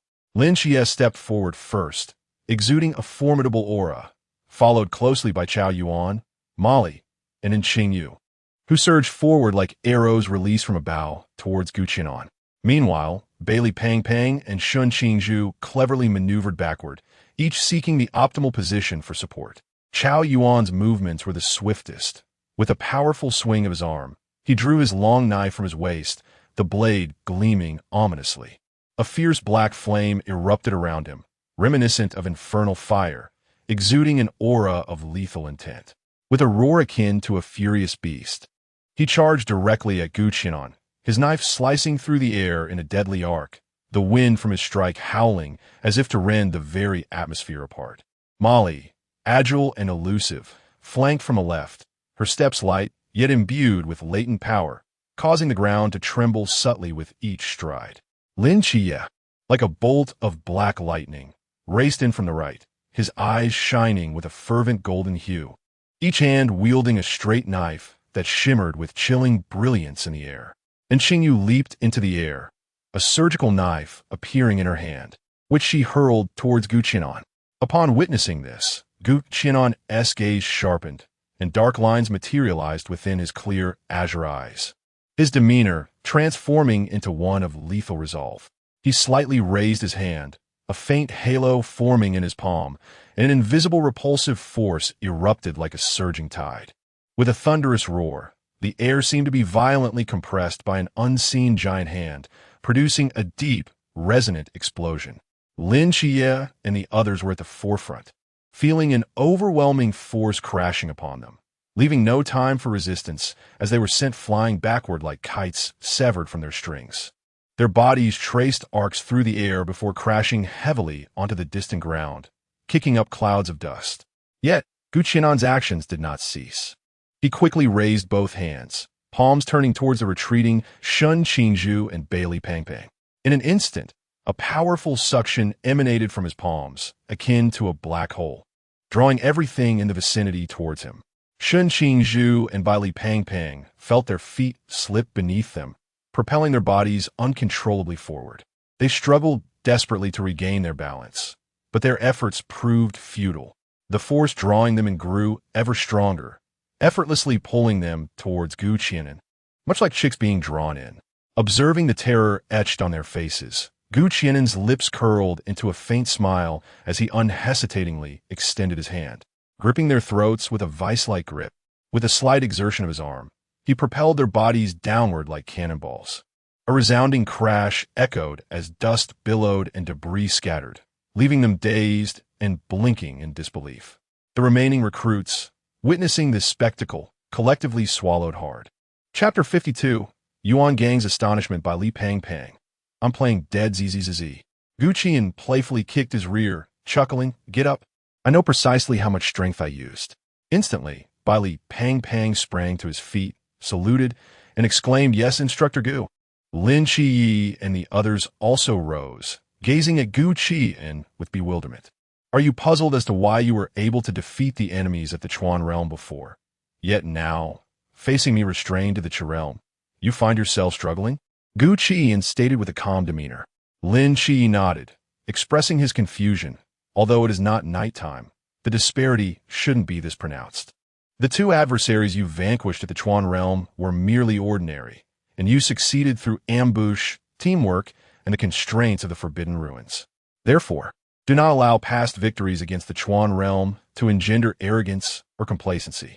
At this juncture, Qi'an's expression turned unusually serious, his piercing gaze sweeping across all the new recruits as he continued in a grave tone.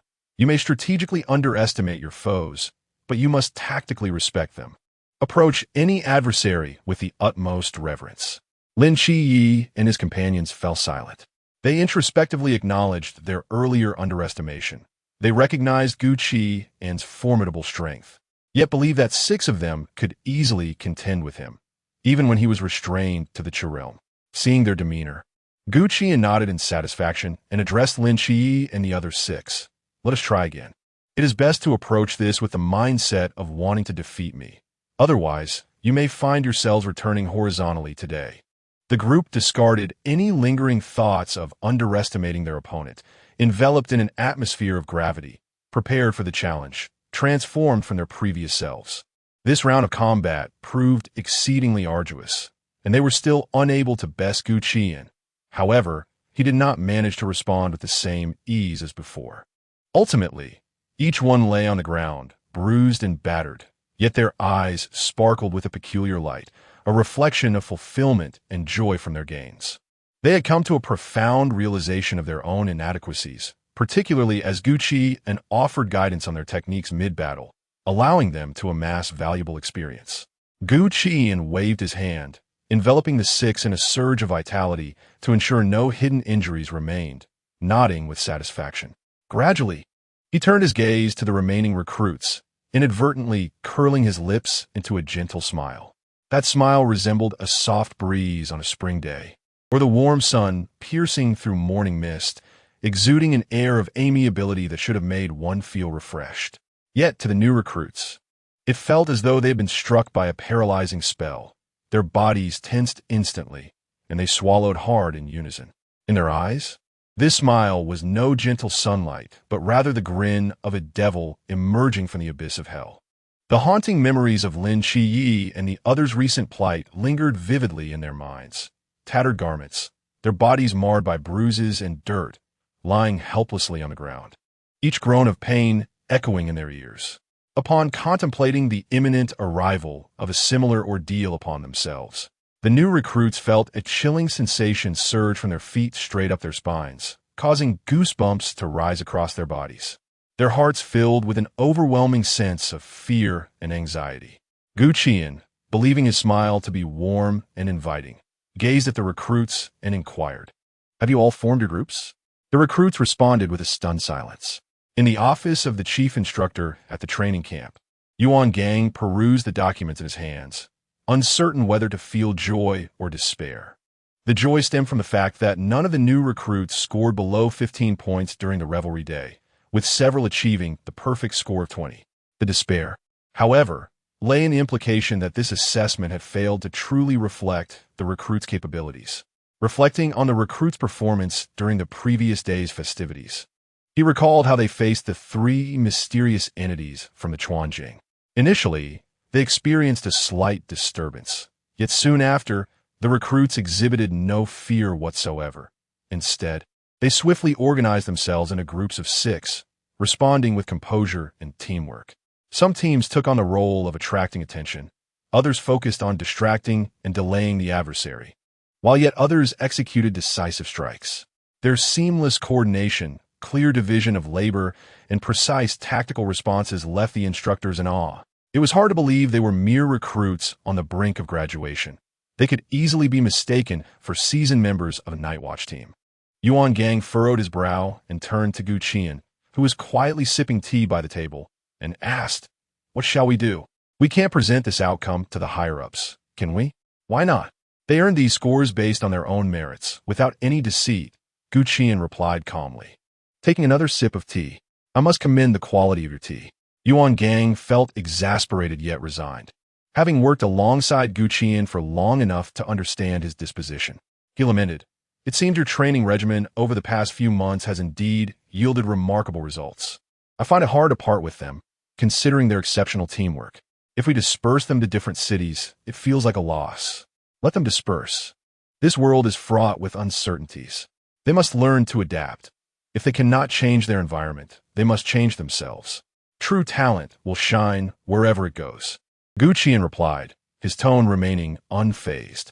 Unchanged contemplated these words, a look of realization dawning upon him. After a moment, he smiled in acceptance. Very well. I shall submit this to the higher-ups and let them grapple with it. After bidding farewell to Unchanged, Qi'an entered a secluded building filled with an array of sophisticated instruments. Upon opening a side door, he was immediately greeted by a potent mingling of blood and formaldehyde. Inside, Unchanged was engaged in the dissection of a mysterious body, her eyes flickering with a grayish light, a smile playing at the corners of her mouth. Reminiscent of a mad scientist. "Teacher, what brings you here?" Unchanged exclaimed in surprise upon noticing Qi'an's entrance. "I came to see how your research is progressing. This is a specimen I specifically selected for you. It possesses the elemental control of the Forbidden Void. It should help compensate for your lack of offensive capability." Qi'an glanced at the mystery, now so dissected that its original form was unrecognizable, and spoke, "The research is nearly complete." Unchanged's eyes sparkled with delight. This ability suited him perfectly. He lifted his right hand, flames materializing before him, which then transformed into blades of wind, bolts of lightning, and spheres of water, with various elements shifting in his grasp. Qi'an nodded in satisfaction. "Very well, you shall no longer lack for offensive capabilities." "Thank you, Master," Unchanged replied earnestly, his voice brimming with gratitude. Initially, his apprenticeship had been compelled by circumstance, yet through their prolonged association, he had genuinely come to appreciate Qi'an. The latter's calm demeanor, profound vision, and formidable strength left Unchanged deeply impressed. Chapter 53 Graduation approaches with a smile in his eyes. Qi'an took a seat. Although the ability of elemental control appeared rather feeble at first glance, one could augment its power through the fusion of elements. Moreover, your Forbidden Abyss is quite unique, enabling the continuous enhancement of this ability in the future. Unchanged's eyes lit up, and he nodded thoughtfully. "Indeed, this ability is perfectly suited for me." "Thank you, teacher." Qi'an waved his hand, curiosity piqued as he inquired, "By the way, have you considered what name you would bestow upon your Forbidden Abyss?" Unchanged pondered for a moment, a glimmer of determination flashing in his eyes. "I shall call it the only true answer." "The only correct answer, is it? That certainly aligns with your character. But what does this true answer pertain to?" Qi'an mused inwardly, realizing the depth of his student's thoughts. "All truths of the world," Unchanged replied earnestly after a moment's contemplation. "And what do you perceive truth to be?" Qi'an fixed his gaze upon him. "I do not know. Yet it is precisely because of this ignorance that I yearn to pursue it," Unchanged said, a fleeting look of confusion in his eyes, soon replaced by resolute determination. "Thus, you must venture out into the world more often. The road ahead is long, and the scenery along the way is surely a part of that truth. Immersed in solitary research, though fruitful, one also risks losing much."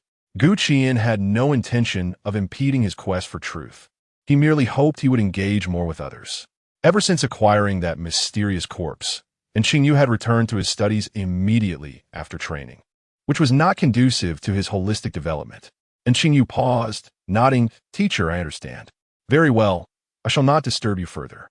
Qi'an rose, preparing to leave, but suddenly halted as if recalling something. He retrieved a can of Sprite from his pocket and tossed it over. "Remember to eat," he said before departing without a backward glance. Unchanged instinctively caught the item, feeling a refreshing chill in his hand.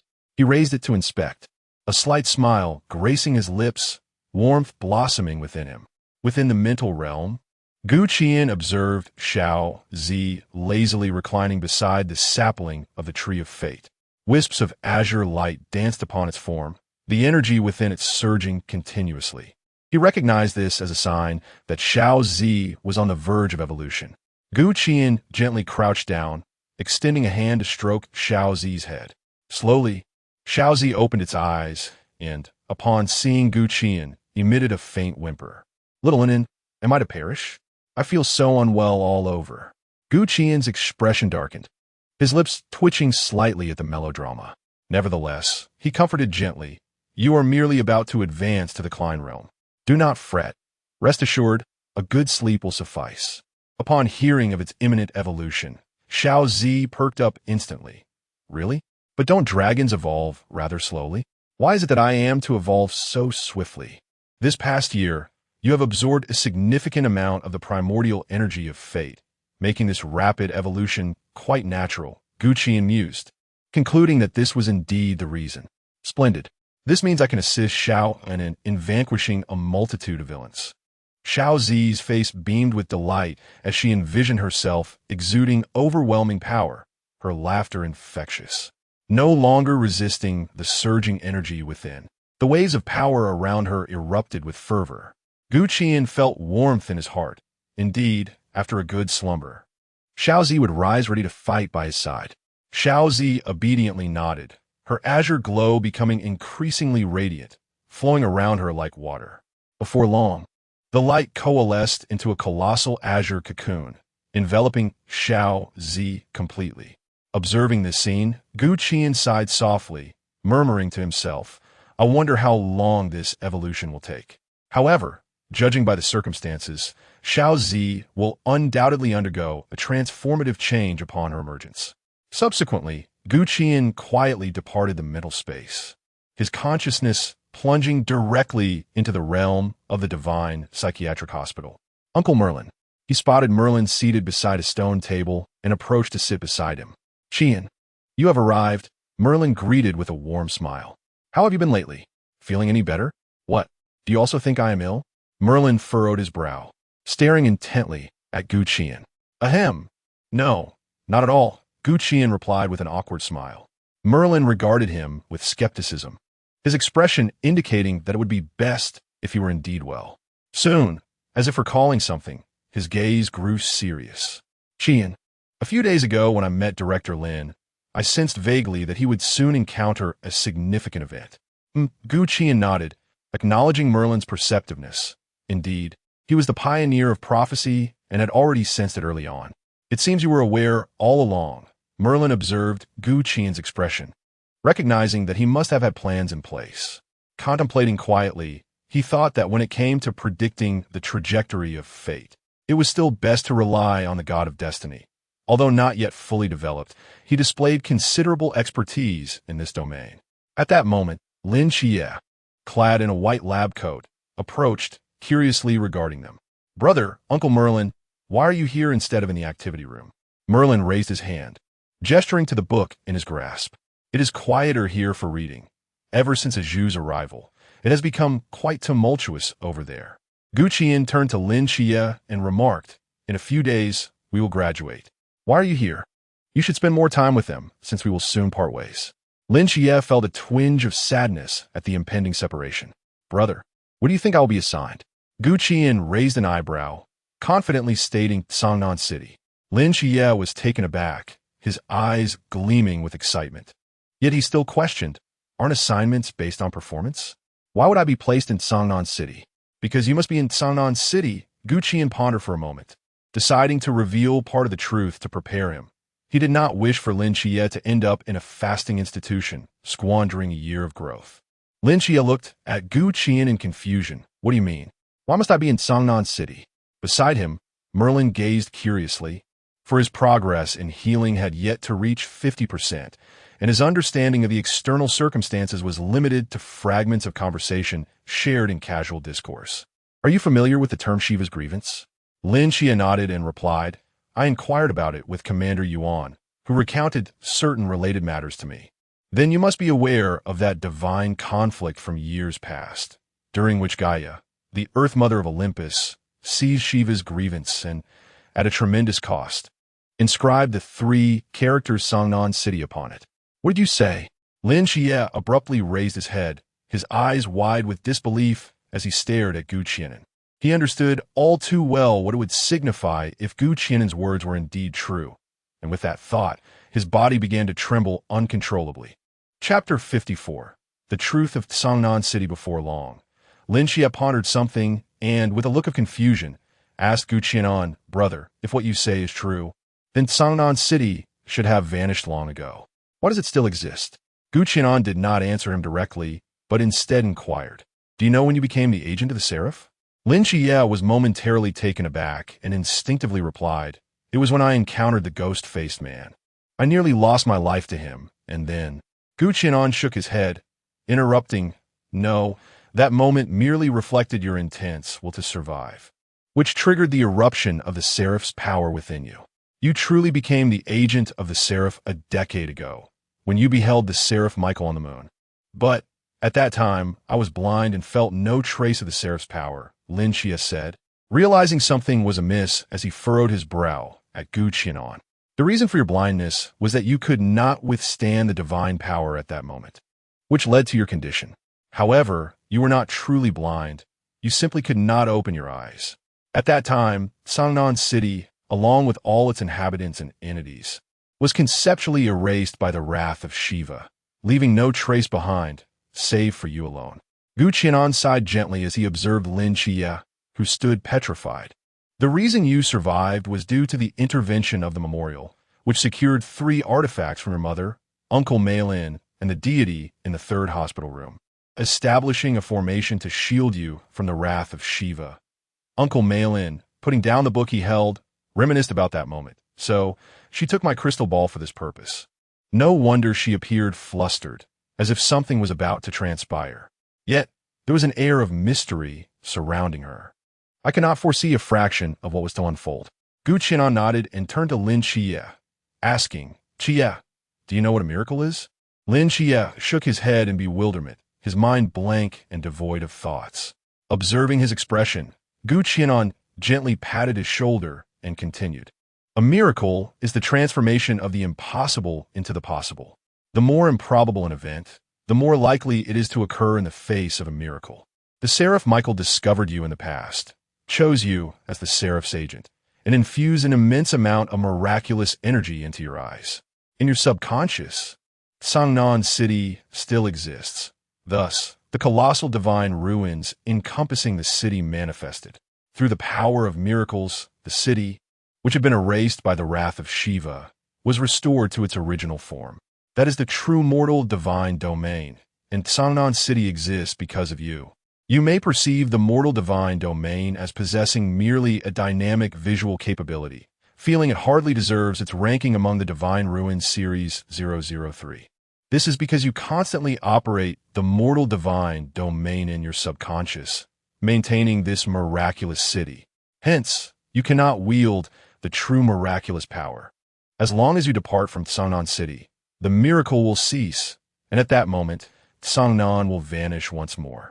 Upon hearing this, Lin Qiye raised his gaze to Qi'an, his eyes glimmering with hope, his voice quivering slightly. "Then, if I do not leave, will Sangnan City continue to exist?" Qi'an shook his head gently, responding, "No, divine power is finite. The grace bestowed upon you by the Archangel Michael can only sustain for a decade." Instantly, the flicker of hope in Lin Qiye's eyes dimmed, and he slumped down as if robbed of all strength, murmuring, 10 years. That means before long, Sangnan City will disappear, along with my aunt and Ajin." At that moment, Nikes heard the commotion and approached, his heart aching upon seeing Lin Qiye's forlorn state. He stepped forward and embraced him tightly. "Donis, what has happened to you?" Witnessing this, Qi'an felt compelled to recount the events that had transpired. Nikes held Lin Qiye closely, his voice soothing and gentle. "Donis, pull yourself together. Nothing has happened yet. Let us think together. There must be another way." Merlin observed Qi'an's calm demeanor and understood that he must have devised a plan. "Qi'an, do not keep us in suspense. Just tell us what you intend to do." Qi'an turned to Lin Qiye, his expression grave, his tone serious. "Qiye, you must understand that by disclosing this matter to you, I've already formulated a response. I empathize with your current feelings, but we must remain composed and analyze the situation. I have lectured on this principle countless times. Do not forget that Sangnan City still exists. Even if it were to vanish due to depleted divine power, would you not seek a way to resurrect your aunt? How can you protect your family in this manner?" Lin Qiye made an effort to regain his composure, taking a deep breath and slowly extricating himself from Nike's embrace. He forced a smile, attempting to reassure Nikes. Yet his expression was fraught with helplessness and bitterness. His voice was hoarse as he said, "Brother, just tell me what to do. I will follow your lead." Seeing his brother's state, Qi'an sighed in resignation and offered comfort. "Do not worry. The situation in Sangnan City has already been thoroughly arranged with the higher-ups. I will employ my abilities to rewrite the miracle of the entire city, transforming the unreal into reality through the power of destiny." Nikes, hearing this, wore an unprecedentedly serious expression, vehemently opposing the idea. "No, with your current strength. It is utterly impossible to alter the fate of an entire city, even with Michael's miraculous aid. The only outcome of such a venture would be your demise and the disappearance of Sangnan." Qi'an smiled faintly, grasping Nike's hand reassuringly. "Mother, do not fret. I have my plans. Please listen to me and help me analyze the feasibility. Before long, I will incite a divine battle in Sangnan City using the Wrath of Shiva." "Wrath of Shiva is in your possession?" Lin Qiye exclaimed in surprise, gradually regaining his composure. "No, Wrath of Shiva has always been with Chunmai." Lin Qiye was taken aback. "The captain?" "Indeed, his forbidden realm, known as the Black Wuchang, possesses the power to suppress the essence of the Shiva grievance, thereby preventing its presence from being detected by otherworldly beings. Furthermore, Chunmai, alongside Sangnan City, was erased a decade ago." Lin Qiye's eyes widened in astonishment as he gazed at Qi'an.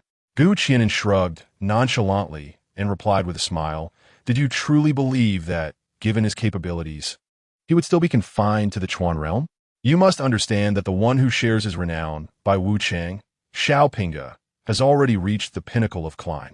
Moreover, I have conducted experiments on him and successfully revived him, thus confirming the viability of this approach." Chapter 55. The Captain's Suspicions. Captain. The new recruits training camp is nearing its conclusion. I wonder when that rascal Qi'an will return to the team. Vortex reclined in his chair, idly swinging his legs and casting a curious glance at Wang Mian beside him. "Yes, it should be soon," Wang Mian replied, seemingly reminded of a humorous incident, a smile involuntarily gracing his lips. "Vivi, you usually have the most contact with Qi'an. You must have some idea, right?" Vortex turned his gaze toward Rose, his eyes brimming with curiosity. "I haven't contacted him in days. Lately, I've been wholly absorbed in breaking through to the limitless realm. I'll call him shortly to check." Rose shook her head, her tone tinged with regret, clearly still troubled by her breakthrough. "Captain, should we go to Sangnan to pick up Qi'an?" Xiang inquired, her eyes sparkling with anticipation. After a moment's contemplation, Wang Mian responded, "We'll assess the situation when the time comes. If we have the time, we shall go. I heard that fellow advanced to the limitless realm earlier this year. He's simply a monster." Yuegui couldn't help but sigh, feeling stuck at the peak of the sea realm, with no breakthrough in sight. "Luckily, I've already made my breakthrough. Otherwise, I do feel quite embarrassed meeting Qi'an," Vortex jested. Suddenly, a chill swept over Vortex's back. He turned to see Rose glaring at him, her face a mask of fury. Feeling awkward, Vortex scratched his head. Huh? "Rose, I wasn't referring to you." With a huff, Rose chose to ignore him. Qi'an had accomplished quite a bit in the new recruits training camp, earning both a star medal and a sea medal. Xinghan looked on with envy, lamenting that he had yet to earn even a star medal. At that moment, Tianping hurriedly burst through the door, excitement radiating from him. "Captain, there's news from a new recruits camp." "What news?" Vortex instantly straightened his posture, his eyes fixated on Tianping. The others turned their attention towards him as well. "This batch of recruits has astonishingly high scores. Several have scored over 90. And that dual deity agent Lin Qiye astonishingly scored 96. Tianping relayed, feeling the weight of everyone's gaze. 96? The group exclaimed in unison, their faces a mixture of surprise.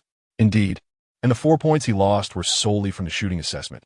He scored full marks in all other areas. Unbelievable. Wang Mian and the others were left in disbelief. "Captain, should we apply to include him in our team? I hear he is very close with Qi'an. If Qi'an asks, he would surely agree." Tianping could not contain his thoughts. Wang Mian waved his hand dismissively, saying with resignation, "Don't entertain such thoughts. The higher-ups would never allow 3 deity agents in the same small team. If it weren't for our early discovery of Qi'an, he likely wouldn't have remained in our team. Indeed, such a promising talent. What a pity, Tianping sighed in resignation. With a look of disdain, Xuanhua gazed at Tiansheng and remarked, "You should be content." The higher-ups have advised Qi, and on multiple occasions, to form a special task force again. Had it not been for Qi'an's unwavering resolve, he would have been reassigned long ago. Wang Mian pondered for a moment before replying. It seems the higher-ups are poised to take action. A prodigy like Lin Qiye will undoubtedly be the cornerstone of the 5th Special Task Force. Moreover, his teammates are likely already available. This new recruit camp is brimming with talent. It is said that the prowess of this batch of recruits is largely due to Qi'an's efforts. That lad is currently thriving. Tiansheng sighed in admiration. Wang Mian shared his sentiments, surprised at how far Qi'an had come. It appeared he had finally found his direction, no longer the lost youth he once was. At that moment, Wang Mian's phone rang. Upon seeing who it was, he smiled and said, it's Qi'an's call. He answered on speakerphone in front of everyone. "Hello. Captain, are you busy?" Qi'an's voice came through the receiver. Wang Mian replied with a smile, "Qi'an, it's rare for you to call me. I'm not busy at the moment. I just completed a mission in Huaihai City, and Haven T received a new assignment yet. I was just too swamped usually. The training camp concludes tomorrow, and I intended to call you as soon as I had the chance." Qi'an's voice carried a hint of awkwardness. "Are you hoping we would kind of pick you up?" Wang Mian teased as he settled into his seat. Captain, the thing is, I probably won't be able to return to the team immediately. I need to stay in Sangnan City for a while longer. There are still matters to attend to here." The others were taken aback by this revelation. Rose straightened up and expressed concern. "Qi'an, has your mission there not been completed?" "Sister Rose, you're all there?" "After Lin Qiye and the others graduate, I plan to take them for some outdoor training in Sangnan City, so I can't return just yet. Since you have a mission, focus on completing it. There is no need to rush back," Rose said gently. Xuanhua chimed in, "Qi'an, I've heard you're making quite a name for yourself over there, making those new recruits shout daily. Your task seems far more enjoyable than ours. We're constantly running around for rescues." The group engaged in lively conversation for quite some time before hanging up. "I had thought we would see that lad soon, but it seems we must wait a while longer," Xuanhua sighed, disappointment evident on his face. It appears the higher-ups have already settled on the members for the 5th Special Task Force. Otherwise, they wouldn't have allowed Qi and to lead them in outdoor training for a while, Tiansheng deduced. Indeed, I did not expect the higher-ups to act so swiftly this time. Once everyone departed, Wang Mian remained deep in thought. He couldn't shake the feeling that something was amiss. Ever since the training camp was established in Sangnan City, he had felt an underlying sense of unease. Furthermore, even if Qi'an were to lead Lin Qiye and the others in outdoor training, there seemed to be no necessity for him to linger in Sangnan City, considering that mysterious occurrences were infrequent there. Additionally, the inexplicable star sea medal that Qi'an had received only added to the strangeness of the situation. Various signs indicate that there are indeed issues in Sangnan City. Is something significant about to occur? Contemplating this, Wang Mian furrowed his brow and gazed out at the sky, murmuring to himself, "I hope I'm merely overthinking." Chapter 56. Special Team Reserve Headquarters of the Night Watchers in Beijing. The senior officials of the Night Watchers were engaged in a fervent discussion within the conference room. "Commander Yi, I believe they should be assigned to various cities," one senior member said in a grave tone. "Yes, I understand your desire to establish them as the 5th Special Team, but it is premature to make such declarations. They are still in the pool stage. They should be stationed with different teams across cities to hone their skills, and when the time is right, we can reconsider." Another senior member, with a solemn expression, spoke softly. "If this team is formed around Qi'an, I would agree, for the accomplishments of this past year are evident to all, and I trust he can lead the team well. However, Qi'an is a member of the masked team and has no intention of taking on the role of captain of the 5th Special Team." The senior official seated opposite Yi Fan articulated his viewpoint. "Commander Yi, I believe you should issue a direct order for Qi'an to establish the 5th Special Team. He must not act recklessly, as the Night Watcher should adhere to the principle of obedience." It was clear that this senior member held Qi'an in high regard. Yifan shook his head. I have other plans for Gu Qian. Given his potential, it is likely he will soon break through to the client stage, and allowing him to form a team at this juncture seems somewhat inappropriate. The officials resumed their heated debate. Zhuo Qing cleared his throat twice, interrupting the discourse, and distributed documents to each senior member. This pertains to the 6-member temporary team formed by Lin Qiye, detailing their combat performance against the enemy in Sangnan City and their data from multiple practical engagements with Gu Qian over the past 6 months. The senior members took the documents and began to read attentively.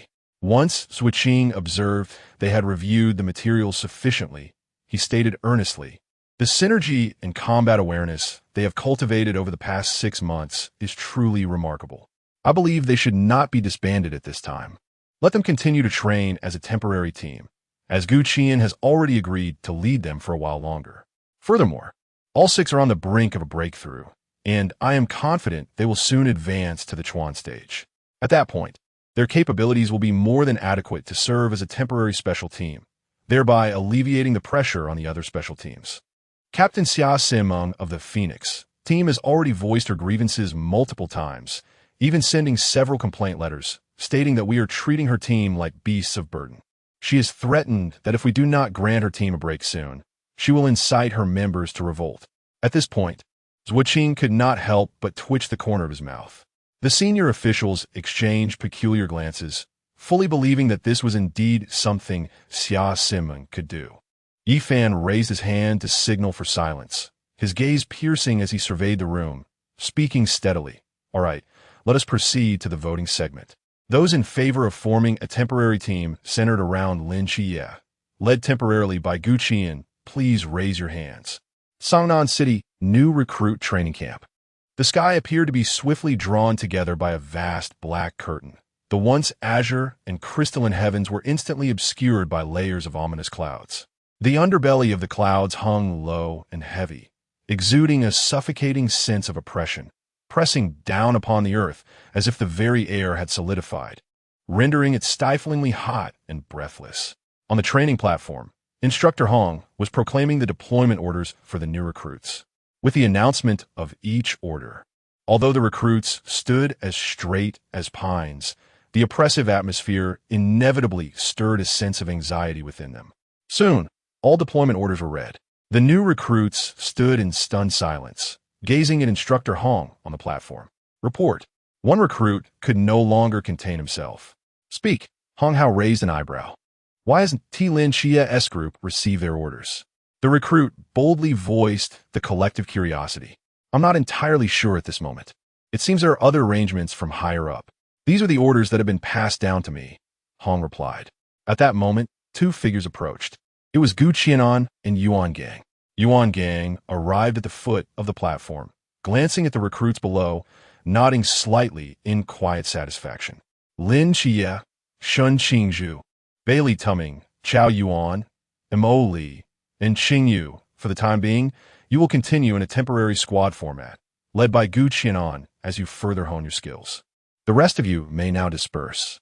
Upon hearing this, the recruits gazed enviously at the 6 individuals, fully aware of the implications, yet feeling no jealousy. The capabilities of their small team were evident to all. Among the crowd, someone nodded towards Lin Qiye and his group, softly offering congratulations, before gradually leaving in an orderly manner. The 6 remained standing erect, their expressions calm, revealing neither doubt nor delight at this arrangement. Gu Qianan stepped forward, a smile gracing his face. "You will be with me for the time being. If you have any objections or questions, now is the time to voice them." "Qiye, you may begin." "Yes," Lin Qiye replied, momentarily taken aback, stepping forward to meet Gu Qianan's warm smile, a flicker of confusion stirring within him. When did his ambitions shift? Perhaps it began with the encounter with this man.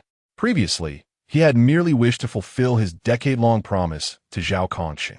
Now, he yearned to keep pace with this man, to stand together at the pinnacle and witness the true vistas of this world. "Instructor Gu, I have no questions. I am willing to follow you in further training," Lin Qiye declared resolutely. "Do you understand what this entails?" Gu Qianan inquired. "I do," Lin Qiye affirmed. Gu Qianan nodded, turning his gaze to Bailey Pangang. And you, Pangang? Bailey Pangang scratched his head and asked, Instructor Gu, does this mean we are to form a new special squad? That is still premature. At least until all of you reach the Sea Realm, we can discuss that. For now, you can only be considered a reserve for the special squad.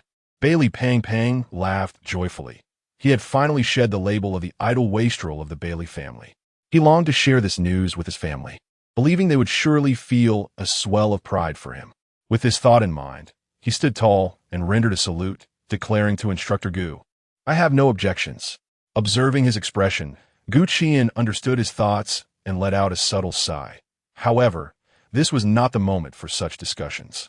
When time permitted, he would take Bailey Pang to the Bailey residence, demonstrating that those nurtured by Gu Qian were not easily underestimated. What about you, Chao Yuan? Wherever Lin Qiye is, I shall be there, Chao Yuan replied resolutely, without a hint of hesitation. Bailey Pang exclaimed, How careless of me. This devoted follower truly excels at his craft. The crowd reacted with astonishment, and Yuan Gang glanced between Lin Qiye and Chao Yuan, suddenly perceiving an intriguing chemistry between the two. Lin Qiye remained silent. Chapter 57 Heart to Heart, Gu Qian rubbed his forehead, letting out a slight sigh. His expression tinged with helplessness as he disregarded the eccentric Chao Yuan and turned his gaze towards Shun Qingzhu. What about you, Qingzhu? For me, it matters not where we go, Shun Qingzhu replied. A smile danced in Gu Qian's eyes as he pondered inwardly, truly a remarkable individual. Yet, what did that furtive glance you cast at Lin Qiye signify? And what a Molly? Gu Qian directed his attention to the sole girl in the group. Coach Gu. I fear I may hold everyone back, Molly confessed, her heart tangled with uncertainty. She had observed the excellence of Lin Qiye and the others, and even the seemingly disheveled Bailey Pang possessed various restrictions. Gu Qian did not respond directly, instead querying the others. Do you believe she would be a hindrance? The group shook their heads resolutely, declaring no, not at all. Bailey Pang even exclaimed, Molly, you are the best. Molly remained silent, her expression contemplative. Your forbidden realm is sequence 076, universal frequency shift, and your swordsmanship is exquisite. What makes you think you are inferior to others? Gu Qian furrowed his brow, gazing intently at Molly. Molly lowered her gaze, unable to meet the eyes of her companions, fearing their disappointment. Is it because you're a girl that you feel out of place among us? I do not, Molly retorted, suddenly looking up at Gu Qian. His cerulean eyes locked onto hers, clear and earnest. Molly, I have witnessed every ounce of effort you have put forth this past year. I know your pride would not allow you to lag behind in the team. Thus, you choose to evade the reality, indulging in a self-deceptive charade. Perhaps you're not the strongest within the group, but what of it? A team inherently comprises strengths and weaknesses. That is the norm. As long as you identify your role and harness your advantages, you can undoubtedly play an irreplaceable part in the team. Molly appeared as a little girl whose secrets had been uncovered, bowing her head in silence. After a long pause, she lifted her gaze, her eyes slightly reddened, but her determination unwavering as she looked at Gu Qian. Coach Gu, I understand now. I choose to join. Excellent. Always remember the resolve you hold in your eyes today. A true stronghold must possess unwavering faith. Once that belief wanes, the drive to forge ahead will be lost. Gu Qian sighed inwardly, reflecting on his own past. He turned to Qingyu, smiling gently. Now, it is your turn. I have always believed that solitude is merely a norm on the path to truth. Others' understanding or misunderstanding cannot serve as obstacles to my progress. And Qingyu's gaze traversed Lin Qiye and the others, a faint smile gracing her lips as she continued. Yet now, I find that having a group of like-minded companions journeying alongside me in pursuit of truth is indeed a delightful prospect. Gu Qian nodded with satisfaction, remarking, It seems you now possess a profound clarity. And Qingyu shyly scratched his head. All right, since you have all made up your minds to take this path, let be settled. A torrential downpour is imminent. You should return now. As X6 saw everyone depart, Yuan Gang furrowed his brows, his gaze fixed intently on Gu Qian, his eyes filled with a sense of inquiry, as if silently asking something. Gu Qian understood the unspoken communication and nodded slightly. After receiving the response, Yuan Gang turned and walked away with steady steps. Suddenly, a sharp whistle pierced the air. Unlike any usual signal, this was an urgent assembly call. The recruits and instructors promptly set aside their tasks, undeterred by the heavy rain, and rushed outside. The downpour was relentless, the dense curtain of rain mercilessly battering the earth. As military off-road vehicles broke through the torrential veil, speeding forth, their wheels splashing water in all directions. Yuan Gang stood tall in the rain, his expression somber and his demeanor as grave as if etched in frost. Taking a deep breath, his resonant voice cut through the rain like a bell, proclaiming, "Now, everyone, get into the vehicles as swiftly as possible. I will explain the situation on the way." Upon hearing this, the recruits showed no hesitation, their eyes resolute, moving with precision and order towards the vehicles. Once they were situated, the roar of engines filled the air as the military trucks sped away from the training camp. As night fell and the rain poured down with no signs of abating, the military vehicles raced along the muddy roads, their wheels churning through puddles, sending sprays of water flying. The windshield wipers worked furiously, yet still struggled against the deluge, obscuring visibility behind a hazy curtain of rain. Inside the dark cabin, a tense and oppressive atmosphere prevailed, mingled only with the sound of rain tapping against the windows and the growl of the engine. "Qiye, what do you think is happening? This situation feels exceedingly urgent," Ballet Pang Pang whispered, swallowing hard. Lin Qiye frowned, deep in thought. After a moment, he slowly replied, "Do you remember the tremors we felt in the training camp just now? I believe they are likely connected." He paused, gazing through the window at the rain, asserting confidently, "Moreover, it seems to me that this matter is far from trivial. It must be a mudslide, given the weather and the recent earthquake. A mudslide on Jinan Mountain is undoubtedly imminent," and Xingyu expressed his thoughts aloud, before the others could register their astonishment. Yuan Gang's voice crackled through the military intercom within the vehicle, heavy with sorrow. "Everyone, 15 minutes ago, due to the earthquake and heavy rain, a catastrophic mudslide struck near Jinan Mountain, devastating all 6 surrounding villages. The estimated number of affected individuals exceeds 200. We are not only the guardians of the Great Xia, but also its soldiers. In the face of such circumstances, we must be the first to respond, without hesitation. I now require all of you to exert your utmost strength and proceed to the disaster area for urgent rescue efforts. Every fleeting second may dictate the difference between life and death. Each rescue operation holds the potential to save a precious life." After listening to Yuan Gang's words, the gazes of the crowd reflected determination and resolve, for they are the guardians of the night, the soldiers, and the final hope for those affected by disaster. However, unbeknownst to them, the same Yuan Gang, who had just spoken with grave sorrow, is now seated at the tea table, leisurely savoring tea with Gu Qian. "Qian, your brilliance is truly remarkable. You have ingeniously devised such a method." Chapter 58. The troubled murmur in the new recruit training camp within the chief instructor's office. Gu Qian maintained a calm demeanor, taking a delicate sip of tea. Recognizing the rare opportunity before him, he resolved to impart a final lesson to the group of recruits. Yuan Gang, furrowed brow and intense gaze fixed upon Gu Qian, expressed his confusion, inquiring, "How dare the ancient god sect send individuals here? Are they unaware that you are still at the training camp? Do they not fear another one-way journey?" A subtle smile graced Gu Qian's lips, hinting at a deeper meaning as he replied slowly, "This time, their audacity stems entirely from Han Xiaoyun's influence. Initially, the ancient god sect had no intentions of targeting the training camp again. However, he secretly disseminated false information, claiming that I had departed from the camp. I too allowed word to spread among the higher-ups that I had rejoined the masked team. Thus, they took the bait. Upon hearing the name, Yuan Gang was taken aback, questioning, Han Xiaoyun? The former captain of the Gusis 017 Night Watch team. Fengxue Han Xiaoyun? Was he not already aligned with the ancient god sect as a follower? How could he possibly assist you?" Gu Qian succinctly recounted Han Xiaoyun's circumstances. After listening, Yuan Gang sighed, recognizing the tragedy of the situation. However unfortunate, mistakes were made. You should not have let him go so easily. Should he have feigned loyalty and revealed your ability to sever the soul contract, the ancient god sect would have struck without mercy. Rest assured, I'm acutely aware of his true nature. His actions this time have confirmed everything. He has ensnared a nightmare projection of Murmur itself.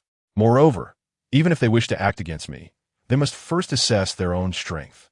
As Qi'an spoke, a fierce glint flickered in his eyes. Yuan Gang pondered this, acknowledging that with Qi'an's current prowess, it would not be so simple for the ancient god sect to make a move. By the way, what has become of those from the ancient god sect? With a smile in his eyes, Qi'an replied, they have been dispatched to their destined place, adding a touch of amusement for the recruits.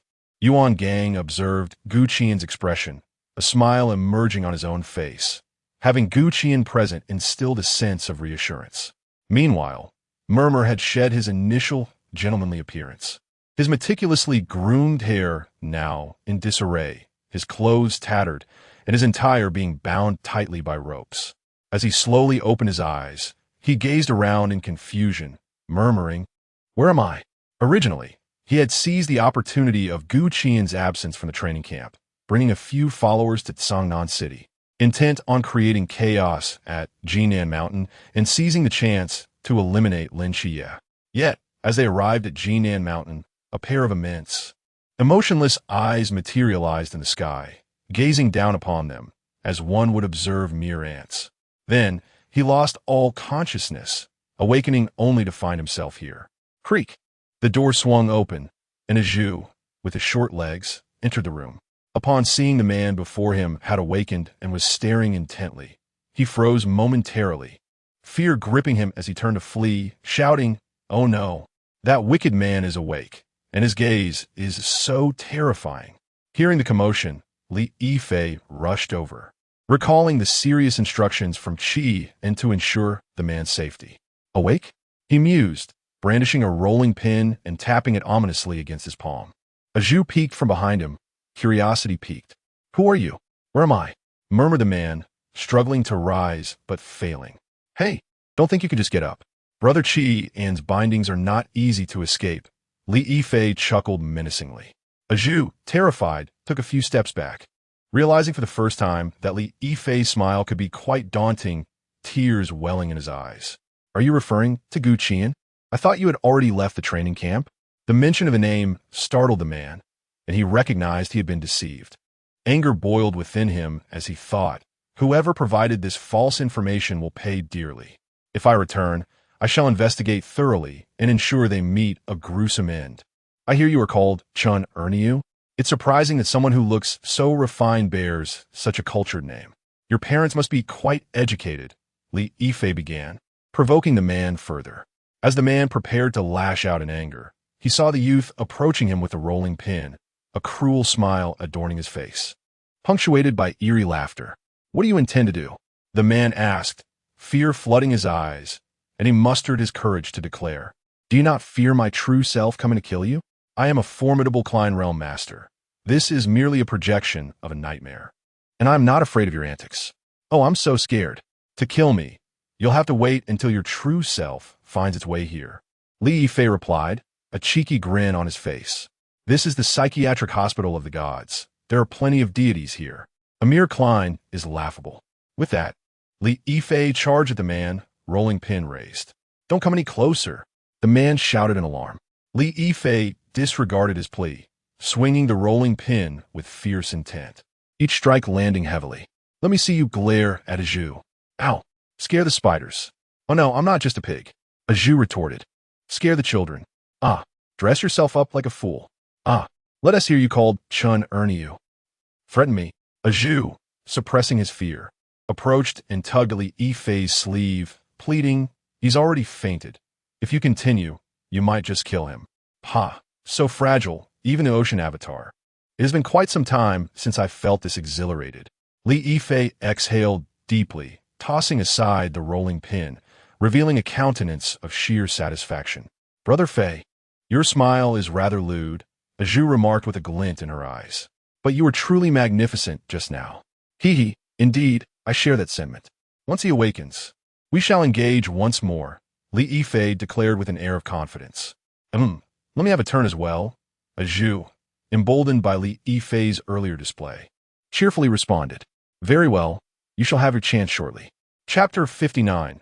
Lin Qiye's doubts in the depths of the disaster zone at Qi'an Mountain. Lin Qiye and his companions had arrived, seated together with other recruits, safeguarding the survivors.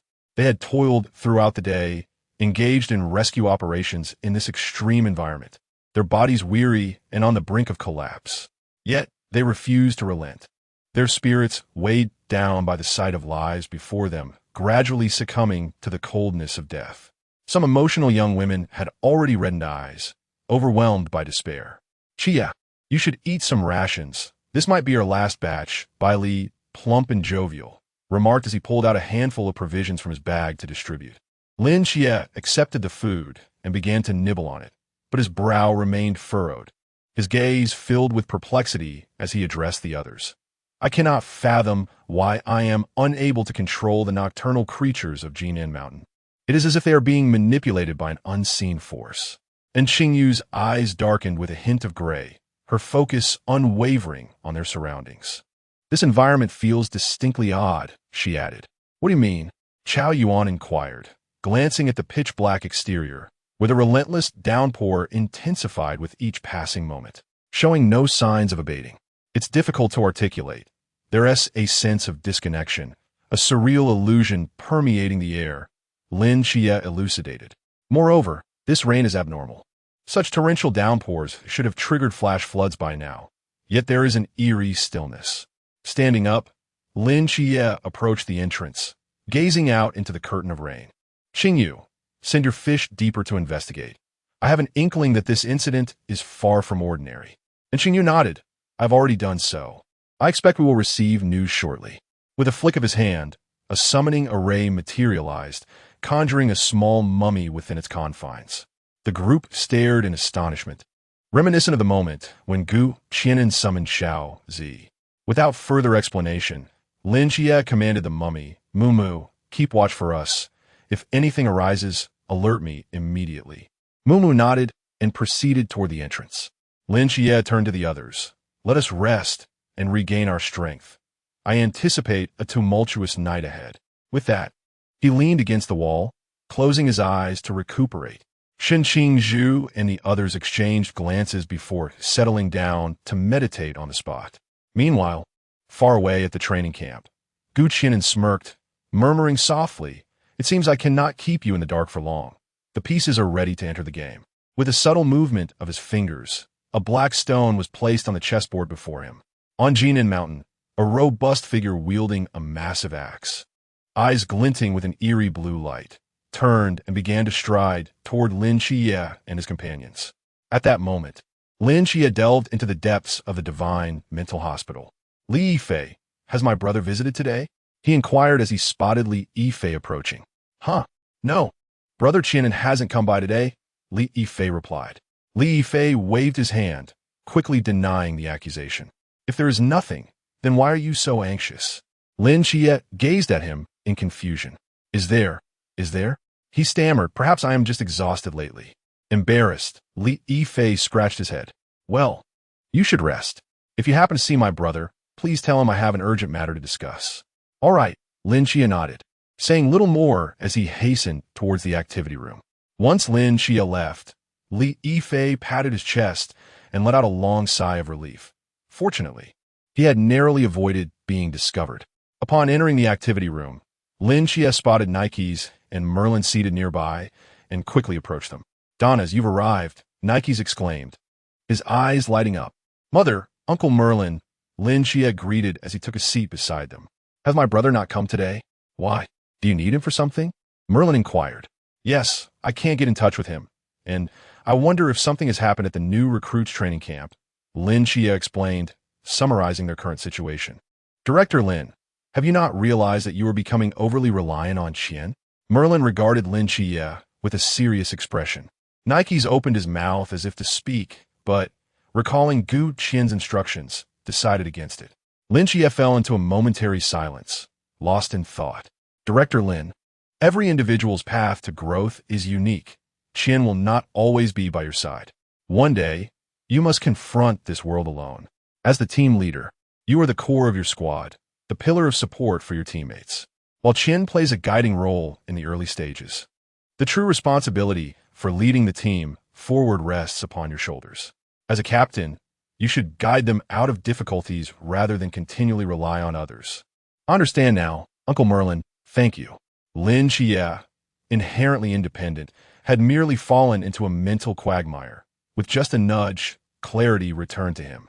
Merlin nodded and spoke gently. It's good that you understand.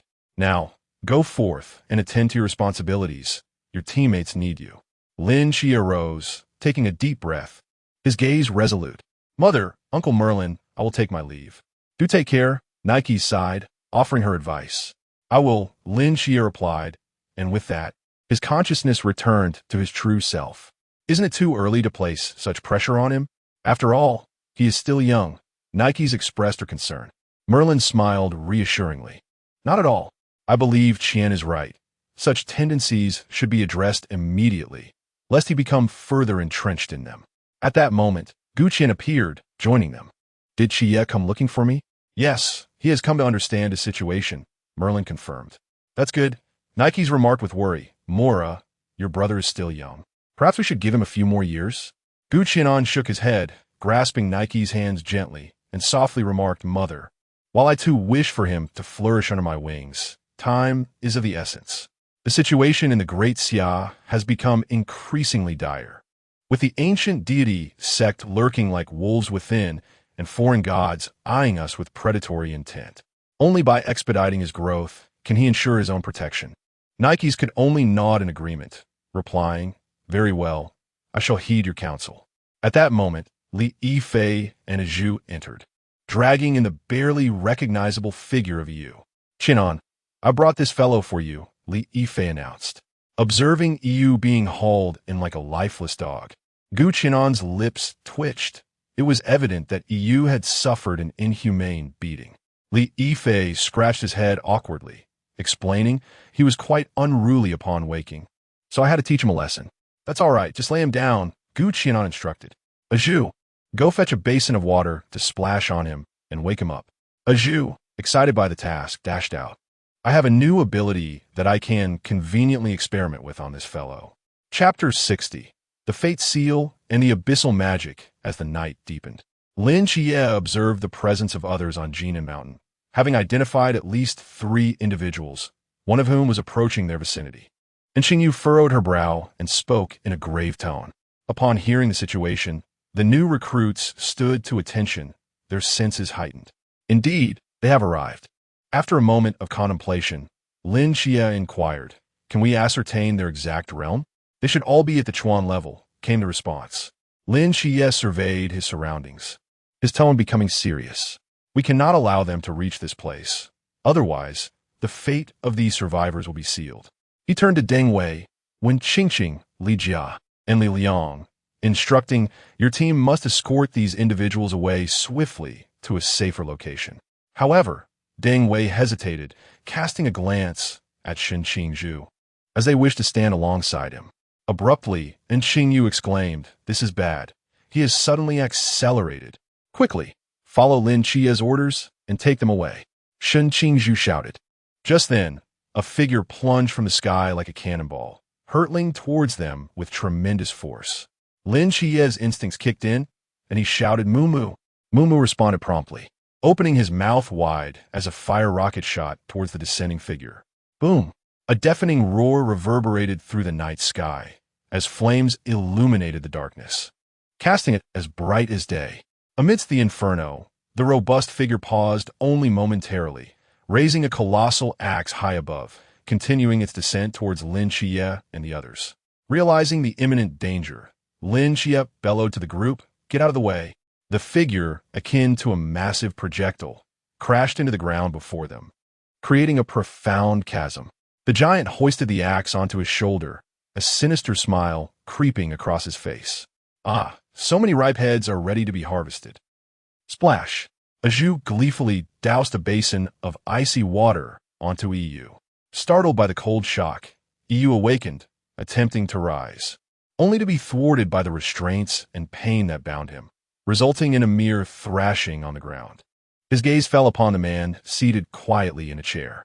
The individual, slender of build, had long fingers resting casually on his knee, exuding a chilling aura as if cloaked in a delicate frost that made him seem almost untouchable. His azure hair fell loosely, shimmering with a unique luster in the dim light, enhancing his otherworldly presence, every gesture imbued with an air of ethereal elegance. Suppressing the unease within, Qiye glared at Qi'an, gritting his teeth. "You are Qi'an, are you not? Qiye, one of the three oldest gods of the ancient god church. I ask you, what will become of your followers should you meet your demise?" Qi'an regarded him with indifference, his tone steady and unwavering. "What you see before you is merely a projection of a nightmare. Even in death, it shall not affect my true self in the slightest." Qiye's eyes brimmed with contempt. Qi'an's lips curled into a slight smirk. "Oh? Do you believe that there is no connection between your fate and that of your true self in my eyes?" In a moment of startling realization, Qiye comprehended that the figure before him was none other than an agent of the goddess of fate, wielding the enigmatic powers of destiny, the effects of which on his own essence remained uncertain. In a sudden frenzy, Qiye struggled violently, yet under the influence of the fate binding. He could only thrash his limbs in a desperate dance, his body flailing like a fish out of water, veins bulging at his neck, his face a canvas of defiance and fury. Qi'an paid no heed to his struggles. Instead, he raised his hand and, with a graceful motion through the void, summoned threads of azure light that traced a runic sigil at his fingertips. This was a newfound ability he had acquired months prior. The Fate Sigil, a unique mark of destiny that, once inscribed upon a target, would gradually erode the very foundation of their fate over time. The bearer of the sigil would encounter relentless misfortune, their health, wealth, and relationships deteriorating incessantly, ultimately leading to their rejection by fate itself, with the conditions for lifting the sigil being exceedingly stringent. With a flick of his hand, Qi'an embedded the fate sigil into Qiye's being, all the while under the gaze of Qiye's terror-stricken eyes. "What have you done to me?" Qiye inquired, observing the spot where the mark had vanished. Feeling no immediate change, "Your projection remains unaffected, but your true self is a different matter," Qi'an replied with a subtle smile. As the sigil intertwined with the threads of destiny connecting him, fading into the void, Merlin, observing Qi'an, inquired curiously, "What was that ability you just displayed?" That mark exuded an ominous aura. Qi'an succinctly elucidated the workings of the fate sigil. Upon hearing this, Merlin nodded in understanding, exclaiming, "Truly, it is a power unique to fate, most peculiar indeed. My mastery of abyssal magic also allows me to exert negative influence on the soul of one's true self through their connection." Initially contemplating whether to intervene, he now recognized that Qi'an possessed a similar capacity, rendering his involvement unnecessary. Turning his gaze to the now panicked Qiye, Qi'an chuckled, "Uncle Merlin, why not let him experience the taste of abyssal magic? I believe he would be most eager to try." Merlin appeared momentarily taken aback, a faint smile gracing his lips as he regarded Qiye with a hint of sympathy. "You brought this misfortune upon yourself. Of all the people, you had to provoke Qi'an." Qiye's eyes widened in terror, pleading silently with Qi'an, as he beheld the young man in the cerulean robe raising his hand to invoke abyssal magic. His entire being quaked with fear, and he implored, "Please, I beg you, don't, no, As the abyssal magic unfolded, Qiye collapsed to the ground like a lifeless fish, despair radiating from his eyes, appearing dazed and vacant, his spirit evidently shattered. Meanwhile, 1,000 miles to the west, a figure clad in the quintessential garb of a noble gentleman moved gracefully through the void, adorned in a black tailcoat, his silver hair meticulously styled. Even in the midst of being relentlessly pursued by the spiritual medium team, his demeanor remained remarkably composed, exuding an air of elegance and nobility with every gesture. He glanced back at the figures trailing him, contempt glimmering in his eyes, despite the formidable strength of the spiritual medium team. Catching up to him would be a daunting task. Suddenly, out of nowhere, a mountain peak loomed ahead of him. By the time he turned back, He was unable to react in time, crashing directly into the mountainside. Frantically, he scrambled out, his black tailcoat and silvery hair now caked with dust and grass stains, rendering him a pitiable sight. Curse it! How careless! Patrick Star, let us together pursue the jellyfish. Before he could finish his thought, his face contorted grotesquely, emitting a sharp and bizarre sound from his throat. Instantly, his arms shot wide open, a distinctly exaggerated grin plastered across his face. Chapter 61. The reversal of the Earth Dragon. The leader of the medium team, Bully, gazed in astonishment at the disheveled figure of EU, who was suddenly flailing his hands wildly against his own face. Was he losing his mind? It was the first time Bully had witnessed EU in such a state after pursuing him for so long. Without a moment's hesitation, he commanded his remaining teammates to launch an assault on EU. In a frantic scramble, EU desperately evaded their attacks, his instinct for survival igniting a counteroffensive. His expression regained a semblance of normalcy, devoid of the previous madness, yet his dilated pupils were filled with confusion and anxiety. A nightmare. EU found himself compelled to ignite his very essence, unleashing the true nightmare in its full force. A mesmerizing light enveloped him, as dreams materialized into reality, forcibly consuming Bully's onslaught. With a splatter of blood, EU flickered and swiftly vanished into the realm of nightmares, escaping the encirclement. Bully furrowed his brow, murmuring, "What a missed opportunity to slay EU. How unfortunate. But what on earth just transpired?" Qi'an observed the projection of EU, now resembling a hapless pug, and felt the corners of his mouth twitch. Lin Qiye gaped in disbelief, exclaiming, "Did you just transform him into a dog?" Merlin raised an eyebrow, considering that the projection had become redundant. It was better to repurpose it for some amusement in the hospital. Aju rushed forward, reaching out to pat the pug's head. The pug tilted its head, exuding an air of foolishness.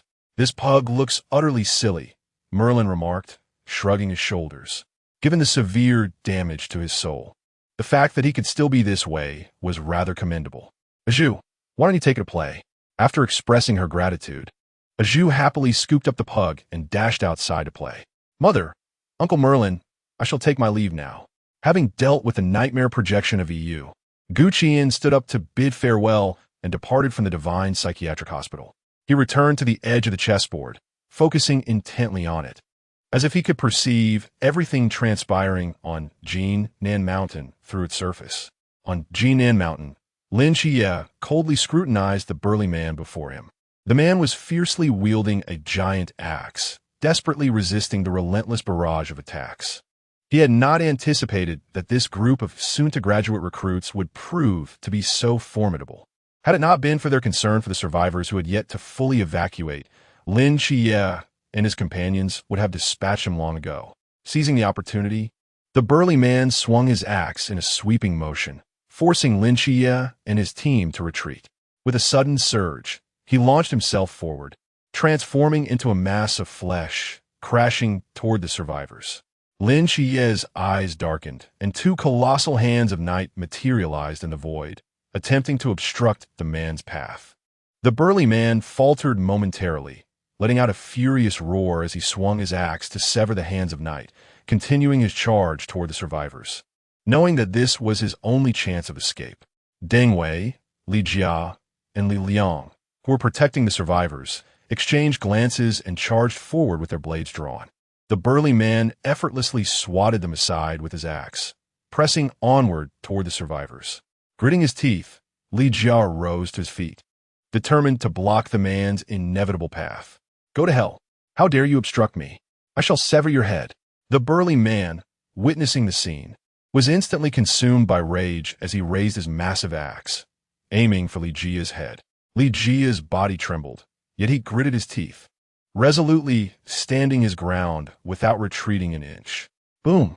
A figure swiftly appeared before Li Jia, conjuring a colossal shield of air to absorb the blow. "Whose head do you intend to chop off?" Shen Qingzhu tilted his head slightly, his gaze as piercing as a blade, locking onto the burly man. In the next moment, a crisp sound of fingers snapping echoed. The air shield erupted with a thunderous roar, flames surging like a furious tide, instantly engulfing the burly man within. The immense force propelled him violently, tracing a parabolic arc in the air before crashing heavily to the ground. Shen Qingzhu turned to Li Jia, urging, "Hurry, lead them to safety." Li Jia's eyes sparkled with admiration as he nodded, returning to provide cover for the survivors to flee this place. Damn it, the burly man awkwardly regained his footing, realizing he was once again ensnared. A deep despair flickered in his eyes. He understood he had no chance left. Lin Qiye gripped his dagger tightly, transforming into a shadow of the night, and swiftly slashed across the man's throat. As the burly man collapsed, Lin Qiye exhaled a sigh of relief. The others relaxed as well, though the atmosphere remained tense.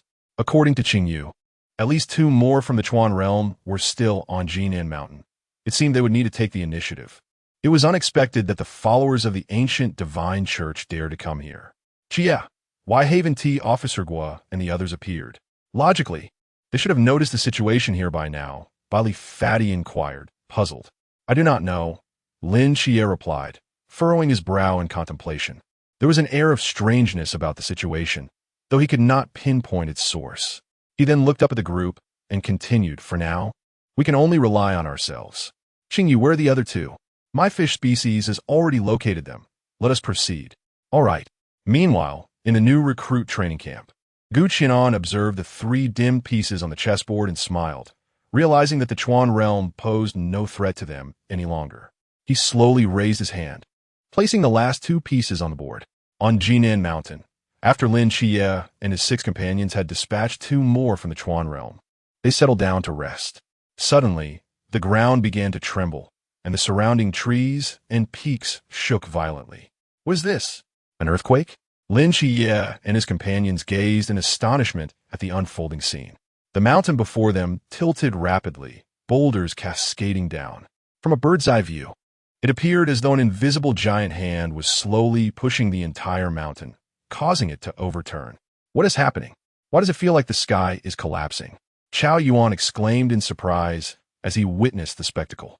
I do not know the cause, but the entire mountain is tilting and overturning, and Qingyu observed, her eyes shimmering with a gray hue as she spoke solemnly. This is the absolute Earth domain. There is actually a geological dragon on Jinan Mountain. Since Gu Qian mentioned that he would possess 2 dragon-type summoned beasts in the future, Lin Qiye diligently researched a plethora of mysterious information regarding dragons, including an introduction to the Earth Dragon. Are you saying there is an Earth Dragon in the mountains? Molly exclaimed in astonishment, for she had spent the most time with Xiaoji and was aware that Xiaoji had evolved from an Earth Dragon. Li Pang, standing firmly on the shaking ground, shouted, You all must capture me. Shortly thereafter, the entire mountain began to overturn. Accompanied by a deafening roar, the earth trembled and colossal rocks shattered. An overwhelming sensation of weightlessness surged upon them like a raging tide. The 6 of them felt as though the very heavens were tumbling, leaving them no time to react as they were engulfed by this tremendous force and thrust deep into the mountain's interior. Chapter 62. The Fiery Dragon of the Earth, Are You All Right? Lin Qiye steadied himself and glanced at Li Pang and the others. Fortunately, Li Pang was present this time, though it was his first experience in flying such a large group. During the flight, Shen Qingzhu was not idle. He continuously adjusted the surrounding air pressure, alleviating a considerable amount of the burden, for otherwise, it was beyond his current capabilities. We're fine, Qiye. What should we do now? Li Pang gasped for breath, his face pale.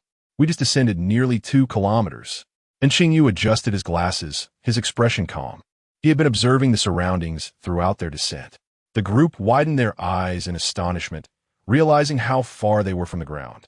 Lin Qiye also expanded his spiritual perception to sense the environment around them, his brow furrowing deeply. This underground cavern was winding and treacherous, intricate and complex, with no discernible end in sight.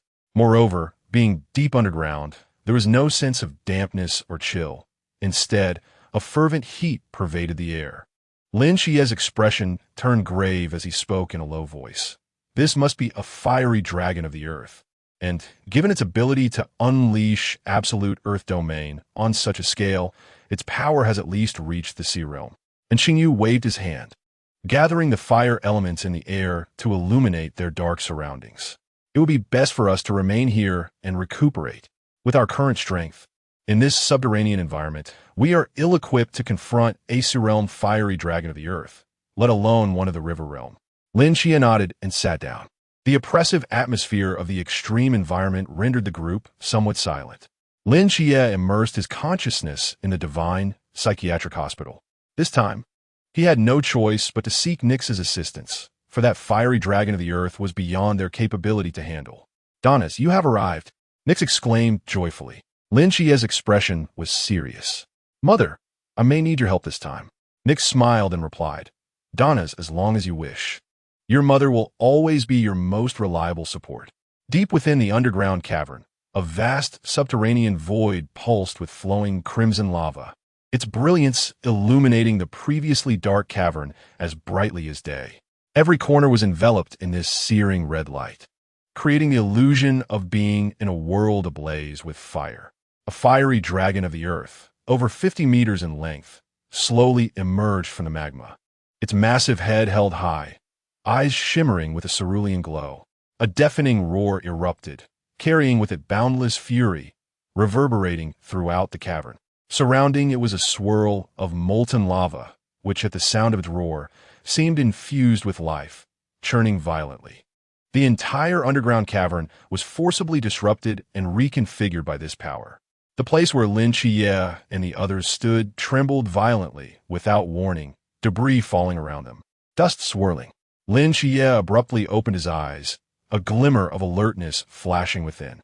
The others instantly rose to their feet, nerves taut, their expressions filled with vigilance as they scanned their surroundings. Why has the tremor commenced again? Are we to return to the ground? Li Pang's eyes sparkled with a sudden brightness, his tone laced with a hint of anticipation. Lin Qiye's expression turned grave as he solemnly declared, "No, it seems we have been detected. It is using its absolute Earth domain ability to attempt to transport us to its presence." "What?" Li Pang's eyes widened in disbelief as he gazed at Lin Qiye, the color draining from his face, stuttering then. "Does that mean we are doomed?" In an instant, a dizzying sensation engulfed them, and the six of them found themselves in a subterranean cavern filled with lava. They stood before the colossal flame-vein Earth Dragon, its imposing form reminiscent of a mountain. The tense atmosphere enveloped them like an invisible net.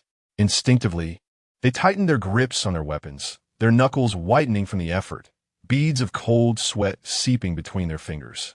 "Is this the flame-vein Earth Dragon? It appears rather unremarkable, especially compared to our little Z," Li Pang shouted. When confronted with the specter of death, he surprisingly remained calm, embodying a serene acceptance of the dire situation. Molly gently pressed her lips together, a fearless smile gracing her face as she softly proclaimed, "This time, I shall not retreat." Her voice resonated with an unprecedented conviction. Shen Qingzhu's lips curled into a fierce smile as he declared, "Indeed, even if we must perish, we will tear a piece of flesh from it." And Qingyu's eyes brimmed with a gray intensity as he fixated on the flame-vein Earth Dragon, his gaze seemingly penetrating its massive form, reaching into its very soul. Suddenly, his eyes brightened. Within the dragon's immense orbs, he discerned a fleeting azure glow that vanished almost instantly. Without his unique ability, the only correct answer, he would have never noticed it. A faint smile tugged at Qingyu's lips as he murmured, "Teacher, it truly is you. This time you've gone too far. No wonder I felt something amiss all along." Chao Yuan said little, tightening his grip on his straight sword. He intended to unleash the full force of Black King / this time, striving to secure even the slightest chance of survival for his comrades. Lin Qiye stepped forward, shielding his teammates behind him, and calmly stated, "I shall handle this from here." Without flinching, his gaze locked onto the flame-vein Earth Dragon's eyes, which brimmed with savagery and ferocity. The intense heat washed over him, sending his hair dancing wildly, yet his resolve remained unwavering. "You must be the one surrounded by flames," Lin Qiye murmured, his voice drowned out by the dragon's roar. He had long remembered what Qi'an had said, that he would one day possess two dragons, one of fire and one of frost. A faint smile graced Lin Qiye's lips as an aura of mysterious power enveloped him, the air around him trembling as if drawn by an invisible force. As he spoke the word bear, a divine pressure erupted, shrouding the cavern's molten lava in darkness. Lin Qiye's short black hair grew at an astonishing pace, transforming in the blink of an eye into flowing, ebony locks that danced with the wind. His entire demeanor took on an air of tranquility and profundity. His striking features gradually softened, and from a distance, he resembled a noble goddess of the night descending from the heavens. The unrestrained pressure of divinity bore down fiercely upon the flame-vein earth dragon. Chapter 63. The illusion drill concludes. Bailey Pang Pang and his companions gazed in astonishment at Lin Qiye before them. Molly gently touched her cheek, her surprise unmistakable as she murmured, "How can he appear more feminine than I do? It's simply unbearable." Chao Yuan fixed his gaze on Lin Qiye, his mouth agape, his eyes brimming with infatuation, only to be roused from his reverie by a nudge from Bailey Pang Pang. Lin Qiye slightly raised his hand, plunging the entire underground cavern into an abyss of darkness, which now served as the prevailing atmosphere.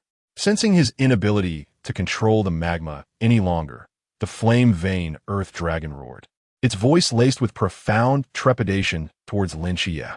It opened its mouth wide, rapidly coalescing a colossal fireball, accompanied by an overwhelming wave of heat, hurtling towards Lin Qiye like a blazing meteor. Lin Qiye's expression was stern, as the surrounding darkness surged like a tumultuous tide. A massive hand of night materialized abruptly, exuding an oppressive force, and forcefully swatted the fireball away. The ensuing explosion resounded deafeningly, causing the entire cavern to tremble violently, with debris raining down as the night-stained magma surged wildly. Lin Qiye furrowed his brow, observing Bailey Pang Pang and the others retreating to evade the magma. Realizing that if this continued, the entire cavern would collapse, endangering his comrades, he wielded his dual blades in a flurry of strikes, the edges slicing towards the heavens. Two arcs of black light intertwined, forming a colossal cross, surging upwards with the power of the night. Wherever this cross-shaped blade light passed, space appeared to be cleaved asunder, effortlessly tearing through the rock layers and leaving a direct passageway to the surface above. Lin Qiye turned to Bailey Pang Pang and the others, speaking softly, "You should follow this path back to the surface. I will deal with this beast first." In an instant, Lin Qiye transformed into a streak of black light, arriving beside the flame-vein earth dragon, enveloped in darkness, and vanished from sight. Qi'an sensed this aura and understood that the drill was nearing its conclusion. His figure dissipated like a wraith, leaving behind a vague afterimage in the air, reappearing above Jinan Mountain in a blink. Suspended in midair, Qi'an stood with his hands clasped behind him, gazing serenely into the distance. Lin Qiye emitted a chilling divine aura, resembling the sovereign of the night, completely subduing the flame-vein earth dragon. The dragon, already struggling against Lin Qiye, who bore the soul of Nyx, found itself at a disadvantage. Now suspended in the air without solid ground beneath, its familiar geographical advantages stripped away. Before long, Lin Qiye seized the opportunity to sever its head. He then looked towards Qi'an, and upon sensing his presence, everything fell into place. He shook his head with a wry smile, saying, "Brother, I mentioned that this task was fraught with oddities, and indeed, it was orchestrated by you." Qi'an chuckled. "From the moment you were assigned to my side, your trial began. However, you do appear quite charming in this form." Lin Qiye, slightly embarrassed, promptly dispelled his transformed state, returning to his original appearance. The soul of Nyx detached from Lin Qiye's body, manifesting beside him, her gaze imbued with admiration as she slowly spoke. "I initially believed that with your current strength, you would struggle to sustain my soul for long. To my surprise, you merely exhibited a slight fatigue. Donatus, your progress is beyond my expectations." Lin Qiye scratched his head, expressing sincerely, "Mother, I owe this to your intervention." Nyx smiled gently, replying, "Donatus, as your mother, it is my duty to do all that I can." A warmth spread through Lin Qiye's heart. Although Nyx was not his biological mother, Her meticulous care felt undeniably real. Donatus, even though you appear to be well now, you will still feel weak for a few days. After all, recovering from soul fatigue is not a swift process. You must take time to rest. Moirai, please look after your brother. I must return now. With that, Nyx gradually faded, returning to the asylum of the gods. Ah, they're still down there, Lin Qiye recalled, eager to descend and rescue them. Finally remembered them? Qian's expression suddenly turned serious, continuing, your recent exercise has been deemed a failure. There remains a member of the Surrealm ancient deity, cult below. His forbidden domain can assimilate with the surrounding environment. You failed to observe closely, placing your teammates in peril. As captain, you have faltered. Under normal circumstances, at least one or two of them should have perished. This is the consequence of your negligence. Had you promptly utilized flickering nightshade to evacuate them from the underground, none of this would have transpired. Lin Qiye stood frozen, realizing he had only thought of defeating the flame pulse earth dragon, never considering that foes might still lurk within the subterranean cavern. Just then, a voice echoed from the cave's entrance. Qiye, we made it out. Turning to look, he saw the 5 of them, looking disheveled and bearing various injuries, approaching him. Hey, Instructor Gu, what are you doing here? Bali exclaimed cheerfully. With Qian's presence indicating safety, Lin Qiye animatedly recounted the recent events. You wouldn't believe it. A Seer Realm powerhouse suddenly appeared, launching a surprise attack while we were halfway up. Had he not inexplicably perished at the last moment, we would have been in grave danger. Lin Qiye abruptly turned and bowed deeply to them. Qiye, what's the matter? Bali asked, puzzled. With a serious demeanor, Lin Qiye replied, I apologize. I should not have left you behind while I faced the flame pulse earth dragon alone, putting you in harm's way. That was my failure. It's all right. Bali scratched his head. Teacher, this was undoubtedly your orchestration, wasn't it? And Xingyu stated calmly, her demeanor unruffled. Seeing the puzzled expressions on the others, and Xingyu elucidated. This recent incident should merely serve as our training. It was all conjured through the Master's illusions. What does that mean? It was all fabricated? The crowd gazed at Xingyu in astonishment. Gu Qi, maintaining a calm demeanor, interjected, not entirely fictitious. The members of the ancient deity cult are indeed real. However, upon their arrival at Jinan Mountain, I swiftly took control of them. I accessed their memories and, in accordance with their plans, crafted this illusion to facilitate your training. Is it truly so? One remarked. Yet it is a relief that the ordinary citizens were spared from calamity. Very well, this exercise concludes here. I urge you all to return and rest adequately while reflecting on the gains and losses from this experience. Chapter 64, The Imminent Farewell. Teacher, may I take the corpse of the flame vein earth dragon for my research? And Xingyu scratched his head, his eyes gleaming with anticipation. This flame vein earth dragon belongs to Qiye. You should consult him, Qian replied, raising his hands in a gesture of helplessness. And Xingyu turned to Lin Qiye with hopeful eyes. For someone like him, who pursued the truth fervently, nothing could be more enticing than the remains of an earth dragon. Lin Qiye felt a pang of conflict within. He had originally intended to use the corpse of the flame vein earth dragon as summoning material. After a moment of contemplation, he resolutely declared, very well, I shall entrust the corpse of the flame vein earth dragon to you. Thank you, Qiye, and Xingyu expressed his gratitude sincerely. Qian raised an eyebrow and remarked, Xingyu, all you need is the heart of the earth dragon for your studies. There is no need for the entire creature. It's too large for you to carry. The remainder, Qiye, you can utilize directly as summoning material. Lin Qiye's eyes brightened, and he nodded in agreement. In the training camp, within the chief instructor's office, Qian, you've truly outdone yourself this time. 3 Chuan realm, 1 high realm, and a flame vein earth dragon of the high realm. Only you would dare to send them to face such odds alone. Fortunately, you were there, otherwise the consequences would be dire, Yuan Gang remarked, observing Qian, who was sipping tea with an air of nonchalance. Qian set down his teacup and chuckled lightly. Without challenges, how can one grow? I would not have acted so boldly without being certain of the outcome. Yuan Gang shook his head helplessly. Only you possess such confidence, should anything go awry. The higher-ups will not take it lightly. Qian arched an eyebrow, there will be no mishaps. Their strength and resolve are far more resilient than we can imagine. Yuan Gang inquired curiously, by the way, what of the flame-vein earth dragon? Don't tell me it escaped. Gu Qian's eyes flickered as secured it. It will prove useful in the future. Yuan Gang nodded. He had heard whispers that the higher-ups were collecting numerous mysterious corpses for Gu Qian, though he refrained from probing further.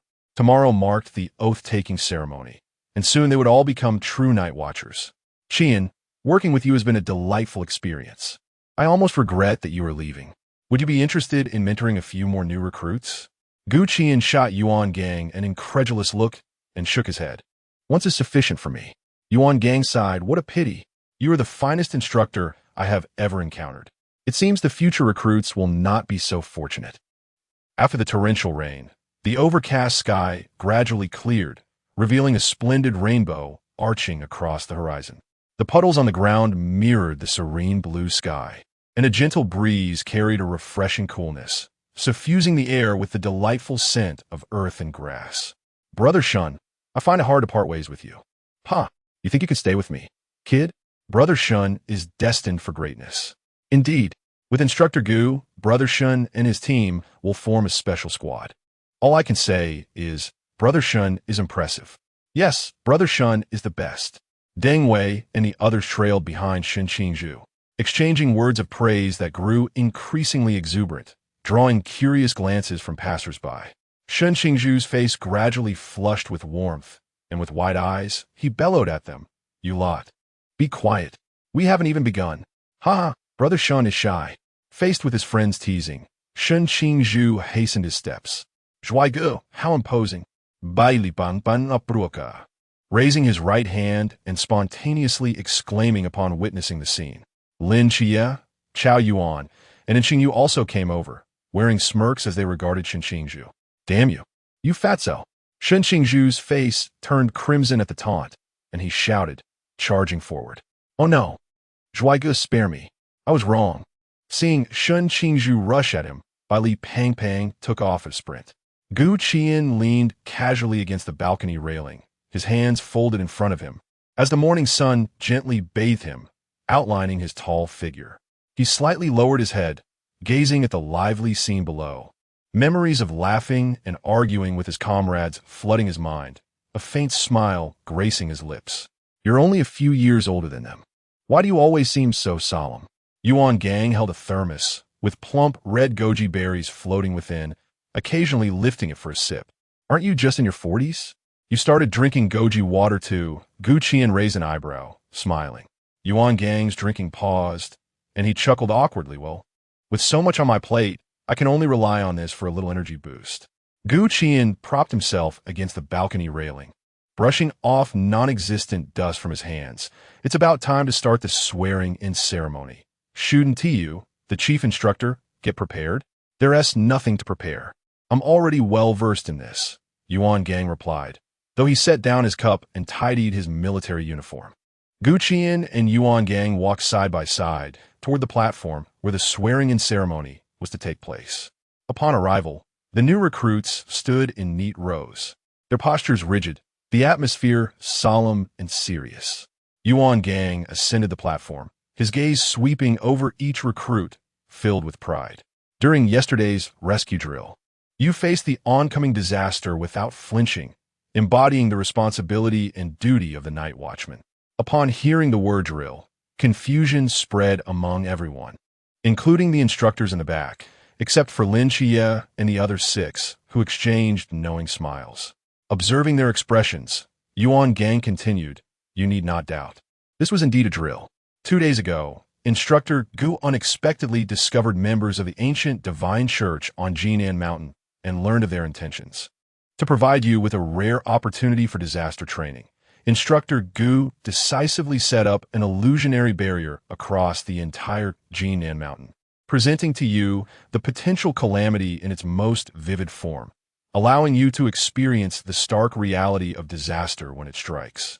This time, had it not been for him, the sinister plot of the ancient god sect would likely have succeeded, transforming this exercise into a genuine catastrophe with unimaginable consequences. Therefore, let us sincerely extend our heartfelt gratitude to Instructor Gu. Having said this, Yuan Gang rendered a standard military salute to Gu Qianan.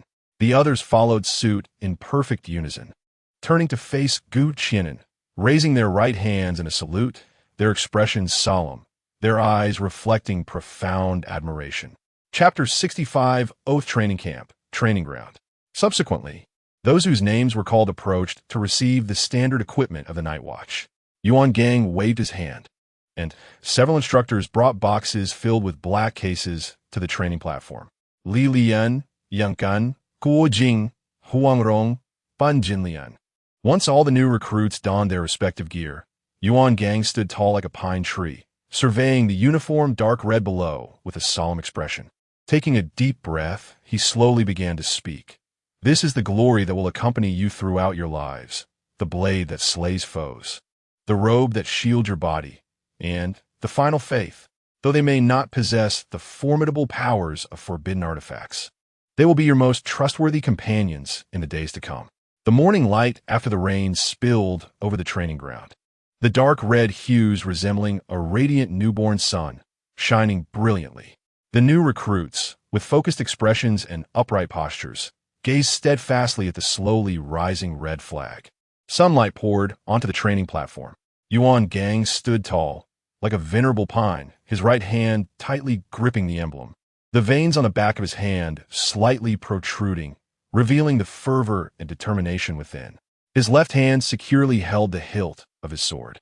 He tilted his head slightly, his gaze resolutely fixed on the fluttering Great Xia red flag, his voice resonant and solemn, each word powerful like the tolling of a great bell. Yuangong, Hidboy Pletsha.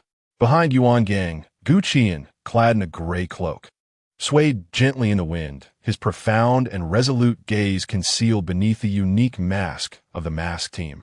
His right hand also firmly grasped the emblem, while his left rested upon the sword hilt.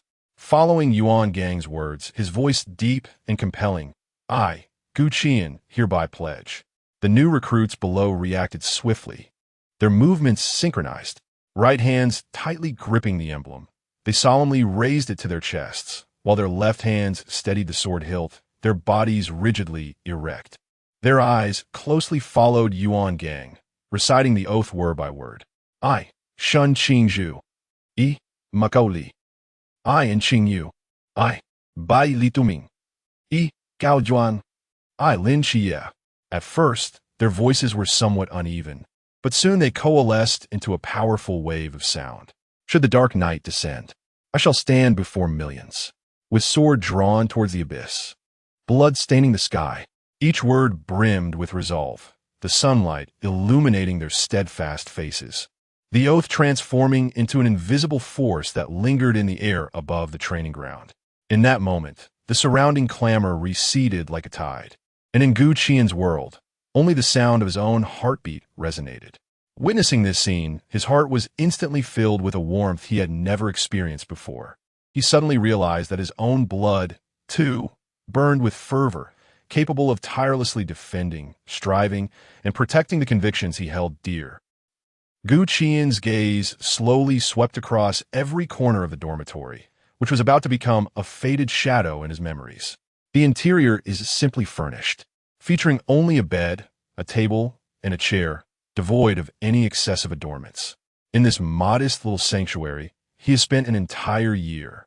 Throughout this time, it has borne witness to his initial confusion and helplessness upon entering this world, and it has held countless sleepless nights. Now, it is time to bid farewell. He softly murmurs, I'm leaving. His words are laden with affection and reluctance, yet tinged with a hint of resolve. In the chief instructor's office, he addresses Yuan. The chief instructor, saying, I am leaving. Yuan Gang looks up, gazing at him intently. You really don't want to train a few more batches of recruits? Some things are sufficient after just one experience, and there are many other matters awaiting my attention. Gu Qianan offers a slight smile, his voice laced with a hint of resignation. Yuan Gang lets out a soft sigh, reflecting, with your capabilities, you truly should not remain as an instructor. There are broader horizons in Daxia awaiting your brilliance. Gu Qianan purses his lips, opting for silence as he stands tall and salutes. Yuan Gang rises as well, returning the salute with conviction. Qianan, I look forward to the day you stand at greater heights. Do visit me at the Night Watch base in Shangjing City when you have the chance. Well then, farewell. Farewell. Upon leaving the chief instructor's office, Gu Qian bids farewell to the other instructors before arriving at the assembly point. Lin Qiye and the other 5 have already gathered there, each with their suitcase, their eyes reflecting a subtle sense of reluctance. Brother, over here, Lin Qiye calls out. Gu Qian approaches, noticing Lin's pink Peppa Pig suitcase, and chuckles, quite distinctive indeed. Lin Qiye, feeling somewhat embarrassed, stammers, I had no choice. This was personally selected by Sister Hong Ying and Xiaonan. Gu Qian gives his shoulder a light pat, teasing, it's all right. There is nothing wrong with liking pink. Real men wear pink, I understand. Laughter erupts among the group, the joviality easing the sadness in their hearts. Bai Li, the chubby one, chuckles aloud. I've silently laughed at him for an entire year, and he never let me speak of it. Lin Qiye, he wishes he could immediately discard this glaring pink suitcase. Had he known, he would have found an excuse for them to leave first while he returned to the city alone. His illustrious reputation diminished in an instant. After a brief bout of laughter, and Qing Yu inquires, Teacher, where are we headed next? A flicker of seriousness passes through Gu Qian's eyes as he slowly replies. We will first go to the 136 Squad's base. Wonderful. The last meal prepared by Captain Chun was absolutely delectable. Bai Li's mouth almost waters at the thought. The others also express their anticipation. At that moment, a white van rattles and rolls into view. The license plate is crooked, barely held together by 2 wires. Accompanied by a series of creaks and groans, the dilapidated van comes to a steady halt. As the door slides open, Hong Ying emerges with a light step, her graceful figure forming a striking contrast to the old vehicle. 7 nights, 7 and everyone else, it had been a long time since we last met. Sister Hong Ying, what brings you here? Lin Qiye's face was filled with astonishment, his eyes sparkling with delight. Hong Ying smiled warmly, explaining, I heard from the captain that you all have graduated and will be settling at the peace office, so I thought I would come pay a visit. Lin Qiye's gaze shifted to the dilapidated vehicle, a look of confusion crossing his face as he opened his mouth to speak. However, Hong Ying preempted him, somewhat bashfully scratching her head. Well, considering that there are so many of you, I figured a regular car wouldn't suffice. So I specially borrowed a larger one without much thought. Are you certain that this vehicle can accommodate all of us without any issues? Chapter 66, Meeting the Master. Hong Ying confidently patted the car's exterior. Don't worry, it may appear worn on the outside, but the interior is quite decent. Gu Qian and the others boarded the vehicle with a mix of skepticism. A musty scent filled the air inside, yet the seats were surprisingly spacious. As the car jolted and swayed away from the training camp, Hong Ying, her face aglow with excitement, exclaimed, Qi, you all are truly impressive. I heard a new special squad is being formed. The captain has been raving about you, saying our Qi has truly made a name for himself. He even promised to cook a grand feast to celebrate when you all return. Lin Qiye scratched his head, a hint of helplessness in his expression. Sister Hong Ying, we are at best a reserve team. We're still far from becoming a genuine special squad. We will need to reach the Sea Realm before we can be officially recognized. Oh, it's practically the same. Hong Ying waved her hand dismissively, her voice dropping to a conspiratorial whisper. Do you know? A significant figure has arrived in Songnan City. A significant figure? Lin Qiye asked, curiosity sparkling in his eyes. Bali Pang Pang and others shared his intrigue, while Gu Qian remained composed. Qian, aren't you even a little curious? Hong Ying queried, noticing his lack of reaction. Gu Qian smiled faintly, confidently responding, I know who has come. He's here to seek me. Hong Ying looked at Gu Qian in astonishment. Oh, so that's why he has appeared. No wonder such a big shot is in Songnan City. Sister Hong Ying, who exactly is it? Bali Pang Pang pressed, eager for answers. With a playful grin, Hong Ying teased. Do you know the 5 pillars of humanity? I know. The 5 are sword, steed, sage, void, and master. Could one of them be visiting? Lin Qiye replied, astonished. Hong Ying nodded. Yes, the one who has come is the master. I was completely taken aback when he arrived in a carriage. Originally, the captain was supposed to come and fetch you as well, but he had to stay back at the peace office to entertain the master. The others went to resolve a mysterious case in the east of the city, so I came alone. Gu Qian pondered for a moment and instructed, Qiye, upon your return, assist Team 136 in handling that mysterious case. I shall take my leave first. It would be impolite to keep the master waiting. With that, Gu Qian vanished from the car's interior. At the peace office in the basement, Chen Muyi skillfully prepared tea, pouring water with fluid grace. Opposite him sat an elderly gentleman, his white hair loosely tied with a simple wooden hairpin. Clad in a loose cloth robe, he possessed a slender frame. His bright, spirited eyes held a depth of warmth and wisdom. Captain Chen, after 10 arduous years of suppressing the Shiva grievance, your efforts are truly commendable. Fortunately, the bitterness has given way to sweetness, allowing for a rebirth. Chen Mai's motion of brewing tea momentarily paused. After a prolonged silence, he managed a faint smile and remarked, Master, the past is behind us, and this was my choice from the beginning. Over the past decade, despite the stagnation in my mental prowess due to the suppression of Shiva grievance, life has been relatively easy, and I am content to have a fresh start. Nevertheless, the bitter smile he wore betrayed his true sentiments. As the Black Wuchang, Chen Mai, with pride ingrained in his very being, could hardly resign himself to a decade of mundane existence, quietly guarding Songnan City. Master Chen let out a soft sigh, deeply empathizing with Chen Mai's plight. He lifted the teacup offered by Chen Mai and took a delicate sip. As if recalling something, he asked gravely, Can you still contain the Shiva grievance? Chen Mai's brows furrowed slightly as he replied solemnly, Recently, the power of Shiva grievance has grown increasingly formidable. I am indeed finding it difficult to maintain control. Master Chen inhaled deeply and sighed. It seems that a confrontation is truly unavoidable. Chen Mai's expression grew serious as he bitterly inquired, Are you suggesting that the divine conflict is to erupt in Songnan? Is there any arrangement from the higher-ups? Master Chen set down his cup, reflecting. That depends on how Gu Xiaoyu decides to orchestrate things. We old fellows will have to heed his command this time. It is remarkable to have such a young talent in the great Xia, marching forward alongside us. Chen Mai's eyes widened in disbelief. You mean Gu Qian? He is to command this divine conflict? Indeed, Master Chen affirmed with a nod. Upon receiving this confirmation, Chen Mai was momentarily taken aback. He recognized Gu Qian's strength and mystery, but was astonished that he could persuade the higher-ups to heed his directives. It became clear that his visit to the Night Watcher headquarters 6 months prior was part of this grand design. He had been laying the groundwork from that time. Regaining his composure, Chen Mai inquired, So, you came to Songnan specifically for him? Master Chen smiled gently and replied, Yes, the higher-ups sent me to assess the situation here. And more than one person has suggested that I would resonate well with him. I am quite curious about him, having long admired his talents. At that moment, Gu Qian entered the room. Master Chen gazed at the calm and composed youth before him, exclaiming, No wonder Yi Fan speaks of you so often. Your presence has caught me entirely off guard. Gu Qian of the Mask team approached and respectfully greeted Master Chen.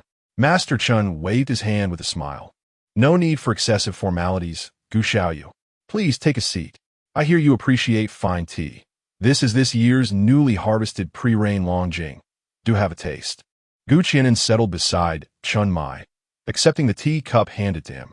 After a gentle sip, he praised, The aroma is elevated and enduring. The flavor is fresh, rich, and delightful. Truly, it is exquisite pre-rain Longjing. It appears Gu Xiaoyu possesses a refined palate. Master Chen nodded appreciatively, his gaze towards Gu Qian filled with admiration. Gu Qian wore a gentle smile, humbly attributing the praise to his mere fondness for tea, claiming to possess only a superficial understanding. Chen Mai interjected, feeling somewhat foolish in their exchange.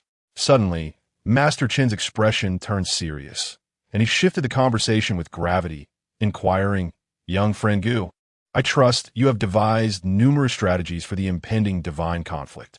Gu Qian straightened, setting down his teacup, and responded thoughtfully, It cannot be called a strategy, but I must trouble you to personally oversee matters in Songnan City this time.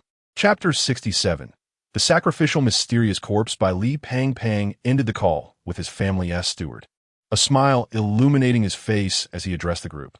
I have rented a villa near the Peace Affairs office, and it should be all set up by now. Let us head over and drop off our luggage. What a lavish display of wealth. I must admit, I appreciate it, Chow Yuan remarked, giving a thumbs up. It's inevitable, really. According to Instructor Gu, we'll likely be staying in Songnan City for a while. We can't possibly live in a hotel indefinitely. Li Pang explained with a chuckle. Molly cast him a disdainful glance. Although her aversion towards him had lessened compared to before, she still found his demeanor of a spoiled rich kid quite unpalatable. Li Pang awkwardly scratched his head. All right then, send me the location. I'll drive you over. By the way, Qiye, will you be staying with me or with them? Hong Ying turned to Lin Qiye, inquiring. Lin Qiye pondered for a moment before replying. I think I'll stay at your place for now. I still have quite a few belongings at your house, and it will be more convenient for organizing. Hey, Qiye, aren't you coming with us? Li Pang asked, disappointment evident on his face. Lin Qiye smiled. I'll stay there for today and see how things go tomorrow. There is still a lot to sort out. All right then. Li Pang accepted the situation with a hint of regret. Before long, the group arrived at the entrance of a luxurious mansion. Hong Ying gazed at the opulent decor, her face filled with confusion as she looked at Li Pang, uncertainly asking, Are you sure you didn't send me the wrong address? The corners of everyone's mouths twitched. Indeed, the foolish son of the Bai family was exceptionally wealthy. This should be the place. Li Pang awkwardly scratched his head, surprised that the steward had arranged such a grand residence for him. As he exited the vehicle, a middle-aged man clad in a steward's attire promptly approached, bowing respectfully. Young Master Bai Li, I am the steward here. Welcome to your new residence. Li Pang nodded and turned to usher the others inside. Lin Qiye observed and said, You all take your time to settle in. We'll regroup at the Peace Affairs office shortly. By the time everyone finished tidying up, half an hour had passed. They convened at the Peace Affairs office, gathering around the dining table, which was already laden with a sumptuous feast. Lin Qiye surveyed the surroundings, his gaze landing on Chen Muyi, and he inquired, Captain, where's my brother? Why isn't he here? Chen Muyi momentarily froze, his eyes flickering instinctively before he regained his composure, a smile appearing on his lips. He had something to attend to and left early. Lin Qiye frowned, deep in thought. Nearby, and Qingyu noticed his expression and asked with curiosity, Qiye, what's the matter? Snap back to reality. Lin Qiye gently shook his head. It's nothing. Let us eat first. Raising his glass, Chen Muyi wore a look of pride and joy, proclaiming loudly, Cheers to your successful graduation and the formation of a new special team. Cheers. At this moment, Gu Qianan was seated in the carriage of Master Chun. Having arrived at the outskirts of Songnan City, a vast warehouse loomed before them. A few guards, upon noticing their arrival, promptly approached and rendered a crisp military salute, their eyes brimming with reverence. At a subtle gesture from Master Chun, the grand doors of the warehouse swung open. Instantly, a chilling gust enveloped them, as if the surrounding temperature had plummeted several degrees. The mysterious corpses you requested are all sealed within, he stated. Gu Qianan nodded and stepped inside. Master Chun followed closely behind and began to speak. Over the past 6 months, Lu Wuwei and I have traversed numerous cities, hunting the enigmatic. Alongside the special team's eliminations, everything is gathered here. I wonder if it will suffice. Gu Qianan lifted his gaze to behold an array of mysterious corpses, each unique in form, stacked in layers, nearly filling the entire warehouse. A slight smile graced his lips, his eyes gleaming with joy. You have truly worked hard. With these mysterious corpses, my confidence has greatly increased. Master Chen nodded slightly and replied, As long as it suffices, you may handle these mysterious corpses. I shall wait for you outside. Once Master Chun departed the warehouse, Gu Qianan's expression shifted abruptly, his aura turning gravely serious. His gaze sharpened, fixated on the towering pile of mysterious corpses. Taking a deep breath, he slowly raised his hand, revealing an ethereal, azure flame that flickered into existence, emanating a mysterious aura devoid of any warmth. With a sudden, forceful motion, Gu Qianan slammed his palm onto the ground. A thunderous resonance erupted, unique to the echo of fate. The azure flame seemed to be imbued with life, instantly transforming into intricate azure patterns. Centered around Gu Qianan, It surged outward like a tempest, spreading wildly in all directions. In an instant, a colossal azure magical array enveloped the entire warehouse, its intricate designs radiating an eerie energy. Boom! Waves of azure flames surged forth from the array like an unstoppable tide. In the blink of an eye, the various mysterious corpses were entirely engulfed, igniting in flames. Strangely, these flames appeared to possess their own consciousness, consuming the corpses without affecting the surrounding environment in the slightest.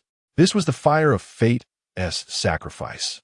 As time slipped away, the mysterious corpses were completely devoured, transforming into wisps of azure light that sank into the magical array.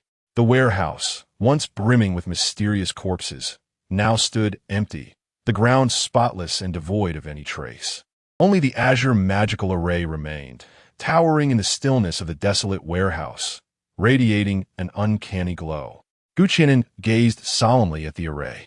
With a sudden, forceful clasp of his hands, an invisible force surged forth, shattering the silence as a resounding hum echoed. The array emitted a brilliant light, and as the brilliance flickered, it gradually began to contract. Transformed into a cerulean flame, it manifested within the palm of his hand. Unlike before, this flame emitted glimmers of golden light. These were the divine energies contained within that mysterious entity. Qi'an gazed at the intertwining flames of crimson gold and cerulean in his palm, where an immense reservoir of divine energy surged. He closed his eyes, focusing his mind, and gradually absorbed this flame into his spiritual realm. This time, he refrained from allowing the tree of destiny to absorb the divine energy, instead letting it hover beside the tree. After completing this, Qi'an exhaled deeply, a faint smile gracing his face. Suddenly, as he prepared to depart, his heart jolted violently, a fierce wave of psychic energy radiating uncontrollably. Qi'an's eyes widened in shock as he sensed the turmoil within his body. This was Chapter 68, Team Building and the Team Emblem. The terrifying mental force that erupted within the warehouse momentarily startled Shinfuzi, who stood guard at the entrance. What is this? He furrowed his brow and expanded his mental landscape to envelop the area, shielding the nearby guards from the onslaught of this psychic energy. He then swiftly pushed the door open and entered the warehouse. Inside, ethereal azure light surged, illuminating the surrounding darkness. The mysterious corpses had vanished without a trace, leaving only a towering azure cocoon in their stead. Shinfuzi recalled the information he had read about Qi'an. During his advancement, he would transform into a colossal azure chrysalis. The scene before him must be a manifestation of that phenomenon. A look of delight flickered in Shinfuzi's eyes as he murmured, "What an extraordinary talent! In such a short span of time, he is on the verge of breaking through to Qi'an. It seems that the great Xia is poised to witness the emergence of another figure akin to Zhouping. What a fortunate occurrence!" Unable to conceal his gratification, he settled into a cross-legged position on the ground, intending to personally safeguard him during this pivotal moment. "Where do you think Instructor Gu has gone? We've resolved the case, yet he still hasn't appeared." Bai Li Pang sat idly on the grass. Today marked the team-building day for their temporary squad, in collaboration with Team 136. "Have you noticed that Qi Ye's recent demeanor seems off?" Shen Qingzhu remarked, directing her gaze toward Lin Qiye, who was assisting Chun Mai, her brow furrowed in concern. "Really? I think he's acting quite normally," Bai Li Pang replied, surprised, and also glanced at Lin Qiye. Shen Qingzhu shot him a disdainful look and retorted, "Why am I even telling you this? Hey, you haven't explained what's wrong with him," Bai Li Pang exclaimed, hastily pursuing Shen Qingzhu as she turned to walk away. Ignoring him, Shen Qingzhu approached Qingyu, who was engrossed in fiddling with the mysterious thread. "Isn't this the forbidden object belonging to that hotel owner? I thought it was lost. I didn't expect you to have found it." A smile graced Qingyu's face. "It was discovered by my fish species, and I feel it resonates with me. By the way, have you still not found any trace of Belcrand? Has your fish species detected anything?" Chao Yuan inquired, moving closer, puzzled. And Qingyu shook his head. "It must be hiding or has already escaped the borders of Sangnan City. My fish species is distributed throughout various regions of Sangnan City. I will be alerted immediately should it make any unusual movements. At this juncture, he turned to Lin Qiye, his expression grave, and stated solemnly, "Although we have yet to locate Belkrand, I have noticed that the authorities are in the midst of a large-scale evacuation of citizens. From the initial arrival of Fuzi to the disappearance of our teacher, and now the government's significant actions, it all suggests that something monumental is about to transpire in Songnan City. Furthermore, Yi must be privy to some information." Bai Li Bang, Gao Yuan, and Shen Qingzhu exchanged incredulous glances, their eyes wide with disbelief. "So, what should we do now?" Shen Qingzhu furrowed her brow and asked in a low voice. Wait. The group looked at him in astonishment. Anqingyu, with a serene expression, slowly spoke. "Indeed, it is a matter of waiting. Since our mentor has left us here, it indicates that he possesses complete confidence in the situation and intends for us to participate to some extent. Given that Qiye seems to know something, should we not inquire with him first?" After pondering for a moment, Chao Yuan posed the question. Anqingyu smiled gently. "No need. He will speak when he is ready. For now, we should relish this rare opportunity for team bonding. Who knows when we shall be busy again." The group nodded in agreement, acknowledging her perspective. "By the way, have any of you seen where Molly is?" Bai Pang scanned the area, failing to spot her. "I just saw her wandering off with Hong Ying and Xiao Nan to another place." Chao Yuan cast a disdainful glance at Bai Pang, remarking on how long they had been searching without success. "Captain, look what we have gathered." From a distance, Hong Ying joyfully called out, holding a bouquet of green flowers. Both Molly and Si Xiao Nan trailed behind her, each cradling a bouquet of their own. Her exclamation instantly captured the group's attention as she rushed over, excitement radiating from her. Wu Xiongnan, gazing at the green flowers in her hands, exclaimed in surprise, "Isn't that the green ghost flower? It is indeed a rare variety." "Huh, this is a ghost flower? Shouldn't it be red?" Hong Ying tilted her head in confusion. "This is also a type of ghost flower, albeit an exceedingly rare color, symbolizing the unceasing hope of life." Wu Xiongnan patiently elucidated. "Unceasing hope? What a splendid connotation. I must cultivate it within the Peace Affairs Office. May our Team 136 thrive indefinitely and endure through time," Hong Ying declared, raising the green ghost flower high. Her eyes crescent-shaped with delight, her words brimming with joy. "Very well, let it be planted in the Peace Affairs Office. It shall serve as our team emblem." Chimai also laughed heartily. Si Xiao Nan gazed down at the flower in her hands, her grip tightening inadvertently as she murmured, "Endless life?" For reasons unknown, she had been plagued by the same ominous nightmare recently, filled with unsettling occurrences. "Xiaonan, what troubles you?" Hong Ying, noticing Si Xiao Nan's silence, wrapped an arm around her shoulders, her brow furrowed in concern. "I'm fine, Sister Hong Ying. I was merely lost in thought," Si Xiao Nan replied with a smile, though no one noticed the flicker of unease in her eyes. Molly, cradling her bouquet, looked at Lin Qiye with hopeful anticipation. Lin Qiye, feeling somewhat perplexed by her gaze, contemplated for a moment before offering her a freshly grilled skewer of meat. "Are you hungry?" "Molly, what should I do about such a dense captain?" In that instant, Molly felt an overwhelming urge to resign from the team. Lin Qiye glanced at the departing Molly, then at the skewer in his hand, scratching his head in confusion. Perhaps she thought one skewer was insufficient.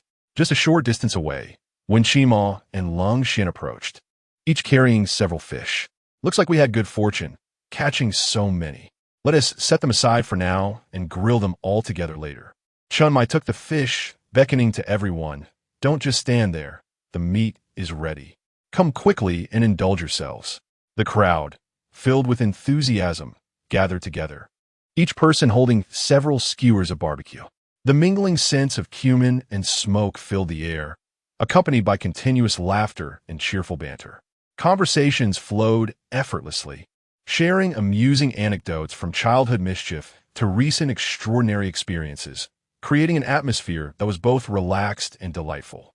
Lung Xian occasionally fiddled with his camera, skillfully capturing these moments, preserving them as precious memories to be cherished in the future.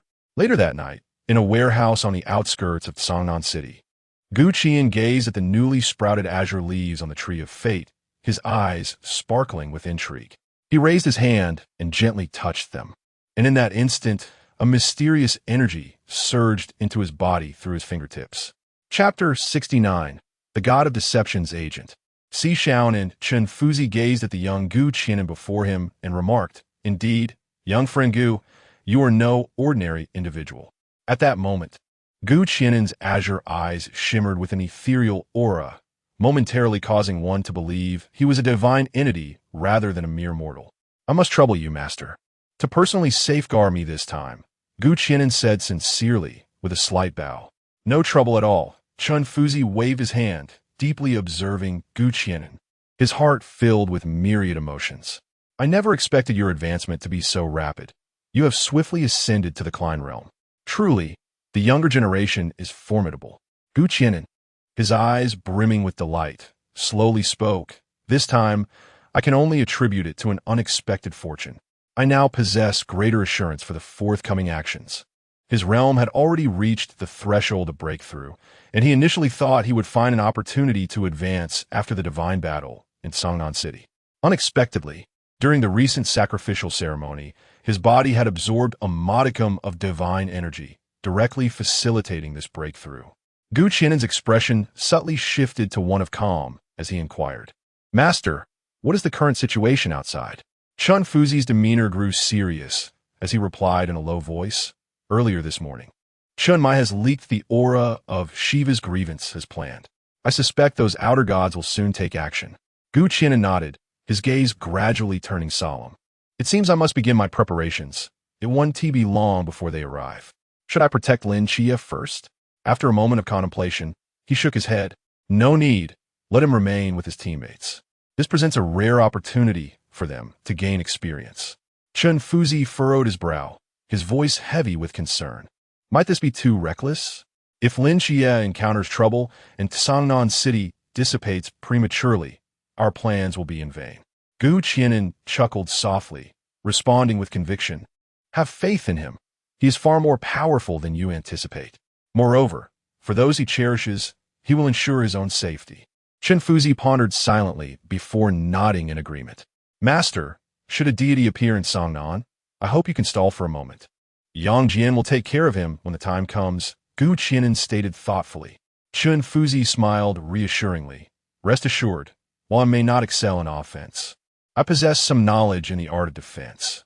In the Red Cherry Villa of Songnan City, Si Xiaonan abruptly awoke from her slumber, her eyes wide with shock as she sat upright, gasping for breath, her chest heaving violently. Cold sweat beaded on her forehead, a few strands of hair clinging to it, rendering her an image of distress. "I am Si Xiaonan of Team 136, she murmured, tightly covering her ears. Upon raising her gaze again, the innocence and shyness of her past had vanished, replaced by profound fatigue. Taking several deep breaths, she sought to calm her racing heart. "What should I do?" Just then, a familiar aura from afar caught her keen senses, tightening her chest with sudden apprehension. A gentle voice echoed in her ear, "Xiaonan, it's me, Gu Qian. Follow this essence to find me. I have something to discuss with you." Si Xiaonan was momentarily taken aback, her delicate brows furrowing in instant perplexity, her eyes brimming with questions. Countless thoughts raced through her mind. Why had Gu Qian appeared at this moment? After pondering for a moment, she resolved her hesitation. After all, she held a certain trust in Gu Qian. Quickly changing her attire, she pushed open the window and leapt out, her form light and agile, hastening towards the direction of that presence. Before long, she arrived at a small park, enveloped in serene tranquility. "Qianan, you sought me for?" Si Xiaonan inquired, gazing at the man seated on the public bench, her voice laced with confusion. Gu Qian fixed his intense gaze upon her, silent, his azure eyes radiating an enigmatic glow. Instinctively, Si Xiaonan took a step back, feeling as though her innermost secrets lay bare before those penetrating eyes. Time slipped by in this oppressive stillness, each second stretching into eternity. Just as Si Xiaonan was on the verge of impatience, Gu Qian's voice gradually resonated. "Agent of the god of trickery, Loki, Si Xiaonan. The first words from Gu Qian sent a jolt to Xi Xiaonan's heart, her eyes widening in disbelief as she stared at him. She inhaled deeply, suppressing the tumult of emotions surging within her, pressed her lips together, and replied with a bittersweet tone, "You truly know everything." Gu Qian nodded gently. Xi Xiaonan's expression turned frosty, her tone slightly cold. "Indeed, I am not a night watchman. My identity as Xi Xiaonan is fabricated. As the agent of the god of trickery, my expertise lies in deception and lies. I'm masqueraded as a night watchman of the pool realm, deceiving not only everyone else, but also myself, all in pursuit of the Shiva's grudge. So, what will you do? Do you wish to kill me?" As she spoke, she released the seals of her trickery, unleashing the oppressive aura of the Qi'an realm. Gu Qian's gaze sharpened. With a mere gesture, he bound the surrounding space, completely isolating this area from the outside world. Xi Xiaonan blinked in astonishment, gazing at Gu Qian, feeling the faint mental pressure radiating from him. Her voice trembled as she asked, "You have already reached the Qi'an realm?" Gu Qian sighed softly and responded, "Xiaonan, since I know everything, how could I fail to comprehend what you truly desire? Enduring all of this in silence must be quite arduous for you." The former agent of the god of trickery, Xi Xiaonan, was merely a construct of self-deception. The true you is the night watchman, Xi Xiaonan.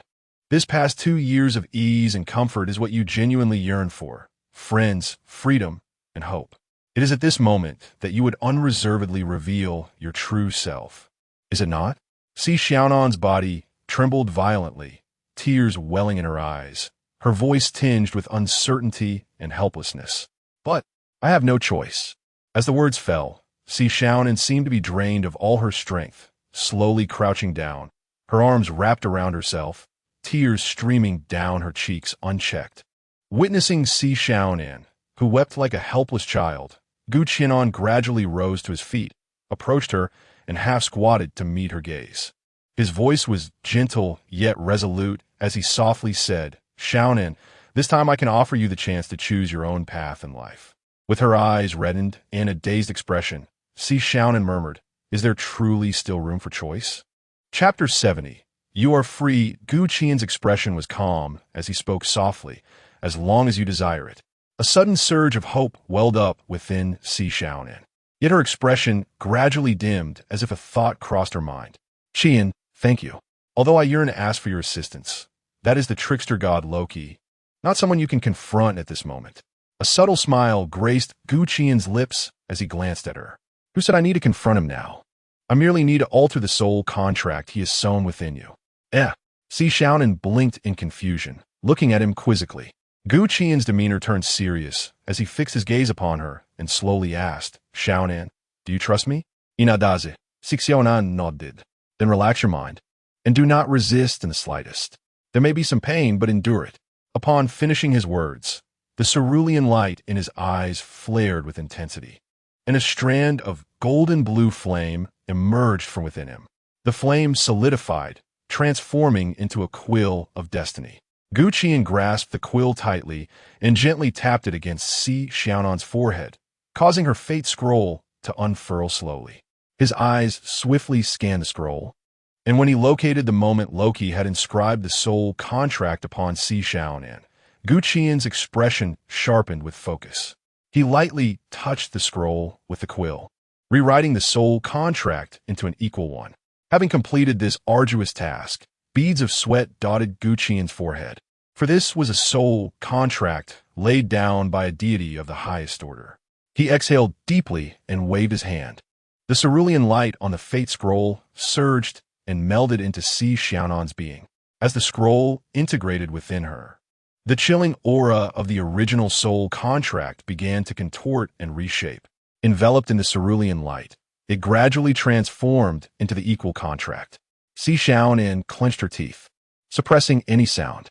Every change in the contract was accompanied by excruciating pain, a torment of the soul that few could endure. Tendrils of black lines, exuding a frigid essence, seeped from her body.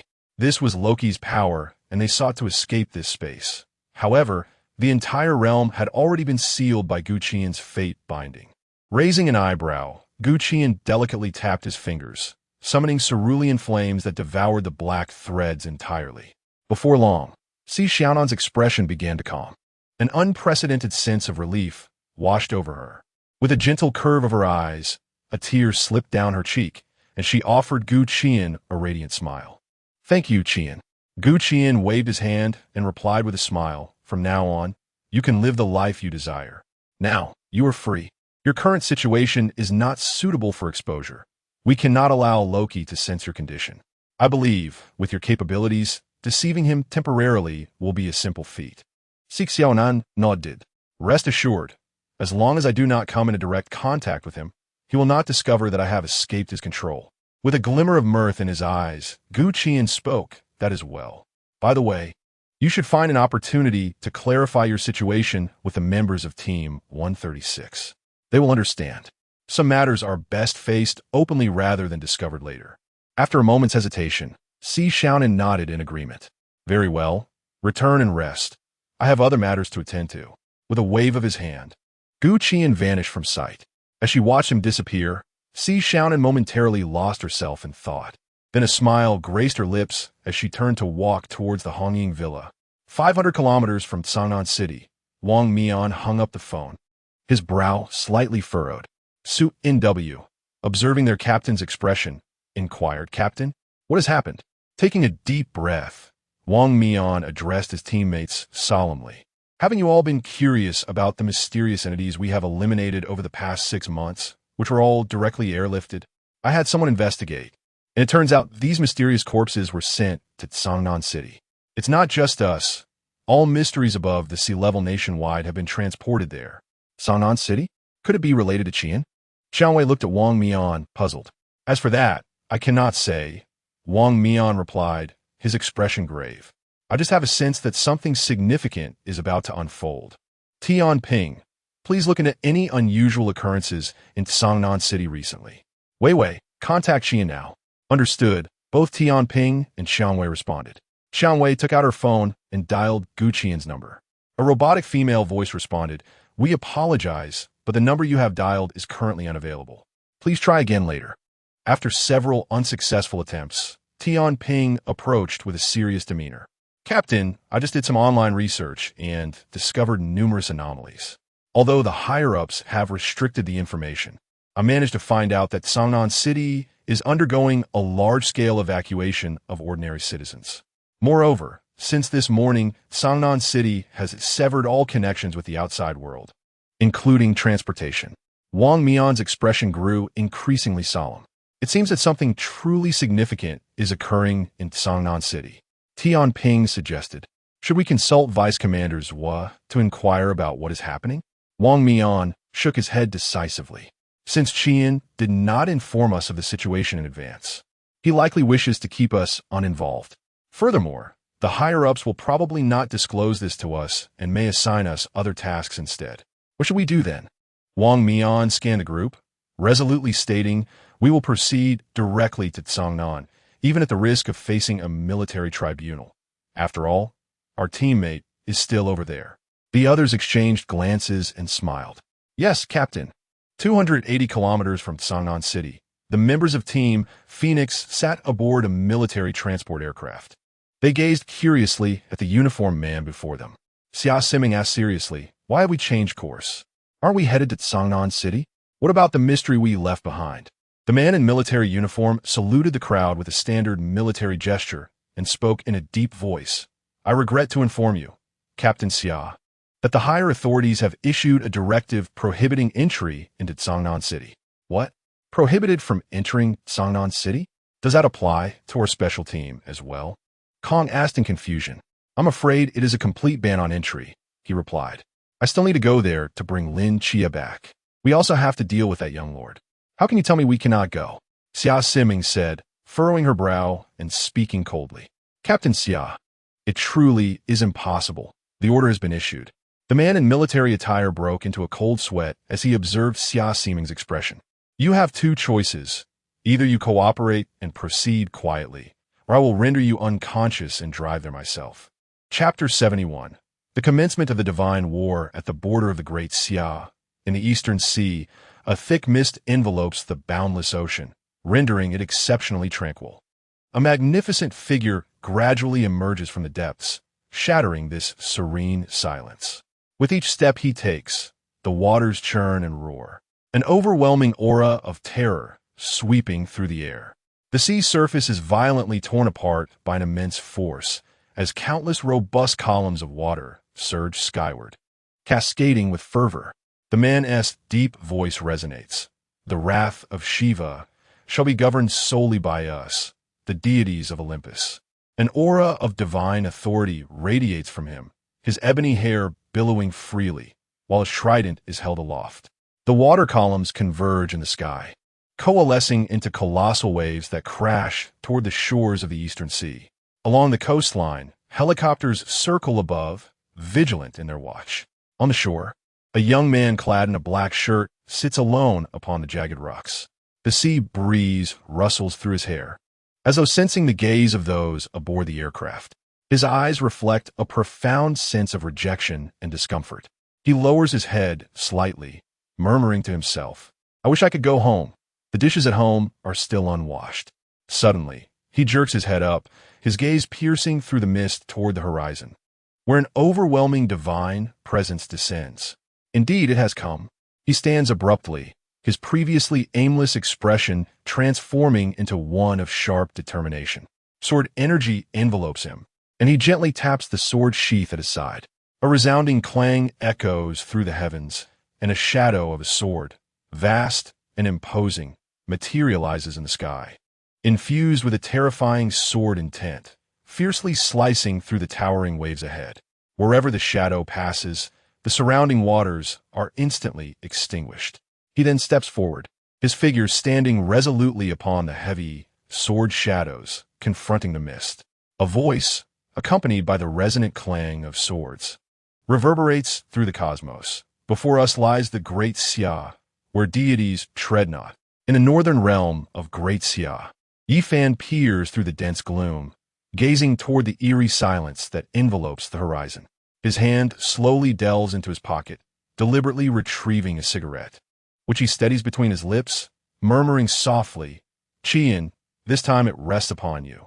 With that, Yi Fan steps forward, enveloped in resplendent golden light. As sacred sounds resonate around him, the golden radiance carrying an overwhelming pressure that dispels the surrounding darkness.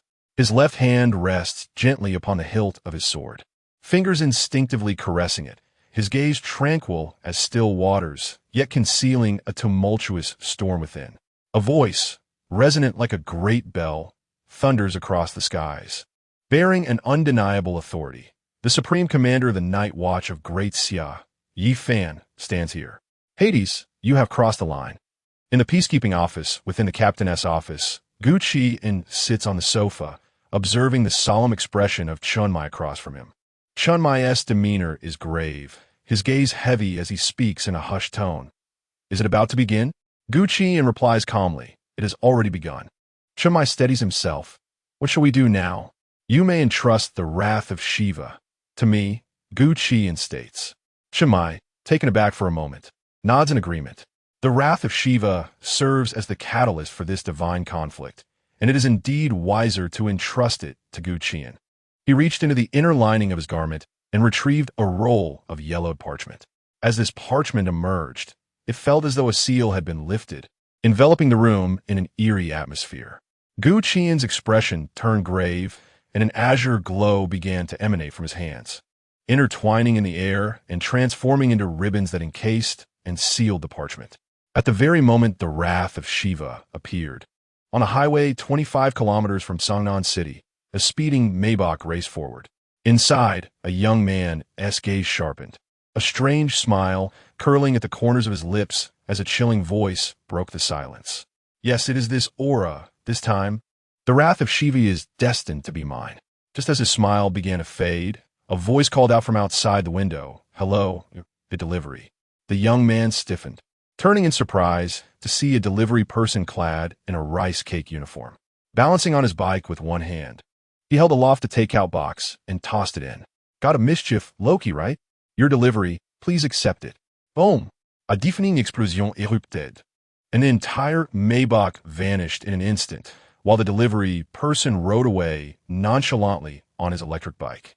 On a small hill outside Songnan City, a traveler radiated a chilling aura, a peculiar smile playing on her lips. Her figure twisted, and countless strands of black silk swirled, morphing into the visage of a Western man. "I am Loki, the god of mischief. You think you can prevent me from entering Songnan?" He squinted, surveying the somewhat desolate city in the distance, and sneered, "Since the location of the wrath of Shiva remains uncertain, I shall provide you with some entertainment." Loki's smile grew crueler as he waved his hand through the air, causing the black strands to dance wildly.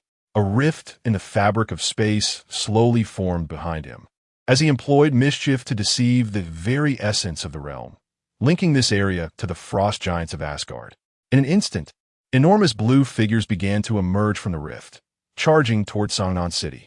Within the Peace Affairs office, the omen of disaster, the raven of calamity, began to screech frantically, emanating an ominous presence.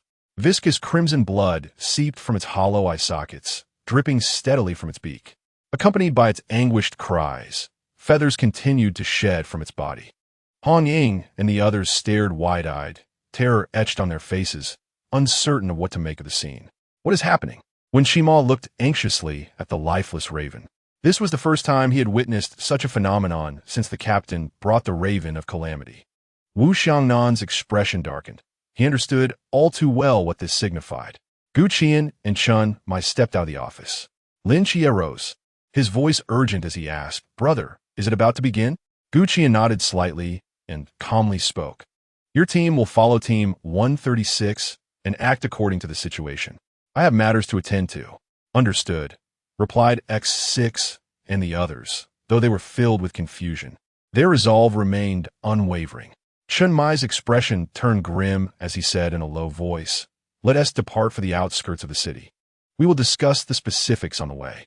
In the old district of Songnan City, beside a low building, Yang Jin gazed at Qi'an before him, his expression somewhat complex. It had been half a year since their last meeting, and now Qi'an felt more like a deity to him. "Is it about to begin?" he asked. "Are you confident?" "Yes," Qi'an replied softly, his voice imbued with unshakable determination. "Very well. Let these foreign adversaries witness that the great Xia cannot be trifled with." A profound air of solemnity enveloped Yang Jin's youthful visage, filled with an inexorable sense of impending resolve. Chapter 72. Each displays their powers in the outskirts of Songnan City. The sky was shrouded in ominous clouds, as bolts of lightning cleaved through the heavy canopy, momentarily illuminating the oppressive landscape. A horde of frost giants surged forward, rapidly approaching the urban area. They were enveloped in frost, and wherever they tread, the icy chill spread like a surging tide. The temperature in the entire suburb plummeted, and the earth resonated with a dull hum beneath the weight of the frost giants' march. Team 136 and Lin Qiye's temporary squad stood in a line, draped in dark crimson cloaks that rustled in the frigid wind. Although Chun Mai had already recounted the events leading to this moment, providing them with some foresight, the sight before them still induced a palpable sense of dread, quickening their breaths. The sheer number. Bai Li's mouth fell agape, his eyes wide with disbelief. "This is too exaggerated, right?" Chao Yuan also gazed incredulously at the scene unfolding. "Is this what divine warfare looks like?" Shen Qingzhu felt a tremor course through her heart. "Can we truly contend with over 200 Chuan?" Molly murmured. Lin Qiye tightened his grip on the hilt of his sword, his gaze resolute as he faced the advancing giants. He spoke softly, "This is merely an appetizer. The real horror lies yet ahead." Observing the fear etched on their faces, Chun Mai stepped forward, a grin stretching across his face. "We are the Night Watchers, and behind us lies a city filled with millions. Are you afraid? Dare you to stain the sky with blood and wield your swords against the abyss?" Everyone inhaled deeply, straightening their spines, their expressions shifting from trepidation to determination. "To hell with it, I'm not afraid," Hong Ying exclaimed, her body engulfed in a fiery crimson blaze. She raised her right hand, the flames coalescing into a magnificent rose-red lotus flower in the void. With a fierce downward swing, the lotus hurtled towards the oncoming frost giants. Boom! The rose-red lotus blossomed silently amidst the throng of frost giants. The giants at its center evaporated in an instant. The flames, infused with terrifying power, surged forth, accompanied by an unimaginable heat, as if intent on incinerating the very fabric of space. The previously frigid frost ignited under the force of this power, erupting into a conflagration that swept wildly across the landscape, transforming the area into a churning sea of flames, with a searing heat permeating the atmosphere. Is Hong Ing really this fierce? Not only Lin Qiye and his companions, but even the members of Team 136, who had spent every day together, stood in awe, speechless. Did you learn that move from Qi'an? When Shima asked in surprise. Yes, I've been delving into my forbidden ruins for the past 6 months, and I discovered that my flames are more malleable than ordinary ones. Hong Ing expressed her satisfaction with her creation. Well done, Hong Ing, Shimai praised. He gripped his dual blades tightly, an imposing aura emanating from him as the Hall of Yama materialized behind him. His figure, ghostly and ethereal, radiated a chilling presence as he charged toward the group of frost giants. Xiaonan lightly raised his right hand, and an array of invisible silk garments enveloped everyone, insulating them from the surrounding frigid air. When Shima raised his hands, and a ripple of unseen energy spread forth, causing the foremost frost giants to succumb to the illusion. Standing bewildered, Lin Qiye retrieved a powerful sniper rifle from the mobile armory, each shot striking true at the foreheads of the entranced giants. Wu Xiaonan's hand trembled slightly as it reached for his longsword. Just moments ago, Qi'an had rewritten his fate, healing his injured hands. In that instant, he was no longer the despondent waste who could only linger behind his teammates. The once mighty, immortal swordsman had returned. As he tightened his grip on the longsword, a long-lost sense of familiarity surged within him. He emanated a fierce sword intent, leaping forth and transforming into a streak of sword light that surged toward the frost giants. None of those frost giants from the Qi'an realm could withstand more than 3 moves against him. Lin Qiye and his companions watched in astonishment as the members of Team 136 erupted with newfound vigor. Bali Pang Pang exclaimed in surprise, "Qiye, your Tsangnan is truly a hidden gem, and they've all reached the Qi'an realm." Steadying himself, Lin Qiye summoned Mu to coordinate with Lin Qiye and lay down long-range fire suppression. Let us join in. We cannot let our seniors underestimate us. Under the relentless onslaught, the frost giants' advance gradually slowed. However, a continuous stream of giants emerged from the spatial rifts. From a distance, Loki frowned slightly, his gaze fixed intently on Lin Qiye on the battlefield, a chilling smile creeping across his face. So that's the little one, is it? How intriguing, truly miraculous. If only I could whisk you away from Songnan. Everything here would vanish like a fleeting dream. He exuded a frigid aura, dark tendrils swirling around him as he prepared to enter the fray. Just then, a delivery scooter sped toward him, and the familiar delivery man tossed a takeout box in his direction. "Hello, your delivery." Startled by this familiar sensation, Loki abandoned his plan to enter the battle and swiftly evaded. Boom! A tremendous explosion resonated through the air, creating a massive crater at the site. This time, Loki was prepared, using a trick to evade the certain hit. "Who are you?" Loki's voice dripped with malice. This delivery man had already dispatched several of his clones. "Lu Wuwei," the delivery man replied flatly. "Loki, you shall not intervene in this battle." "What? Do you think you can stop me?" Loki chuckled mockingly. "I know I can't defeat you, but I can certainly delay you. Is that so?" Loki's lips curled into a smirk as the strange dark lines around him began to writhe again. A massive rift in the sky tore open, and with a thunderous howl, a blood-red wolf-hound, towering 100 meters high, emerged from the void. It emanated a terrifying aura of dominance, sweeping across the mental waves of the Qi'an realm. Shortly thereafter, colossal tentacles emerged from the rift in the void. With a mere exertion of force, they widened the fissure even further. A titanic squid, towering at a height of 150 meters, slowly crawled forth, releasing a violent pressure that surged forth unchecked, its presence more fearsome than that of the gigantic wolfhound. This was the Hellhound Garm and the Kraken of the North Sea. You have indeed brought them both. Lu Wuwei furrowed his brow, his voice tinged with bitterness, and his countenance grew increasingly grim. Loki regarded him with disdain, the corners of his mouth curling into a smirk as he mocked. So, how does it feel now to be the one obstructed? Chapter 73. The Divine Absence of Daxia. In the outskirts of Songnan City, the sky hung heavy and dark as ink. Lightning danced and flickered across the layers of ominous clouds. The rumble of thunder intertwined with the cacophony of the battlefield, creating an atmosphere that was stifling and oppressive. The relentless charge of the frost giants intensified the pressure on Team 136 and Lin Qiye. This situation was untenable. The numbers of these frost giants showed no sign of diminishing. Wu Xiangnan gazed into the distance, where more frost giants emerged from the rifts in the void, his expression darkening. It was clear that the rift needed to be destroyed, otherwise they would inevitably be overwhelmed. Chen Mai's countenance mirrored his unease.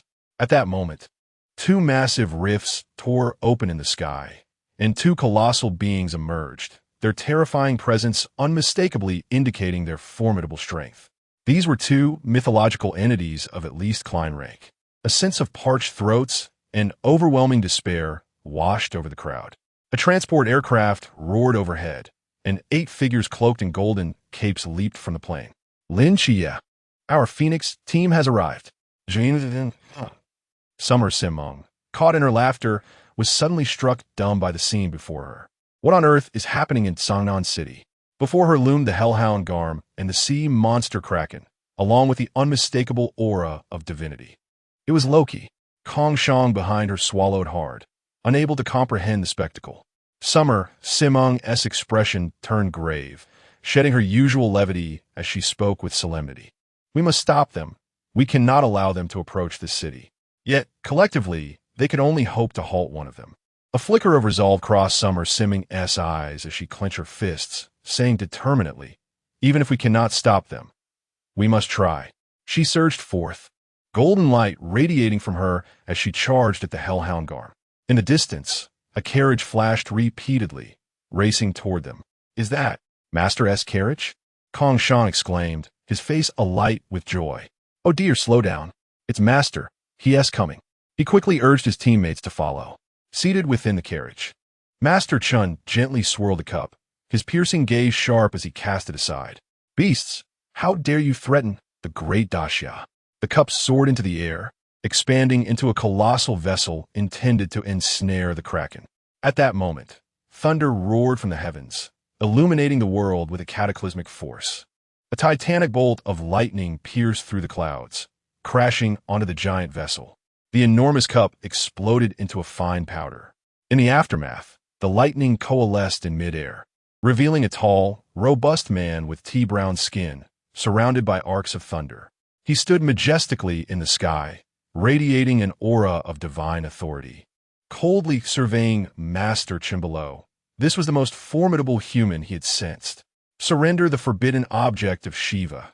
That relic rightfully belongs to our divine temple, and you mortals, devoid of divine favor, are unworthy of possessing it. Chun, with a stern expression, inhaled deeply and addressed the young driver outside the carriage. Let us withdraw to a location far from the city. Understood, Master. The young driver promptly turned the carriage around and sped away into the distance. You, in the great Xia, devoid of deities, where else can you flee? Indra scoffed, his voice thunderous as he pursued, accompanied by a resounding roar of lightning. Kong Shang's eyes widened in disbelief. Was that the Divine Series 016, the god of storms, Indra of the Divine Temple? Initially, Chen's presence had alleviated the pressure on Team Phoenix, but now, another deity had emerged. What on earth was happening in Songnan City that had ignited a divine conflict? Why had there been no word from above? Xia Simeng furrowed her brow, expressing her frustration. It seems we must rely on ourselves. Opposite them, the Hellhound Garm let out a furious roar, and darkness expanded beneath its feet, an onslaught of vengeful spirits and corpses surging forth from the shadows. Xia Simeng, enveloped in a radiant golden light, emanated the divine might of Athena, a golden spear coalescing in her grasp. She brandished the spear and charged fiercely at Garm. unleashing a tremendous divine force. Garm staggered backward from the impact, roaring in defiance as waves of dark energy and vengeful spirits surged towards Xia Simon. She cried out, and the golden spear erupted in brilliant light, shooting towards the oncoming spirits and corpses. Boom! The clash of golden light and dark energy reverberated through the void, producing a cacophony of sound. In the distance, the Kraken, though slow in its movements, was steadily approaching, its immense form looming ever closer, casting a terrifying shadow over Team Phoenix. In that moment, Team Phoenix found themselves in dire peril. Qi'an and Yang Jin stood atop a distant high-rise, observing the appearance of Indra. Qi'an's expression turned grave as he spoke. "We may commence, but be mindful. Your time is limited, perhaps only the span of a single incense stick." Yang Jin nodded solemnly, his demeanor resolute. "Time is sufficient." Qi'an focused his mind, summoning the golden blue flames from within. With a gentle push of his palm, the flames drifted towards Yang Jin. Yang Jin's expression sharpened as he sat cross-legged, drawing the flame into his being, allowing it to attach to his divine essence. In an instant, divine power surged around him, radiating an aura of authority. Qi'an crouched down and stroked the head of the small, black creature, observing its anxious gaze fixed on the distant battlefield. He spoke softly, "Stay here and protect your master. It won't be long before he awakens." His expression turned steely as he added, "As for the conflict over there, leave it to me." The small black creature nodded, articulating with human speech, "Yes, protect Qiye. Rest assured." Just then, a crack in the void slowly opened behind Qi'an. He leaped into the chasm of void. Indeed, 7 nights, what lies beyond is merely an appetizer. Bai Li, panting as he wiped the sweat from his brow, found himself exhausted from the relentless onslaught of the frost giants. Lin Qiye, his expression grave, observed by Li's hesitation on whether to now channel the souls of Nyx or Merlin. Without their aid, the Phoenix team would be utterly incapable of withstanding the relentless assault from 2 mythical beings. He closed his eyes, feeling a surge of mental energy. The figures of Nyx and Merlin gradually materialized in the air. "Mother, Uncle Merlin, it seems I shall require your assistance this time." Nyx and Merlin surveyed their surroundings, their expressions understanding. Nyx spoke softly, "Dardanos, my child, know that I shall always stand behind you whenever you need." Merlin, momentarily taken aback, allowed a slight smile to grace his lips. "I believe it may not be necessary for now." Has arrived. Chapter 74. Qi'an joins the battlefield captain. The sea monster Kraken is approaching. Kong Shang exclaimed, his anxious gaze fixated on the colossal creature drawing nearer, his eyes brimming with trepidation. Xia Simeng repelled the hellhound Gamu once more, yet the beast bore merely a few superficial wounds, which did not deter its ferocity. Instead, it seemed to incite its wrath, making it more relentless. "Damn it, this creature is impervious to our attacks in such a short span of time." She gritted her teeth, her eyes glistening with unshed tears, and turned to her teammates, her hands instinctively clenching into fists. "I'm sorry. It was my insistence that brought you all to Tsangnan City. This time, I have put you in jeopardy." Kong Shang looked at his captain in astonishment. It was the first time he had ever heard her utter the words, "I'm sorry." A slow smile crept onto his lips, the tension in his face easing as a look of relief surfaced. "Captain, though you may seem unreliable at times, I have no regrets following you." Xia Simeng tilted her head, a light smile gracing her features as she playfully reproached, "I'll let you off this time for calling me unreliable." Her gaze swept across the faces of her teammates, as if trying to imprint their images in her memory. Taking a deep breath, she called out, "Phoenix team, assemble." Xia Simeng turned to face the hellhound Gamu, which was rising again, charging toward them. A resolute expression settled on her face as a sigil materialized in her hand. The 8 of them formed a line, exchanging smiles, each revealing a sigil in their grasp, standing tall with their golden capes billowing in the wind. "Follow me, to fight to the death." Yes, at this moment, their expressions were graver than ever.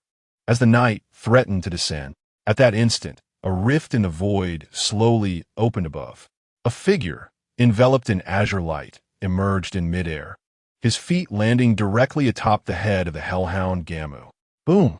The creature let out a whimper as its skull was forcefully driven into the ground, sending dust flying and cracking the earth beneath, with fissures spreading like a spider's web in all directions.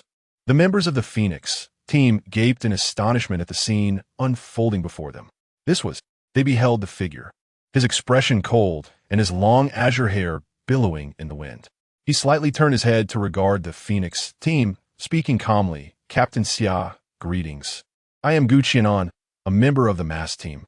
I kindly ask that you assist Team 136 in destroying the rift, summoning the frost giant. As for these two behemoths, leave them to me." Xia Simeng, momentarily stunned, nodded and promptly dashed towards the rift. Kong Shang placed his right hand on his forehead, shaking his head slightly in exasperation, and apologized. "I'm sorry. Our captain isn't usually like this. Thank you for your timely assistance in resolving our predicament. The Phoenix team owes you a favor. We'll leave this to you." He then turned and hurried to catch up with Xia Simeng, who was already sprinting ahead. "Captain, how can you run so swiftly? This is not like your usual self. And why is your face so flushed?" Kong Shang gazed at his captain, who wore an infatuated expression, speechless. Yet that kick you executed just now was incredibly impressive. Kong Shang. Observing Kong Shang's demeanor, Xia Simeng, with a flourish of her hands, indignantly exclaimed, "Look at the members of the masked team and then at yours. Why can't I encounter a teammate like him?" Kong Shang, with a serious expression, nodded in agreement. "Indeed, this is what our captain should be like." Xia Simeng. Turning away from him, Xia Simeng took a deep breath. She gazed into the distant void fissure, from which frost giants emerged in an endless stream, addressing the woman behind her. "Third brother. We must go." Everyone turned their attention to the distance, where Qi'an stood atop the head of the hellhound Gam. "Is that Qi'an? He is remarkably fierce." When Shima swallowed hard, Honging nodded excitedly. "At last, he has arrived." Shenmai's expression softened slightly. Si Xiaonan regarded the suddenly appearing Qi'an with a somewhat complex expression. The temporary team felt a surge of exhilaration, their fatigue vanishing in an instant. Lin Qiye let out a sigh of relief. It seemed he wouldn't have to bear the soul of the deity after all. Beside him, Bali Pangpang, wearing a monocle, nervously watched the two figures behind Lin Qiye, trembling slightly. Nyx and Merlin looked on with smiles at the distant Qi'an, standing atop the hellhound Gam. Qi'an sensed a colossal tentacle sweeping towards him. He leapt back fiercely, swiftly evading the kraken's tentacle. With a calm gaze, Qi'an observed the hellhound Gam, which was slowly rising, its eyes fierce, and the kraken nearby, brandishing multiple tentacles. Is this what it means to be large? His mental energy surged violently, an overwhelming pressure enveloping him. An azure light flickered around him, coalescing. A towering silhouette, 200 meters tall, ascended, clad in ancient armor, its vast wings unfurling, standing majestically between heaven and earth. At the center of the giant's forehead, Qi'an's figure emerged. Within his azure eyes, peculiar patterns radiated outward from the center of his pupils, 6 magatama evenly distributed, emanating a profound glow. He gazed down at Gam and the kraken, raising his right hand slightly, a massive black sphere materializing and hurling it towards the kraken. The kraken, caught off guard, was struck by the black sphere. An inexorable gravitational force erupted from the sphere, drawing the kraken's immense form towards it.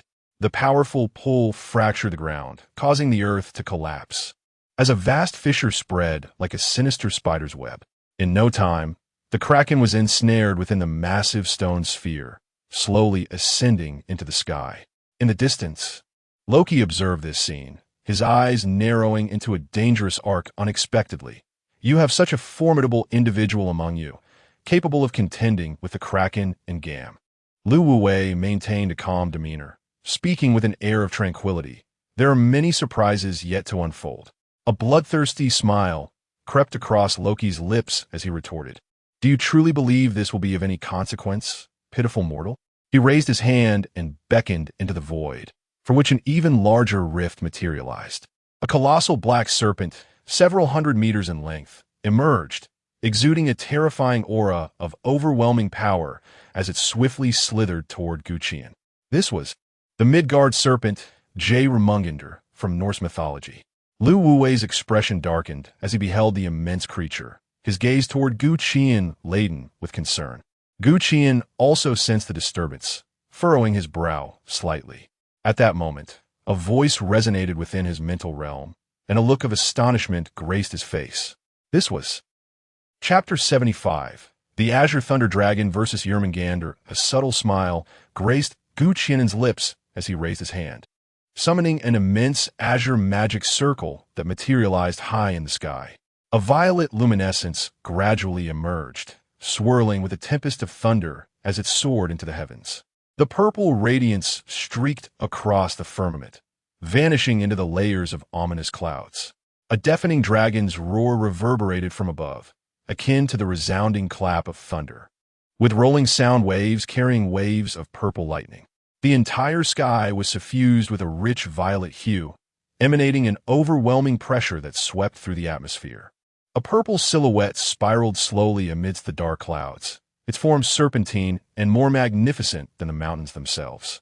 A pair of colossal dragon wings unfurled behind it, displacing the surrounding clouds, while thick arcs of purple lightning coiled around its body.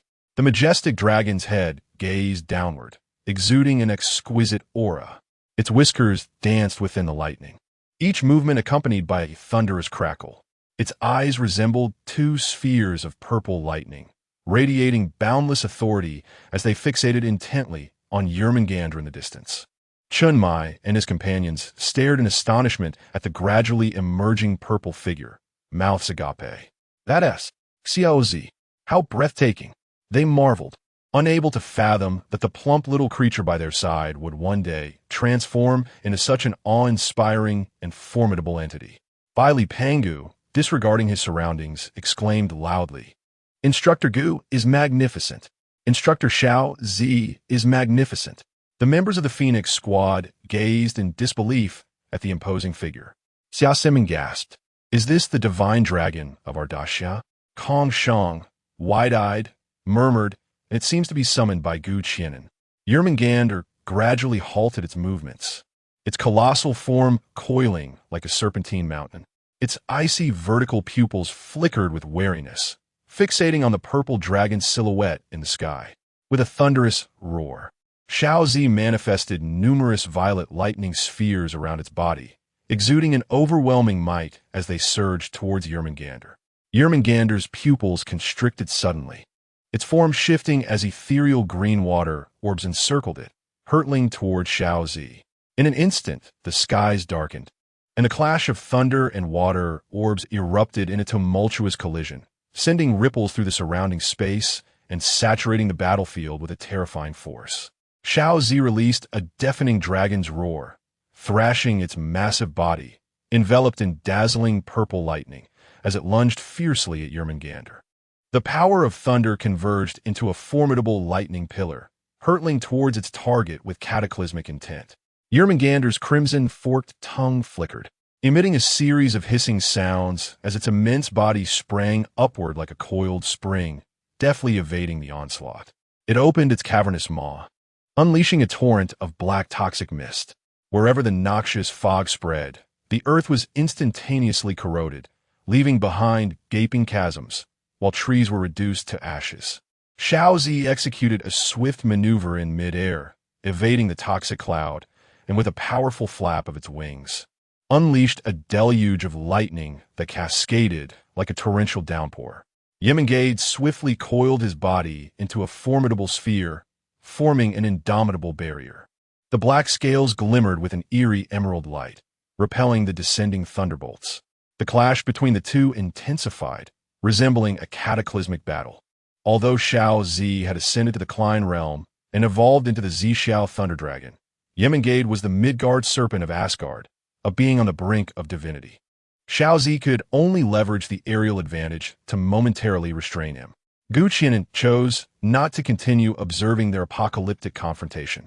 His gaze was fixed on the hellhound Gar before him, compelling him to conclude the matter swiftly. Sensing a terrifying pressure locking onto him, Garm exhibited no fear, instead. He grew increasingly ferocious, unleashing a furious roar.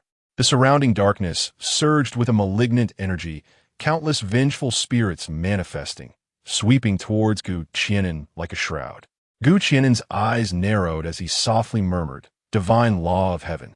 With a thunderous boom, a formidable repulsive force erupted, sending the vengeful corpses flying. The energy cascading forth with terrifying might. Garm had no time to react before being hurled away by this force. Gu Qianan, his demeanor impassive, raised his right hand towards Garm. Universale traction. A tremendous suction enveloped the airborne hellhound, drawing him helplessly toward Gu Qianan. Garm summoned all his strength, struggling fiercely, emitting mournful whines.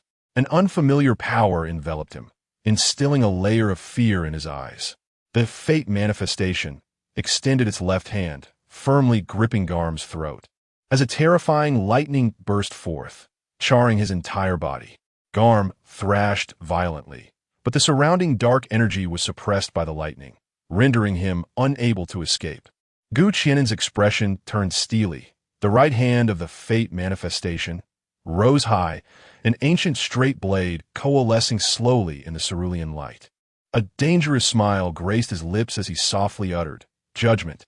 In the fearful gaze of the hellhound Garm, the azure light of the ancient blade surged, transforming into a streak of radiance aimed at his head. In an instant, blood gushed forth like a fountain, saturating the ground in crimson. The legendary hellhound of myth was effortlessly decapitated by Gu Qianan. The once mighty Garm, alongside the sea monster Kraken, met their fates, one slain, the other sealed. The fate manifestation held Garm's severed head aloft, casting a glance towards a standoff between Shao Zi and Yemengade not far away. Azure flames flickered from its fingertips, igniting Garm's body instantly, consuming it. In the distance, Loki furrowed his brow as he witnessed this scene, astonished that this seemingly newly ascended Klein realm spirit was so formidable. He had effortlessly slain the hellhound Garm, sealed the Kraken, and even thwarted Yemengade with the mysterious entities he summoned. Most perplexing to him was that he had yet to detect the presence of Shiva's wrath. Contemplating this, the chilling aura enveloping him grew increasingly turbulent. Suddenly, he was taken aback, his gaze fixated on Gu Qian, a look of astonishment gracing his features as he incredulously exclaimed, "The power of fate! How could a mere mortal possess such strength?" Moments later, he erupted into manic laughter. "Ah, how delightful! No wonder the location of the Shiva's grudge eluded detection. He must have sealed its aura using the power of fate. Only fate could so impeccably contain that destructive force. So, are you not yet ready to reveal yourself, Garuda?" Chapter 76, The Arrival of the Masked Squad. Upon hearing this, Lu Wuwei's pupils dilated in shock. Could it be? There are still deities? Loki revealed a chilling smile. He had paid a tremendous price to obtain the wrath of Shiva. Ever since a few days prior, an unsettling feeling had enveloped him, as if something had been lost in the ether. To be prudent, he resorted to cunning to deceive Garuda into coming here. Although he had inadvertently offended the temple of the gods by ensnaring two deities at once, he chose this path for the sake of acquiring the wrath of Shiva. The skies above darkened ominously. A piercing cry erupted, shattering the clouds and stirring the winds. A colossal red bird descended from the heavens, its wings unfurling and summoning fierce gusts, each feather shimmering with intertwined golden and crimson hues. Its arrival instantly altered the dynamics of the battlefield. Garuda's sharp eyes fixated on Gu Qian, divine pressure radiating unchecked. "Mortals, surrender the forbidden relic of Shiva." Gu Qian's expression shifted. He had not anticipated the return of another deity. Taking a deep breath, he refrained from further words. Wielding the blade of fate manifestation and unleashing a massive blade aura towards Garuda. With a swift movement, Garuda evaded the attack. "Insignificant insect, do you dare to challenge me?"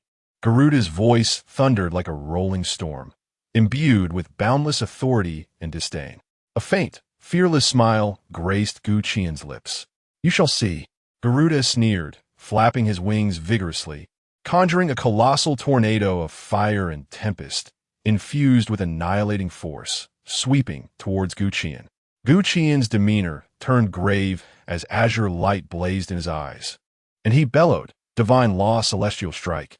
The fate manifestation raised its left hand, unleashing a powerful repulsive force centered around him, colliding directly with the massive tornado.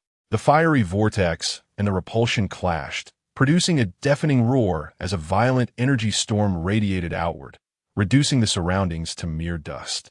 Garuda narrowed his keen eyes, intrigued. A thick column of flame erupted from his mouth, imbued with the power of the laws, its temperature igniting the very air around it. The fate manifestation was forced to retreat, but the fire column approached with relentless speed. Gu Qian had no choice but to abandon the fate manifestation. A rift in space opened behind him, and in a flash, he slipped into the void. This ability was a new gift from fate, acquired during his ascension to Qi'an, Bridge of Fate Construction, which allowed him to forge connections between disparate spaces or timelines, facilitating limited exchanges of personnel, items, or information in previously inaccessible realms. However, the stability of this bridge hinged on his mastery over the power of fate. If uncontrolled, it could precipitate temporal chaos and calamity.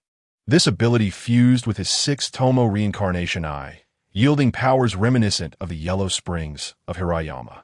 Garuda let out a soft exclamation, taken aback by the opponent's capacity for spatial displacement. Suddenly, a radiant golden light erupted from his body, causing his form to swiftly diminish. When the brilliance subsided, a robust man with crimson hair and piercing eagle-like eyes emerged. Gu Qian gradually appeared 100 meters away from him. 9 orbs of Tao-seeking floated behind him. This was indeed his most formidable state. Garuda gazed at him with haughty disdain, an aura of divine authority enveloping him as he coldly proclaimed, "You possess some ability. Surrender the forbidden item of Shiva, and I shall permit you to join our celestial temple." Gu Qian uttered no more words, holding his blade upright, thus indicating his resolute stance. "Truly courting death, then I shall grant your wish." Garuda's expression turned icy, and his divine might surged forth, propelling him toward Gu Qian with astonishing speed. His movements were so swift that even Gu Qian's dynamic vision could not capture them. He barely had time to transform the Tao-seeking orbs into a shield before him. Boom! Garuda's claw, engulfed in flames, struck fiercely against the Tao-seeking orb. The searing flames swept across, igniting everything in their vicinity. The shield formed by the Tao-seeking orbs withstood Garuda's ferocious attack, yet fissures began to emerge. The violent impact sent Gu Qian hurtling away. Before he could react, he was struck again, relying solely on the Tao-seeking orbs for defense. In that moment, Gu Qian found himself in an absolute disadvantage. Seeing Gu Qian in peril, Xiaozi twisted her form and dashed toward him, surrounded by surging lightning, unleashing a thunderous column toward Garuda. Sensing the attack from behind, Garuda did not turn. Instead, a golden light barrier unfurled behind him, effortlessly blocking Xiao Zi's lightning strike. Ignoring her, he continued his assault on Gu Qian. Yemengade, seizing the opportunity, did not pursue but instead swung his tail, crashing into the celestial star above. Boom! The celestial star erupted instantly, revealing the Kraken, a sea demon, who roared mightily, its numerous tentacles forcefully breaking free from confinement, its colossal form emerging. At that moment, 7 figures approached from a distance, cloaked in gray robes and masked, swiftly drawing nearer. At the forefront, Wang Mian placed his right hand upon Yuan, his divine presence radiating as the realm of time expanded around him. With a swift motion of his hand, a spatial vortex materialized, connecting to the space in front of Gu Qian. A massive blade of energy struck toward this vortex, a perfect synergy of time and space. The blade of energy appeared before Garuda in an instant, sending him hurtling back and halting his frenzied onslaught. Gu Qian seized the chance to catch his breath, swiftly tearing through the fabric of space, and upon reappearing, found himself before Wang Mian and his companions. He gazed incredulously at the members of the masked team before him. They should not have come to Chang'an at this time. He had meticulously avoided involving the masked team in this perilous endeavor. "Captain, what brings you here?" Wang Mian slowly removed his mask, his expression grave as he regarded the dramatically changed Qi'an. Such a significant event has transpired, and you did not inform us in advance.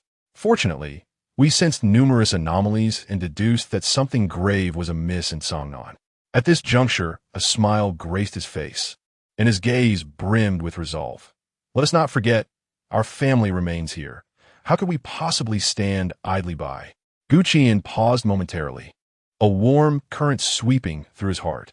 He straightened his posture, rendered a military salute, and declared with conviction, "Phantom Squad," requesting to return to the ranks. Chapter 77. Crisis Situation. The masked team, Dream, requests to regroup. A smile graced Wang Mian's face as he nodded slightly, saying, "Welcome back, Qi'an."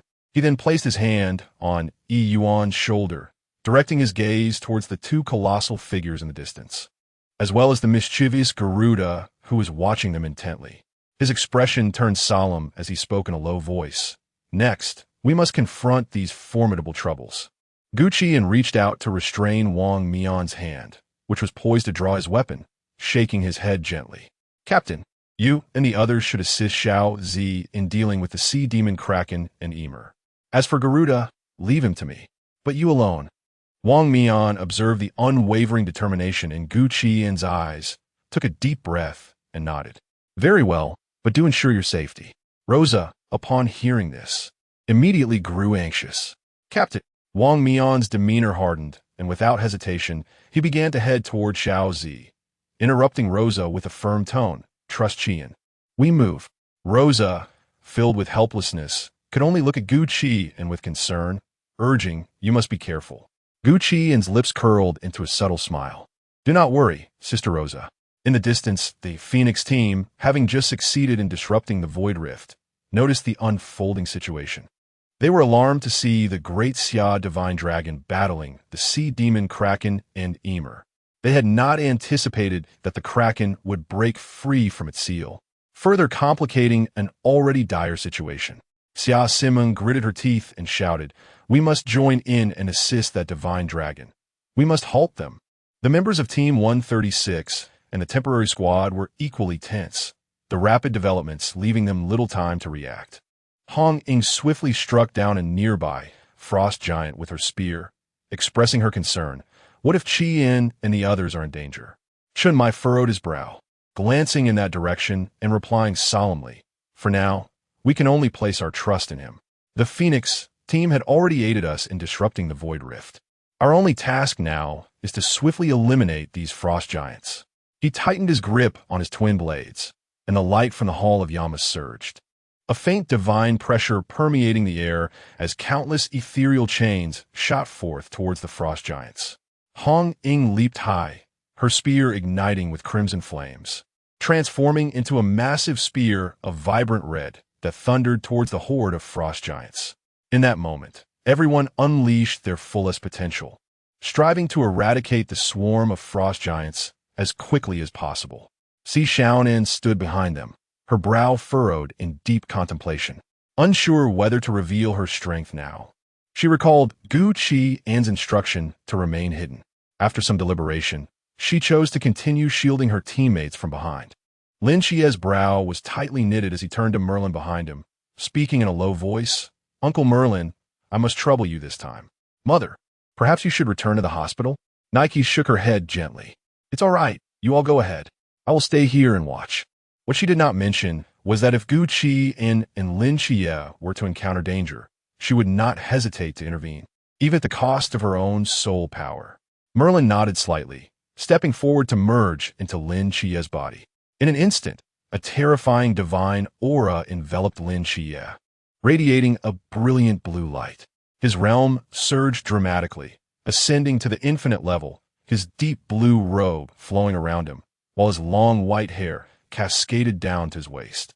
His profound eyes gazed intently at the distant battlefield.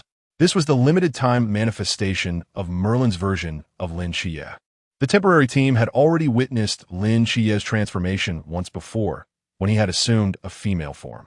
Thus, his current metamorphosis into a magical youth did not surprise them in the slightest. "Qingyu, you lead the team here. I will assist my brother," Lin Qiye instructed. Enkinju nodded solemnly, assuring him, "Do not worry." With a calm demeanor, Lin Qiye gripped his sword tightly and soared toward another part of the battlefield. When Chima's eyes widened as he beheld the transformed Lin Qiye, exclaiming, "That is Qiye." The remaining members of Team 136 gazed in astonishment at this scene, noting the stark contrast between Lin Qiye now and his usual self. Chunmai grinned and remarked, "Isn't it true that some of us from Team 136 are rather extraordinary?" Si Xiaonan's eyes brightened as she nodded vigorously, inwardly agreeing with her captain. On the outskirts of the battlefield, Indra hovered in mid-air, surrounded by crackling lightning, coldly observing the battle-worn carriage. "Let us see how far you can flee." Inside the carriage, Master Chun sensed the situation outside, his expression grave. He had believed that merely stalling Indra until Yang Jian's revival would suffice to vanquish him. However, he never anticipated that another deity was concealed within Songnan City. The current state of affairs was dire, compelling him to act. With a deep sigh, he transported the driver to another location and leapt from the carriage. Indra looked at him with surprise, sneering, "A mortal, no longer cowering in the carriage? If you had remained hidden, I might have been unable to touch you for a while." Master Chun, holding a ruler, spoke calmly, while the younger generation strives valiantly as a senior. "I cannot allow an outsider like you to wreak havoc on our territory." Indra scoffed, "In a land devoid of divine favor, I can rampage freely. What can you do?" It is a pitiful display of pride. With that, he summoned the power of the laws, and the sky erupted with terrifying thunderbolts aimed at Master Chun. Surrounded by a righteous aura, Master Chin's voice resonated with powerful recitations as he deftly parried the lightning with his ruler. Garuda appeared in a majestic form. Taunting, "What is this? Have you finished reminiscing? If not, I could show mercy and allow you a final farewell." Qi'an retorted coldly, "Since when did the Temple of the Gods allow even divine beasts to feign virtue?" Garuda's expression hardened, unleashing a tremendous divine pressure as he roared, "You seek death. Buzz." At that moment, a thunderous roar of an engine echoed from the highway entrance. A pixelated McLaren sped towards this direction at a staggering speed of 300 yards. The McLaren disregarded the pockmarked ground left by the battle and continued its swift journey. Countless pixel fragments coalesced beneath the car, forming a smooth road that stretched out towards Qi'an. The McLaren gracefully arced beside Qi'an, coming to a steady halt next to him. Despite the uneven terrain littered with the scars of conflict, the McLaren appeared oblivious, racing in with unbridled speed. Surrounding the vehicle, innumerable pixel fragments swirled, crafting a seamless path that extended directly to Qi'an.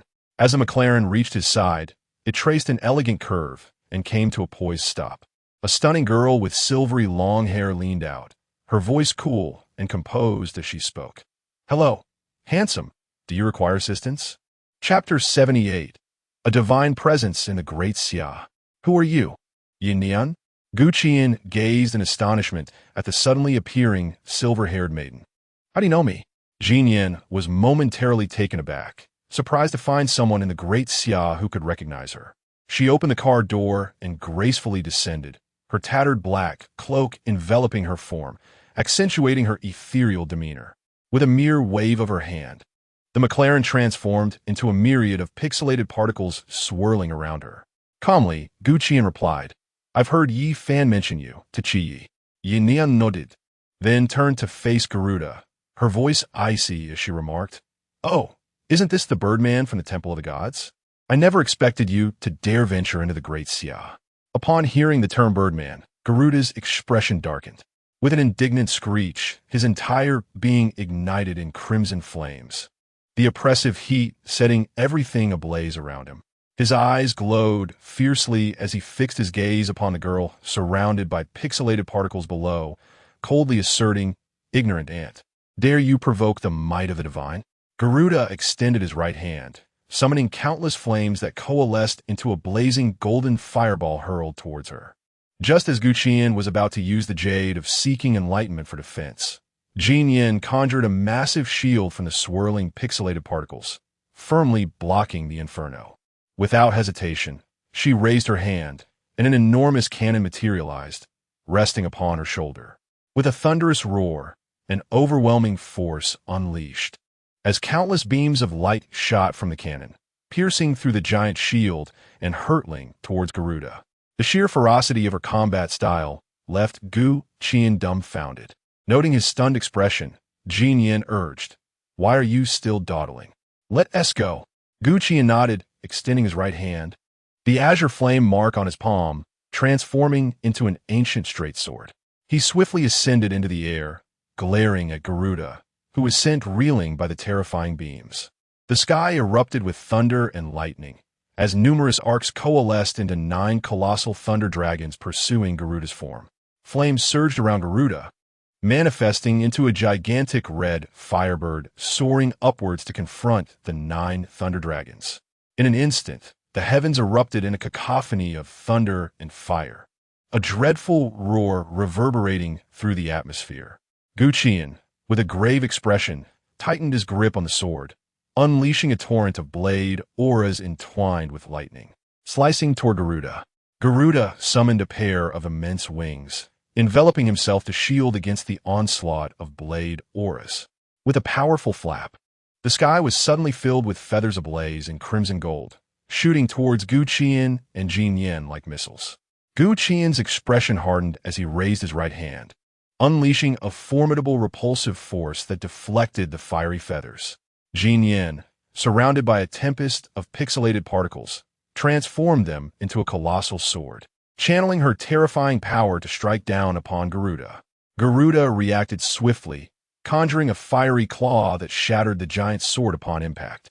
For a moment, the stalemate ensued. Suddenly, a divine light, imbued with unfathomable power, surged forth, slicing through the towering buildings of the metropolis with a piercing wail.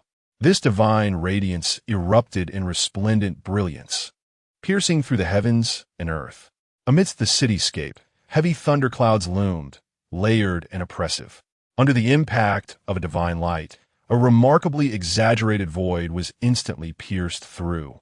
Beneath the vast sky, tumultuous winds and clouds stirred. A tall figure shot forth from the city, trailing myriad afterimages behind him, an overwhelming divine pressure enveloping the realm. Clad in silver armor, a vertical line mark on his forehead radiated brilliant divine light, and in his grasp he wielded a trident-bladed knife. By his side, a black hound shadowed his every move. In that moment, the figure captivated the attention of all. Gu Qian exhaled deeply upon seeing this figure, a gentle smile gracing his face. That was the companion beside him. Jin Yin gazed at the figure with wide eyes, stars seemingly bursting forth in his vision.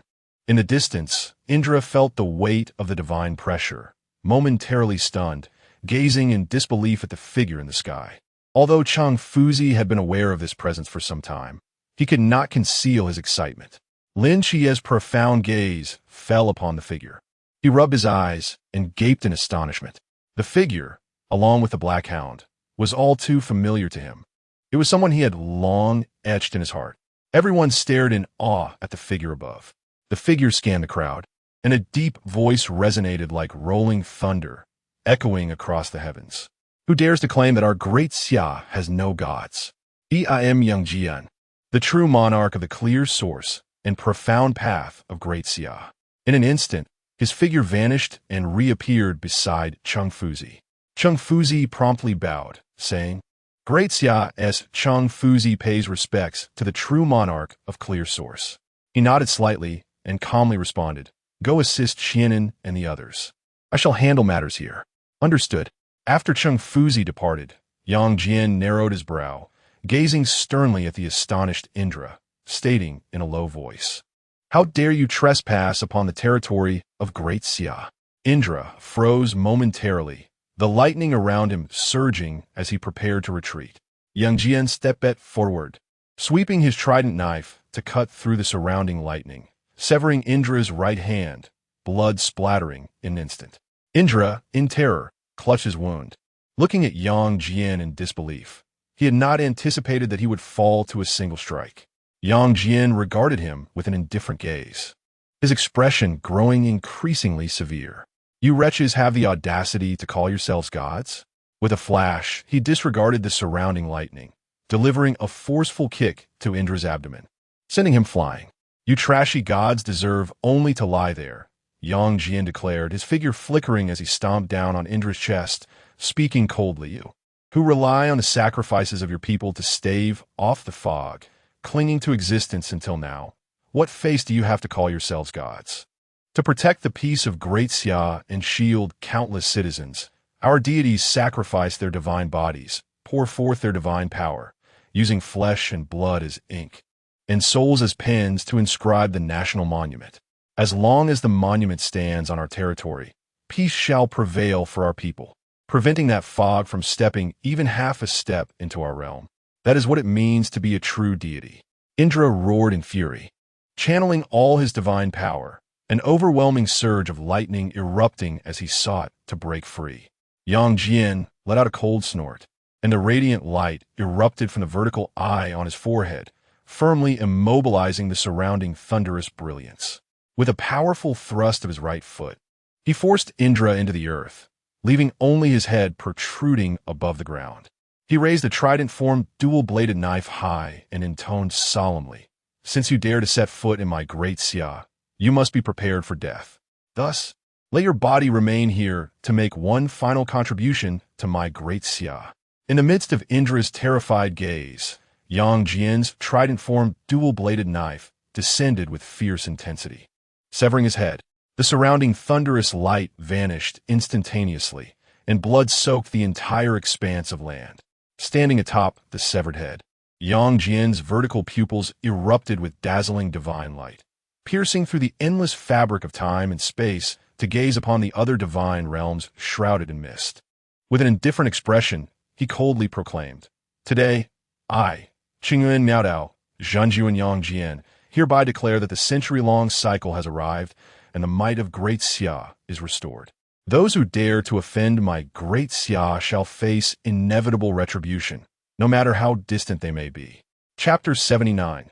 The Great Xia cannot be undermined.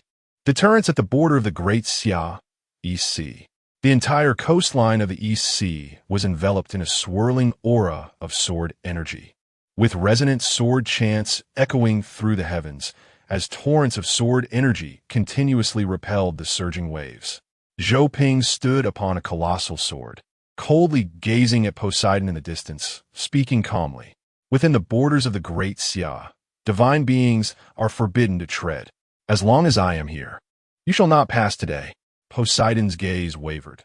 The young man before him was the most formidable mortal he had ever encountered. It would be exceedingly difficult for him to breach this blockade into the Great Xia. Moreover, he sensed several divine presences had already entered the territory of Great Xia. If they could manage to seize the wrath of Shiva and unite with Hades for a strike, it would suffice. Contemplating this, his expression hardened, and he resolved to retreat. Suddenly, a voice boomed from the heavens, accompanied by rolling thunder. "Today, I, the celestial master Qingyuan, Yang Jian, hereby declare that the century-old cycle has arrived, and the divine might of the Great Xia has re-emerged. Those who offend the Great Xia shall face retribution, no matter the distance."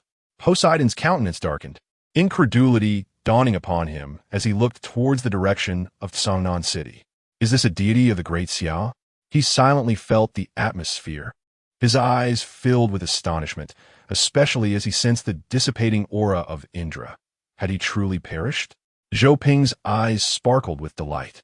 Although Yi Fan had informed him that a divine being from the Great Xia would intervene, he had not anticipated it would be the legendary Yang Jian.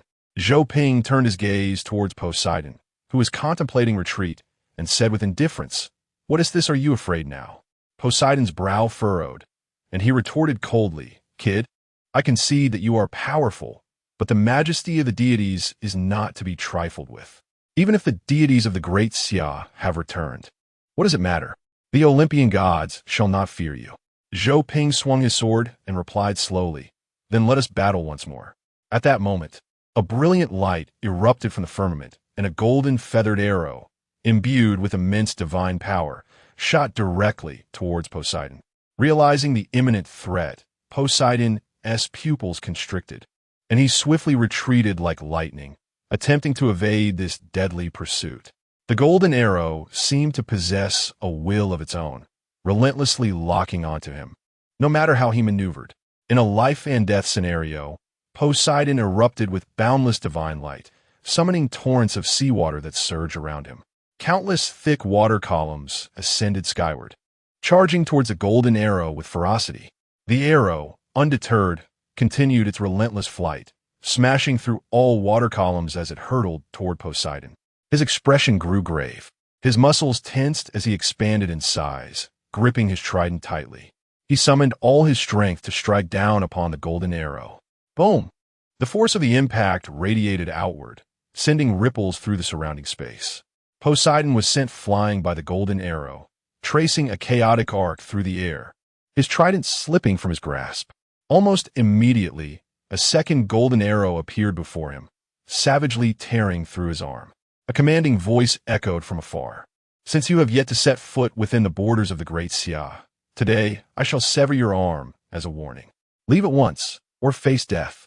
Poseidon cast a resentful glance towards the direction of the great Qi'an, but upon sensing a chill radiating from afar, he felt an involuntary shiver run down his spine. He picked up his severed arm and vanished into the depths of the sea.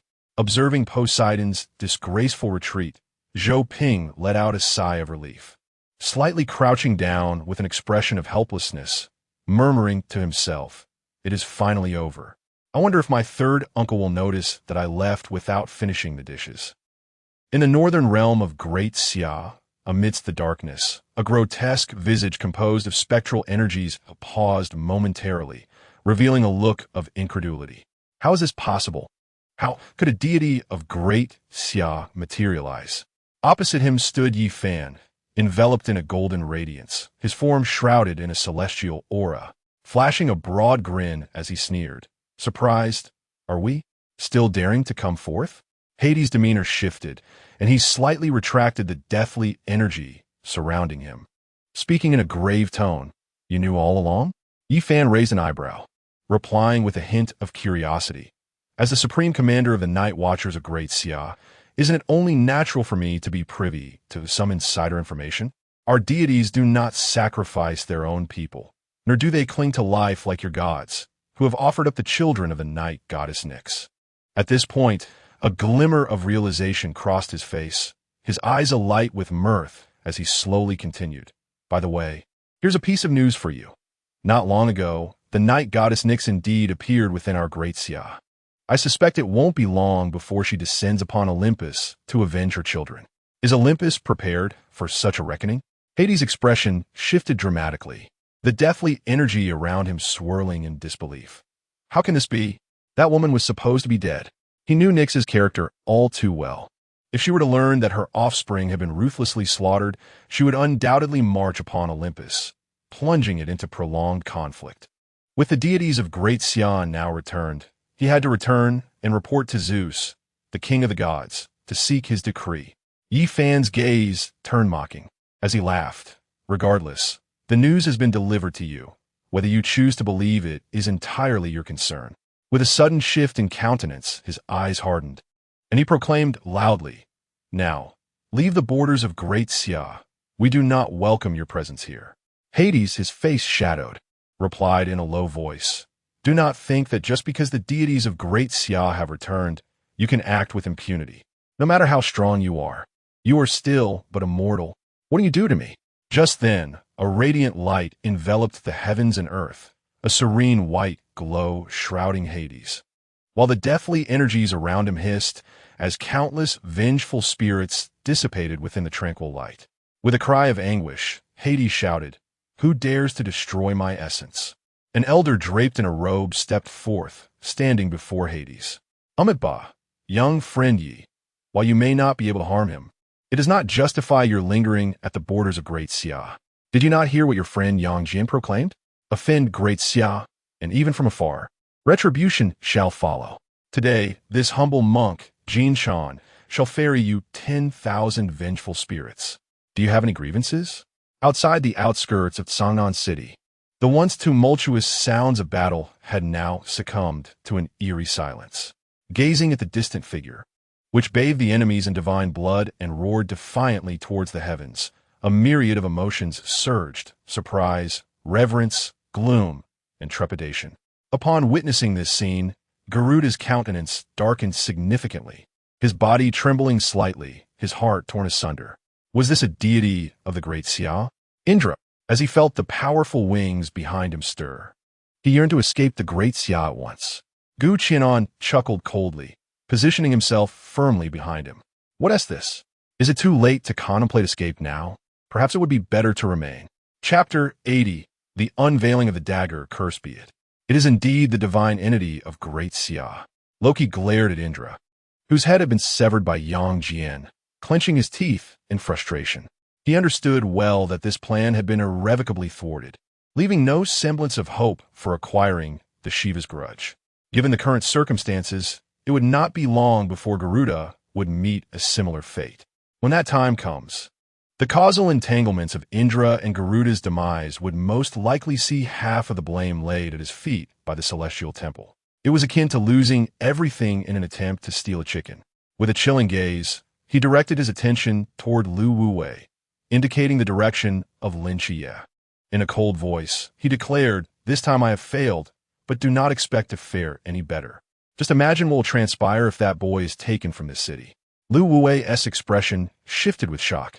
He had not anticipated that Loki had already discovered Lin Qiye. Frowning slightly, he replied in a somber tone, "Loki, I will not let you pass." Ha ha! At that moment, Loki held his forehead, laughing maniacally, yet his eyes grew increasingly frigid. "You truly know nothing of the cunning god's capabilities." A ghostly green light flickered upon his brow as he cast a cold glance toward Team 136, who had just annihilated the frost giants, leaving nothing but a field of corpses. "As my agent, you cannot escape. You will never break free from your predetermined fate. See Qi'an, inheritor of schemes and deceit. It is time for you to unleash your full power." In the distance, Qi'an seemed to sense something, turning her gaze toward Loki with a peculiar smile. How can this be? Loki's eyes widened in disbelief as he realized that the soul bond between him and Qi'an had vanished. Unbeknownst to him, as he called for Qi'an, a cerulean light silently wove along an invisible thread and entered his body, the threefold Rosen Gate. The Merlin version of Lin Qiye emanated a profound magical aura, momentarily trapping the sea demon Kraken within an abyssal spell. A massive blade of light sliced through the air, severing two of the Kraken's tentacles in an instant. "Captain, we cannot kill this monster," Xianzhu remarked helplessly, watching as the Kraken's tentacles regenerated once more. "We only need to restrain it," Wang Mian replied solemnly. His offensive capability relied on the weapon in his hand, the Yuan, while his divine manifestation, the Temporal Marauder, primarily served to assist in containment. Though the Kraken lacked its formidable power on land, its terrifying regenerative abilities made it nearly impossible for their small group of limitless realms to completely vanquish it. The disparity in realms was akin to an insurmountable chasm. Meanwhile, Xiao Zi and the Phoenix team were similarly ineffectual against Jayarmungander. At that moment, a bolt of black lightning streaked across the sky, crashing down upon the sea demon Kraken. Before the team could react, a massive black hound had already sunk its teeth into the creature, tearing away a chunk of flesh with ferocity. The long-restrained Hound of Heaven, upon confirming that Yang Jian had temporarily regained his full strength, charged forward with unrestrained ferocity. Its wrath had long been directed at the squid-like creature. The hound unleashed a terrifying force that subdued the body of the sea demon Kraken, sinking its fangs deep into its head. Lightning crackled around its form, scorching the Kraken's body to a charred black. The Kraken, in agony, thrashed its massive body wildly, attempting to shake off the hound. Yet, the hound clung on tenaciously, emitting low, rumbling growls, while its sharp claws embedded deeply into the Kraken's flesh. With a powerful heave, it forcibly tore the Kraken's head from its body, gushing foul blood that stained the hound from head to paw. The hound bared its blood-stained teeth in what it considered a benign smile, casting a glance at Lin Qiye. Lin Qiye, taken aback, stared at the familiar visage of the hound and the recent form of Yang Jian. After a moment of hesitation, he inquired, "Are you Zai? The hound nodded and spoke. "Qiye, you should retreat for now. Furthermore, your current state cannot be sustained for long. That black serpent is a formidable foe." Lin Qiye, though already suspecting the truth, found it hard to believe upon hearing Zai Honglai's admission. Zai Honglai was indeed the hound. Yang Jin was Yang Jian. Could it be that his aunt was? "You seek death." Garuda roared, though the fear in his eyes was unmistakable. Qi'an remained composed, merely gripping his straight blade before him, refraining from deploying the fate binding to seal the entire space. Such an action would only force Garuda into a corner, where a desperate Garuda would prove too formidable for those present to handle. Qi'an understood that patience was essential at this juncture. His gaze sharpened, radiating a cerulean light as he scrutinized every movement of Garuda. With subtle shifts in his stance, he seemed to act casually, yet he effectively sealed off all possible escape routes for Garuda. Aware of Qi'an's tenacity, Garuda recognized that breaking through the black orbs behind him would not be an easy feat. Additionally, the commemorative figure to the rear intermittently fired cannon blasts, obstructing his retreat. Garuda hesitated for a moment, but Chun Fuzi soon arrived driving a carriage. Observing the situation, Garuda's expression hardened. He knew that a desperate fight was now unavoidable. A sharp cry pierced the air as crimson-golden flames surged around him, accompanied by howling winds. His body swelled rapidly, transforming into his true form, and he soared skyward. Chun Fuzi snorted coldly, enveloped in an aura of righteousness, surrounded by the fragrance of flowers and birdsong. His measuring rod expanded dramatically as he struck down fiercely at the giant redbird. Garuda flapped its wings violently, unleashing torrents of fire spirals in all directions, spewing forth crimson flames to counter Chun Fuzi's assault. Chun Fuzi wielded his rod with agility, dispersing all the fire spirals. Just then, a thunderous roar erupted from behind. In commemoration, a colossal cannon stood poised, its barrel aimed at the vast form of Garuda. A formidable beam of light surged forth, striking Garuda's wings with unrelenting force. The terrifying power pierced through his plumage, momentarily halting his majestic figure. Seizing the opportunity, Qi'an brandished an ancient straight blade, from which golden blue flames billowed forth. His gaze fixated upon the gargantuan creature as he murmured with ease, "Judgment of fate." An invisible barrier enveloped Garuda's body, and a massive azure blade of light cleaved through the sky, slicing past it in an instant. Garuda could only twist his form in a desperate attempt to evade the blow, but with a heart-wrenching cry, one of his enormous wings was severed. The severed appendage trailing blood as it plummeted toward the ground. Chapter 81. Deception. Garuda found himself ensnared in a dire predicament. Though the three individuals before him were mere mortals, devoid of the laws that could genuinely harm his essence, they had effectively severed any avenue of retreat. He had sensed that the divine figure of the great Xia was hastening towards him. Instinct for survival surged within him, igniting flames that enveloped his being. Wings forged from fire and tempest took shape, propelling him once more towards the heavens. A resonant hum echoed as Yang Jian materialized, exuding an overwhelming divine pressure that rippled through the void, creating waves as if the very fabric of space could be rent asunder by this formidable force. Still wish to flee? Having entered the territory of the great Xia, you shall remain here eternally. The authoritative voice thundered forth, resounding like the tolling of a great bell, imbued with an unassailable dominion and resolve. Yang Jian's third eye burst forth with radiant divine light, ensnaring Garuda's immense form suspended in midair. With a sweeping motion of his three-pronged, double-edged blade, a blade of light, vast and enveloping, surged forth, accompanied by an awe-inspiring divine might, slicing through the air amidst Garuda's terror-stricken gaze. With a piercing cry that echoed like a mournful bird call, Garuda's colossal frame was cleaved in twain. Torrents of searing divine blood cascading from the heavens like a torrential downpour. "Wow, Erlang Shun is incredibly handsome," Yinian exclaimed, her eyes sparkling with admiration as she gazed at the imposing figure clad in silver armor high above. She nudged Qi'an, saying, I need to discuss something with you. I've heard you're quite familiar with Erlang Shun. Could you possibly procure his autograph for me? Qi'an, his expression darkened with incredulity, regarded Jin Yin in silence. Jin Yin waved her fist. What kind of face is that? It's Erlang Shun. I've grown up hearing tales of him and the Monkey King, Sun Wukong. How amazing would it be to also obtain the Monkey King's signature when I meet him? Upon hearing the name of the Monkey King, Qi'an raised an eyebrow and spoke slowly. You will meet the great sage one day. Jin Yin, watching Qi'an walk away, hurriedly called out, Hey, what do you mean? Do you know what the great sage is? Wait, don't go. You haven't clarified anything. As Qi'an continued to distance himself, Jin Yin pouted in frustration, muttering, Humph, how stingy. With such a handsome face, why the cold demeanor? Yang Jian hovered in the air, his divine might overwhelming, his gaze sharp as lightning, directed at Loki in the distance.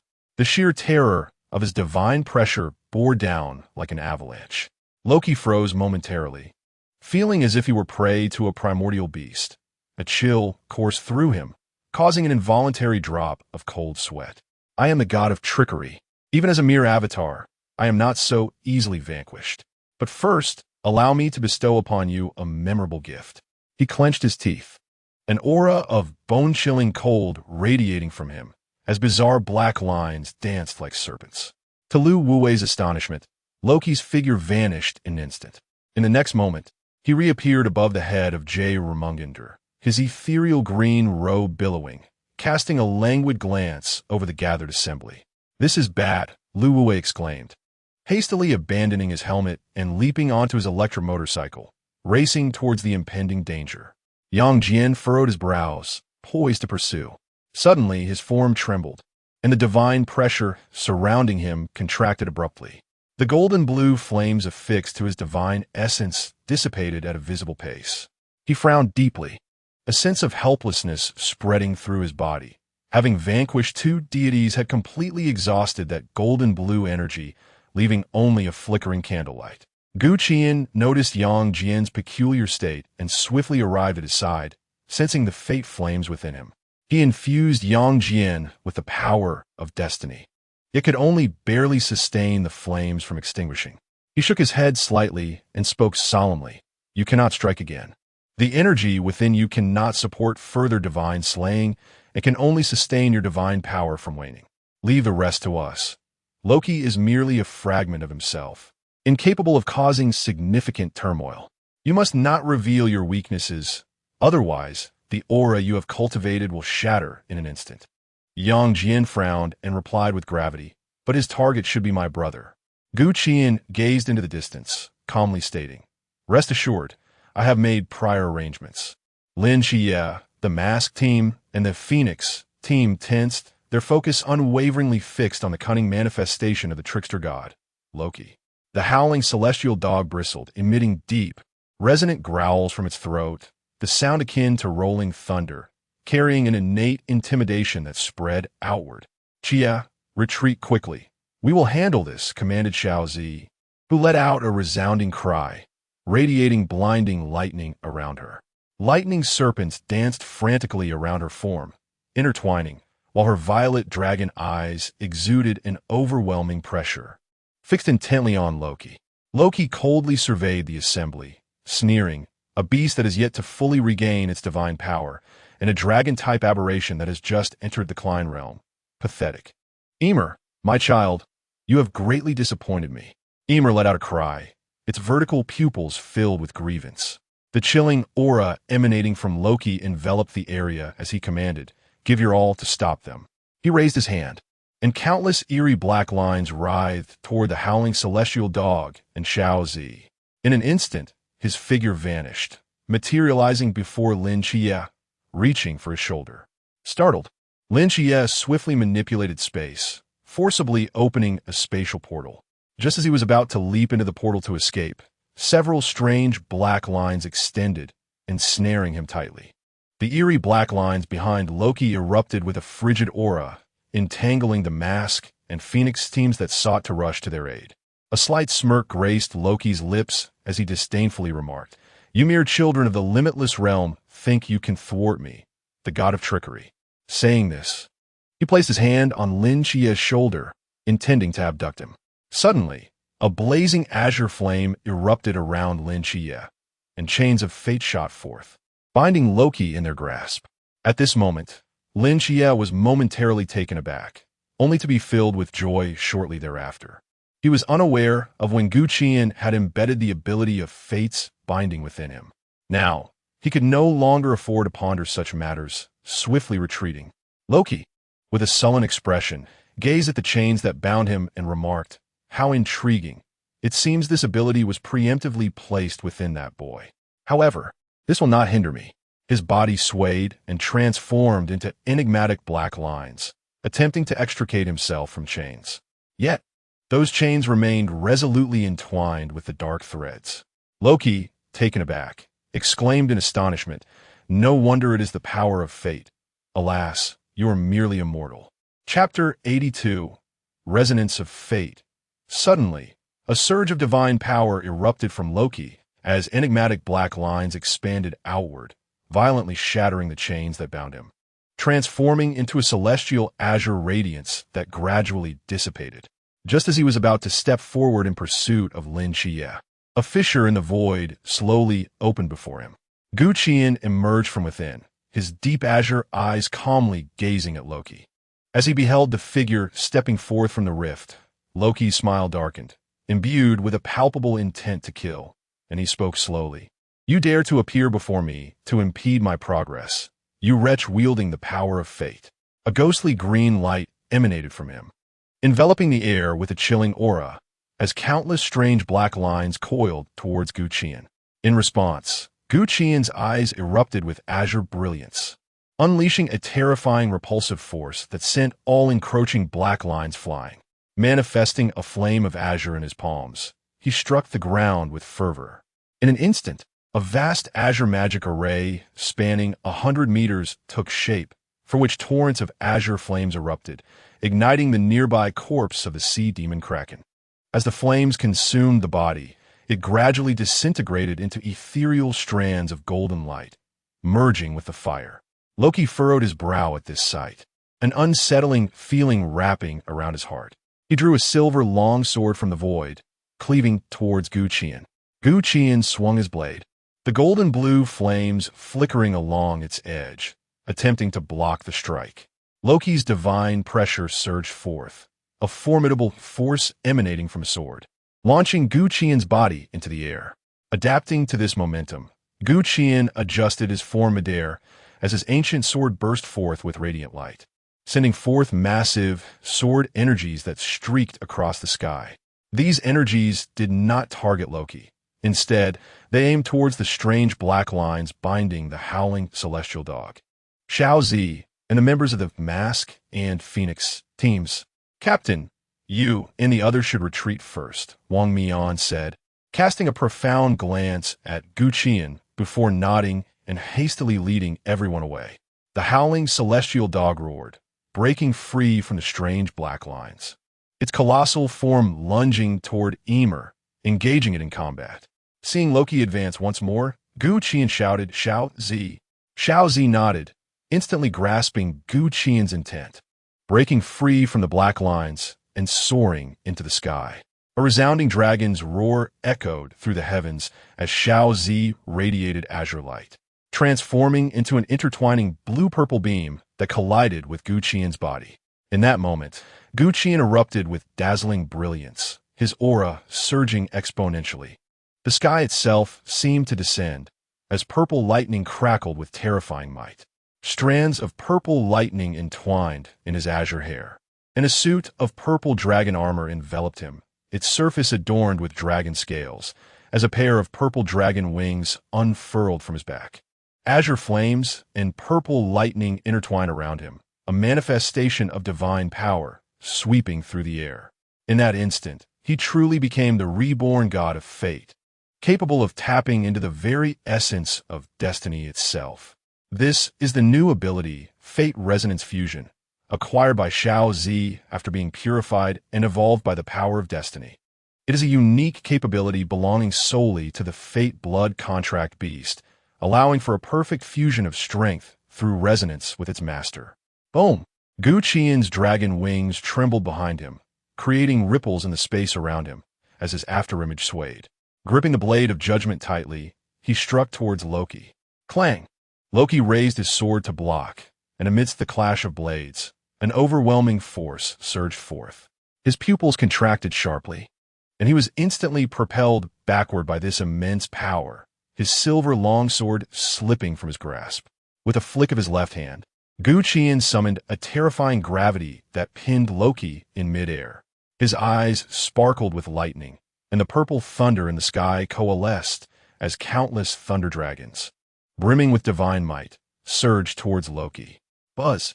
The entire space trembled, the brilliant lightning obliterating everything in sight. As the lightning dissipated, Loki's charred figure emerged. His left hand and lower body reduced to cinders. Cough, cough! Loki grimaced, blood continuously oozing from his wounds, his frigid gaze fixated on Qian. So it is ha ha ha. So you're the newly born god of fate, not an ordinary mortal at all. Who would have thought that a life could bear such power? No wonder you could still injure me under my deception. Just imagine, what would happen if the king of the Olympian gods, Zeus, were to learn of this? Loki laughed maniacally, his aura growing ever colder. My avatar may perish, but my goals have been achieved. Guess where that Lin Qiye has scurried off to? I am Loki, the god of deception. Deceiving a limitless realm little ghost is but a trifling matter. Qian regarded him with calm eyes and spoke slowly. Do you truly believe that your avatar's demise equates to true death? It seems you know nothing of fate. As for Lin Qiye's departure, that was part of my plan all along. Loki's brow furrowed, a sense of danger enveloping him as he asked in a low voice, What do you mean? At that moment, the Azure Law Array had completely consumed the corpse of the sea monster Kraken, transforming into a massive azure flame suspended in the air. A slight smile graced Qian's lips as he beckoned with his left hand, drawing the azure flame closer until it coalesced into his body. He slowly raised his right hand, aiming at Loki's heart. In an instant, a peculiar azure curse seal materialized at Loki's chest, exuding an ominous and strange aura. Loki's pupils constricted, fixating intently on the curse seal manifesting from his heart. He hoarsely questioned, When did this happen? Qian maintained his tranquil demeanor and replied slowly, Originally, with my current strength, it would have been impossible to plant the fate curse seal upon your soul. However, the moment your soul stirred with sea Xiaonans, the fate curse seal I had laid in advance had already quietly taken root within your soul. With that, brilliant golden blue flames ignited in Qian's eyes, unleashing a terrifying and mysterious aura around him. The recently acquired golden blue flames were entirely infused into the cursed seal. As the flames were fully absorbed, the fate seal erupted in a resplendent azure glow, which then gradually receded, vanishing from sight. Loki's eyes widened in shock as he unleashed divine power in a frantic struggle, only to discover that he could not budge the fate seal in the slightest. The azure, fate seal, seemed to be deeply rooted within the very essence of his soul, visible yet intangible. Qian raised his right hand, transforming it into a blue-violet dragon claw, which he plunged fiercely into Loki's chest, shattering his heart. A detached voice then echoed, I wish you good fortune, god of deceit. Loki, Chapter 83. Preparing for sacrifice in the Nordic realm of Asgard, the god of deceit, Loki, traversed the dimly lit western corridor. The wall sconces flickered with a ghostly luminescence, casting elongated shadows of his figure. Just as he was about to enter his temple, he inadvertently stubbed his toe on the threshold, stumbling and collapsing onto the ground. Inside the temple, a man clad in red with golden hair observed Loki, who lay prostrate before him, a perplexed expression adorning his face, his eyes brimming with curiosity and the corners of his mouth slightly curled. As Loki attempted to rise, a glimpse of crimson caught his peripheral vision, causing him to freeze momentarily as an unusual atmosphere enveloped the temple. He soon composed himself, dusted off his garments, and regarded the golden-haired man with a grave tone. Thor, this is not a place for you. Thor steadied himself, suppressing a smirk, his demeanor shifting to one of utmost seriousness. Have you ventured to the realm of the great Xia? Upon hearing this, Loki's expression darkened ominously. His avatars had all perished. The information relayed back to him was difficult to bear, particularly the final words of Gu Qianan, which left him deeply unsettled. And so what? Thor furrowed his brow. His deep blue eyes fixated on Loki as he spoke in a low voice. The deities of the great Xia have awakened. We in Asgard need not provoke them. Loki scoffed derisively. What I do is none of your concern. Thor stepped forward, seizing Loki by his collar, bringing him closer as he spoke fiercely. We have yet to unravel the source of the encroaching mist. I do not wish for you to bring further calamity upon Asgard. You are forbidden from returning to the great Xia. Should there be a next time, do not blame me for being unmerciful. With that, he forcefully shoved Loki to the ground and strode away, leaving behind the echo of his words in the temple. I hope you take heed. Seated on the floor, Loki clenched his fists tightly, a chilling aura permeating the temple as he gritted his teeth. Damn, Thor, and that newly emerged god of fate. What has he left within me? He gathered his thoughts, gazing at the azure sigil rooted deep within his soul, emanating a sinister and ominous energy. The sense of unease within him intensifying. Outside Sangnan City, Gu Qianan, after bidding farewell to Loki, approached Yang Jian. At that moment, the bodies of Indra and Garuda lay stacked together. Yang Jian's brow furrowed as he looked at Gu Qianan and asked gravely, "Are you certain of this?" Gu Qianan nodded resolutely. "Yes, we now have an additional deity beyond our original plan. The two divine corpses, coupled with the grievance of Shiva, will suffice." Yang Jian let out a long sigh of relief, expressing gratitude. "Thank you. You have granted our great Xia deities a chance for redemption, and given my mother a chance at survival. In the past, we acted too hastily. We shall not afford those outer gods another opportunity." Ji Yin approached, regarding them with curiosity. "What are you planning to do?" Revived Sangnan City, Gu Qianan replied calmly. Memorial was momentarily taken aback, gazing at Gu Qianan with incredulity. What nonsense is this? How is that even possible? She had truly experienced the devastation of Sangnan City firsthand, and was the one who saved the young Lin Qiye. Thus, she was acutely aware of the events surrounding Sangnan City. Yifan had merely informed her that an external deity would invade Sangnan City, hoping she would assist. Without disclosing further details, "You will understand shortly," Gu Qianan stated, her eyes radiating a shimmering blue light, as if she were fixated on something unseen. Memorial pursed her lips, voicing her irritation. Why so mysterious? She turned to Yang Jian, shyly asking, "Erlang Shun, could I please have your autograph?" Yang Jian was momentarily stunned, casting her a surprised glance before nodding woodenly. "Wonderful," Memorial exclaimed joyfully, bouncing with excitement. With a flicker of pixelated particles, she conjured paper and a pen, eagerly extending them toward Yang Jian. Yang Jian's lips twitched as he accepted the paper and pen, inscribing his name before returning it to her. Memorial accepted it with fervor, treating the paper as a treasured possession. Observing the scene, the others gradually gathered around, their eyes gleaming with expectation directed at Yang Jian, the implication clear. Yang Jian remained silent. Wang Mian observed Gu Qianan, who was gazing into the distance, and opened his mouth, wanting to say something, yet found this moment of Gu Qianan somewhat unfamiliar. Nyx appeared behind Gu Qianan, worry etched on her face. Her arrival heightened the vigilance of everyone present. Yang Jian frowned slightly. He had sensed this external deity beside Lin Qiye before, and now he was surprised to see her here. Memorial looked on, her expression filled with confusion. Nyx stepped forward, gently embracing Gu Qianan, her tone soft yet unable to conceal the worry that lingered in her eyes. "Moira, my child, are you certain you wish to proceed?" Gu Qianan nodded gently within her embrace, then slowly stepped back, a soothing smile blooming on her face as she reassured, "Mother, do not worry. I'm fully aware of my path." Upon seeing this, Memorial hurried over, her eyes widening in surprise at Nyx's presence. "You are the goddess of night. Nyx, how did you come here?" Nyx nodded, offering a warm smile. "Hello, I remember you, the little girl from back then." Although Nyx had been somewhat dazed at that time, the moment she saw Memorial, memories of the past surfaced, particularly the moment she had lost her bracelet. However, Having heard from Gu Qian that Memorial had taken the bracelet to aid the young Lin Qiye, she did not pursue the matter further, instead developing a fondness for her.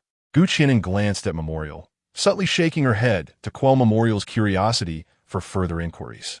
The onlookers watched this exchange with intrigue, uncertain of when Gu Qian had acquired a divine mother. Drawing a deep breath to steady her emotions, Gu Qian addressed the crowd. Please step back. Songnan is on the brink of vanishing. At that moment, Lin Qiye appeared bewildered, recalling that he had only run a few hundred meters. Yet he found himself in a vast expanse of desolate wilderness. Is this? I have already left the confines of Songnan City? He stood there in a daze, his eyes filled with astonishment. Although he had long been aware of the impending disappearance of Songnan City, the scene before him rendered him motionless. In the distance, Songnan City was enveloped in a resplendent golden radiance, a sight he knew all too well, for it was the manifestation of the power of the mortal realm. A brilliant golden light erupted from his own eyes, and an overwhelming divine pressure ascended into the heavens. The entirety of Songnan City was gradually vanishing. Chapter 84. Reversing a preordained fate at the border of Songnan City, a colossal figure appeared before Lin Qiye, enveloped in a resplendent golden glow.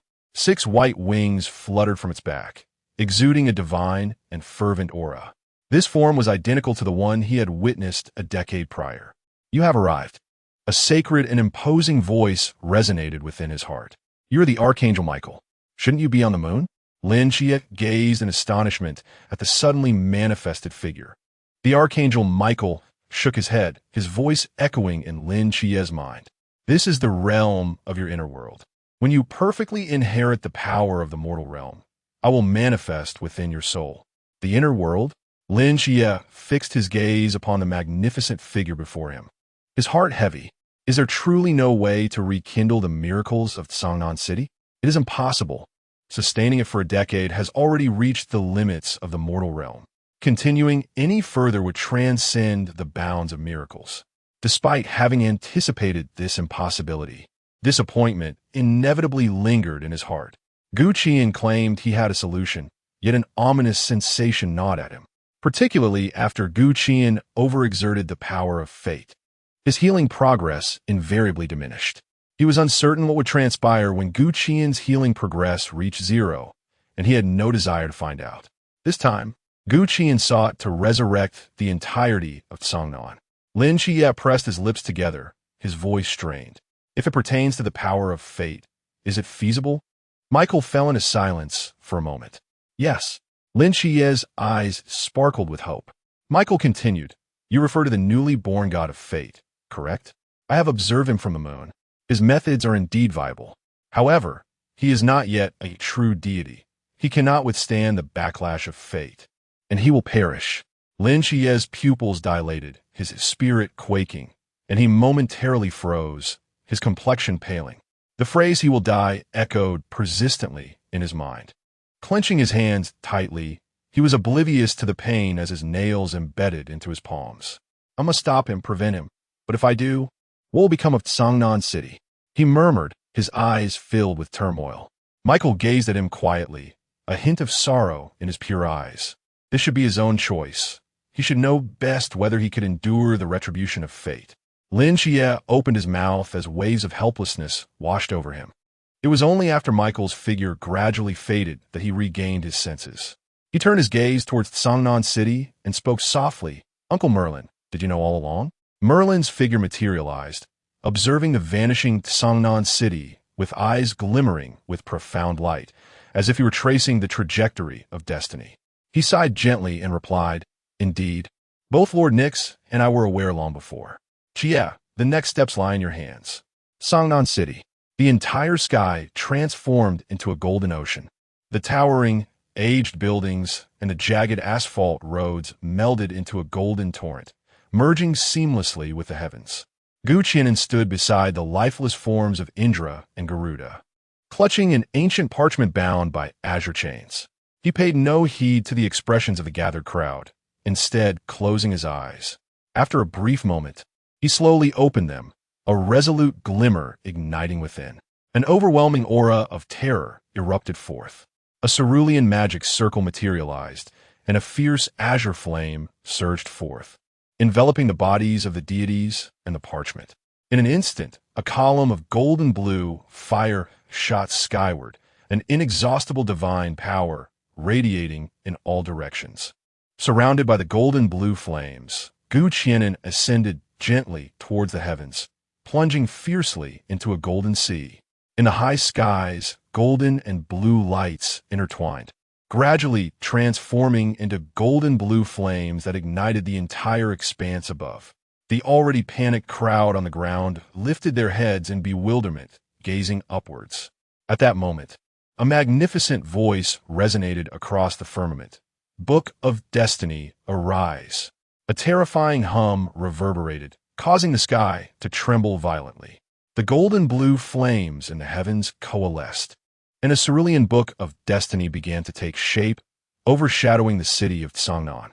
Golden lights flickered around the book, emanating an aura of sanctity and tranquility.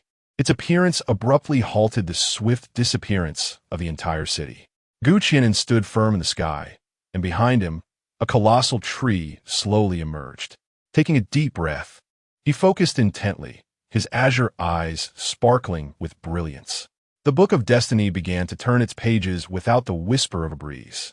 On the moon, the Archangel Michael gazed intently at the situation in Songnan, whispering softly, "It is rare for a being to bear the weight of the laws of destiny. Allow me to assist you this once. I hope that one day you may become the true deity of fate." A terrifying divine presence erupted from him, as a sacred and blazing golden light suddenly burst forth, channeling miraculous power directly from the moon into the Book of Destiny. The realm of mortal divinity quietly unfolded within the book. Qi'an was momentarily taken aback, a faint smile gracing his lips as he nodded gently towards the moon. With the aid of the miracle, the Book of Destiny flipped to the moment when Songnan was obliterated by the wrath of Shiva. The destiny tree behind him began to sway gently, countless azure light particles falling like raindrops, merging into the book and gradually sketching out the predetermined fate of that moment. Reversing it, with a resounding hum, the Book of Destiny shook once more, its sacred and peaceful aura exploding forth. A terrifying divine might cascading down to envelop the entire city of Songnan, suffusing it with boundless vitality. The entire city was shrouded in a cerulean glow. On the ground, a mother, who was bidding a final farewell to her daughter, found herself enveloped in azure light, vibrant life surging within her, restoring her body, which had nearly faded away. Stunned, she embraced her daughter tightly and wept uncontrollably. Such scenes unfolded in every corner of Songnan. Countless individuals have transitioned from initial panic and confusion to a state of acceptance, now embracing one another with tears of joy. In this moment, their eyes brim with the gratitude of having survived calamity, and they have come to a profound realization of life's preciousness. In the night watchman's cemetery of Songnan City, within a grave, Zhao Kongsheng abruptly opened his eyes, the darkness of the coffin illuminated by a cerulean light. A look of bewilderment flickered across his gaze as a hoarse voice emerged, questioning, "This is..." Suddenly, as if recalling something, he widened his eyes in disbelief, staring at his own hands, murmuring, "Did I not perish alongside the ghostly deity and the phantom king? How have I returned to life?" His demeanor shifted, and he burst into laughter, exclaiming, I must be a genius to have survived this. I, Zhao Kongsheng, am indeed the destined protagonist." Chapter 85. The Rebound of Fate in the Old District of Songnan City. Yang Jian's avatar, Yang Jin, tightly embraced his mother. Within Wang Feng's body, golden and blue light intertwined, and her once slightly hunched form began to straighten at a visibly remarkable pace under the influence of this extraordinary radiance. The vitality surged within her, healing her long-standing ailments. She let out a gentle sigh, her eyes reddening, and soothingly patted Yang Jin's back, whispering, "It's all right now. Everything has returned to normal. Mother is fine." On the outskirts of Songnan City, Yang Jian gazed at the slightly panting Qi'an high in the sky, his expression softening as he murmured, "Thank you this time, Qi'an. I owe you a great favor." Everyone watched as Tsangnan gradually returned to its former state, their previously suspended hearts slowly finding solace. They turned their gaze to the towering figure in the sky, their eyes reflecting excitement, admiration, and curiosity.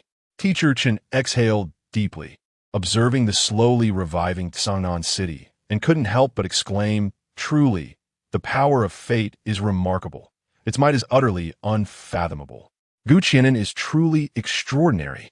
The members of the temporary squad were filled with exhilaration. They had always known of Gu Qianan's formidable strength, yet never anticipated his prowess to be so immense.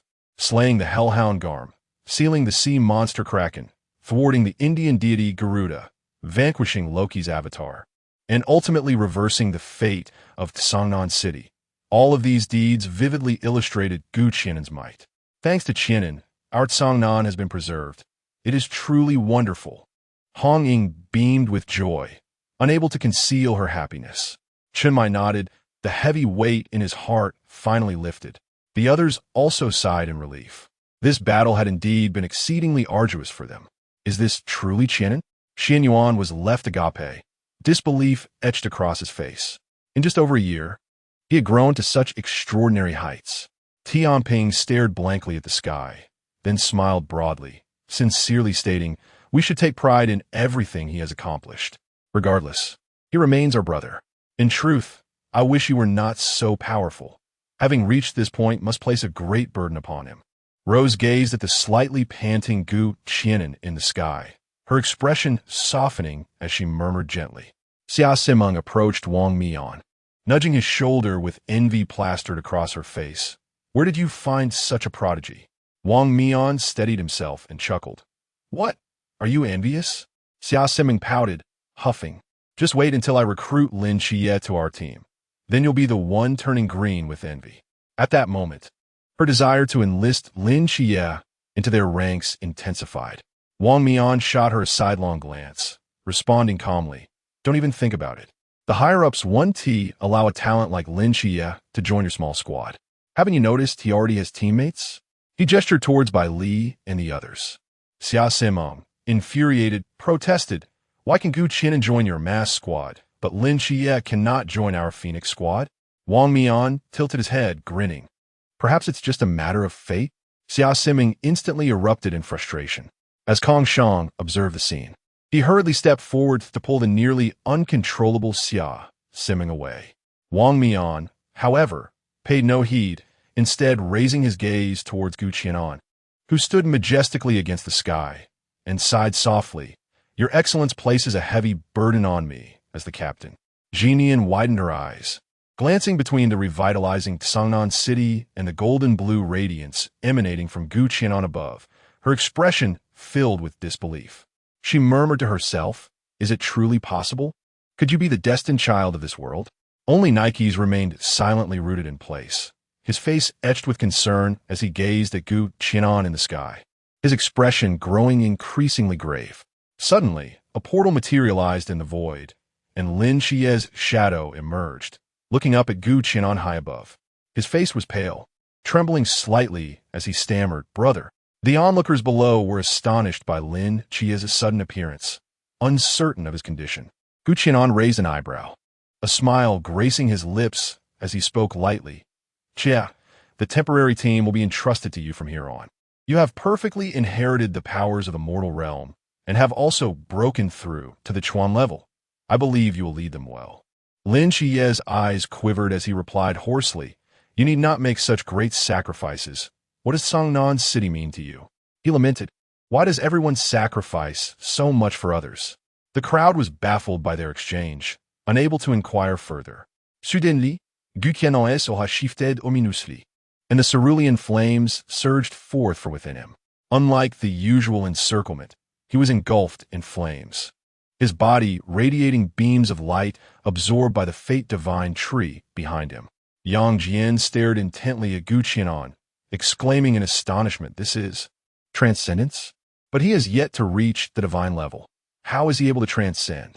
Upon hearing Yang Jian's words, the crowd's eyes widened in realization, finally grasping Lin Qiye's earlier implication. He had reversed the fate of Tsangnan City at such a great cost. "No, Rose cried out, rushing towards Gu Qianan. Seeing this, Tian Ping flicked his fingers, and the members of the mask team surged forward. Yet, the blazing cerulean flames acted as a barrier, preventing anyone from approaching. Within the flames, Gu Qianan's feet had vanished, transforming into wisps of light that were consumed by the fate-divine tree behind him. A tremor coursed through his heart. Rose had always regarded him as a younger brother. Even though they had not seen each other for over a year, they still maintained regular communication. He smiled gently. Speaking softly, Sister Rose, this is my choice, and I must make this choice. It is the design of fate. Do not worry, I will return. Tears welled in Rose's eyes as she choked out. Why? You were just about to come back. I thought our brother was finally returning, and our team would be lively again. Wang Mian furrowed his brow, his expression gravely serious, as a terrifying pressure erupted from him, causing the surrounding space-time to tremble. He intended to reverse time using the power of his divine ruins to prevent Gu Qianan from transcending. At that moment, a cerulean silk ribbon shot forth from Gu Qianan's hand, tightly binding Wang Mian and obstructing his use of the chrono rampage. Gu Qianan gazed at Wang Mian and gently remarked, Captain, there is no need for such measures. It is unnecessary to expend your lifespan in an attempt to alter fate. Moreover, the weight of causality in this temporal span is far too great. You would be unable to withstand the backlash of time. Chapter 86. The eerie gaze upon hearing these words. Wang Mian clenched his hands tightly, the veins on the back of his hands bulging. Yet he found himself bound by the silken threads of fate, unable to escape even a fraction. His gaze was fixed intently on Gu Qian, and though he opened his mouth as if to speak, the look in Gu Qian's eyes ultimately silenced him. He could only grit his teeth, a wave of helplessness washing over him. As the agent of the god of time, Kronos, he had always harbored a sense of superiority, even in defeat. He believed he could rely on the powers of the time-divine ruins to turn danger into safety. Yet now he could not even protect his own allies, let alone others. At this moment, his resolve to grow stronger was unprecedentedly powerful. The members of the mask team stood frozen, unable to fathom that their reunion would unfold in such a manner. Gu Qian had managed to save Songnan City in this way, while they could only watch helplessly as he departed. Tan Xiang's eyes brimmed with tears, her hands pressed firmly to her mouth to stifle her sobs, though her shoulders trembled uncontrollably. As if recalling something, Gu Qian raised his hand, and a figure separated from within him. A colossal purple lightning dragon materialized in the air, emanating a brilliant light that gradually diminished. As the radiance faded, a small girl with flowing purple hair slowly appeared. She appeared to be around 11 or 12 years old. Her dreamlike purple locks loosely tied into two ponytails, with a few playful strands falling beside her fair cheeks, swaying gently with her movements. Her round little face was streaked with tears, large droplets rolling from her violet eyes, splashing on her clothes and soaking a small patch with dark stains. Little Nin, you promised you would never leave me, she cried. Little Z longed to step forward, but was held back by a barrier of azure flames, unable to approach. Gu Qian, gazing at the inconsolable little Z, felt a pang in his heart and comforted her. Little Z, be good. I'm only leaving for a short while. Will you stay with the captain and the others for now? I don't want to. I want to be by your side. Wherever you go, I go. Little Nin, please let me follow you. Little Z pleaded, her tear-filled eyes gazing pitifully at Gu Qian. He recalled the words he had spoken to Little Z during their training camp, and with a faint sigh, he replied, all right, then return to the spiritual space for now. Little Z nodded obediently, transforming into a beam of purple light before vanishing from sight. Gu Qian cast a warm yet reluctant glance over the members of the masked team, his heart heavy with emotion. His gaze gradually dimmed as he fought against the pain in his body, managing to force a smile. Every day spent with you has brought me joy. Though it has only been a few short months, your humility and care have touched me deeply. I had intended for Little Z to temporarily take my place and accompany you, but it seems that will not be possible. I am sorry. This time, I cannot. Return to the team. Wait for me. Boom! The azure flames erupted suddenly, a terrifying pressure dispersing the crowd. Before Gu Qian could finish his words, his body transformed into a brilliant azure light, absorbed by the Tree of Fate, leaving only his warm smile etched in the minds of the onlookers. Teacher Chen's eyes brimmed with sorrow as he sighed deeply, lamenting the exceptional talent that had met such a tragic end. Fate is indeed a cruel mistress. The members of the temporary team and Team 136 stood frozen in place, unable to comprehend the series of events unfolding before them. And Qingyu gazed at the vanishing figure in the sky, trembling slightly as he murmured, "Teacher." His eyes shimmered with a grayish light. Fixated on the Tree of Fate, tears of blood streaming down his face, yet he did not relent.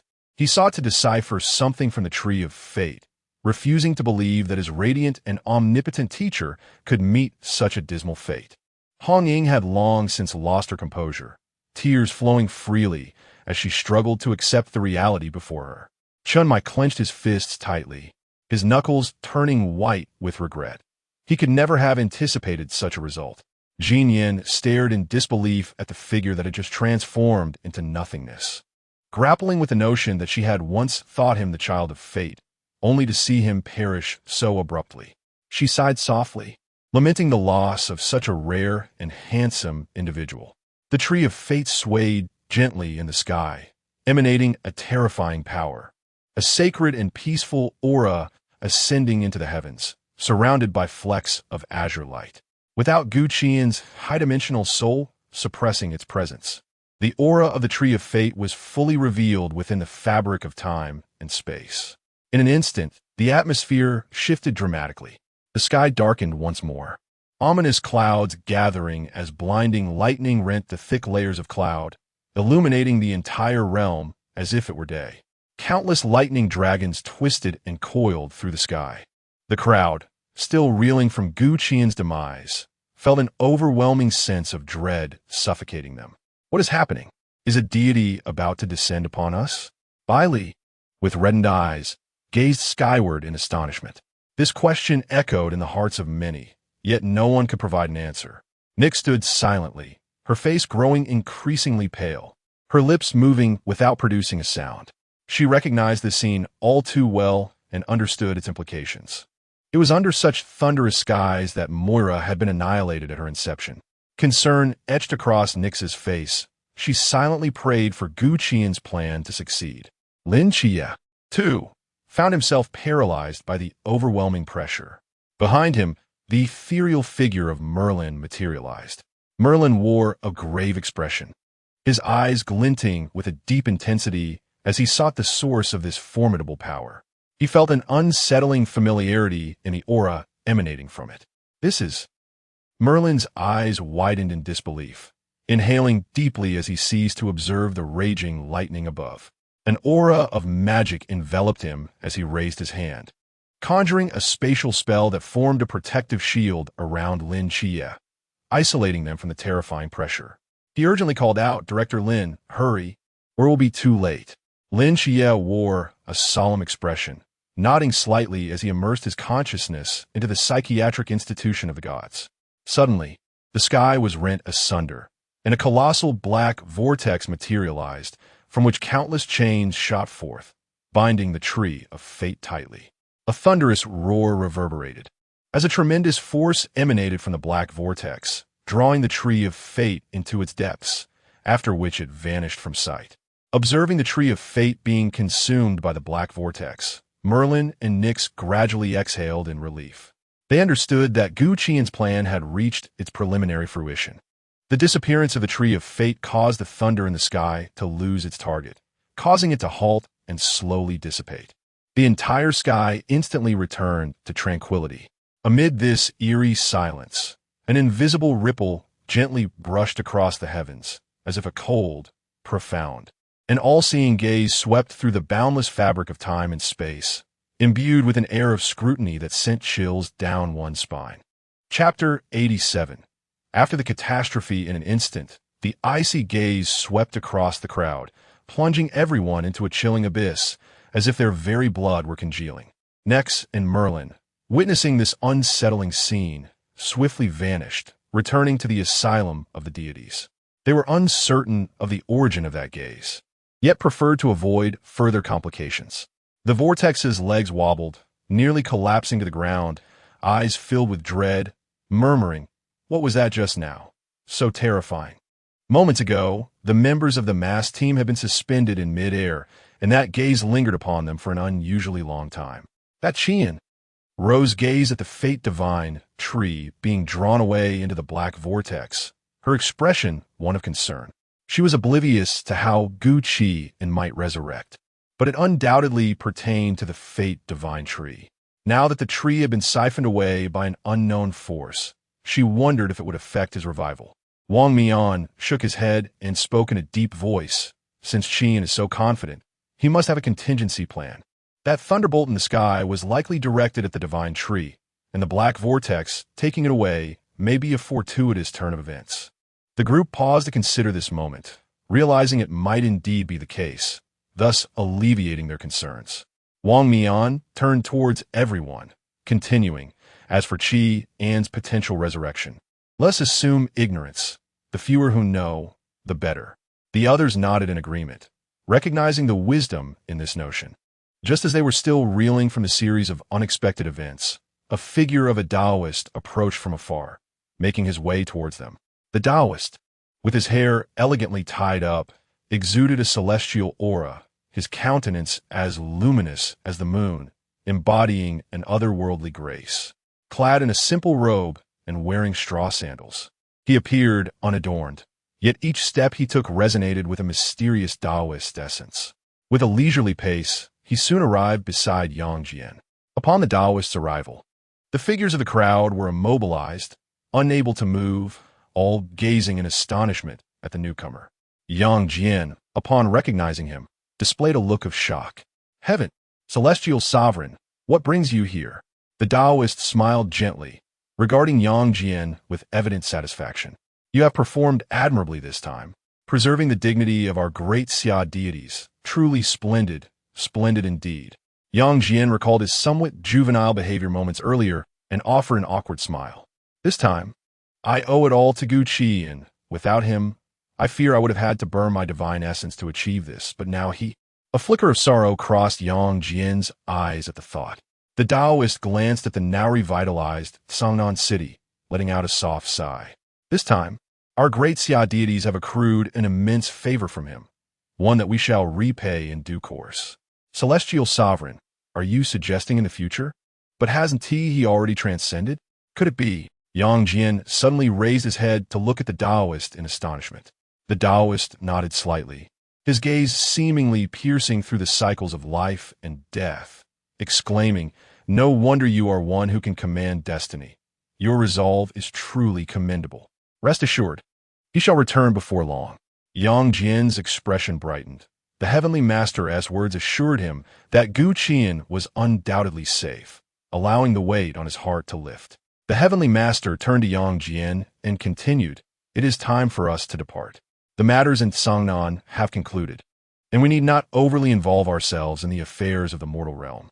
Your intervention has already instilled sufficient deterrence, and for the time being, no foreign deities will dare to enter the territory of the great Xia. We must also begin the reconstruction of the Heavenly Court." "Us? Is it truly possible to rebuild the Heavenly Court?" Yang Jian questioned, looking at the Taoist with confusion. The Taoist chuckled at Yang Jian's bewilderment. "Did you believe you were the only one to recover swiftly? Other deities have intervened and dealt a lesson to those who dare to invade the borders of Great Xia. While the reconstruction of the Heavenly Court is indeed a formidable challenge, without it, the deities of Great Xia would lose their fundamental foundation in this vast world." Yang Jian nodded gravely. Observing his expression, the Taoist smiled and reassured him, "Fear not, the cycle of 100 years has arrived. As the deities of Great Xia gradually awaken, it will not be long before the Heavenly Court sees the light of day once more.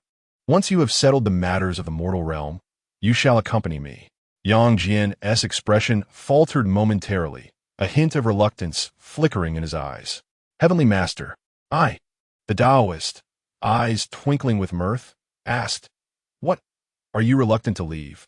Yang Jian replied hoarsely, "The grace of birth surpasses the heavens. I wish to remain." The Taoist shook his head with a smile, approvingly saying, "You are truly naive. It is commendable that you possess such awareness.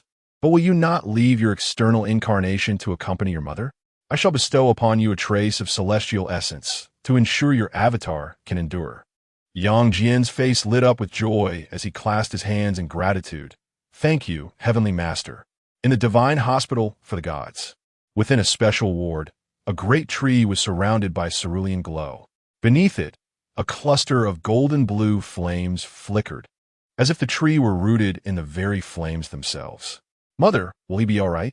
Lin Qiye asked anxiously, glancing at the wall behind the fate divine tree, where lines of text emerged. Special ward. Patient. Moirai, Qi'an. Description. A special patient brought in by the patient Nix. As the director, you have the authority to determine his fate. Task. Assist Moirai in treating his mental illness. Once the progress bar reaches 100, you may randomly draw one of Moirai's abilities. Current treatment progress. 0. The Fate Divine Tree had been forcibly brought into the ward by the Divine Hospital for the Gods and had now been a day without any signs of movement. Lin Qiye had exhausted every possibility, yet the Fate Divine Tree remained unresponsive. Were it not for the words patient, Moirai, Qi'an, inscribed on the wall, he would have believed it to be merely a tree. Nick shook his head softly, murmuring, I do not know either. Beside him, Mei Lin's expression was grave as he spoke solemnly. For a mortal to truly become a deity is fundamentally impossible. A mortal body cannot withstand the onslaught of laws. I do not comprehend how Qi'an's soul could be so powerful as to bear the entirety of the fate laws, yet the body remains merely mortal. Though there exists a possibility of divinity through the cleansing evolution of fate's origin, his corporeal form shall also become his shackles. His potential will be confined to the realm of the supreme deity. The moment he steps into the domain of the highest divinity, his physical body will be unable to withstand the overwhelming force of fate's laws and will shatter instantaneously. Lin Qiye stared in astonishment, his eyes wide with disbelief as he exclaimed, My brother can ascend to godhood? Chapter 88. Zhao Kongsheng returns home. Lin Qiye's eyes widened in astonishment as he incredulously exclaimed, My brother can become a deity? Then why choose this path? Surely, he could simply refrain from ascending to the supreme god. The Lin Qiye of now was no longer the naive novice who had just joined the Night Watchers. He was acutely aware that, throughout history, no human had ever achieved divinity. In his eyes, the Lord God was already an immensely powerful being. The fact that Qi'an had the potential to ascend to the level of a deity, particularly of the Lord God tier, was unfathomable to Lin Qiye, let alone the supreme god, a realm he dared not even contemplate. Merlin shook his head slightly and elucidated. The laws of destiny are extraordinarily potent. Throughout my life, I have merely utilized magic and prophecy to glimpse a fragment of fate. It is inconceivable that one could remain stagnant at the Lord God level. By that time, even if Qi'an wished to suppress his realm to that of the Lord God, it would be utterly impossible. I had long been perplexed as to why Qi'an was so eager to take this step now. However, the thunderbolt in the sky yesterday resonated with the same aura as the fog. The fog? Lin Qiye and Nikes cast puzzled glances at each other. Merlin nodded gravely and stated, Indeed, it is the fog. When it descended, I've been investigating its origins. This fog is unlike the rules of our world. It appears to emanate from a power that is not of this realm. I have never been able to see through its source, but this time, I feel that its emergence is orchestrated by someone with intent. Hence, Qi'an has chosen to take this step now. He may already possess knowledge of something significant.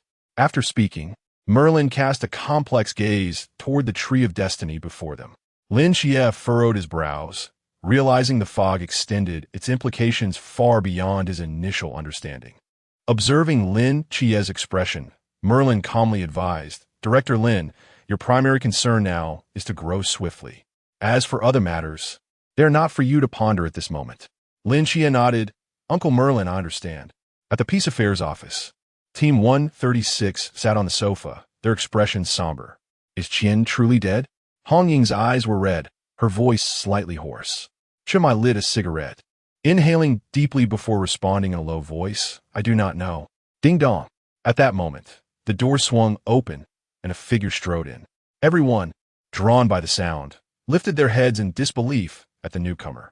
Tears cascaded down Hong Ying's cheeks as she opened her mouth, yet no sound emerged. "Old Zhao!"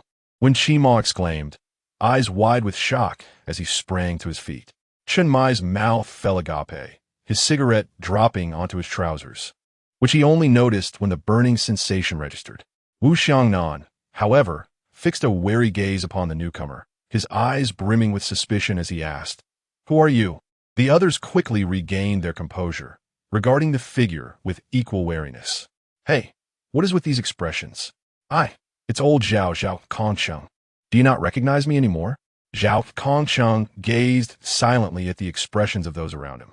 Noticing their lack of response, he lamented, "By the way, I'm not truly dead yet. Why have you all assumed I've been buried? I cannot fathom why I remain alive after invoking the spirit summoning, and astonishingly, my forbidden domain has persisted. You cannot imagine the horror I felt upon awakening to find myself entombed in a coffin. Had it not been for my awakened forbidden domain, Ming Sheng Shanyu, I would still be trapped within." As he spoke, a faint smile graced Zhao Kongcheng's lips. "Ha ha, Zhao Kongcheng, am indeed a genius." Hearing that familiar tone, with its air of self-admiration, Chen Mai nodded in agreement, recognizing it unmistakably as Zhao's. The group collectively relaxed their guard, with Hong Ying rushing forward to embrace Zhao Kongcheng tightly. Chen Mai speculated that this was likely the work of Gu Qian, for only he could have orchestrated such a feat. Hey. Hong Ying, ease up a bit. You're choking me," Zhao Kongcheng lamented, attempting to pry her off. "And you, Xiaonan, why are you poking me?" he remarked, watching Si Xiaon and prod him incessantly, speechless. The crowd gathered closely. Chen Mai gave Zhao Kongcheng's shoulder a hearty pat, causing him to stumble slightly. "Welcome home, old Zhao," he chuckled. After some playful banter, everyone settled back onto the couch. "By the way, where's that kid Qiye? Has he been drawn in by my charm to join the Night Watchers?" The group exchanged peculiar glances at this. Chen Mai cleared his throat, a smile dancing in his eyes. "Qiye has already graduated from the training camp. He should be here shortly." "Wait, what do you mean graduated? Does that mean I've been dead for over a year?" Zhao Kongcheng pointed incredulously at himself. Seeing the collective nods from the others, he fell silent. After a moment, he turned his gaze towards Chen Mai and calmly inquired, "Captain, could you share the events of this past year? And why have I returned to life?" "It should be Qian. Among those I know, only he could achieve such a thing."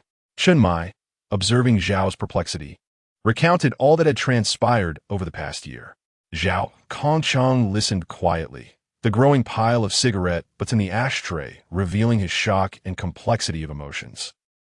In the southern district of Sangnan City, Zhao Kongcheng leaned against the utility pole, smoking deeply as he gazed at the nearby apartment building with a myriad of emotions swirling within him. That was his home. His wife and children resided there. I acknowledge that Zhao Kongcheng's family moved back to Sangnan later. This adjustment is made for narrative purposes. Drawing a deep breath, he discarded the cigarette and slowly approached the apartment building. He felt both anticipation and trepidation, unsure how to face the family he had long been separated from. For in their hearts, he must surely have been considered a ghost. Upon reaching the threshold of his home, he raised his hand but hesitated to knock.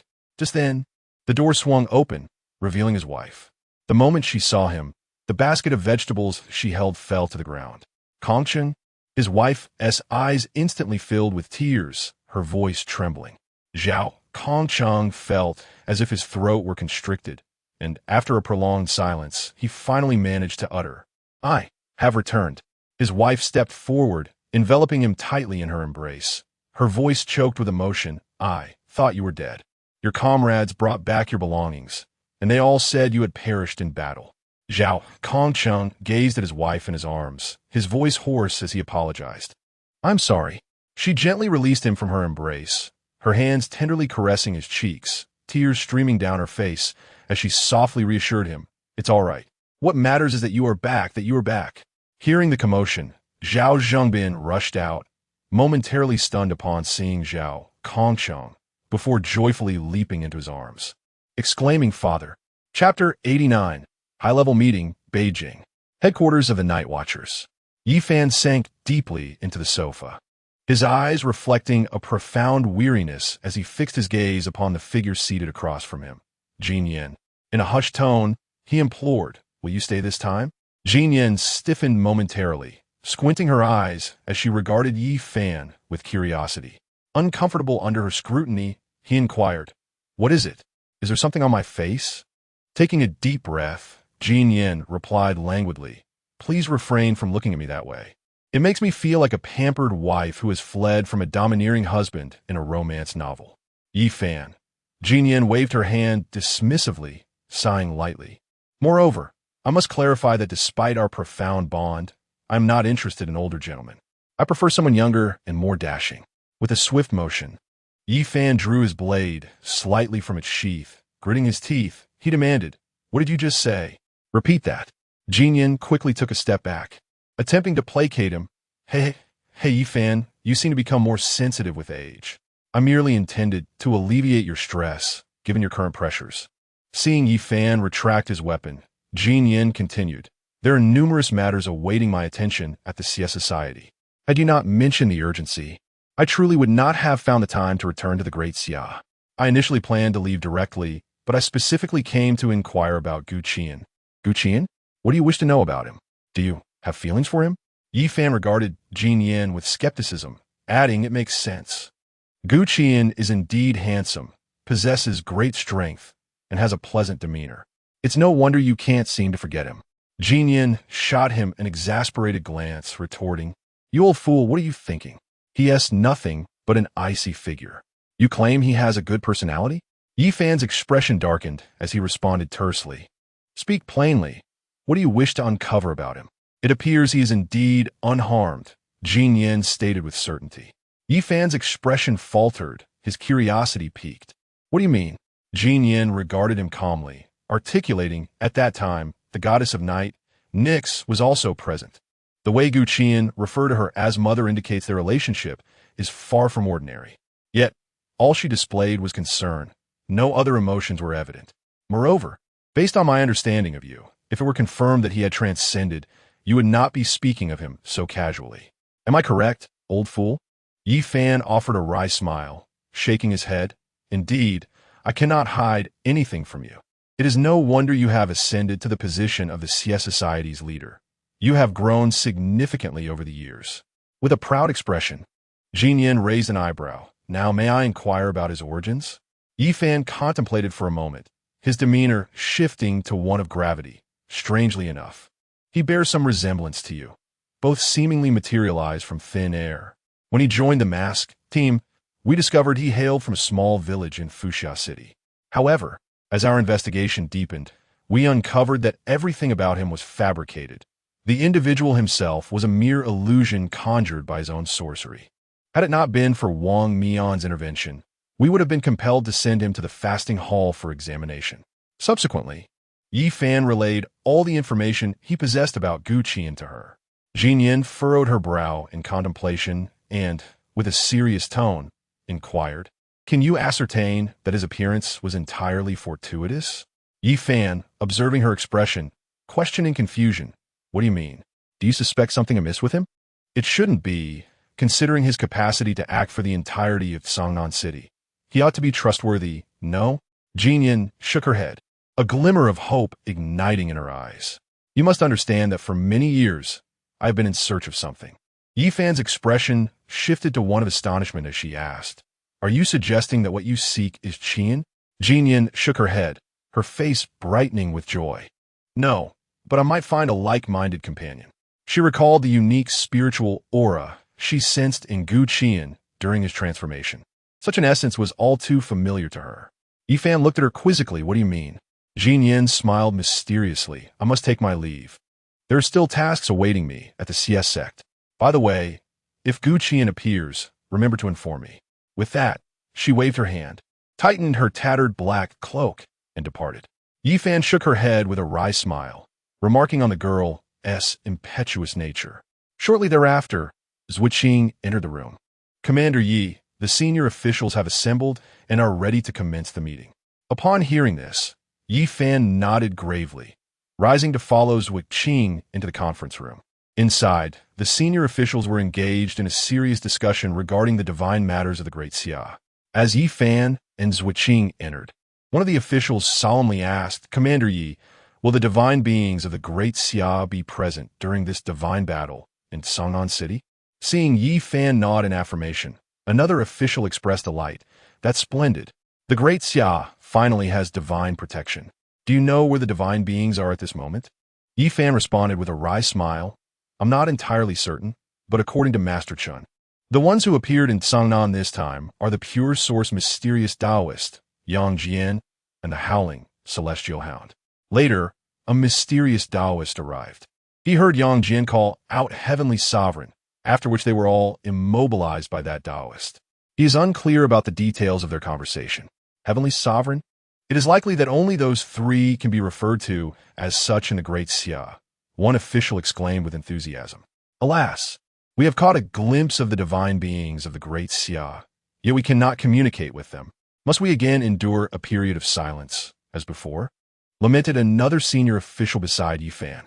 Observing the despondent expressions of the assembly, Yi Fan spoke with a firm voice. "What is this countenance? Even in the absence of the Great Xia's divine beings, do we not have the capacity to safeguard the Great Xia as night watchers? We should now unite our efforts to demonstrate our resolve to our predecessors. All we need to know is that the divine beings of the Great Xia remain steadfastly behind us." The senior officials nodded gravely in agreement. At this moment, Zhuqing tactfully shifted the conversation, stating, "There is also the matter concerning the temporary team. With Gu Qian's tragic demise, it currently lacks a leader. How should we proceed with the arrangements?" Upon hearing Gu Qian's name, the atmosphere grew somber. One senior official lamented, "It is indeed a pity for Gu Qian, such a rare prodigy. I have come to understand the battle in Songnan City, possessing such strength and awareness at such a young age. He was destined to become a figure of remarkable stature in the future." Another added, "Indeed, I always had high hopes for him, never expecting. Alas, as for the temporary team, we presently lack suitable candidates for leadership. Commander Yi, do you have anyone in mind?" Chapter 90. The Fruit of Destiny Within the Realm of the Spirit. Gu Qian's soul sat serenely beside the Tree of Destiny, exuding delicate strands of light that gradually melded into the tree itself. As the radiance intertwined with the Tree of Destiny, the swirling golden-blue flames surrounding him were drawn in as if by an invisible hand. These golden-blue flames, a manifestation of the divine essence born from Gu Qian's corporeal transformation, bore the weight of his past power and imprints.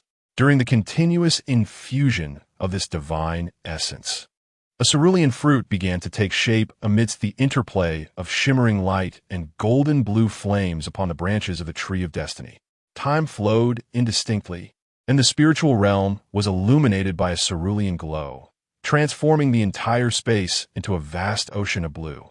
The fruit upon the Tree of Destiny erupted with a brilliant luminescence.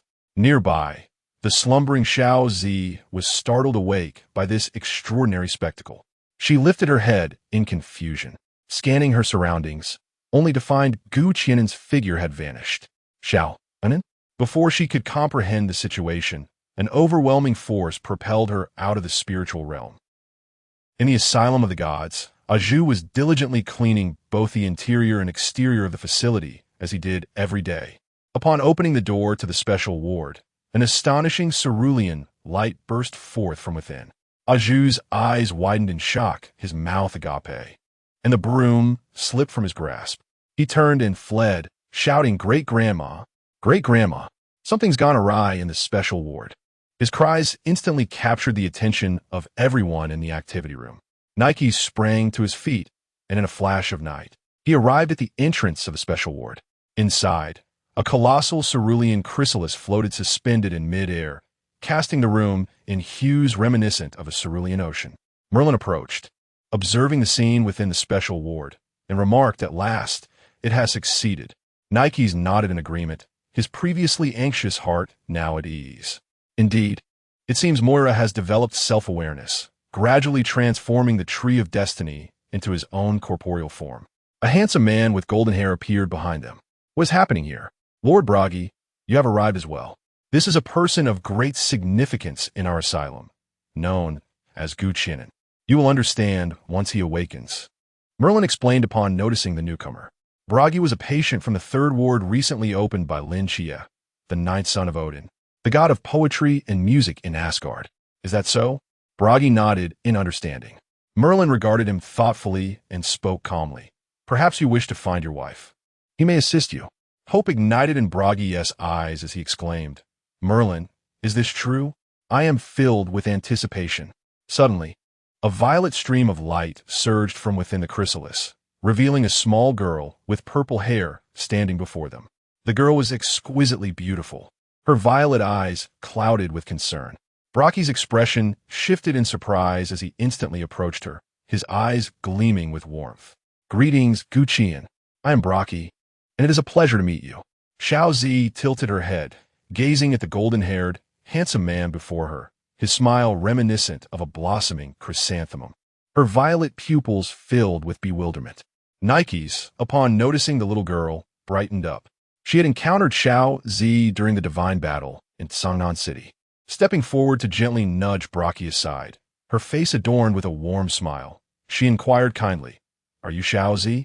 Xiao Zi looked at her in confusion and instinctively nodded. Seeing this, Nikes embraced Xiao Zi tightly, exclaiming joyfully, Ah, good child, I am Mora's mother. She often speaks of you. You may call me mother. Xiao Zi Stephened, squirming uncomfortably in Nikisim Grace. Just then, a figure clad in a white dean's robe rushed toward them. Upon recognizing the newcomer, Xiao Zi wriggled free from Nikes and joyfully dashed over. Qiye, you are here too. How wonderful. Lin Qiye widened his eyes, staring at the little girl with incredulity. Xiao Zi, how did you end up here? Has brother awakened? Xiao Zi shook her head. I don't know either.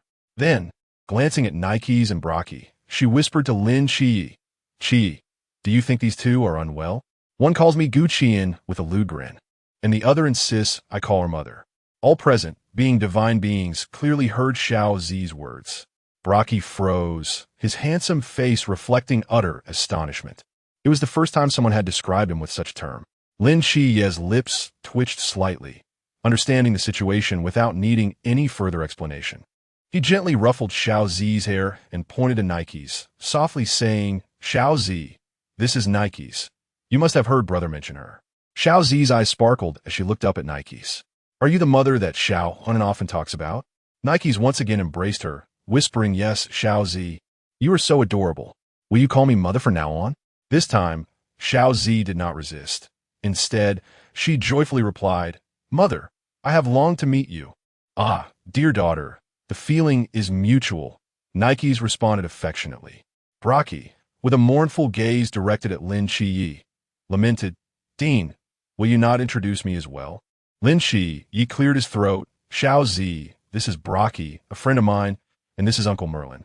Xiao Zi released herself from Nike's embrace, obediently greeting, Hello, Uncle Merlin. Greetings, Brother Braki. Lin Qiye nodded, observing that Xiao Zi appeared much more refined following this evolution. Xiao Zi, could you enlighten us on why you suddenly appeared here? Xiao Zi shook her head in confusion. I do not know. I was asleep when a terrifying aura suddenly erupted from Xiaonin's world, and then I found myself here. She recounted the little she understood, confident in the trustworthiness of those present, for Qi'an had often spoken of them. After a moment of contemplation, Merlin calmly remarked, It appears that Qi'an has regained consciousness and has begun to merge with the Tree of Destiny. To avoid affecting Xiao Zi, he has chosen to send her out. Now, we merely need to wait. He has already passed the most challenging hurdle. Lin Qiye gently tousled Xiao Zi's violet hair and softly said, That is well, Xiao Zi. You shall reside here for the time being. This place is one that your brother frequented, and there are many friends here to keep you company. Chapter 91. Heartfelt concerns knock, knock. Xiao, rise and shine. Today is your birthday, and your father has transferred 100,000 to your account. You can celebrate with your friends tonight. Upon receiving no response, Mother Gu gently pushed open the door and stepped inside. The sight before her momentarily took her aback. The room was utterly vacant, the bed meticulously made, each crease perfectly aligned. She exclaimed in surprise, Oh, where could he have gone so early today? At that moment, Qi'an was ambling along a familiar path, the bustling surroundings starkly contrasting his solitude. The morning sun cast its warm glow upon him, accentuating the desolation of his figure. As he passed a basketball court, the sounds of laughter and the rhythmic thud of basketballs echoed in his ears. Suddenly, a basketball rolled to his feet. Qi'an paused, bending slightly to effortlessly grasp the ball with his long fingers. Just then, a young man dashed towards him, a radiant smile illuminating his face. "Brother, why are you here so early? Want to shoot some hoops with us?" Qi'an's lips curled into a gentle smile as he politely declined. "No, you all enjoy yourselves." He handed the ball back without a backward glance and continued on his way. The young man accepted the ball, a flicker of confusion crossing his features as he scratched his head, his gaze lingering on Qi'an's retreating figure. "What's up with him today?" he murmured, bewildered. Meanwhile, a teammate called out from afar, "Why are you zoning out? Come on." He shook his head slightly, muttering, "How strange. Brother seems like a different person today." Qi'an continued down the path, each step feeling as though it bore the weight of 1,000 burdens. He hesitated to leave this place, where every blade of grass and every alleyway held memories of his carefree youth. Yet deep down, he understood that this dreamlike existence was but a fleeting illusion. Taking a deep breath, he slowly raised his gaze to the azure sky, squinting slightly as he murmured, "A year has passed. It is enough. It is time to bid farewell." The familiar ringtone of a phone broke the silence. Qi'an glanced at the screen. It was a call from his mother. He paused for a moment before pressing the answer button, softly calling, "Hello, Mom." On the other end, Mother Gu's concerned voice reached him, "Qi'an, why are you out so early today?" His eyes fell upon the trees lining the street, their leaves swaying gently in the breeze. He replied calmly, "I just got up and wanted to take a stroll, enjoy some fresh air." "Have you made plans for your birthday celebration with your friends tonight? Did you receive the money your father sent? You must relax and have a great time." Her words were laced with affection and indulgence for her son. Qi'an tightened his grip on the phone, his gaze flickering momentarily as a tender smile graced his lips. He replied earnestly, "Mom, there's no need. I'll be celebrating at home tonight. Please ask Dad to come back early. I'll cook for us." "Really? Why aren't you celebrating with your friends this year?" The voice of Gu's mother was clearly filled with surprise, as if she had never anticipated he would say such a thing. Almost immediately, her tone brimmed with uncontainable joy. "Then I'll ask your father to return home early tonight." I'm going for a stroll outside. I'll head to the market to buy some groceries shortly." Qi'an slightly tilted his head, gazing at the azure sky, a myriad of emotions swirling within him. Gu's mother repeatedly expressed her delight, nearly overflowing with laughter. "Right. I'll wait for your return." Qi'an's heart trembled suddenly, as if struck by something, and his throat tightened slightly.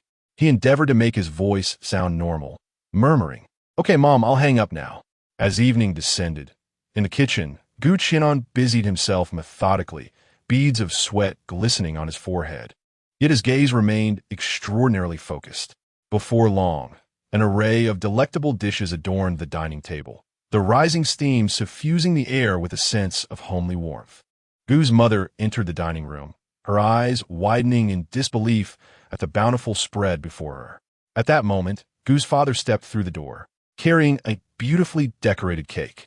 Gu's mother hurried to greet him, her voice laced with surprise. "Old Gu, look." All of this was made by Qi'an. Gu's father paused, his gaze landing on the table, momentarily taken aback, before a gentle smile slowly spread across his face. Qi'an has truly grown up. Soon after, the family gathered around the table. Qi'an raised his glass, a soft smile gracing his lips as he sincerely expressed, "Mom and Dad, thank you for your enduring acceptance." Gu's mother playfully chided, "You are our son. Who else would we be accepting if not you?" Gu's father and mother lifted their glasses, gently clinking them against Qi'an's, producing a melodious sound. "Here's to our Qi'an. Happy birthday." "Thank you." Tears of gratitude shimmered in Qi'an's eyes. During dinner, laughter and joy flowed freely, the soft glow of the lights casting a warm hue over this tender scene. Qi'an approached his parents with a gentle smile, his voice tinged with anticipation, suggesting softly, "Mom and Dad, shall we light the candles on the cake? I would love to hear you sing the birthday song." Gu's father and mother exchanged affectionate glances, their eyes brimming with indulgence, and nodded in agreement. As each candle was placed upon the cake, the flickering flames danced playfully. The melody of Happy Birthday resonated throughout the dining room, the notes leaping with warmth and sweetness of home. Though not melodious, it left an indelible mark on Gu Qian's heart. Slowly, Gu Qian rose and approached the window, peering outside. The sky had been torn open, a tremendous rift exposing the chaos within, lightning and thunder striking suddenly, deep blue flashes illuminating the horizon as the world seemed to fracture. "Mom, Dad," Gu Qian began softly, his voice trembling slightly. Hearing him, Gu's father and mother turned towards him with puzzled expressions, uncertain of why their son appeared so serious at that moment. Gu Qian turned one last time, his gaze sweeping over his parents, the corners of his eyes glistening with unshed tears.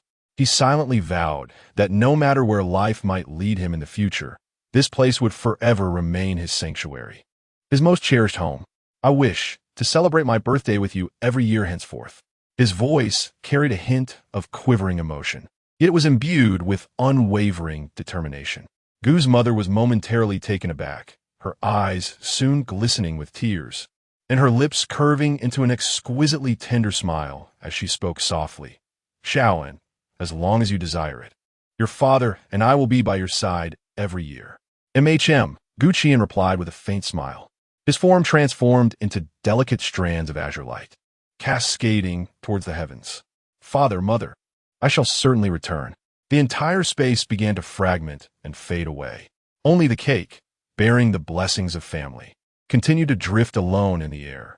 The flames of the candles flickered gently, casting light upon the inscription on the cake. "Qi'an, happy birthday. May you always be joyful." Chapter 92. The pinnacle of humanity within the realm of the spiritual world. A pair of enigmatic orbs gradually opened upon the trunk of the Tree of Destiny, as concentric rings of black patterns unfurled, with 6 magatama evenly distributed. A profound sorrow and reluctance emanated from those eyes, permeating the entire spiritual realm.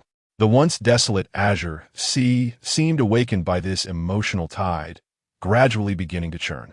With a sigh that felt both real and ethereal, the fruits of fate upon the branches erupted in resplendent light. A mysterious rhythm resonated throughout the space, akin to a summons. The fruits of destiny, as if responding to an unspoken command, detached from the branches and soared into the sky. In the spiritual world, the tumultuous azure sea suddenly contracted, transforming into a surging torrent that merged with the fruits of destiny. In an instant, the entire expanse dimmed. A resonant hum filled the air. Surrounding the fruits of destiny, azure inscriptions appeared, aligning in a peculiar formation that shimmered with enigmatic brilliance. An ineffable aura seeped forth from within the fruits of destiny. As the fruits radiated a fervent glow, the figure of Gu Qian slowly materialized from within. His visage was extraordinarily handsome, with skin as smooth and delicate as jade, and eyebrows elegantly arched, exuding a refined yet youthful vigor. He stood tall and straight, his long azure hair cascading softly, with a few stray strands adorning his fair forehead. His clear and profound azure eyes held the vastness of the cosmos, glimmering with wisdom and determination, as if capable of perceiving the illusions of the world and discerning the trajectory of fate. Gu Qian approached the Tree of Life, resting a hand upon its trunk. The pair of 6 magatama Rinnegan burst forth with a strange luminescence, causing the entire Tree of Destiny to sway gently, before transforming into a torrent that flowed into his being. With the return of power, an overwhelming psychic force erupted, wreaking havoc within the spiritual realm. Over the past year, through his continuous merging with the Tree of Destiny, Gu Qian's mental prowess had already reached its zenith. Now, he buried the deep-seated reluctance and sorrow within his heart and took a decisive step into the pinnacle of humanity. At the Divine Psychiatric Hospital, the activity room was alive with a vibrant and joyous atmosphere. Nikes, Merlin, Bragi, and Li Yifei were gathered around a mahjong table, engrossed in their game. Aju attended to them diligently, refilling their cups with tea. 2 Bamboo, 4,000. South Wind. Hulali Yifei's face was alight with excitement, a triumphant smile gracing his features. Xiaoji lounged lazily in a rocking chair, while Hong Yin, like a devoted attendant, fanned her with a handheld fan. Ever since Xiaoji arrived, the absolute suppression of her bloodline had led her to submit, her gaze towards Xiaoji filled with reverence. Suddenly, Xiaoji opened her eyes wide, straightened her posture, and turned her attention toward the special ward. Her reaction instantly captivated the attention of all present. Nix set aside the mahjong tiles and approached her, gently stroking her head as he softly inquired, "Hey, my dear, what troubles you? Did you have a nightmare?" Little Purple's eyes widened, filled with astonishment, for it was little Lin who had awakened. No sooner had the words left his lips than a terrifying surge of mental energy erupted from the special ward, a cerulean light enveloping the entire psychiatric hospital. Subsequently, the entire facility trembled, a unique wave emanating that forcibly expelled the radiant glow. The onlookers exchanged glances and hurried toward the special ward. Inside the special ward, however, all was eerily vacant.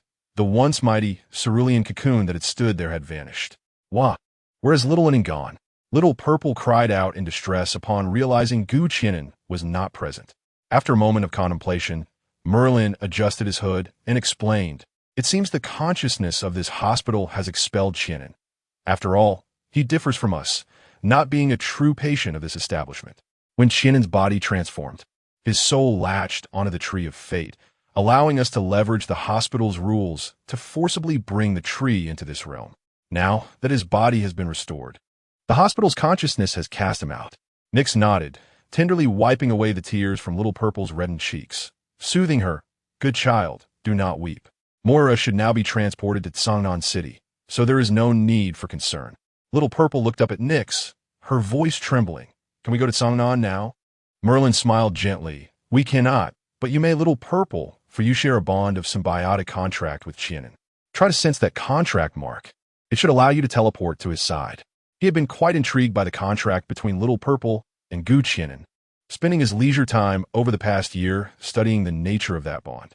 A glimmer of hope shone in Little Purple's eyes as she focused her mind to activate the contract mark. Instantly, her form transformed into a cerulean light,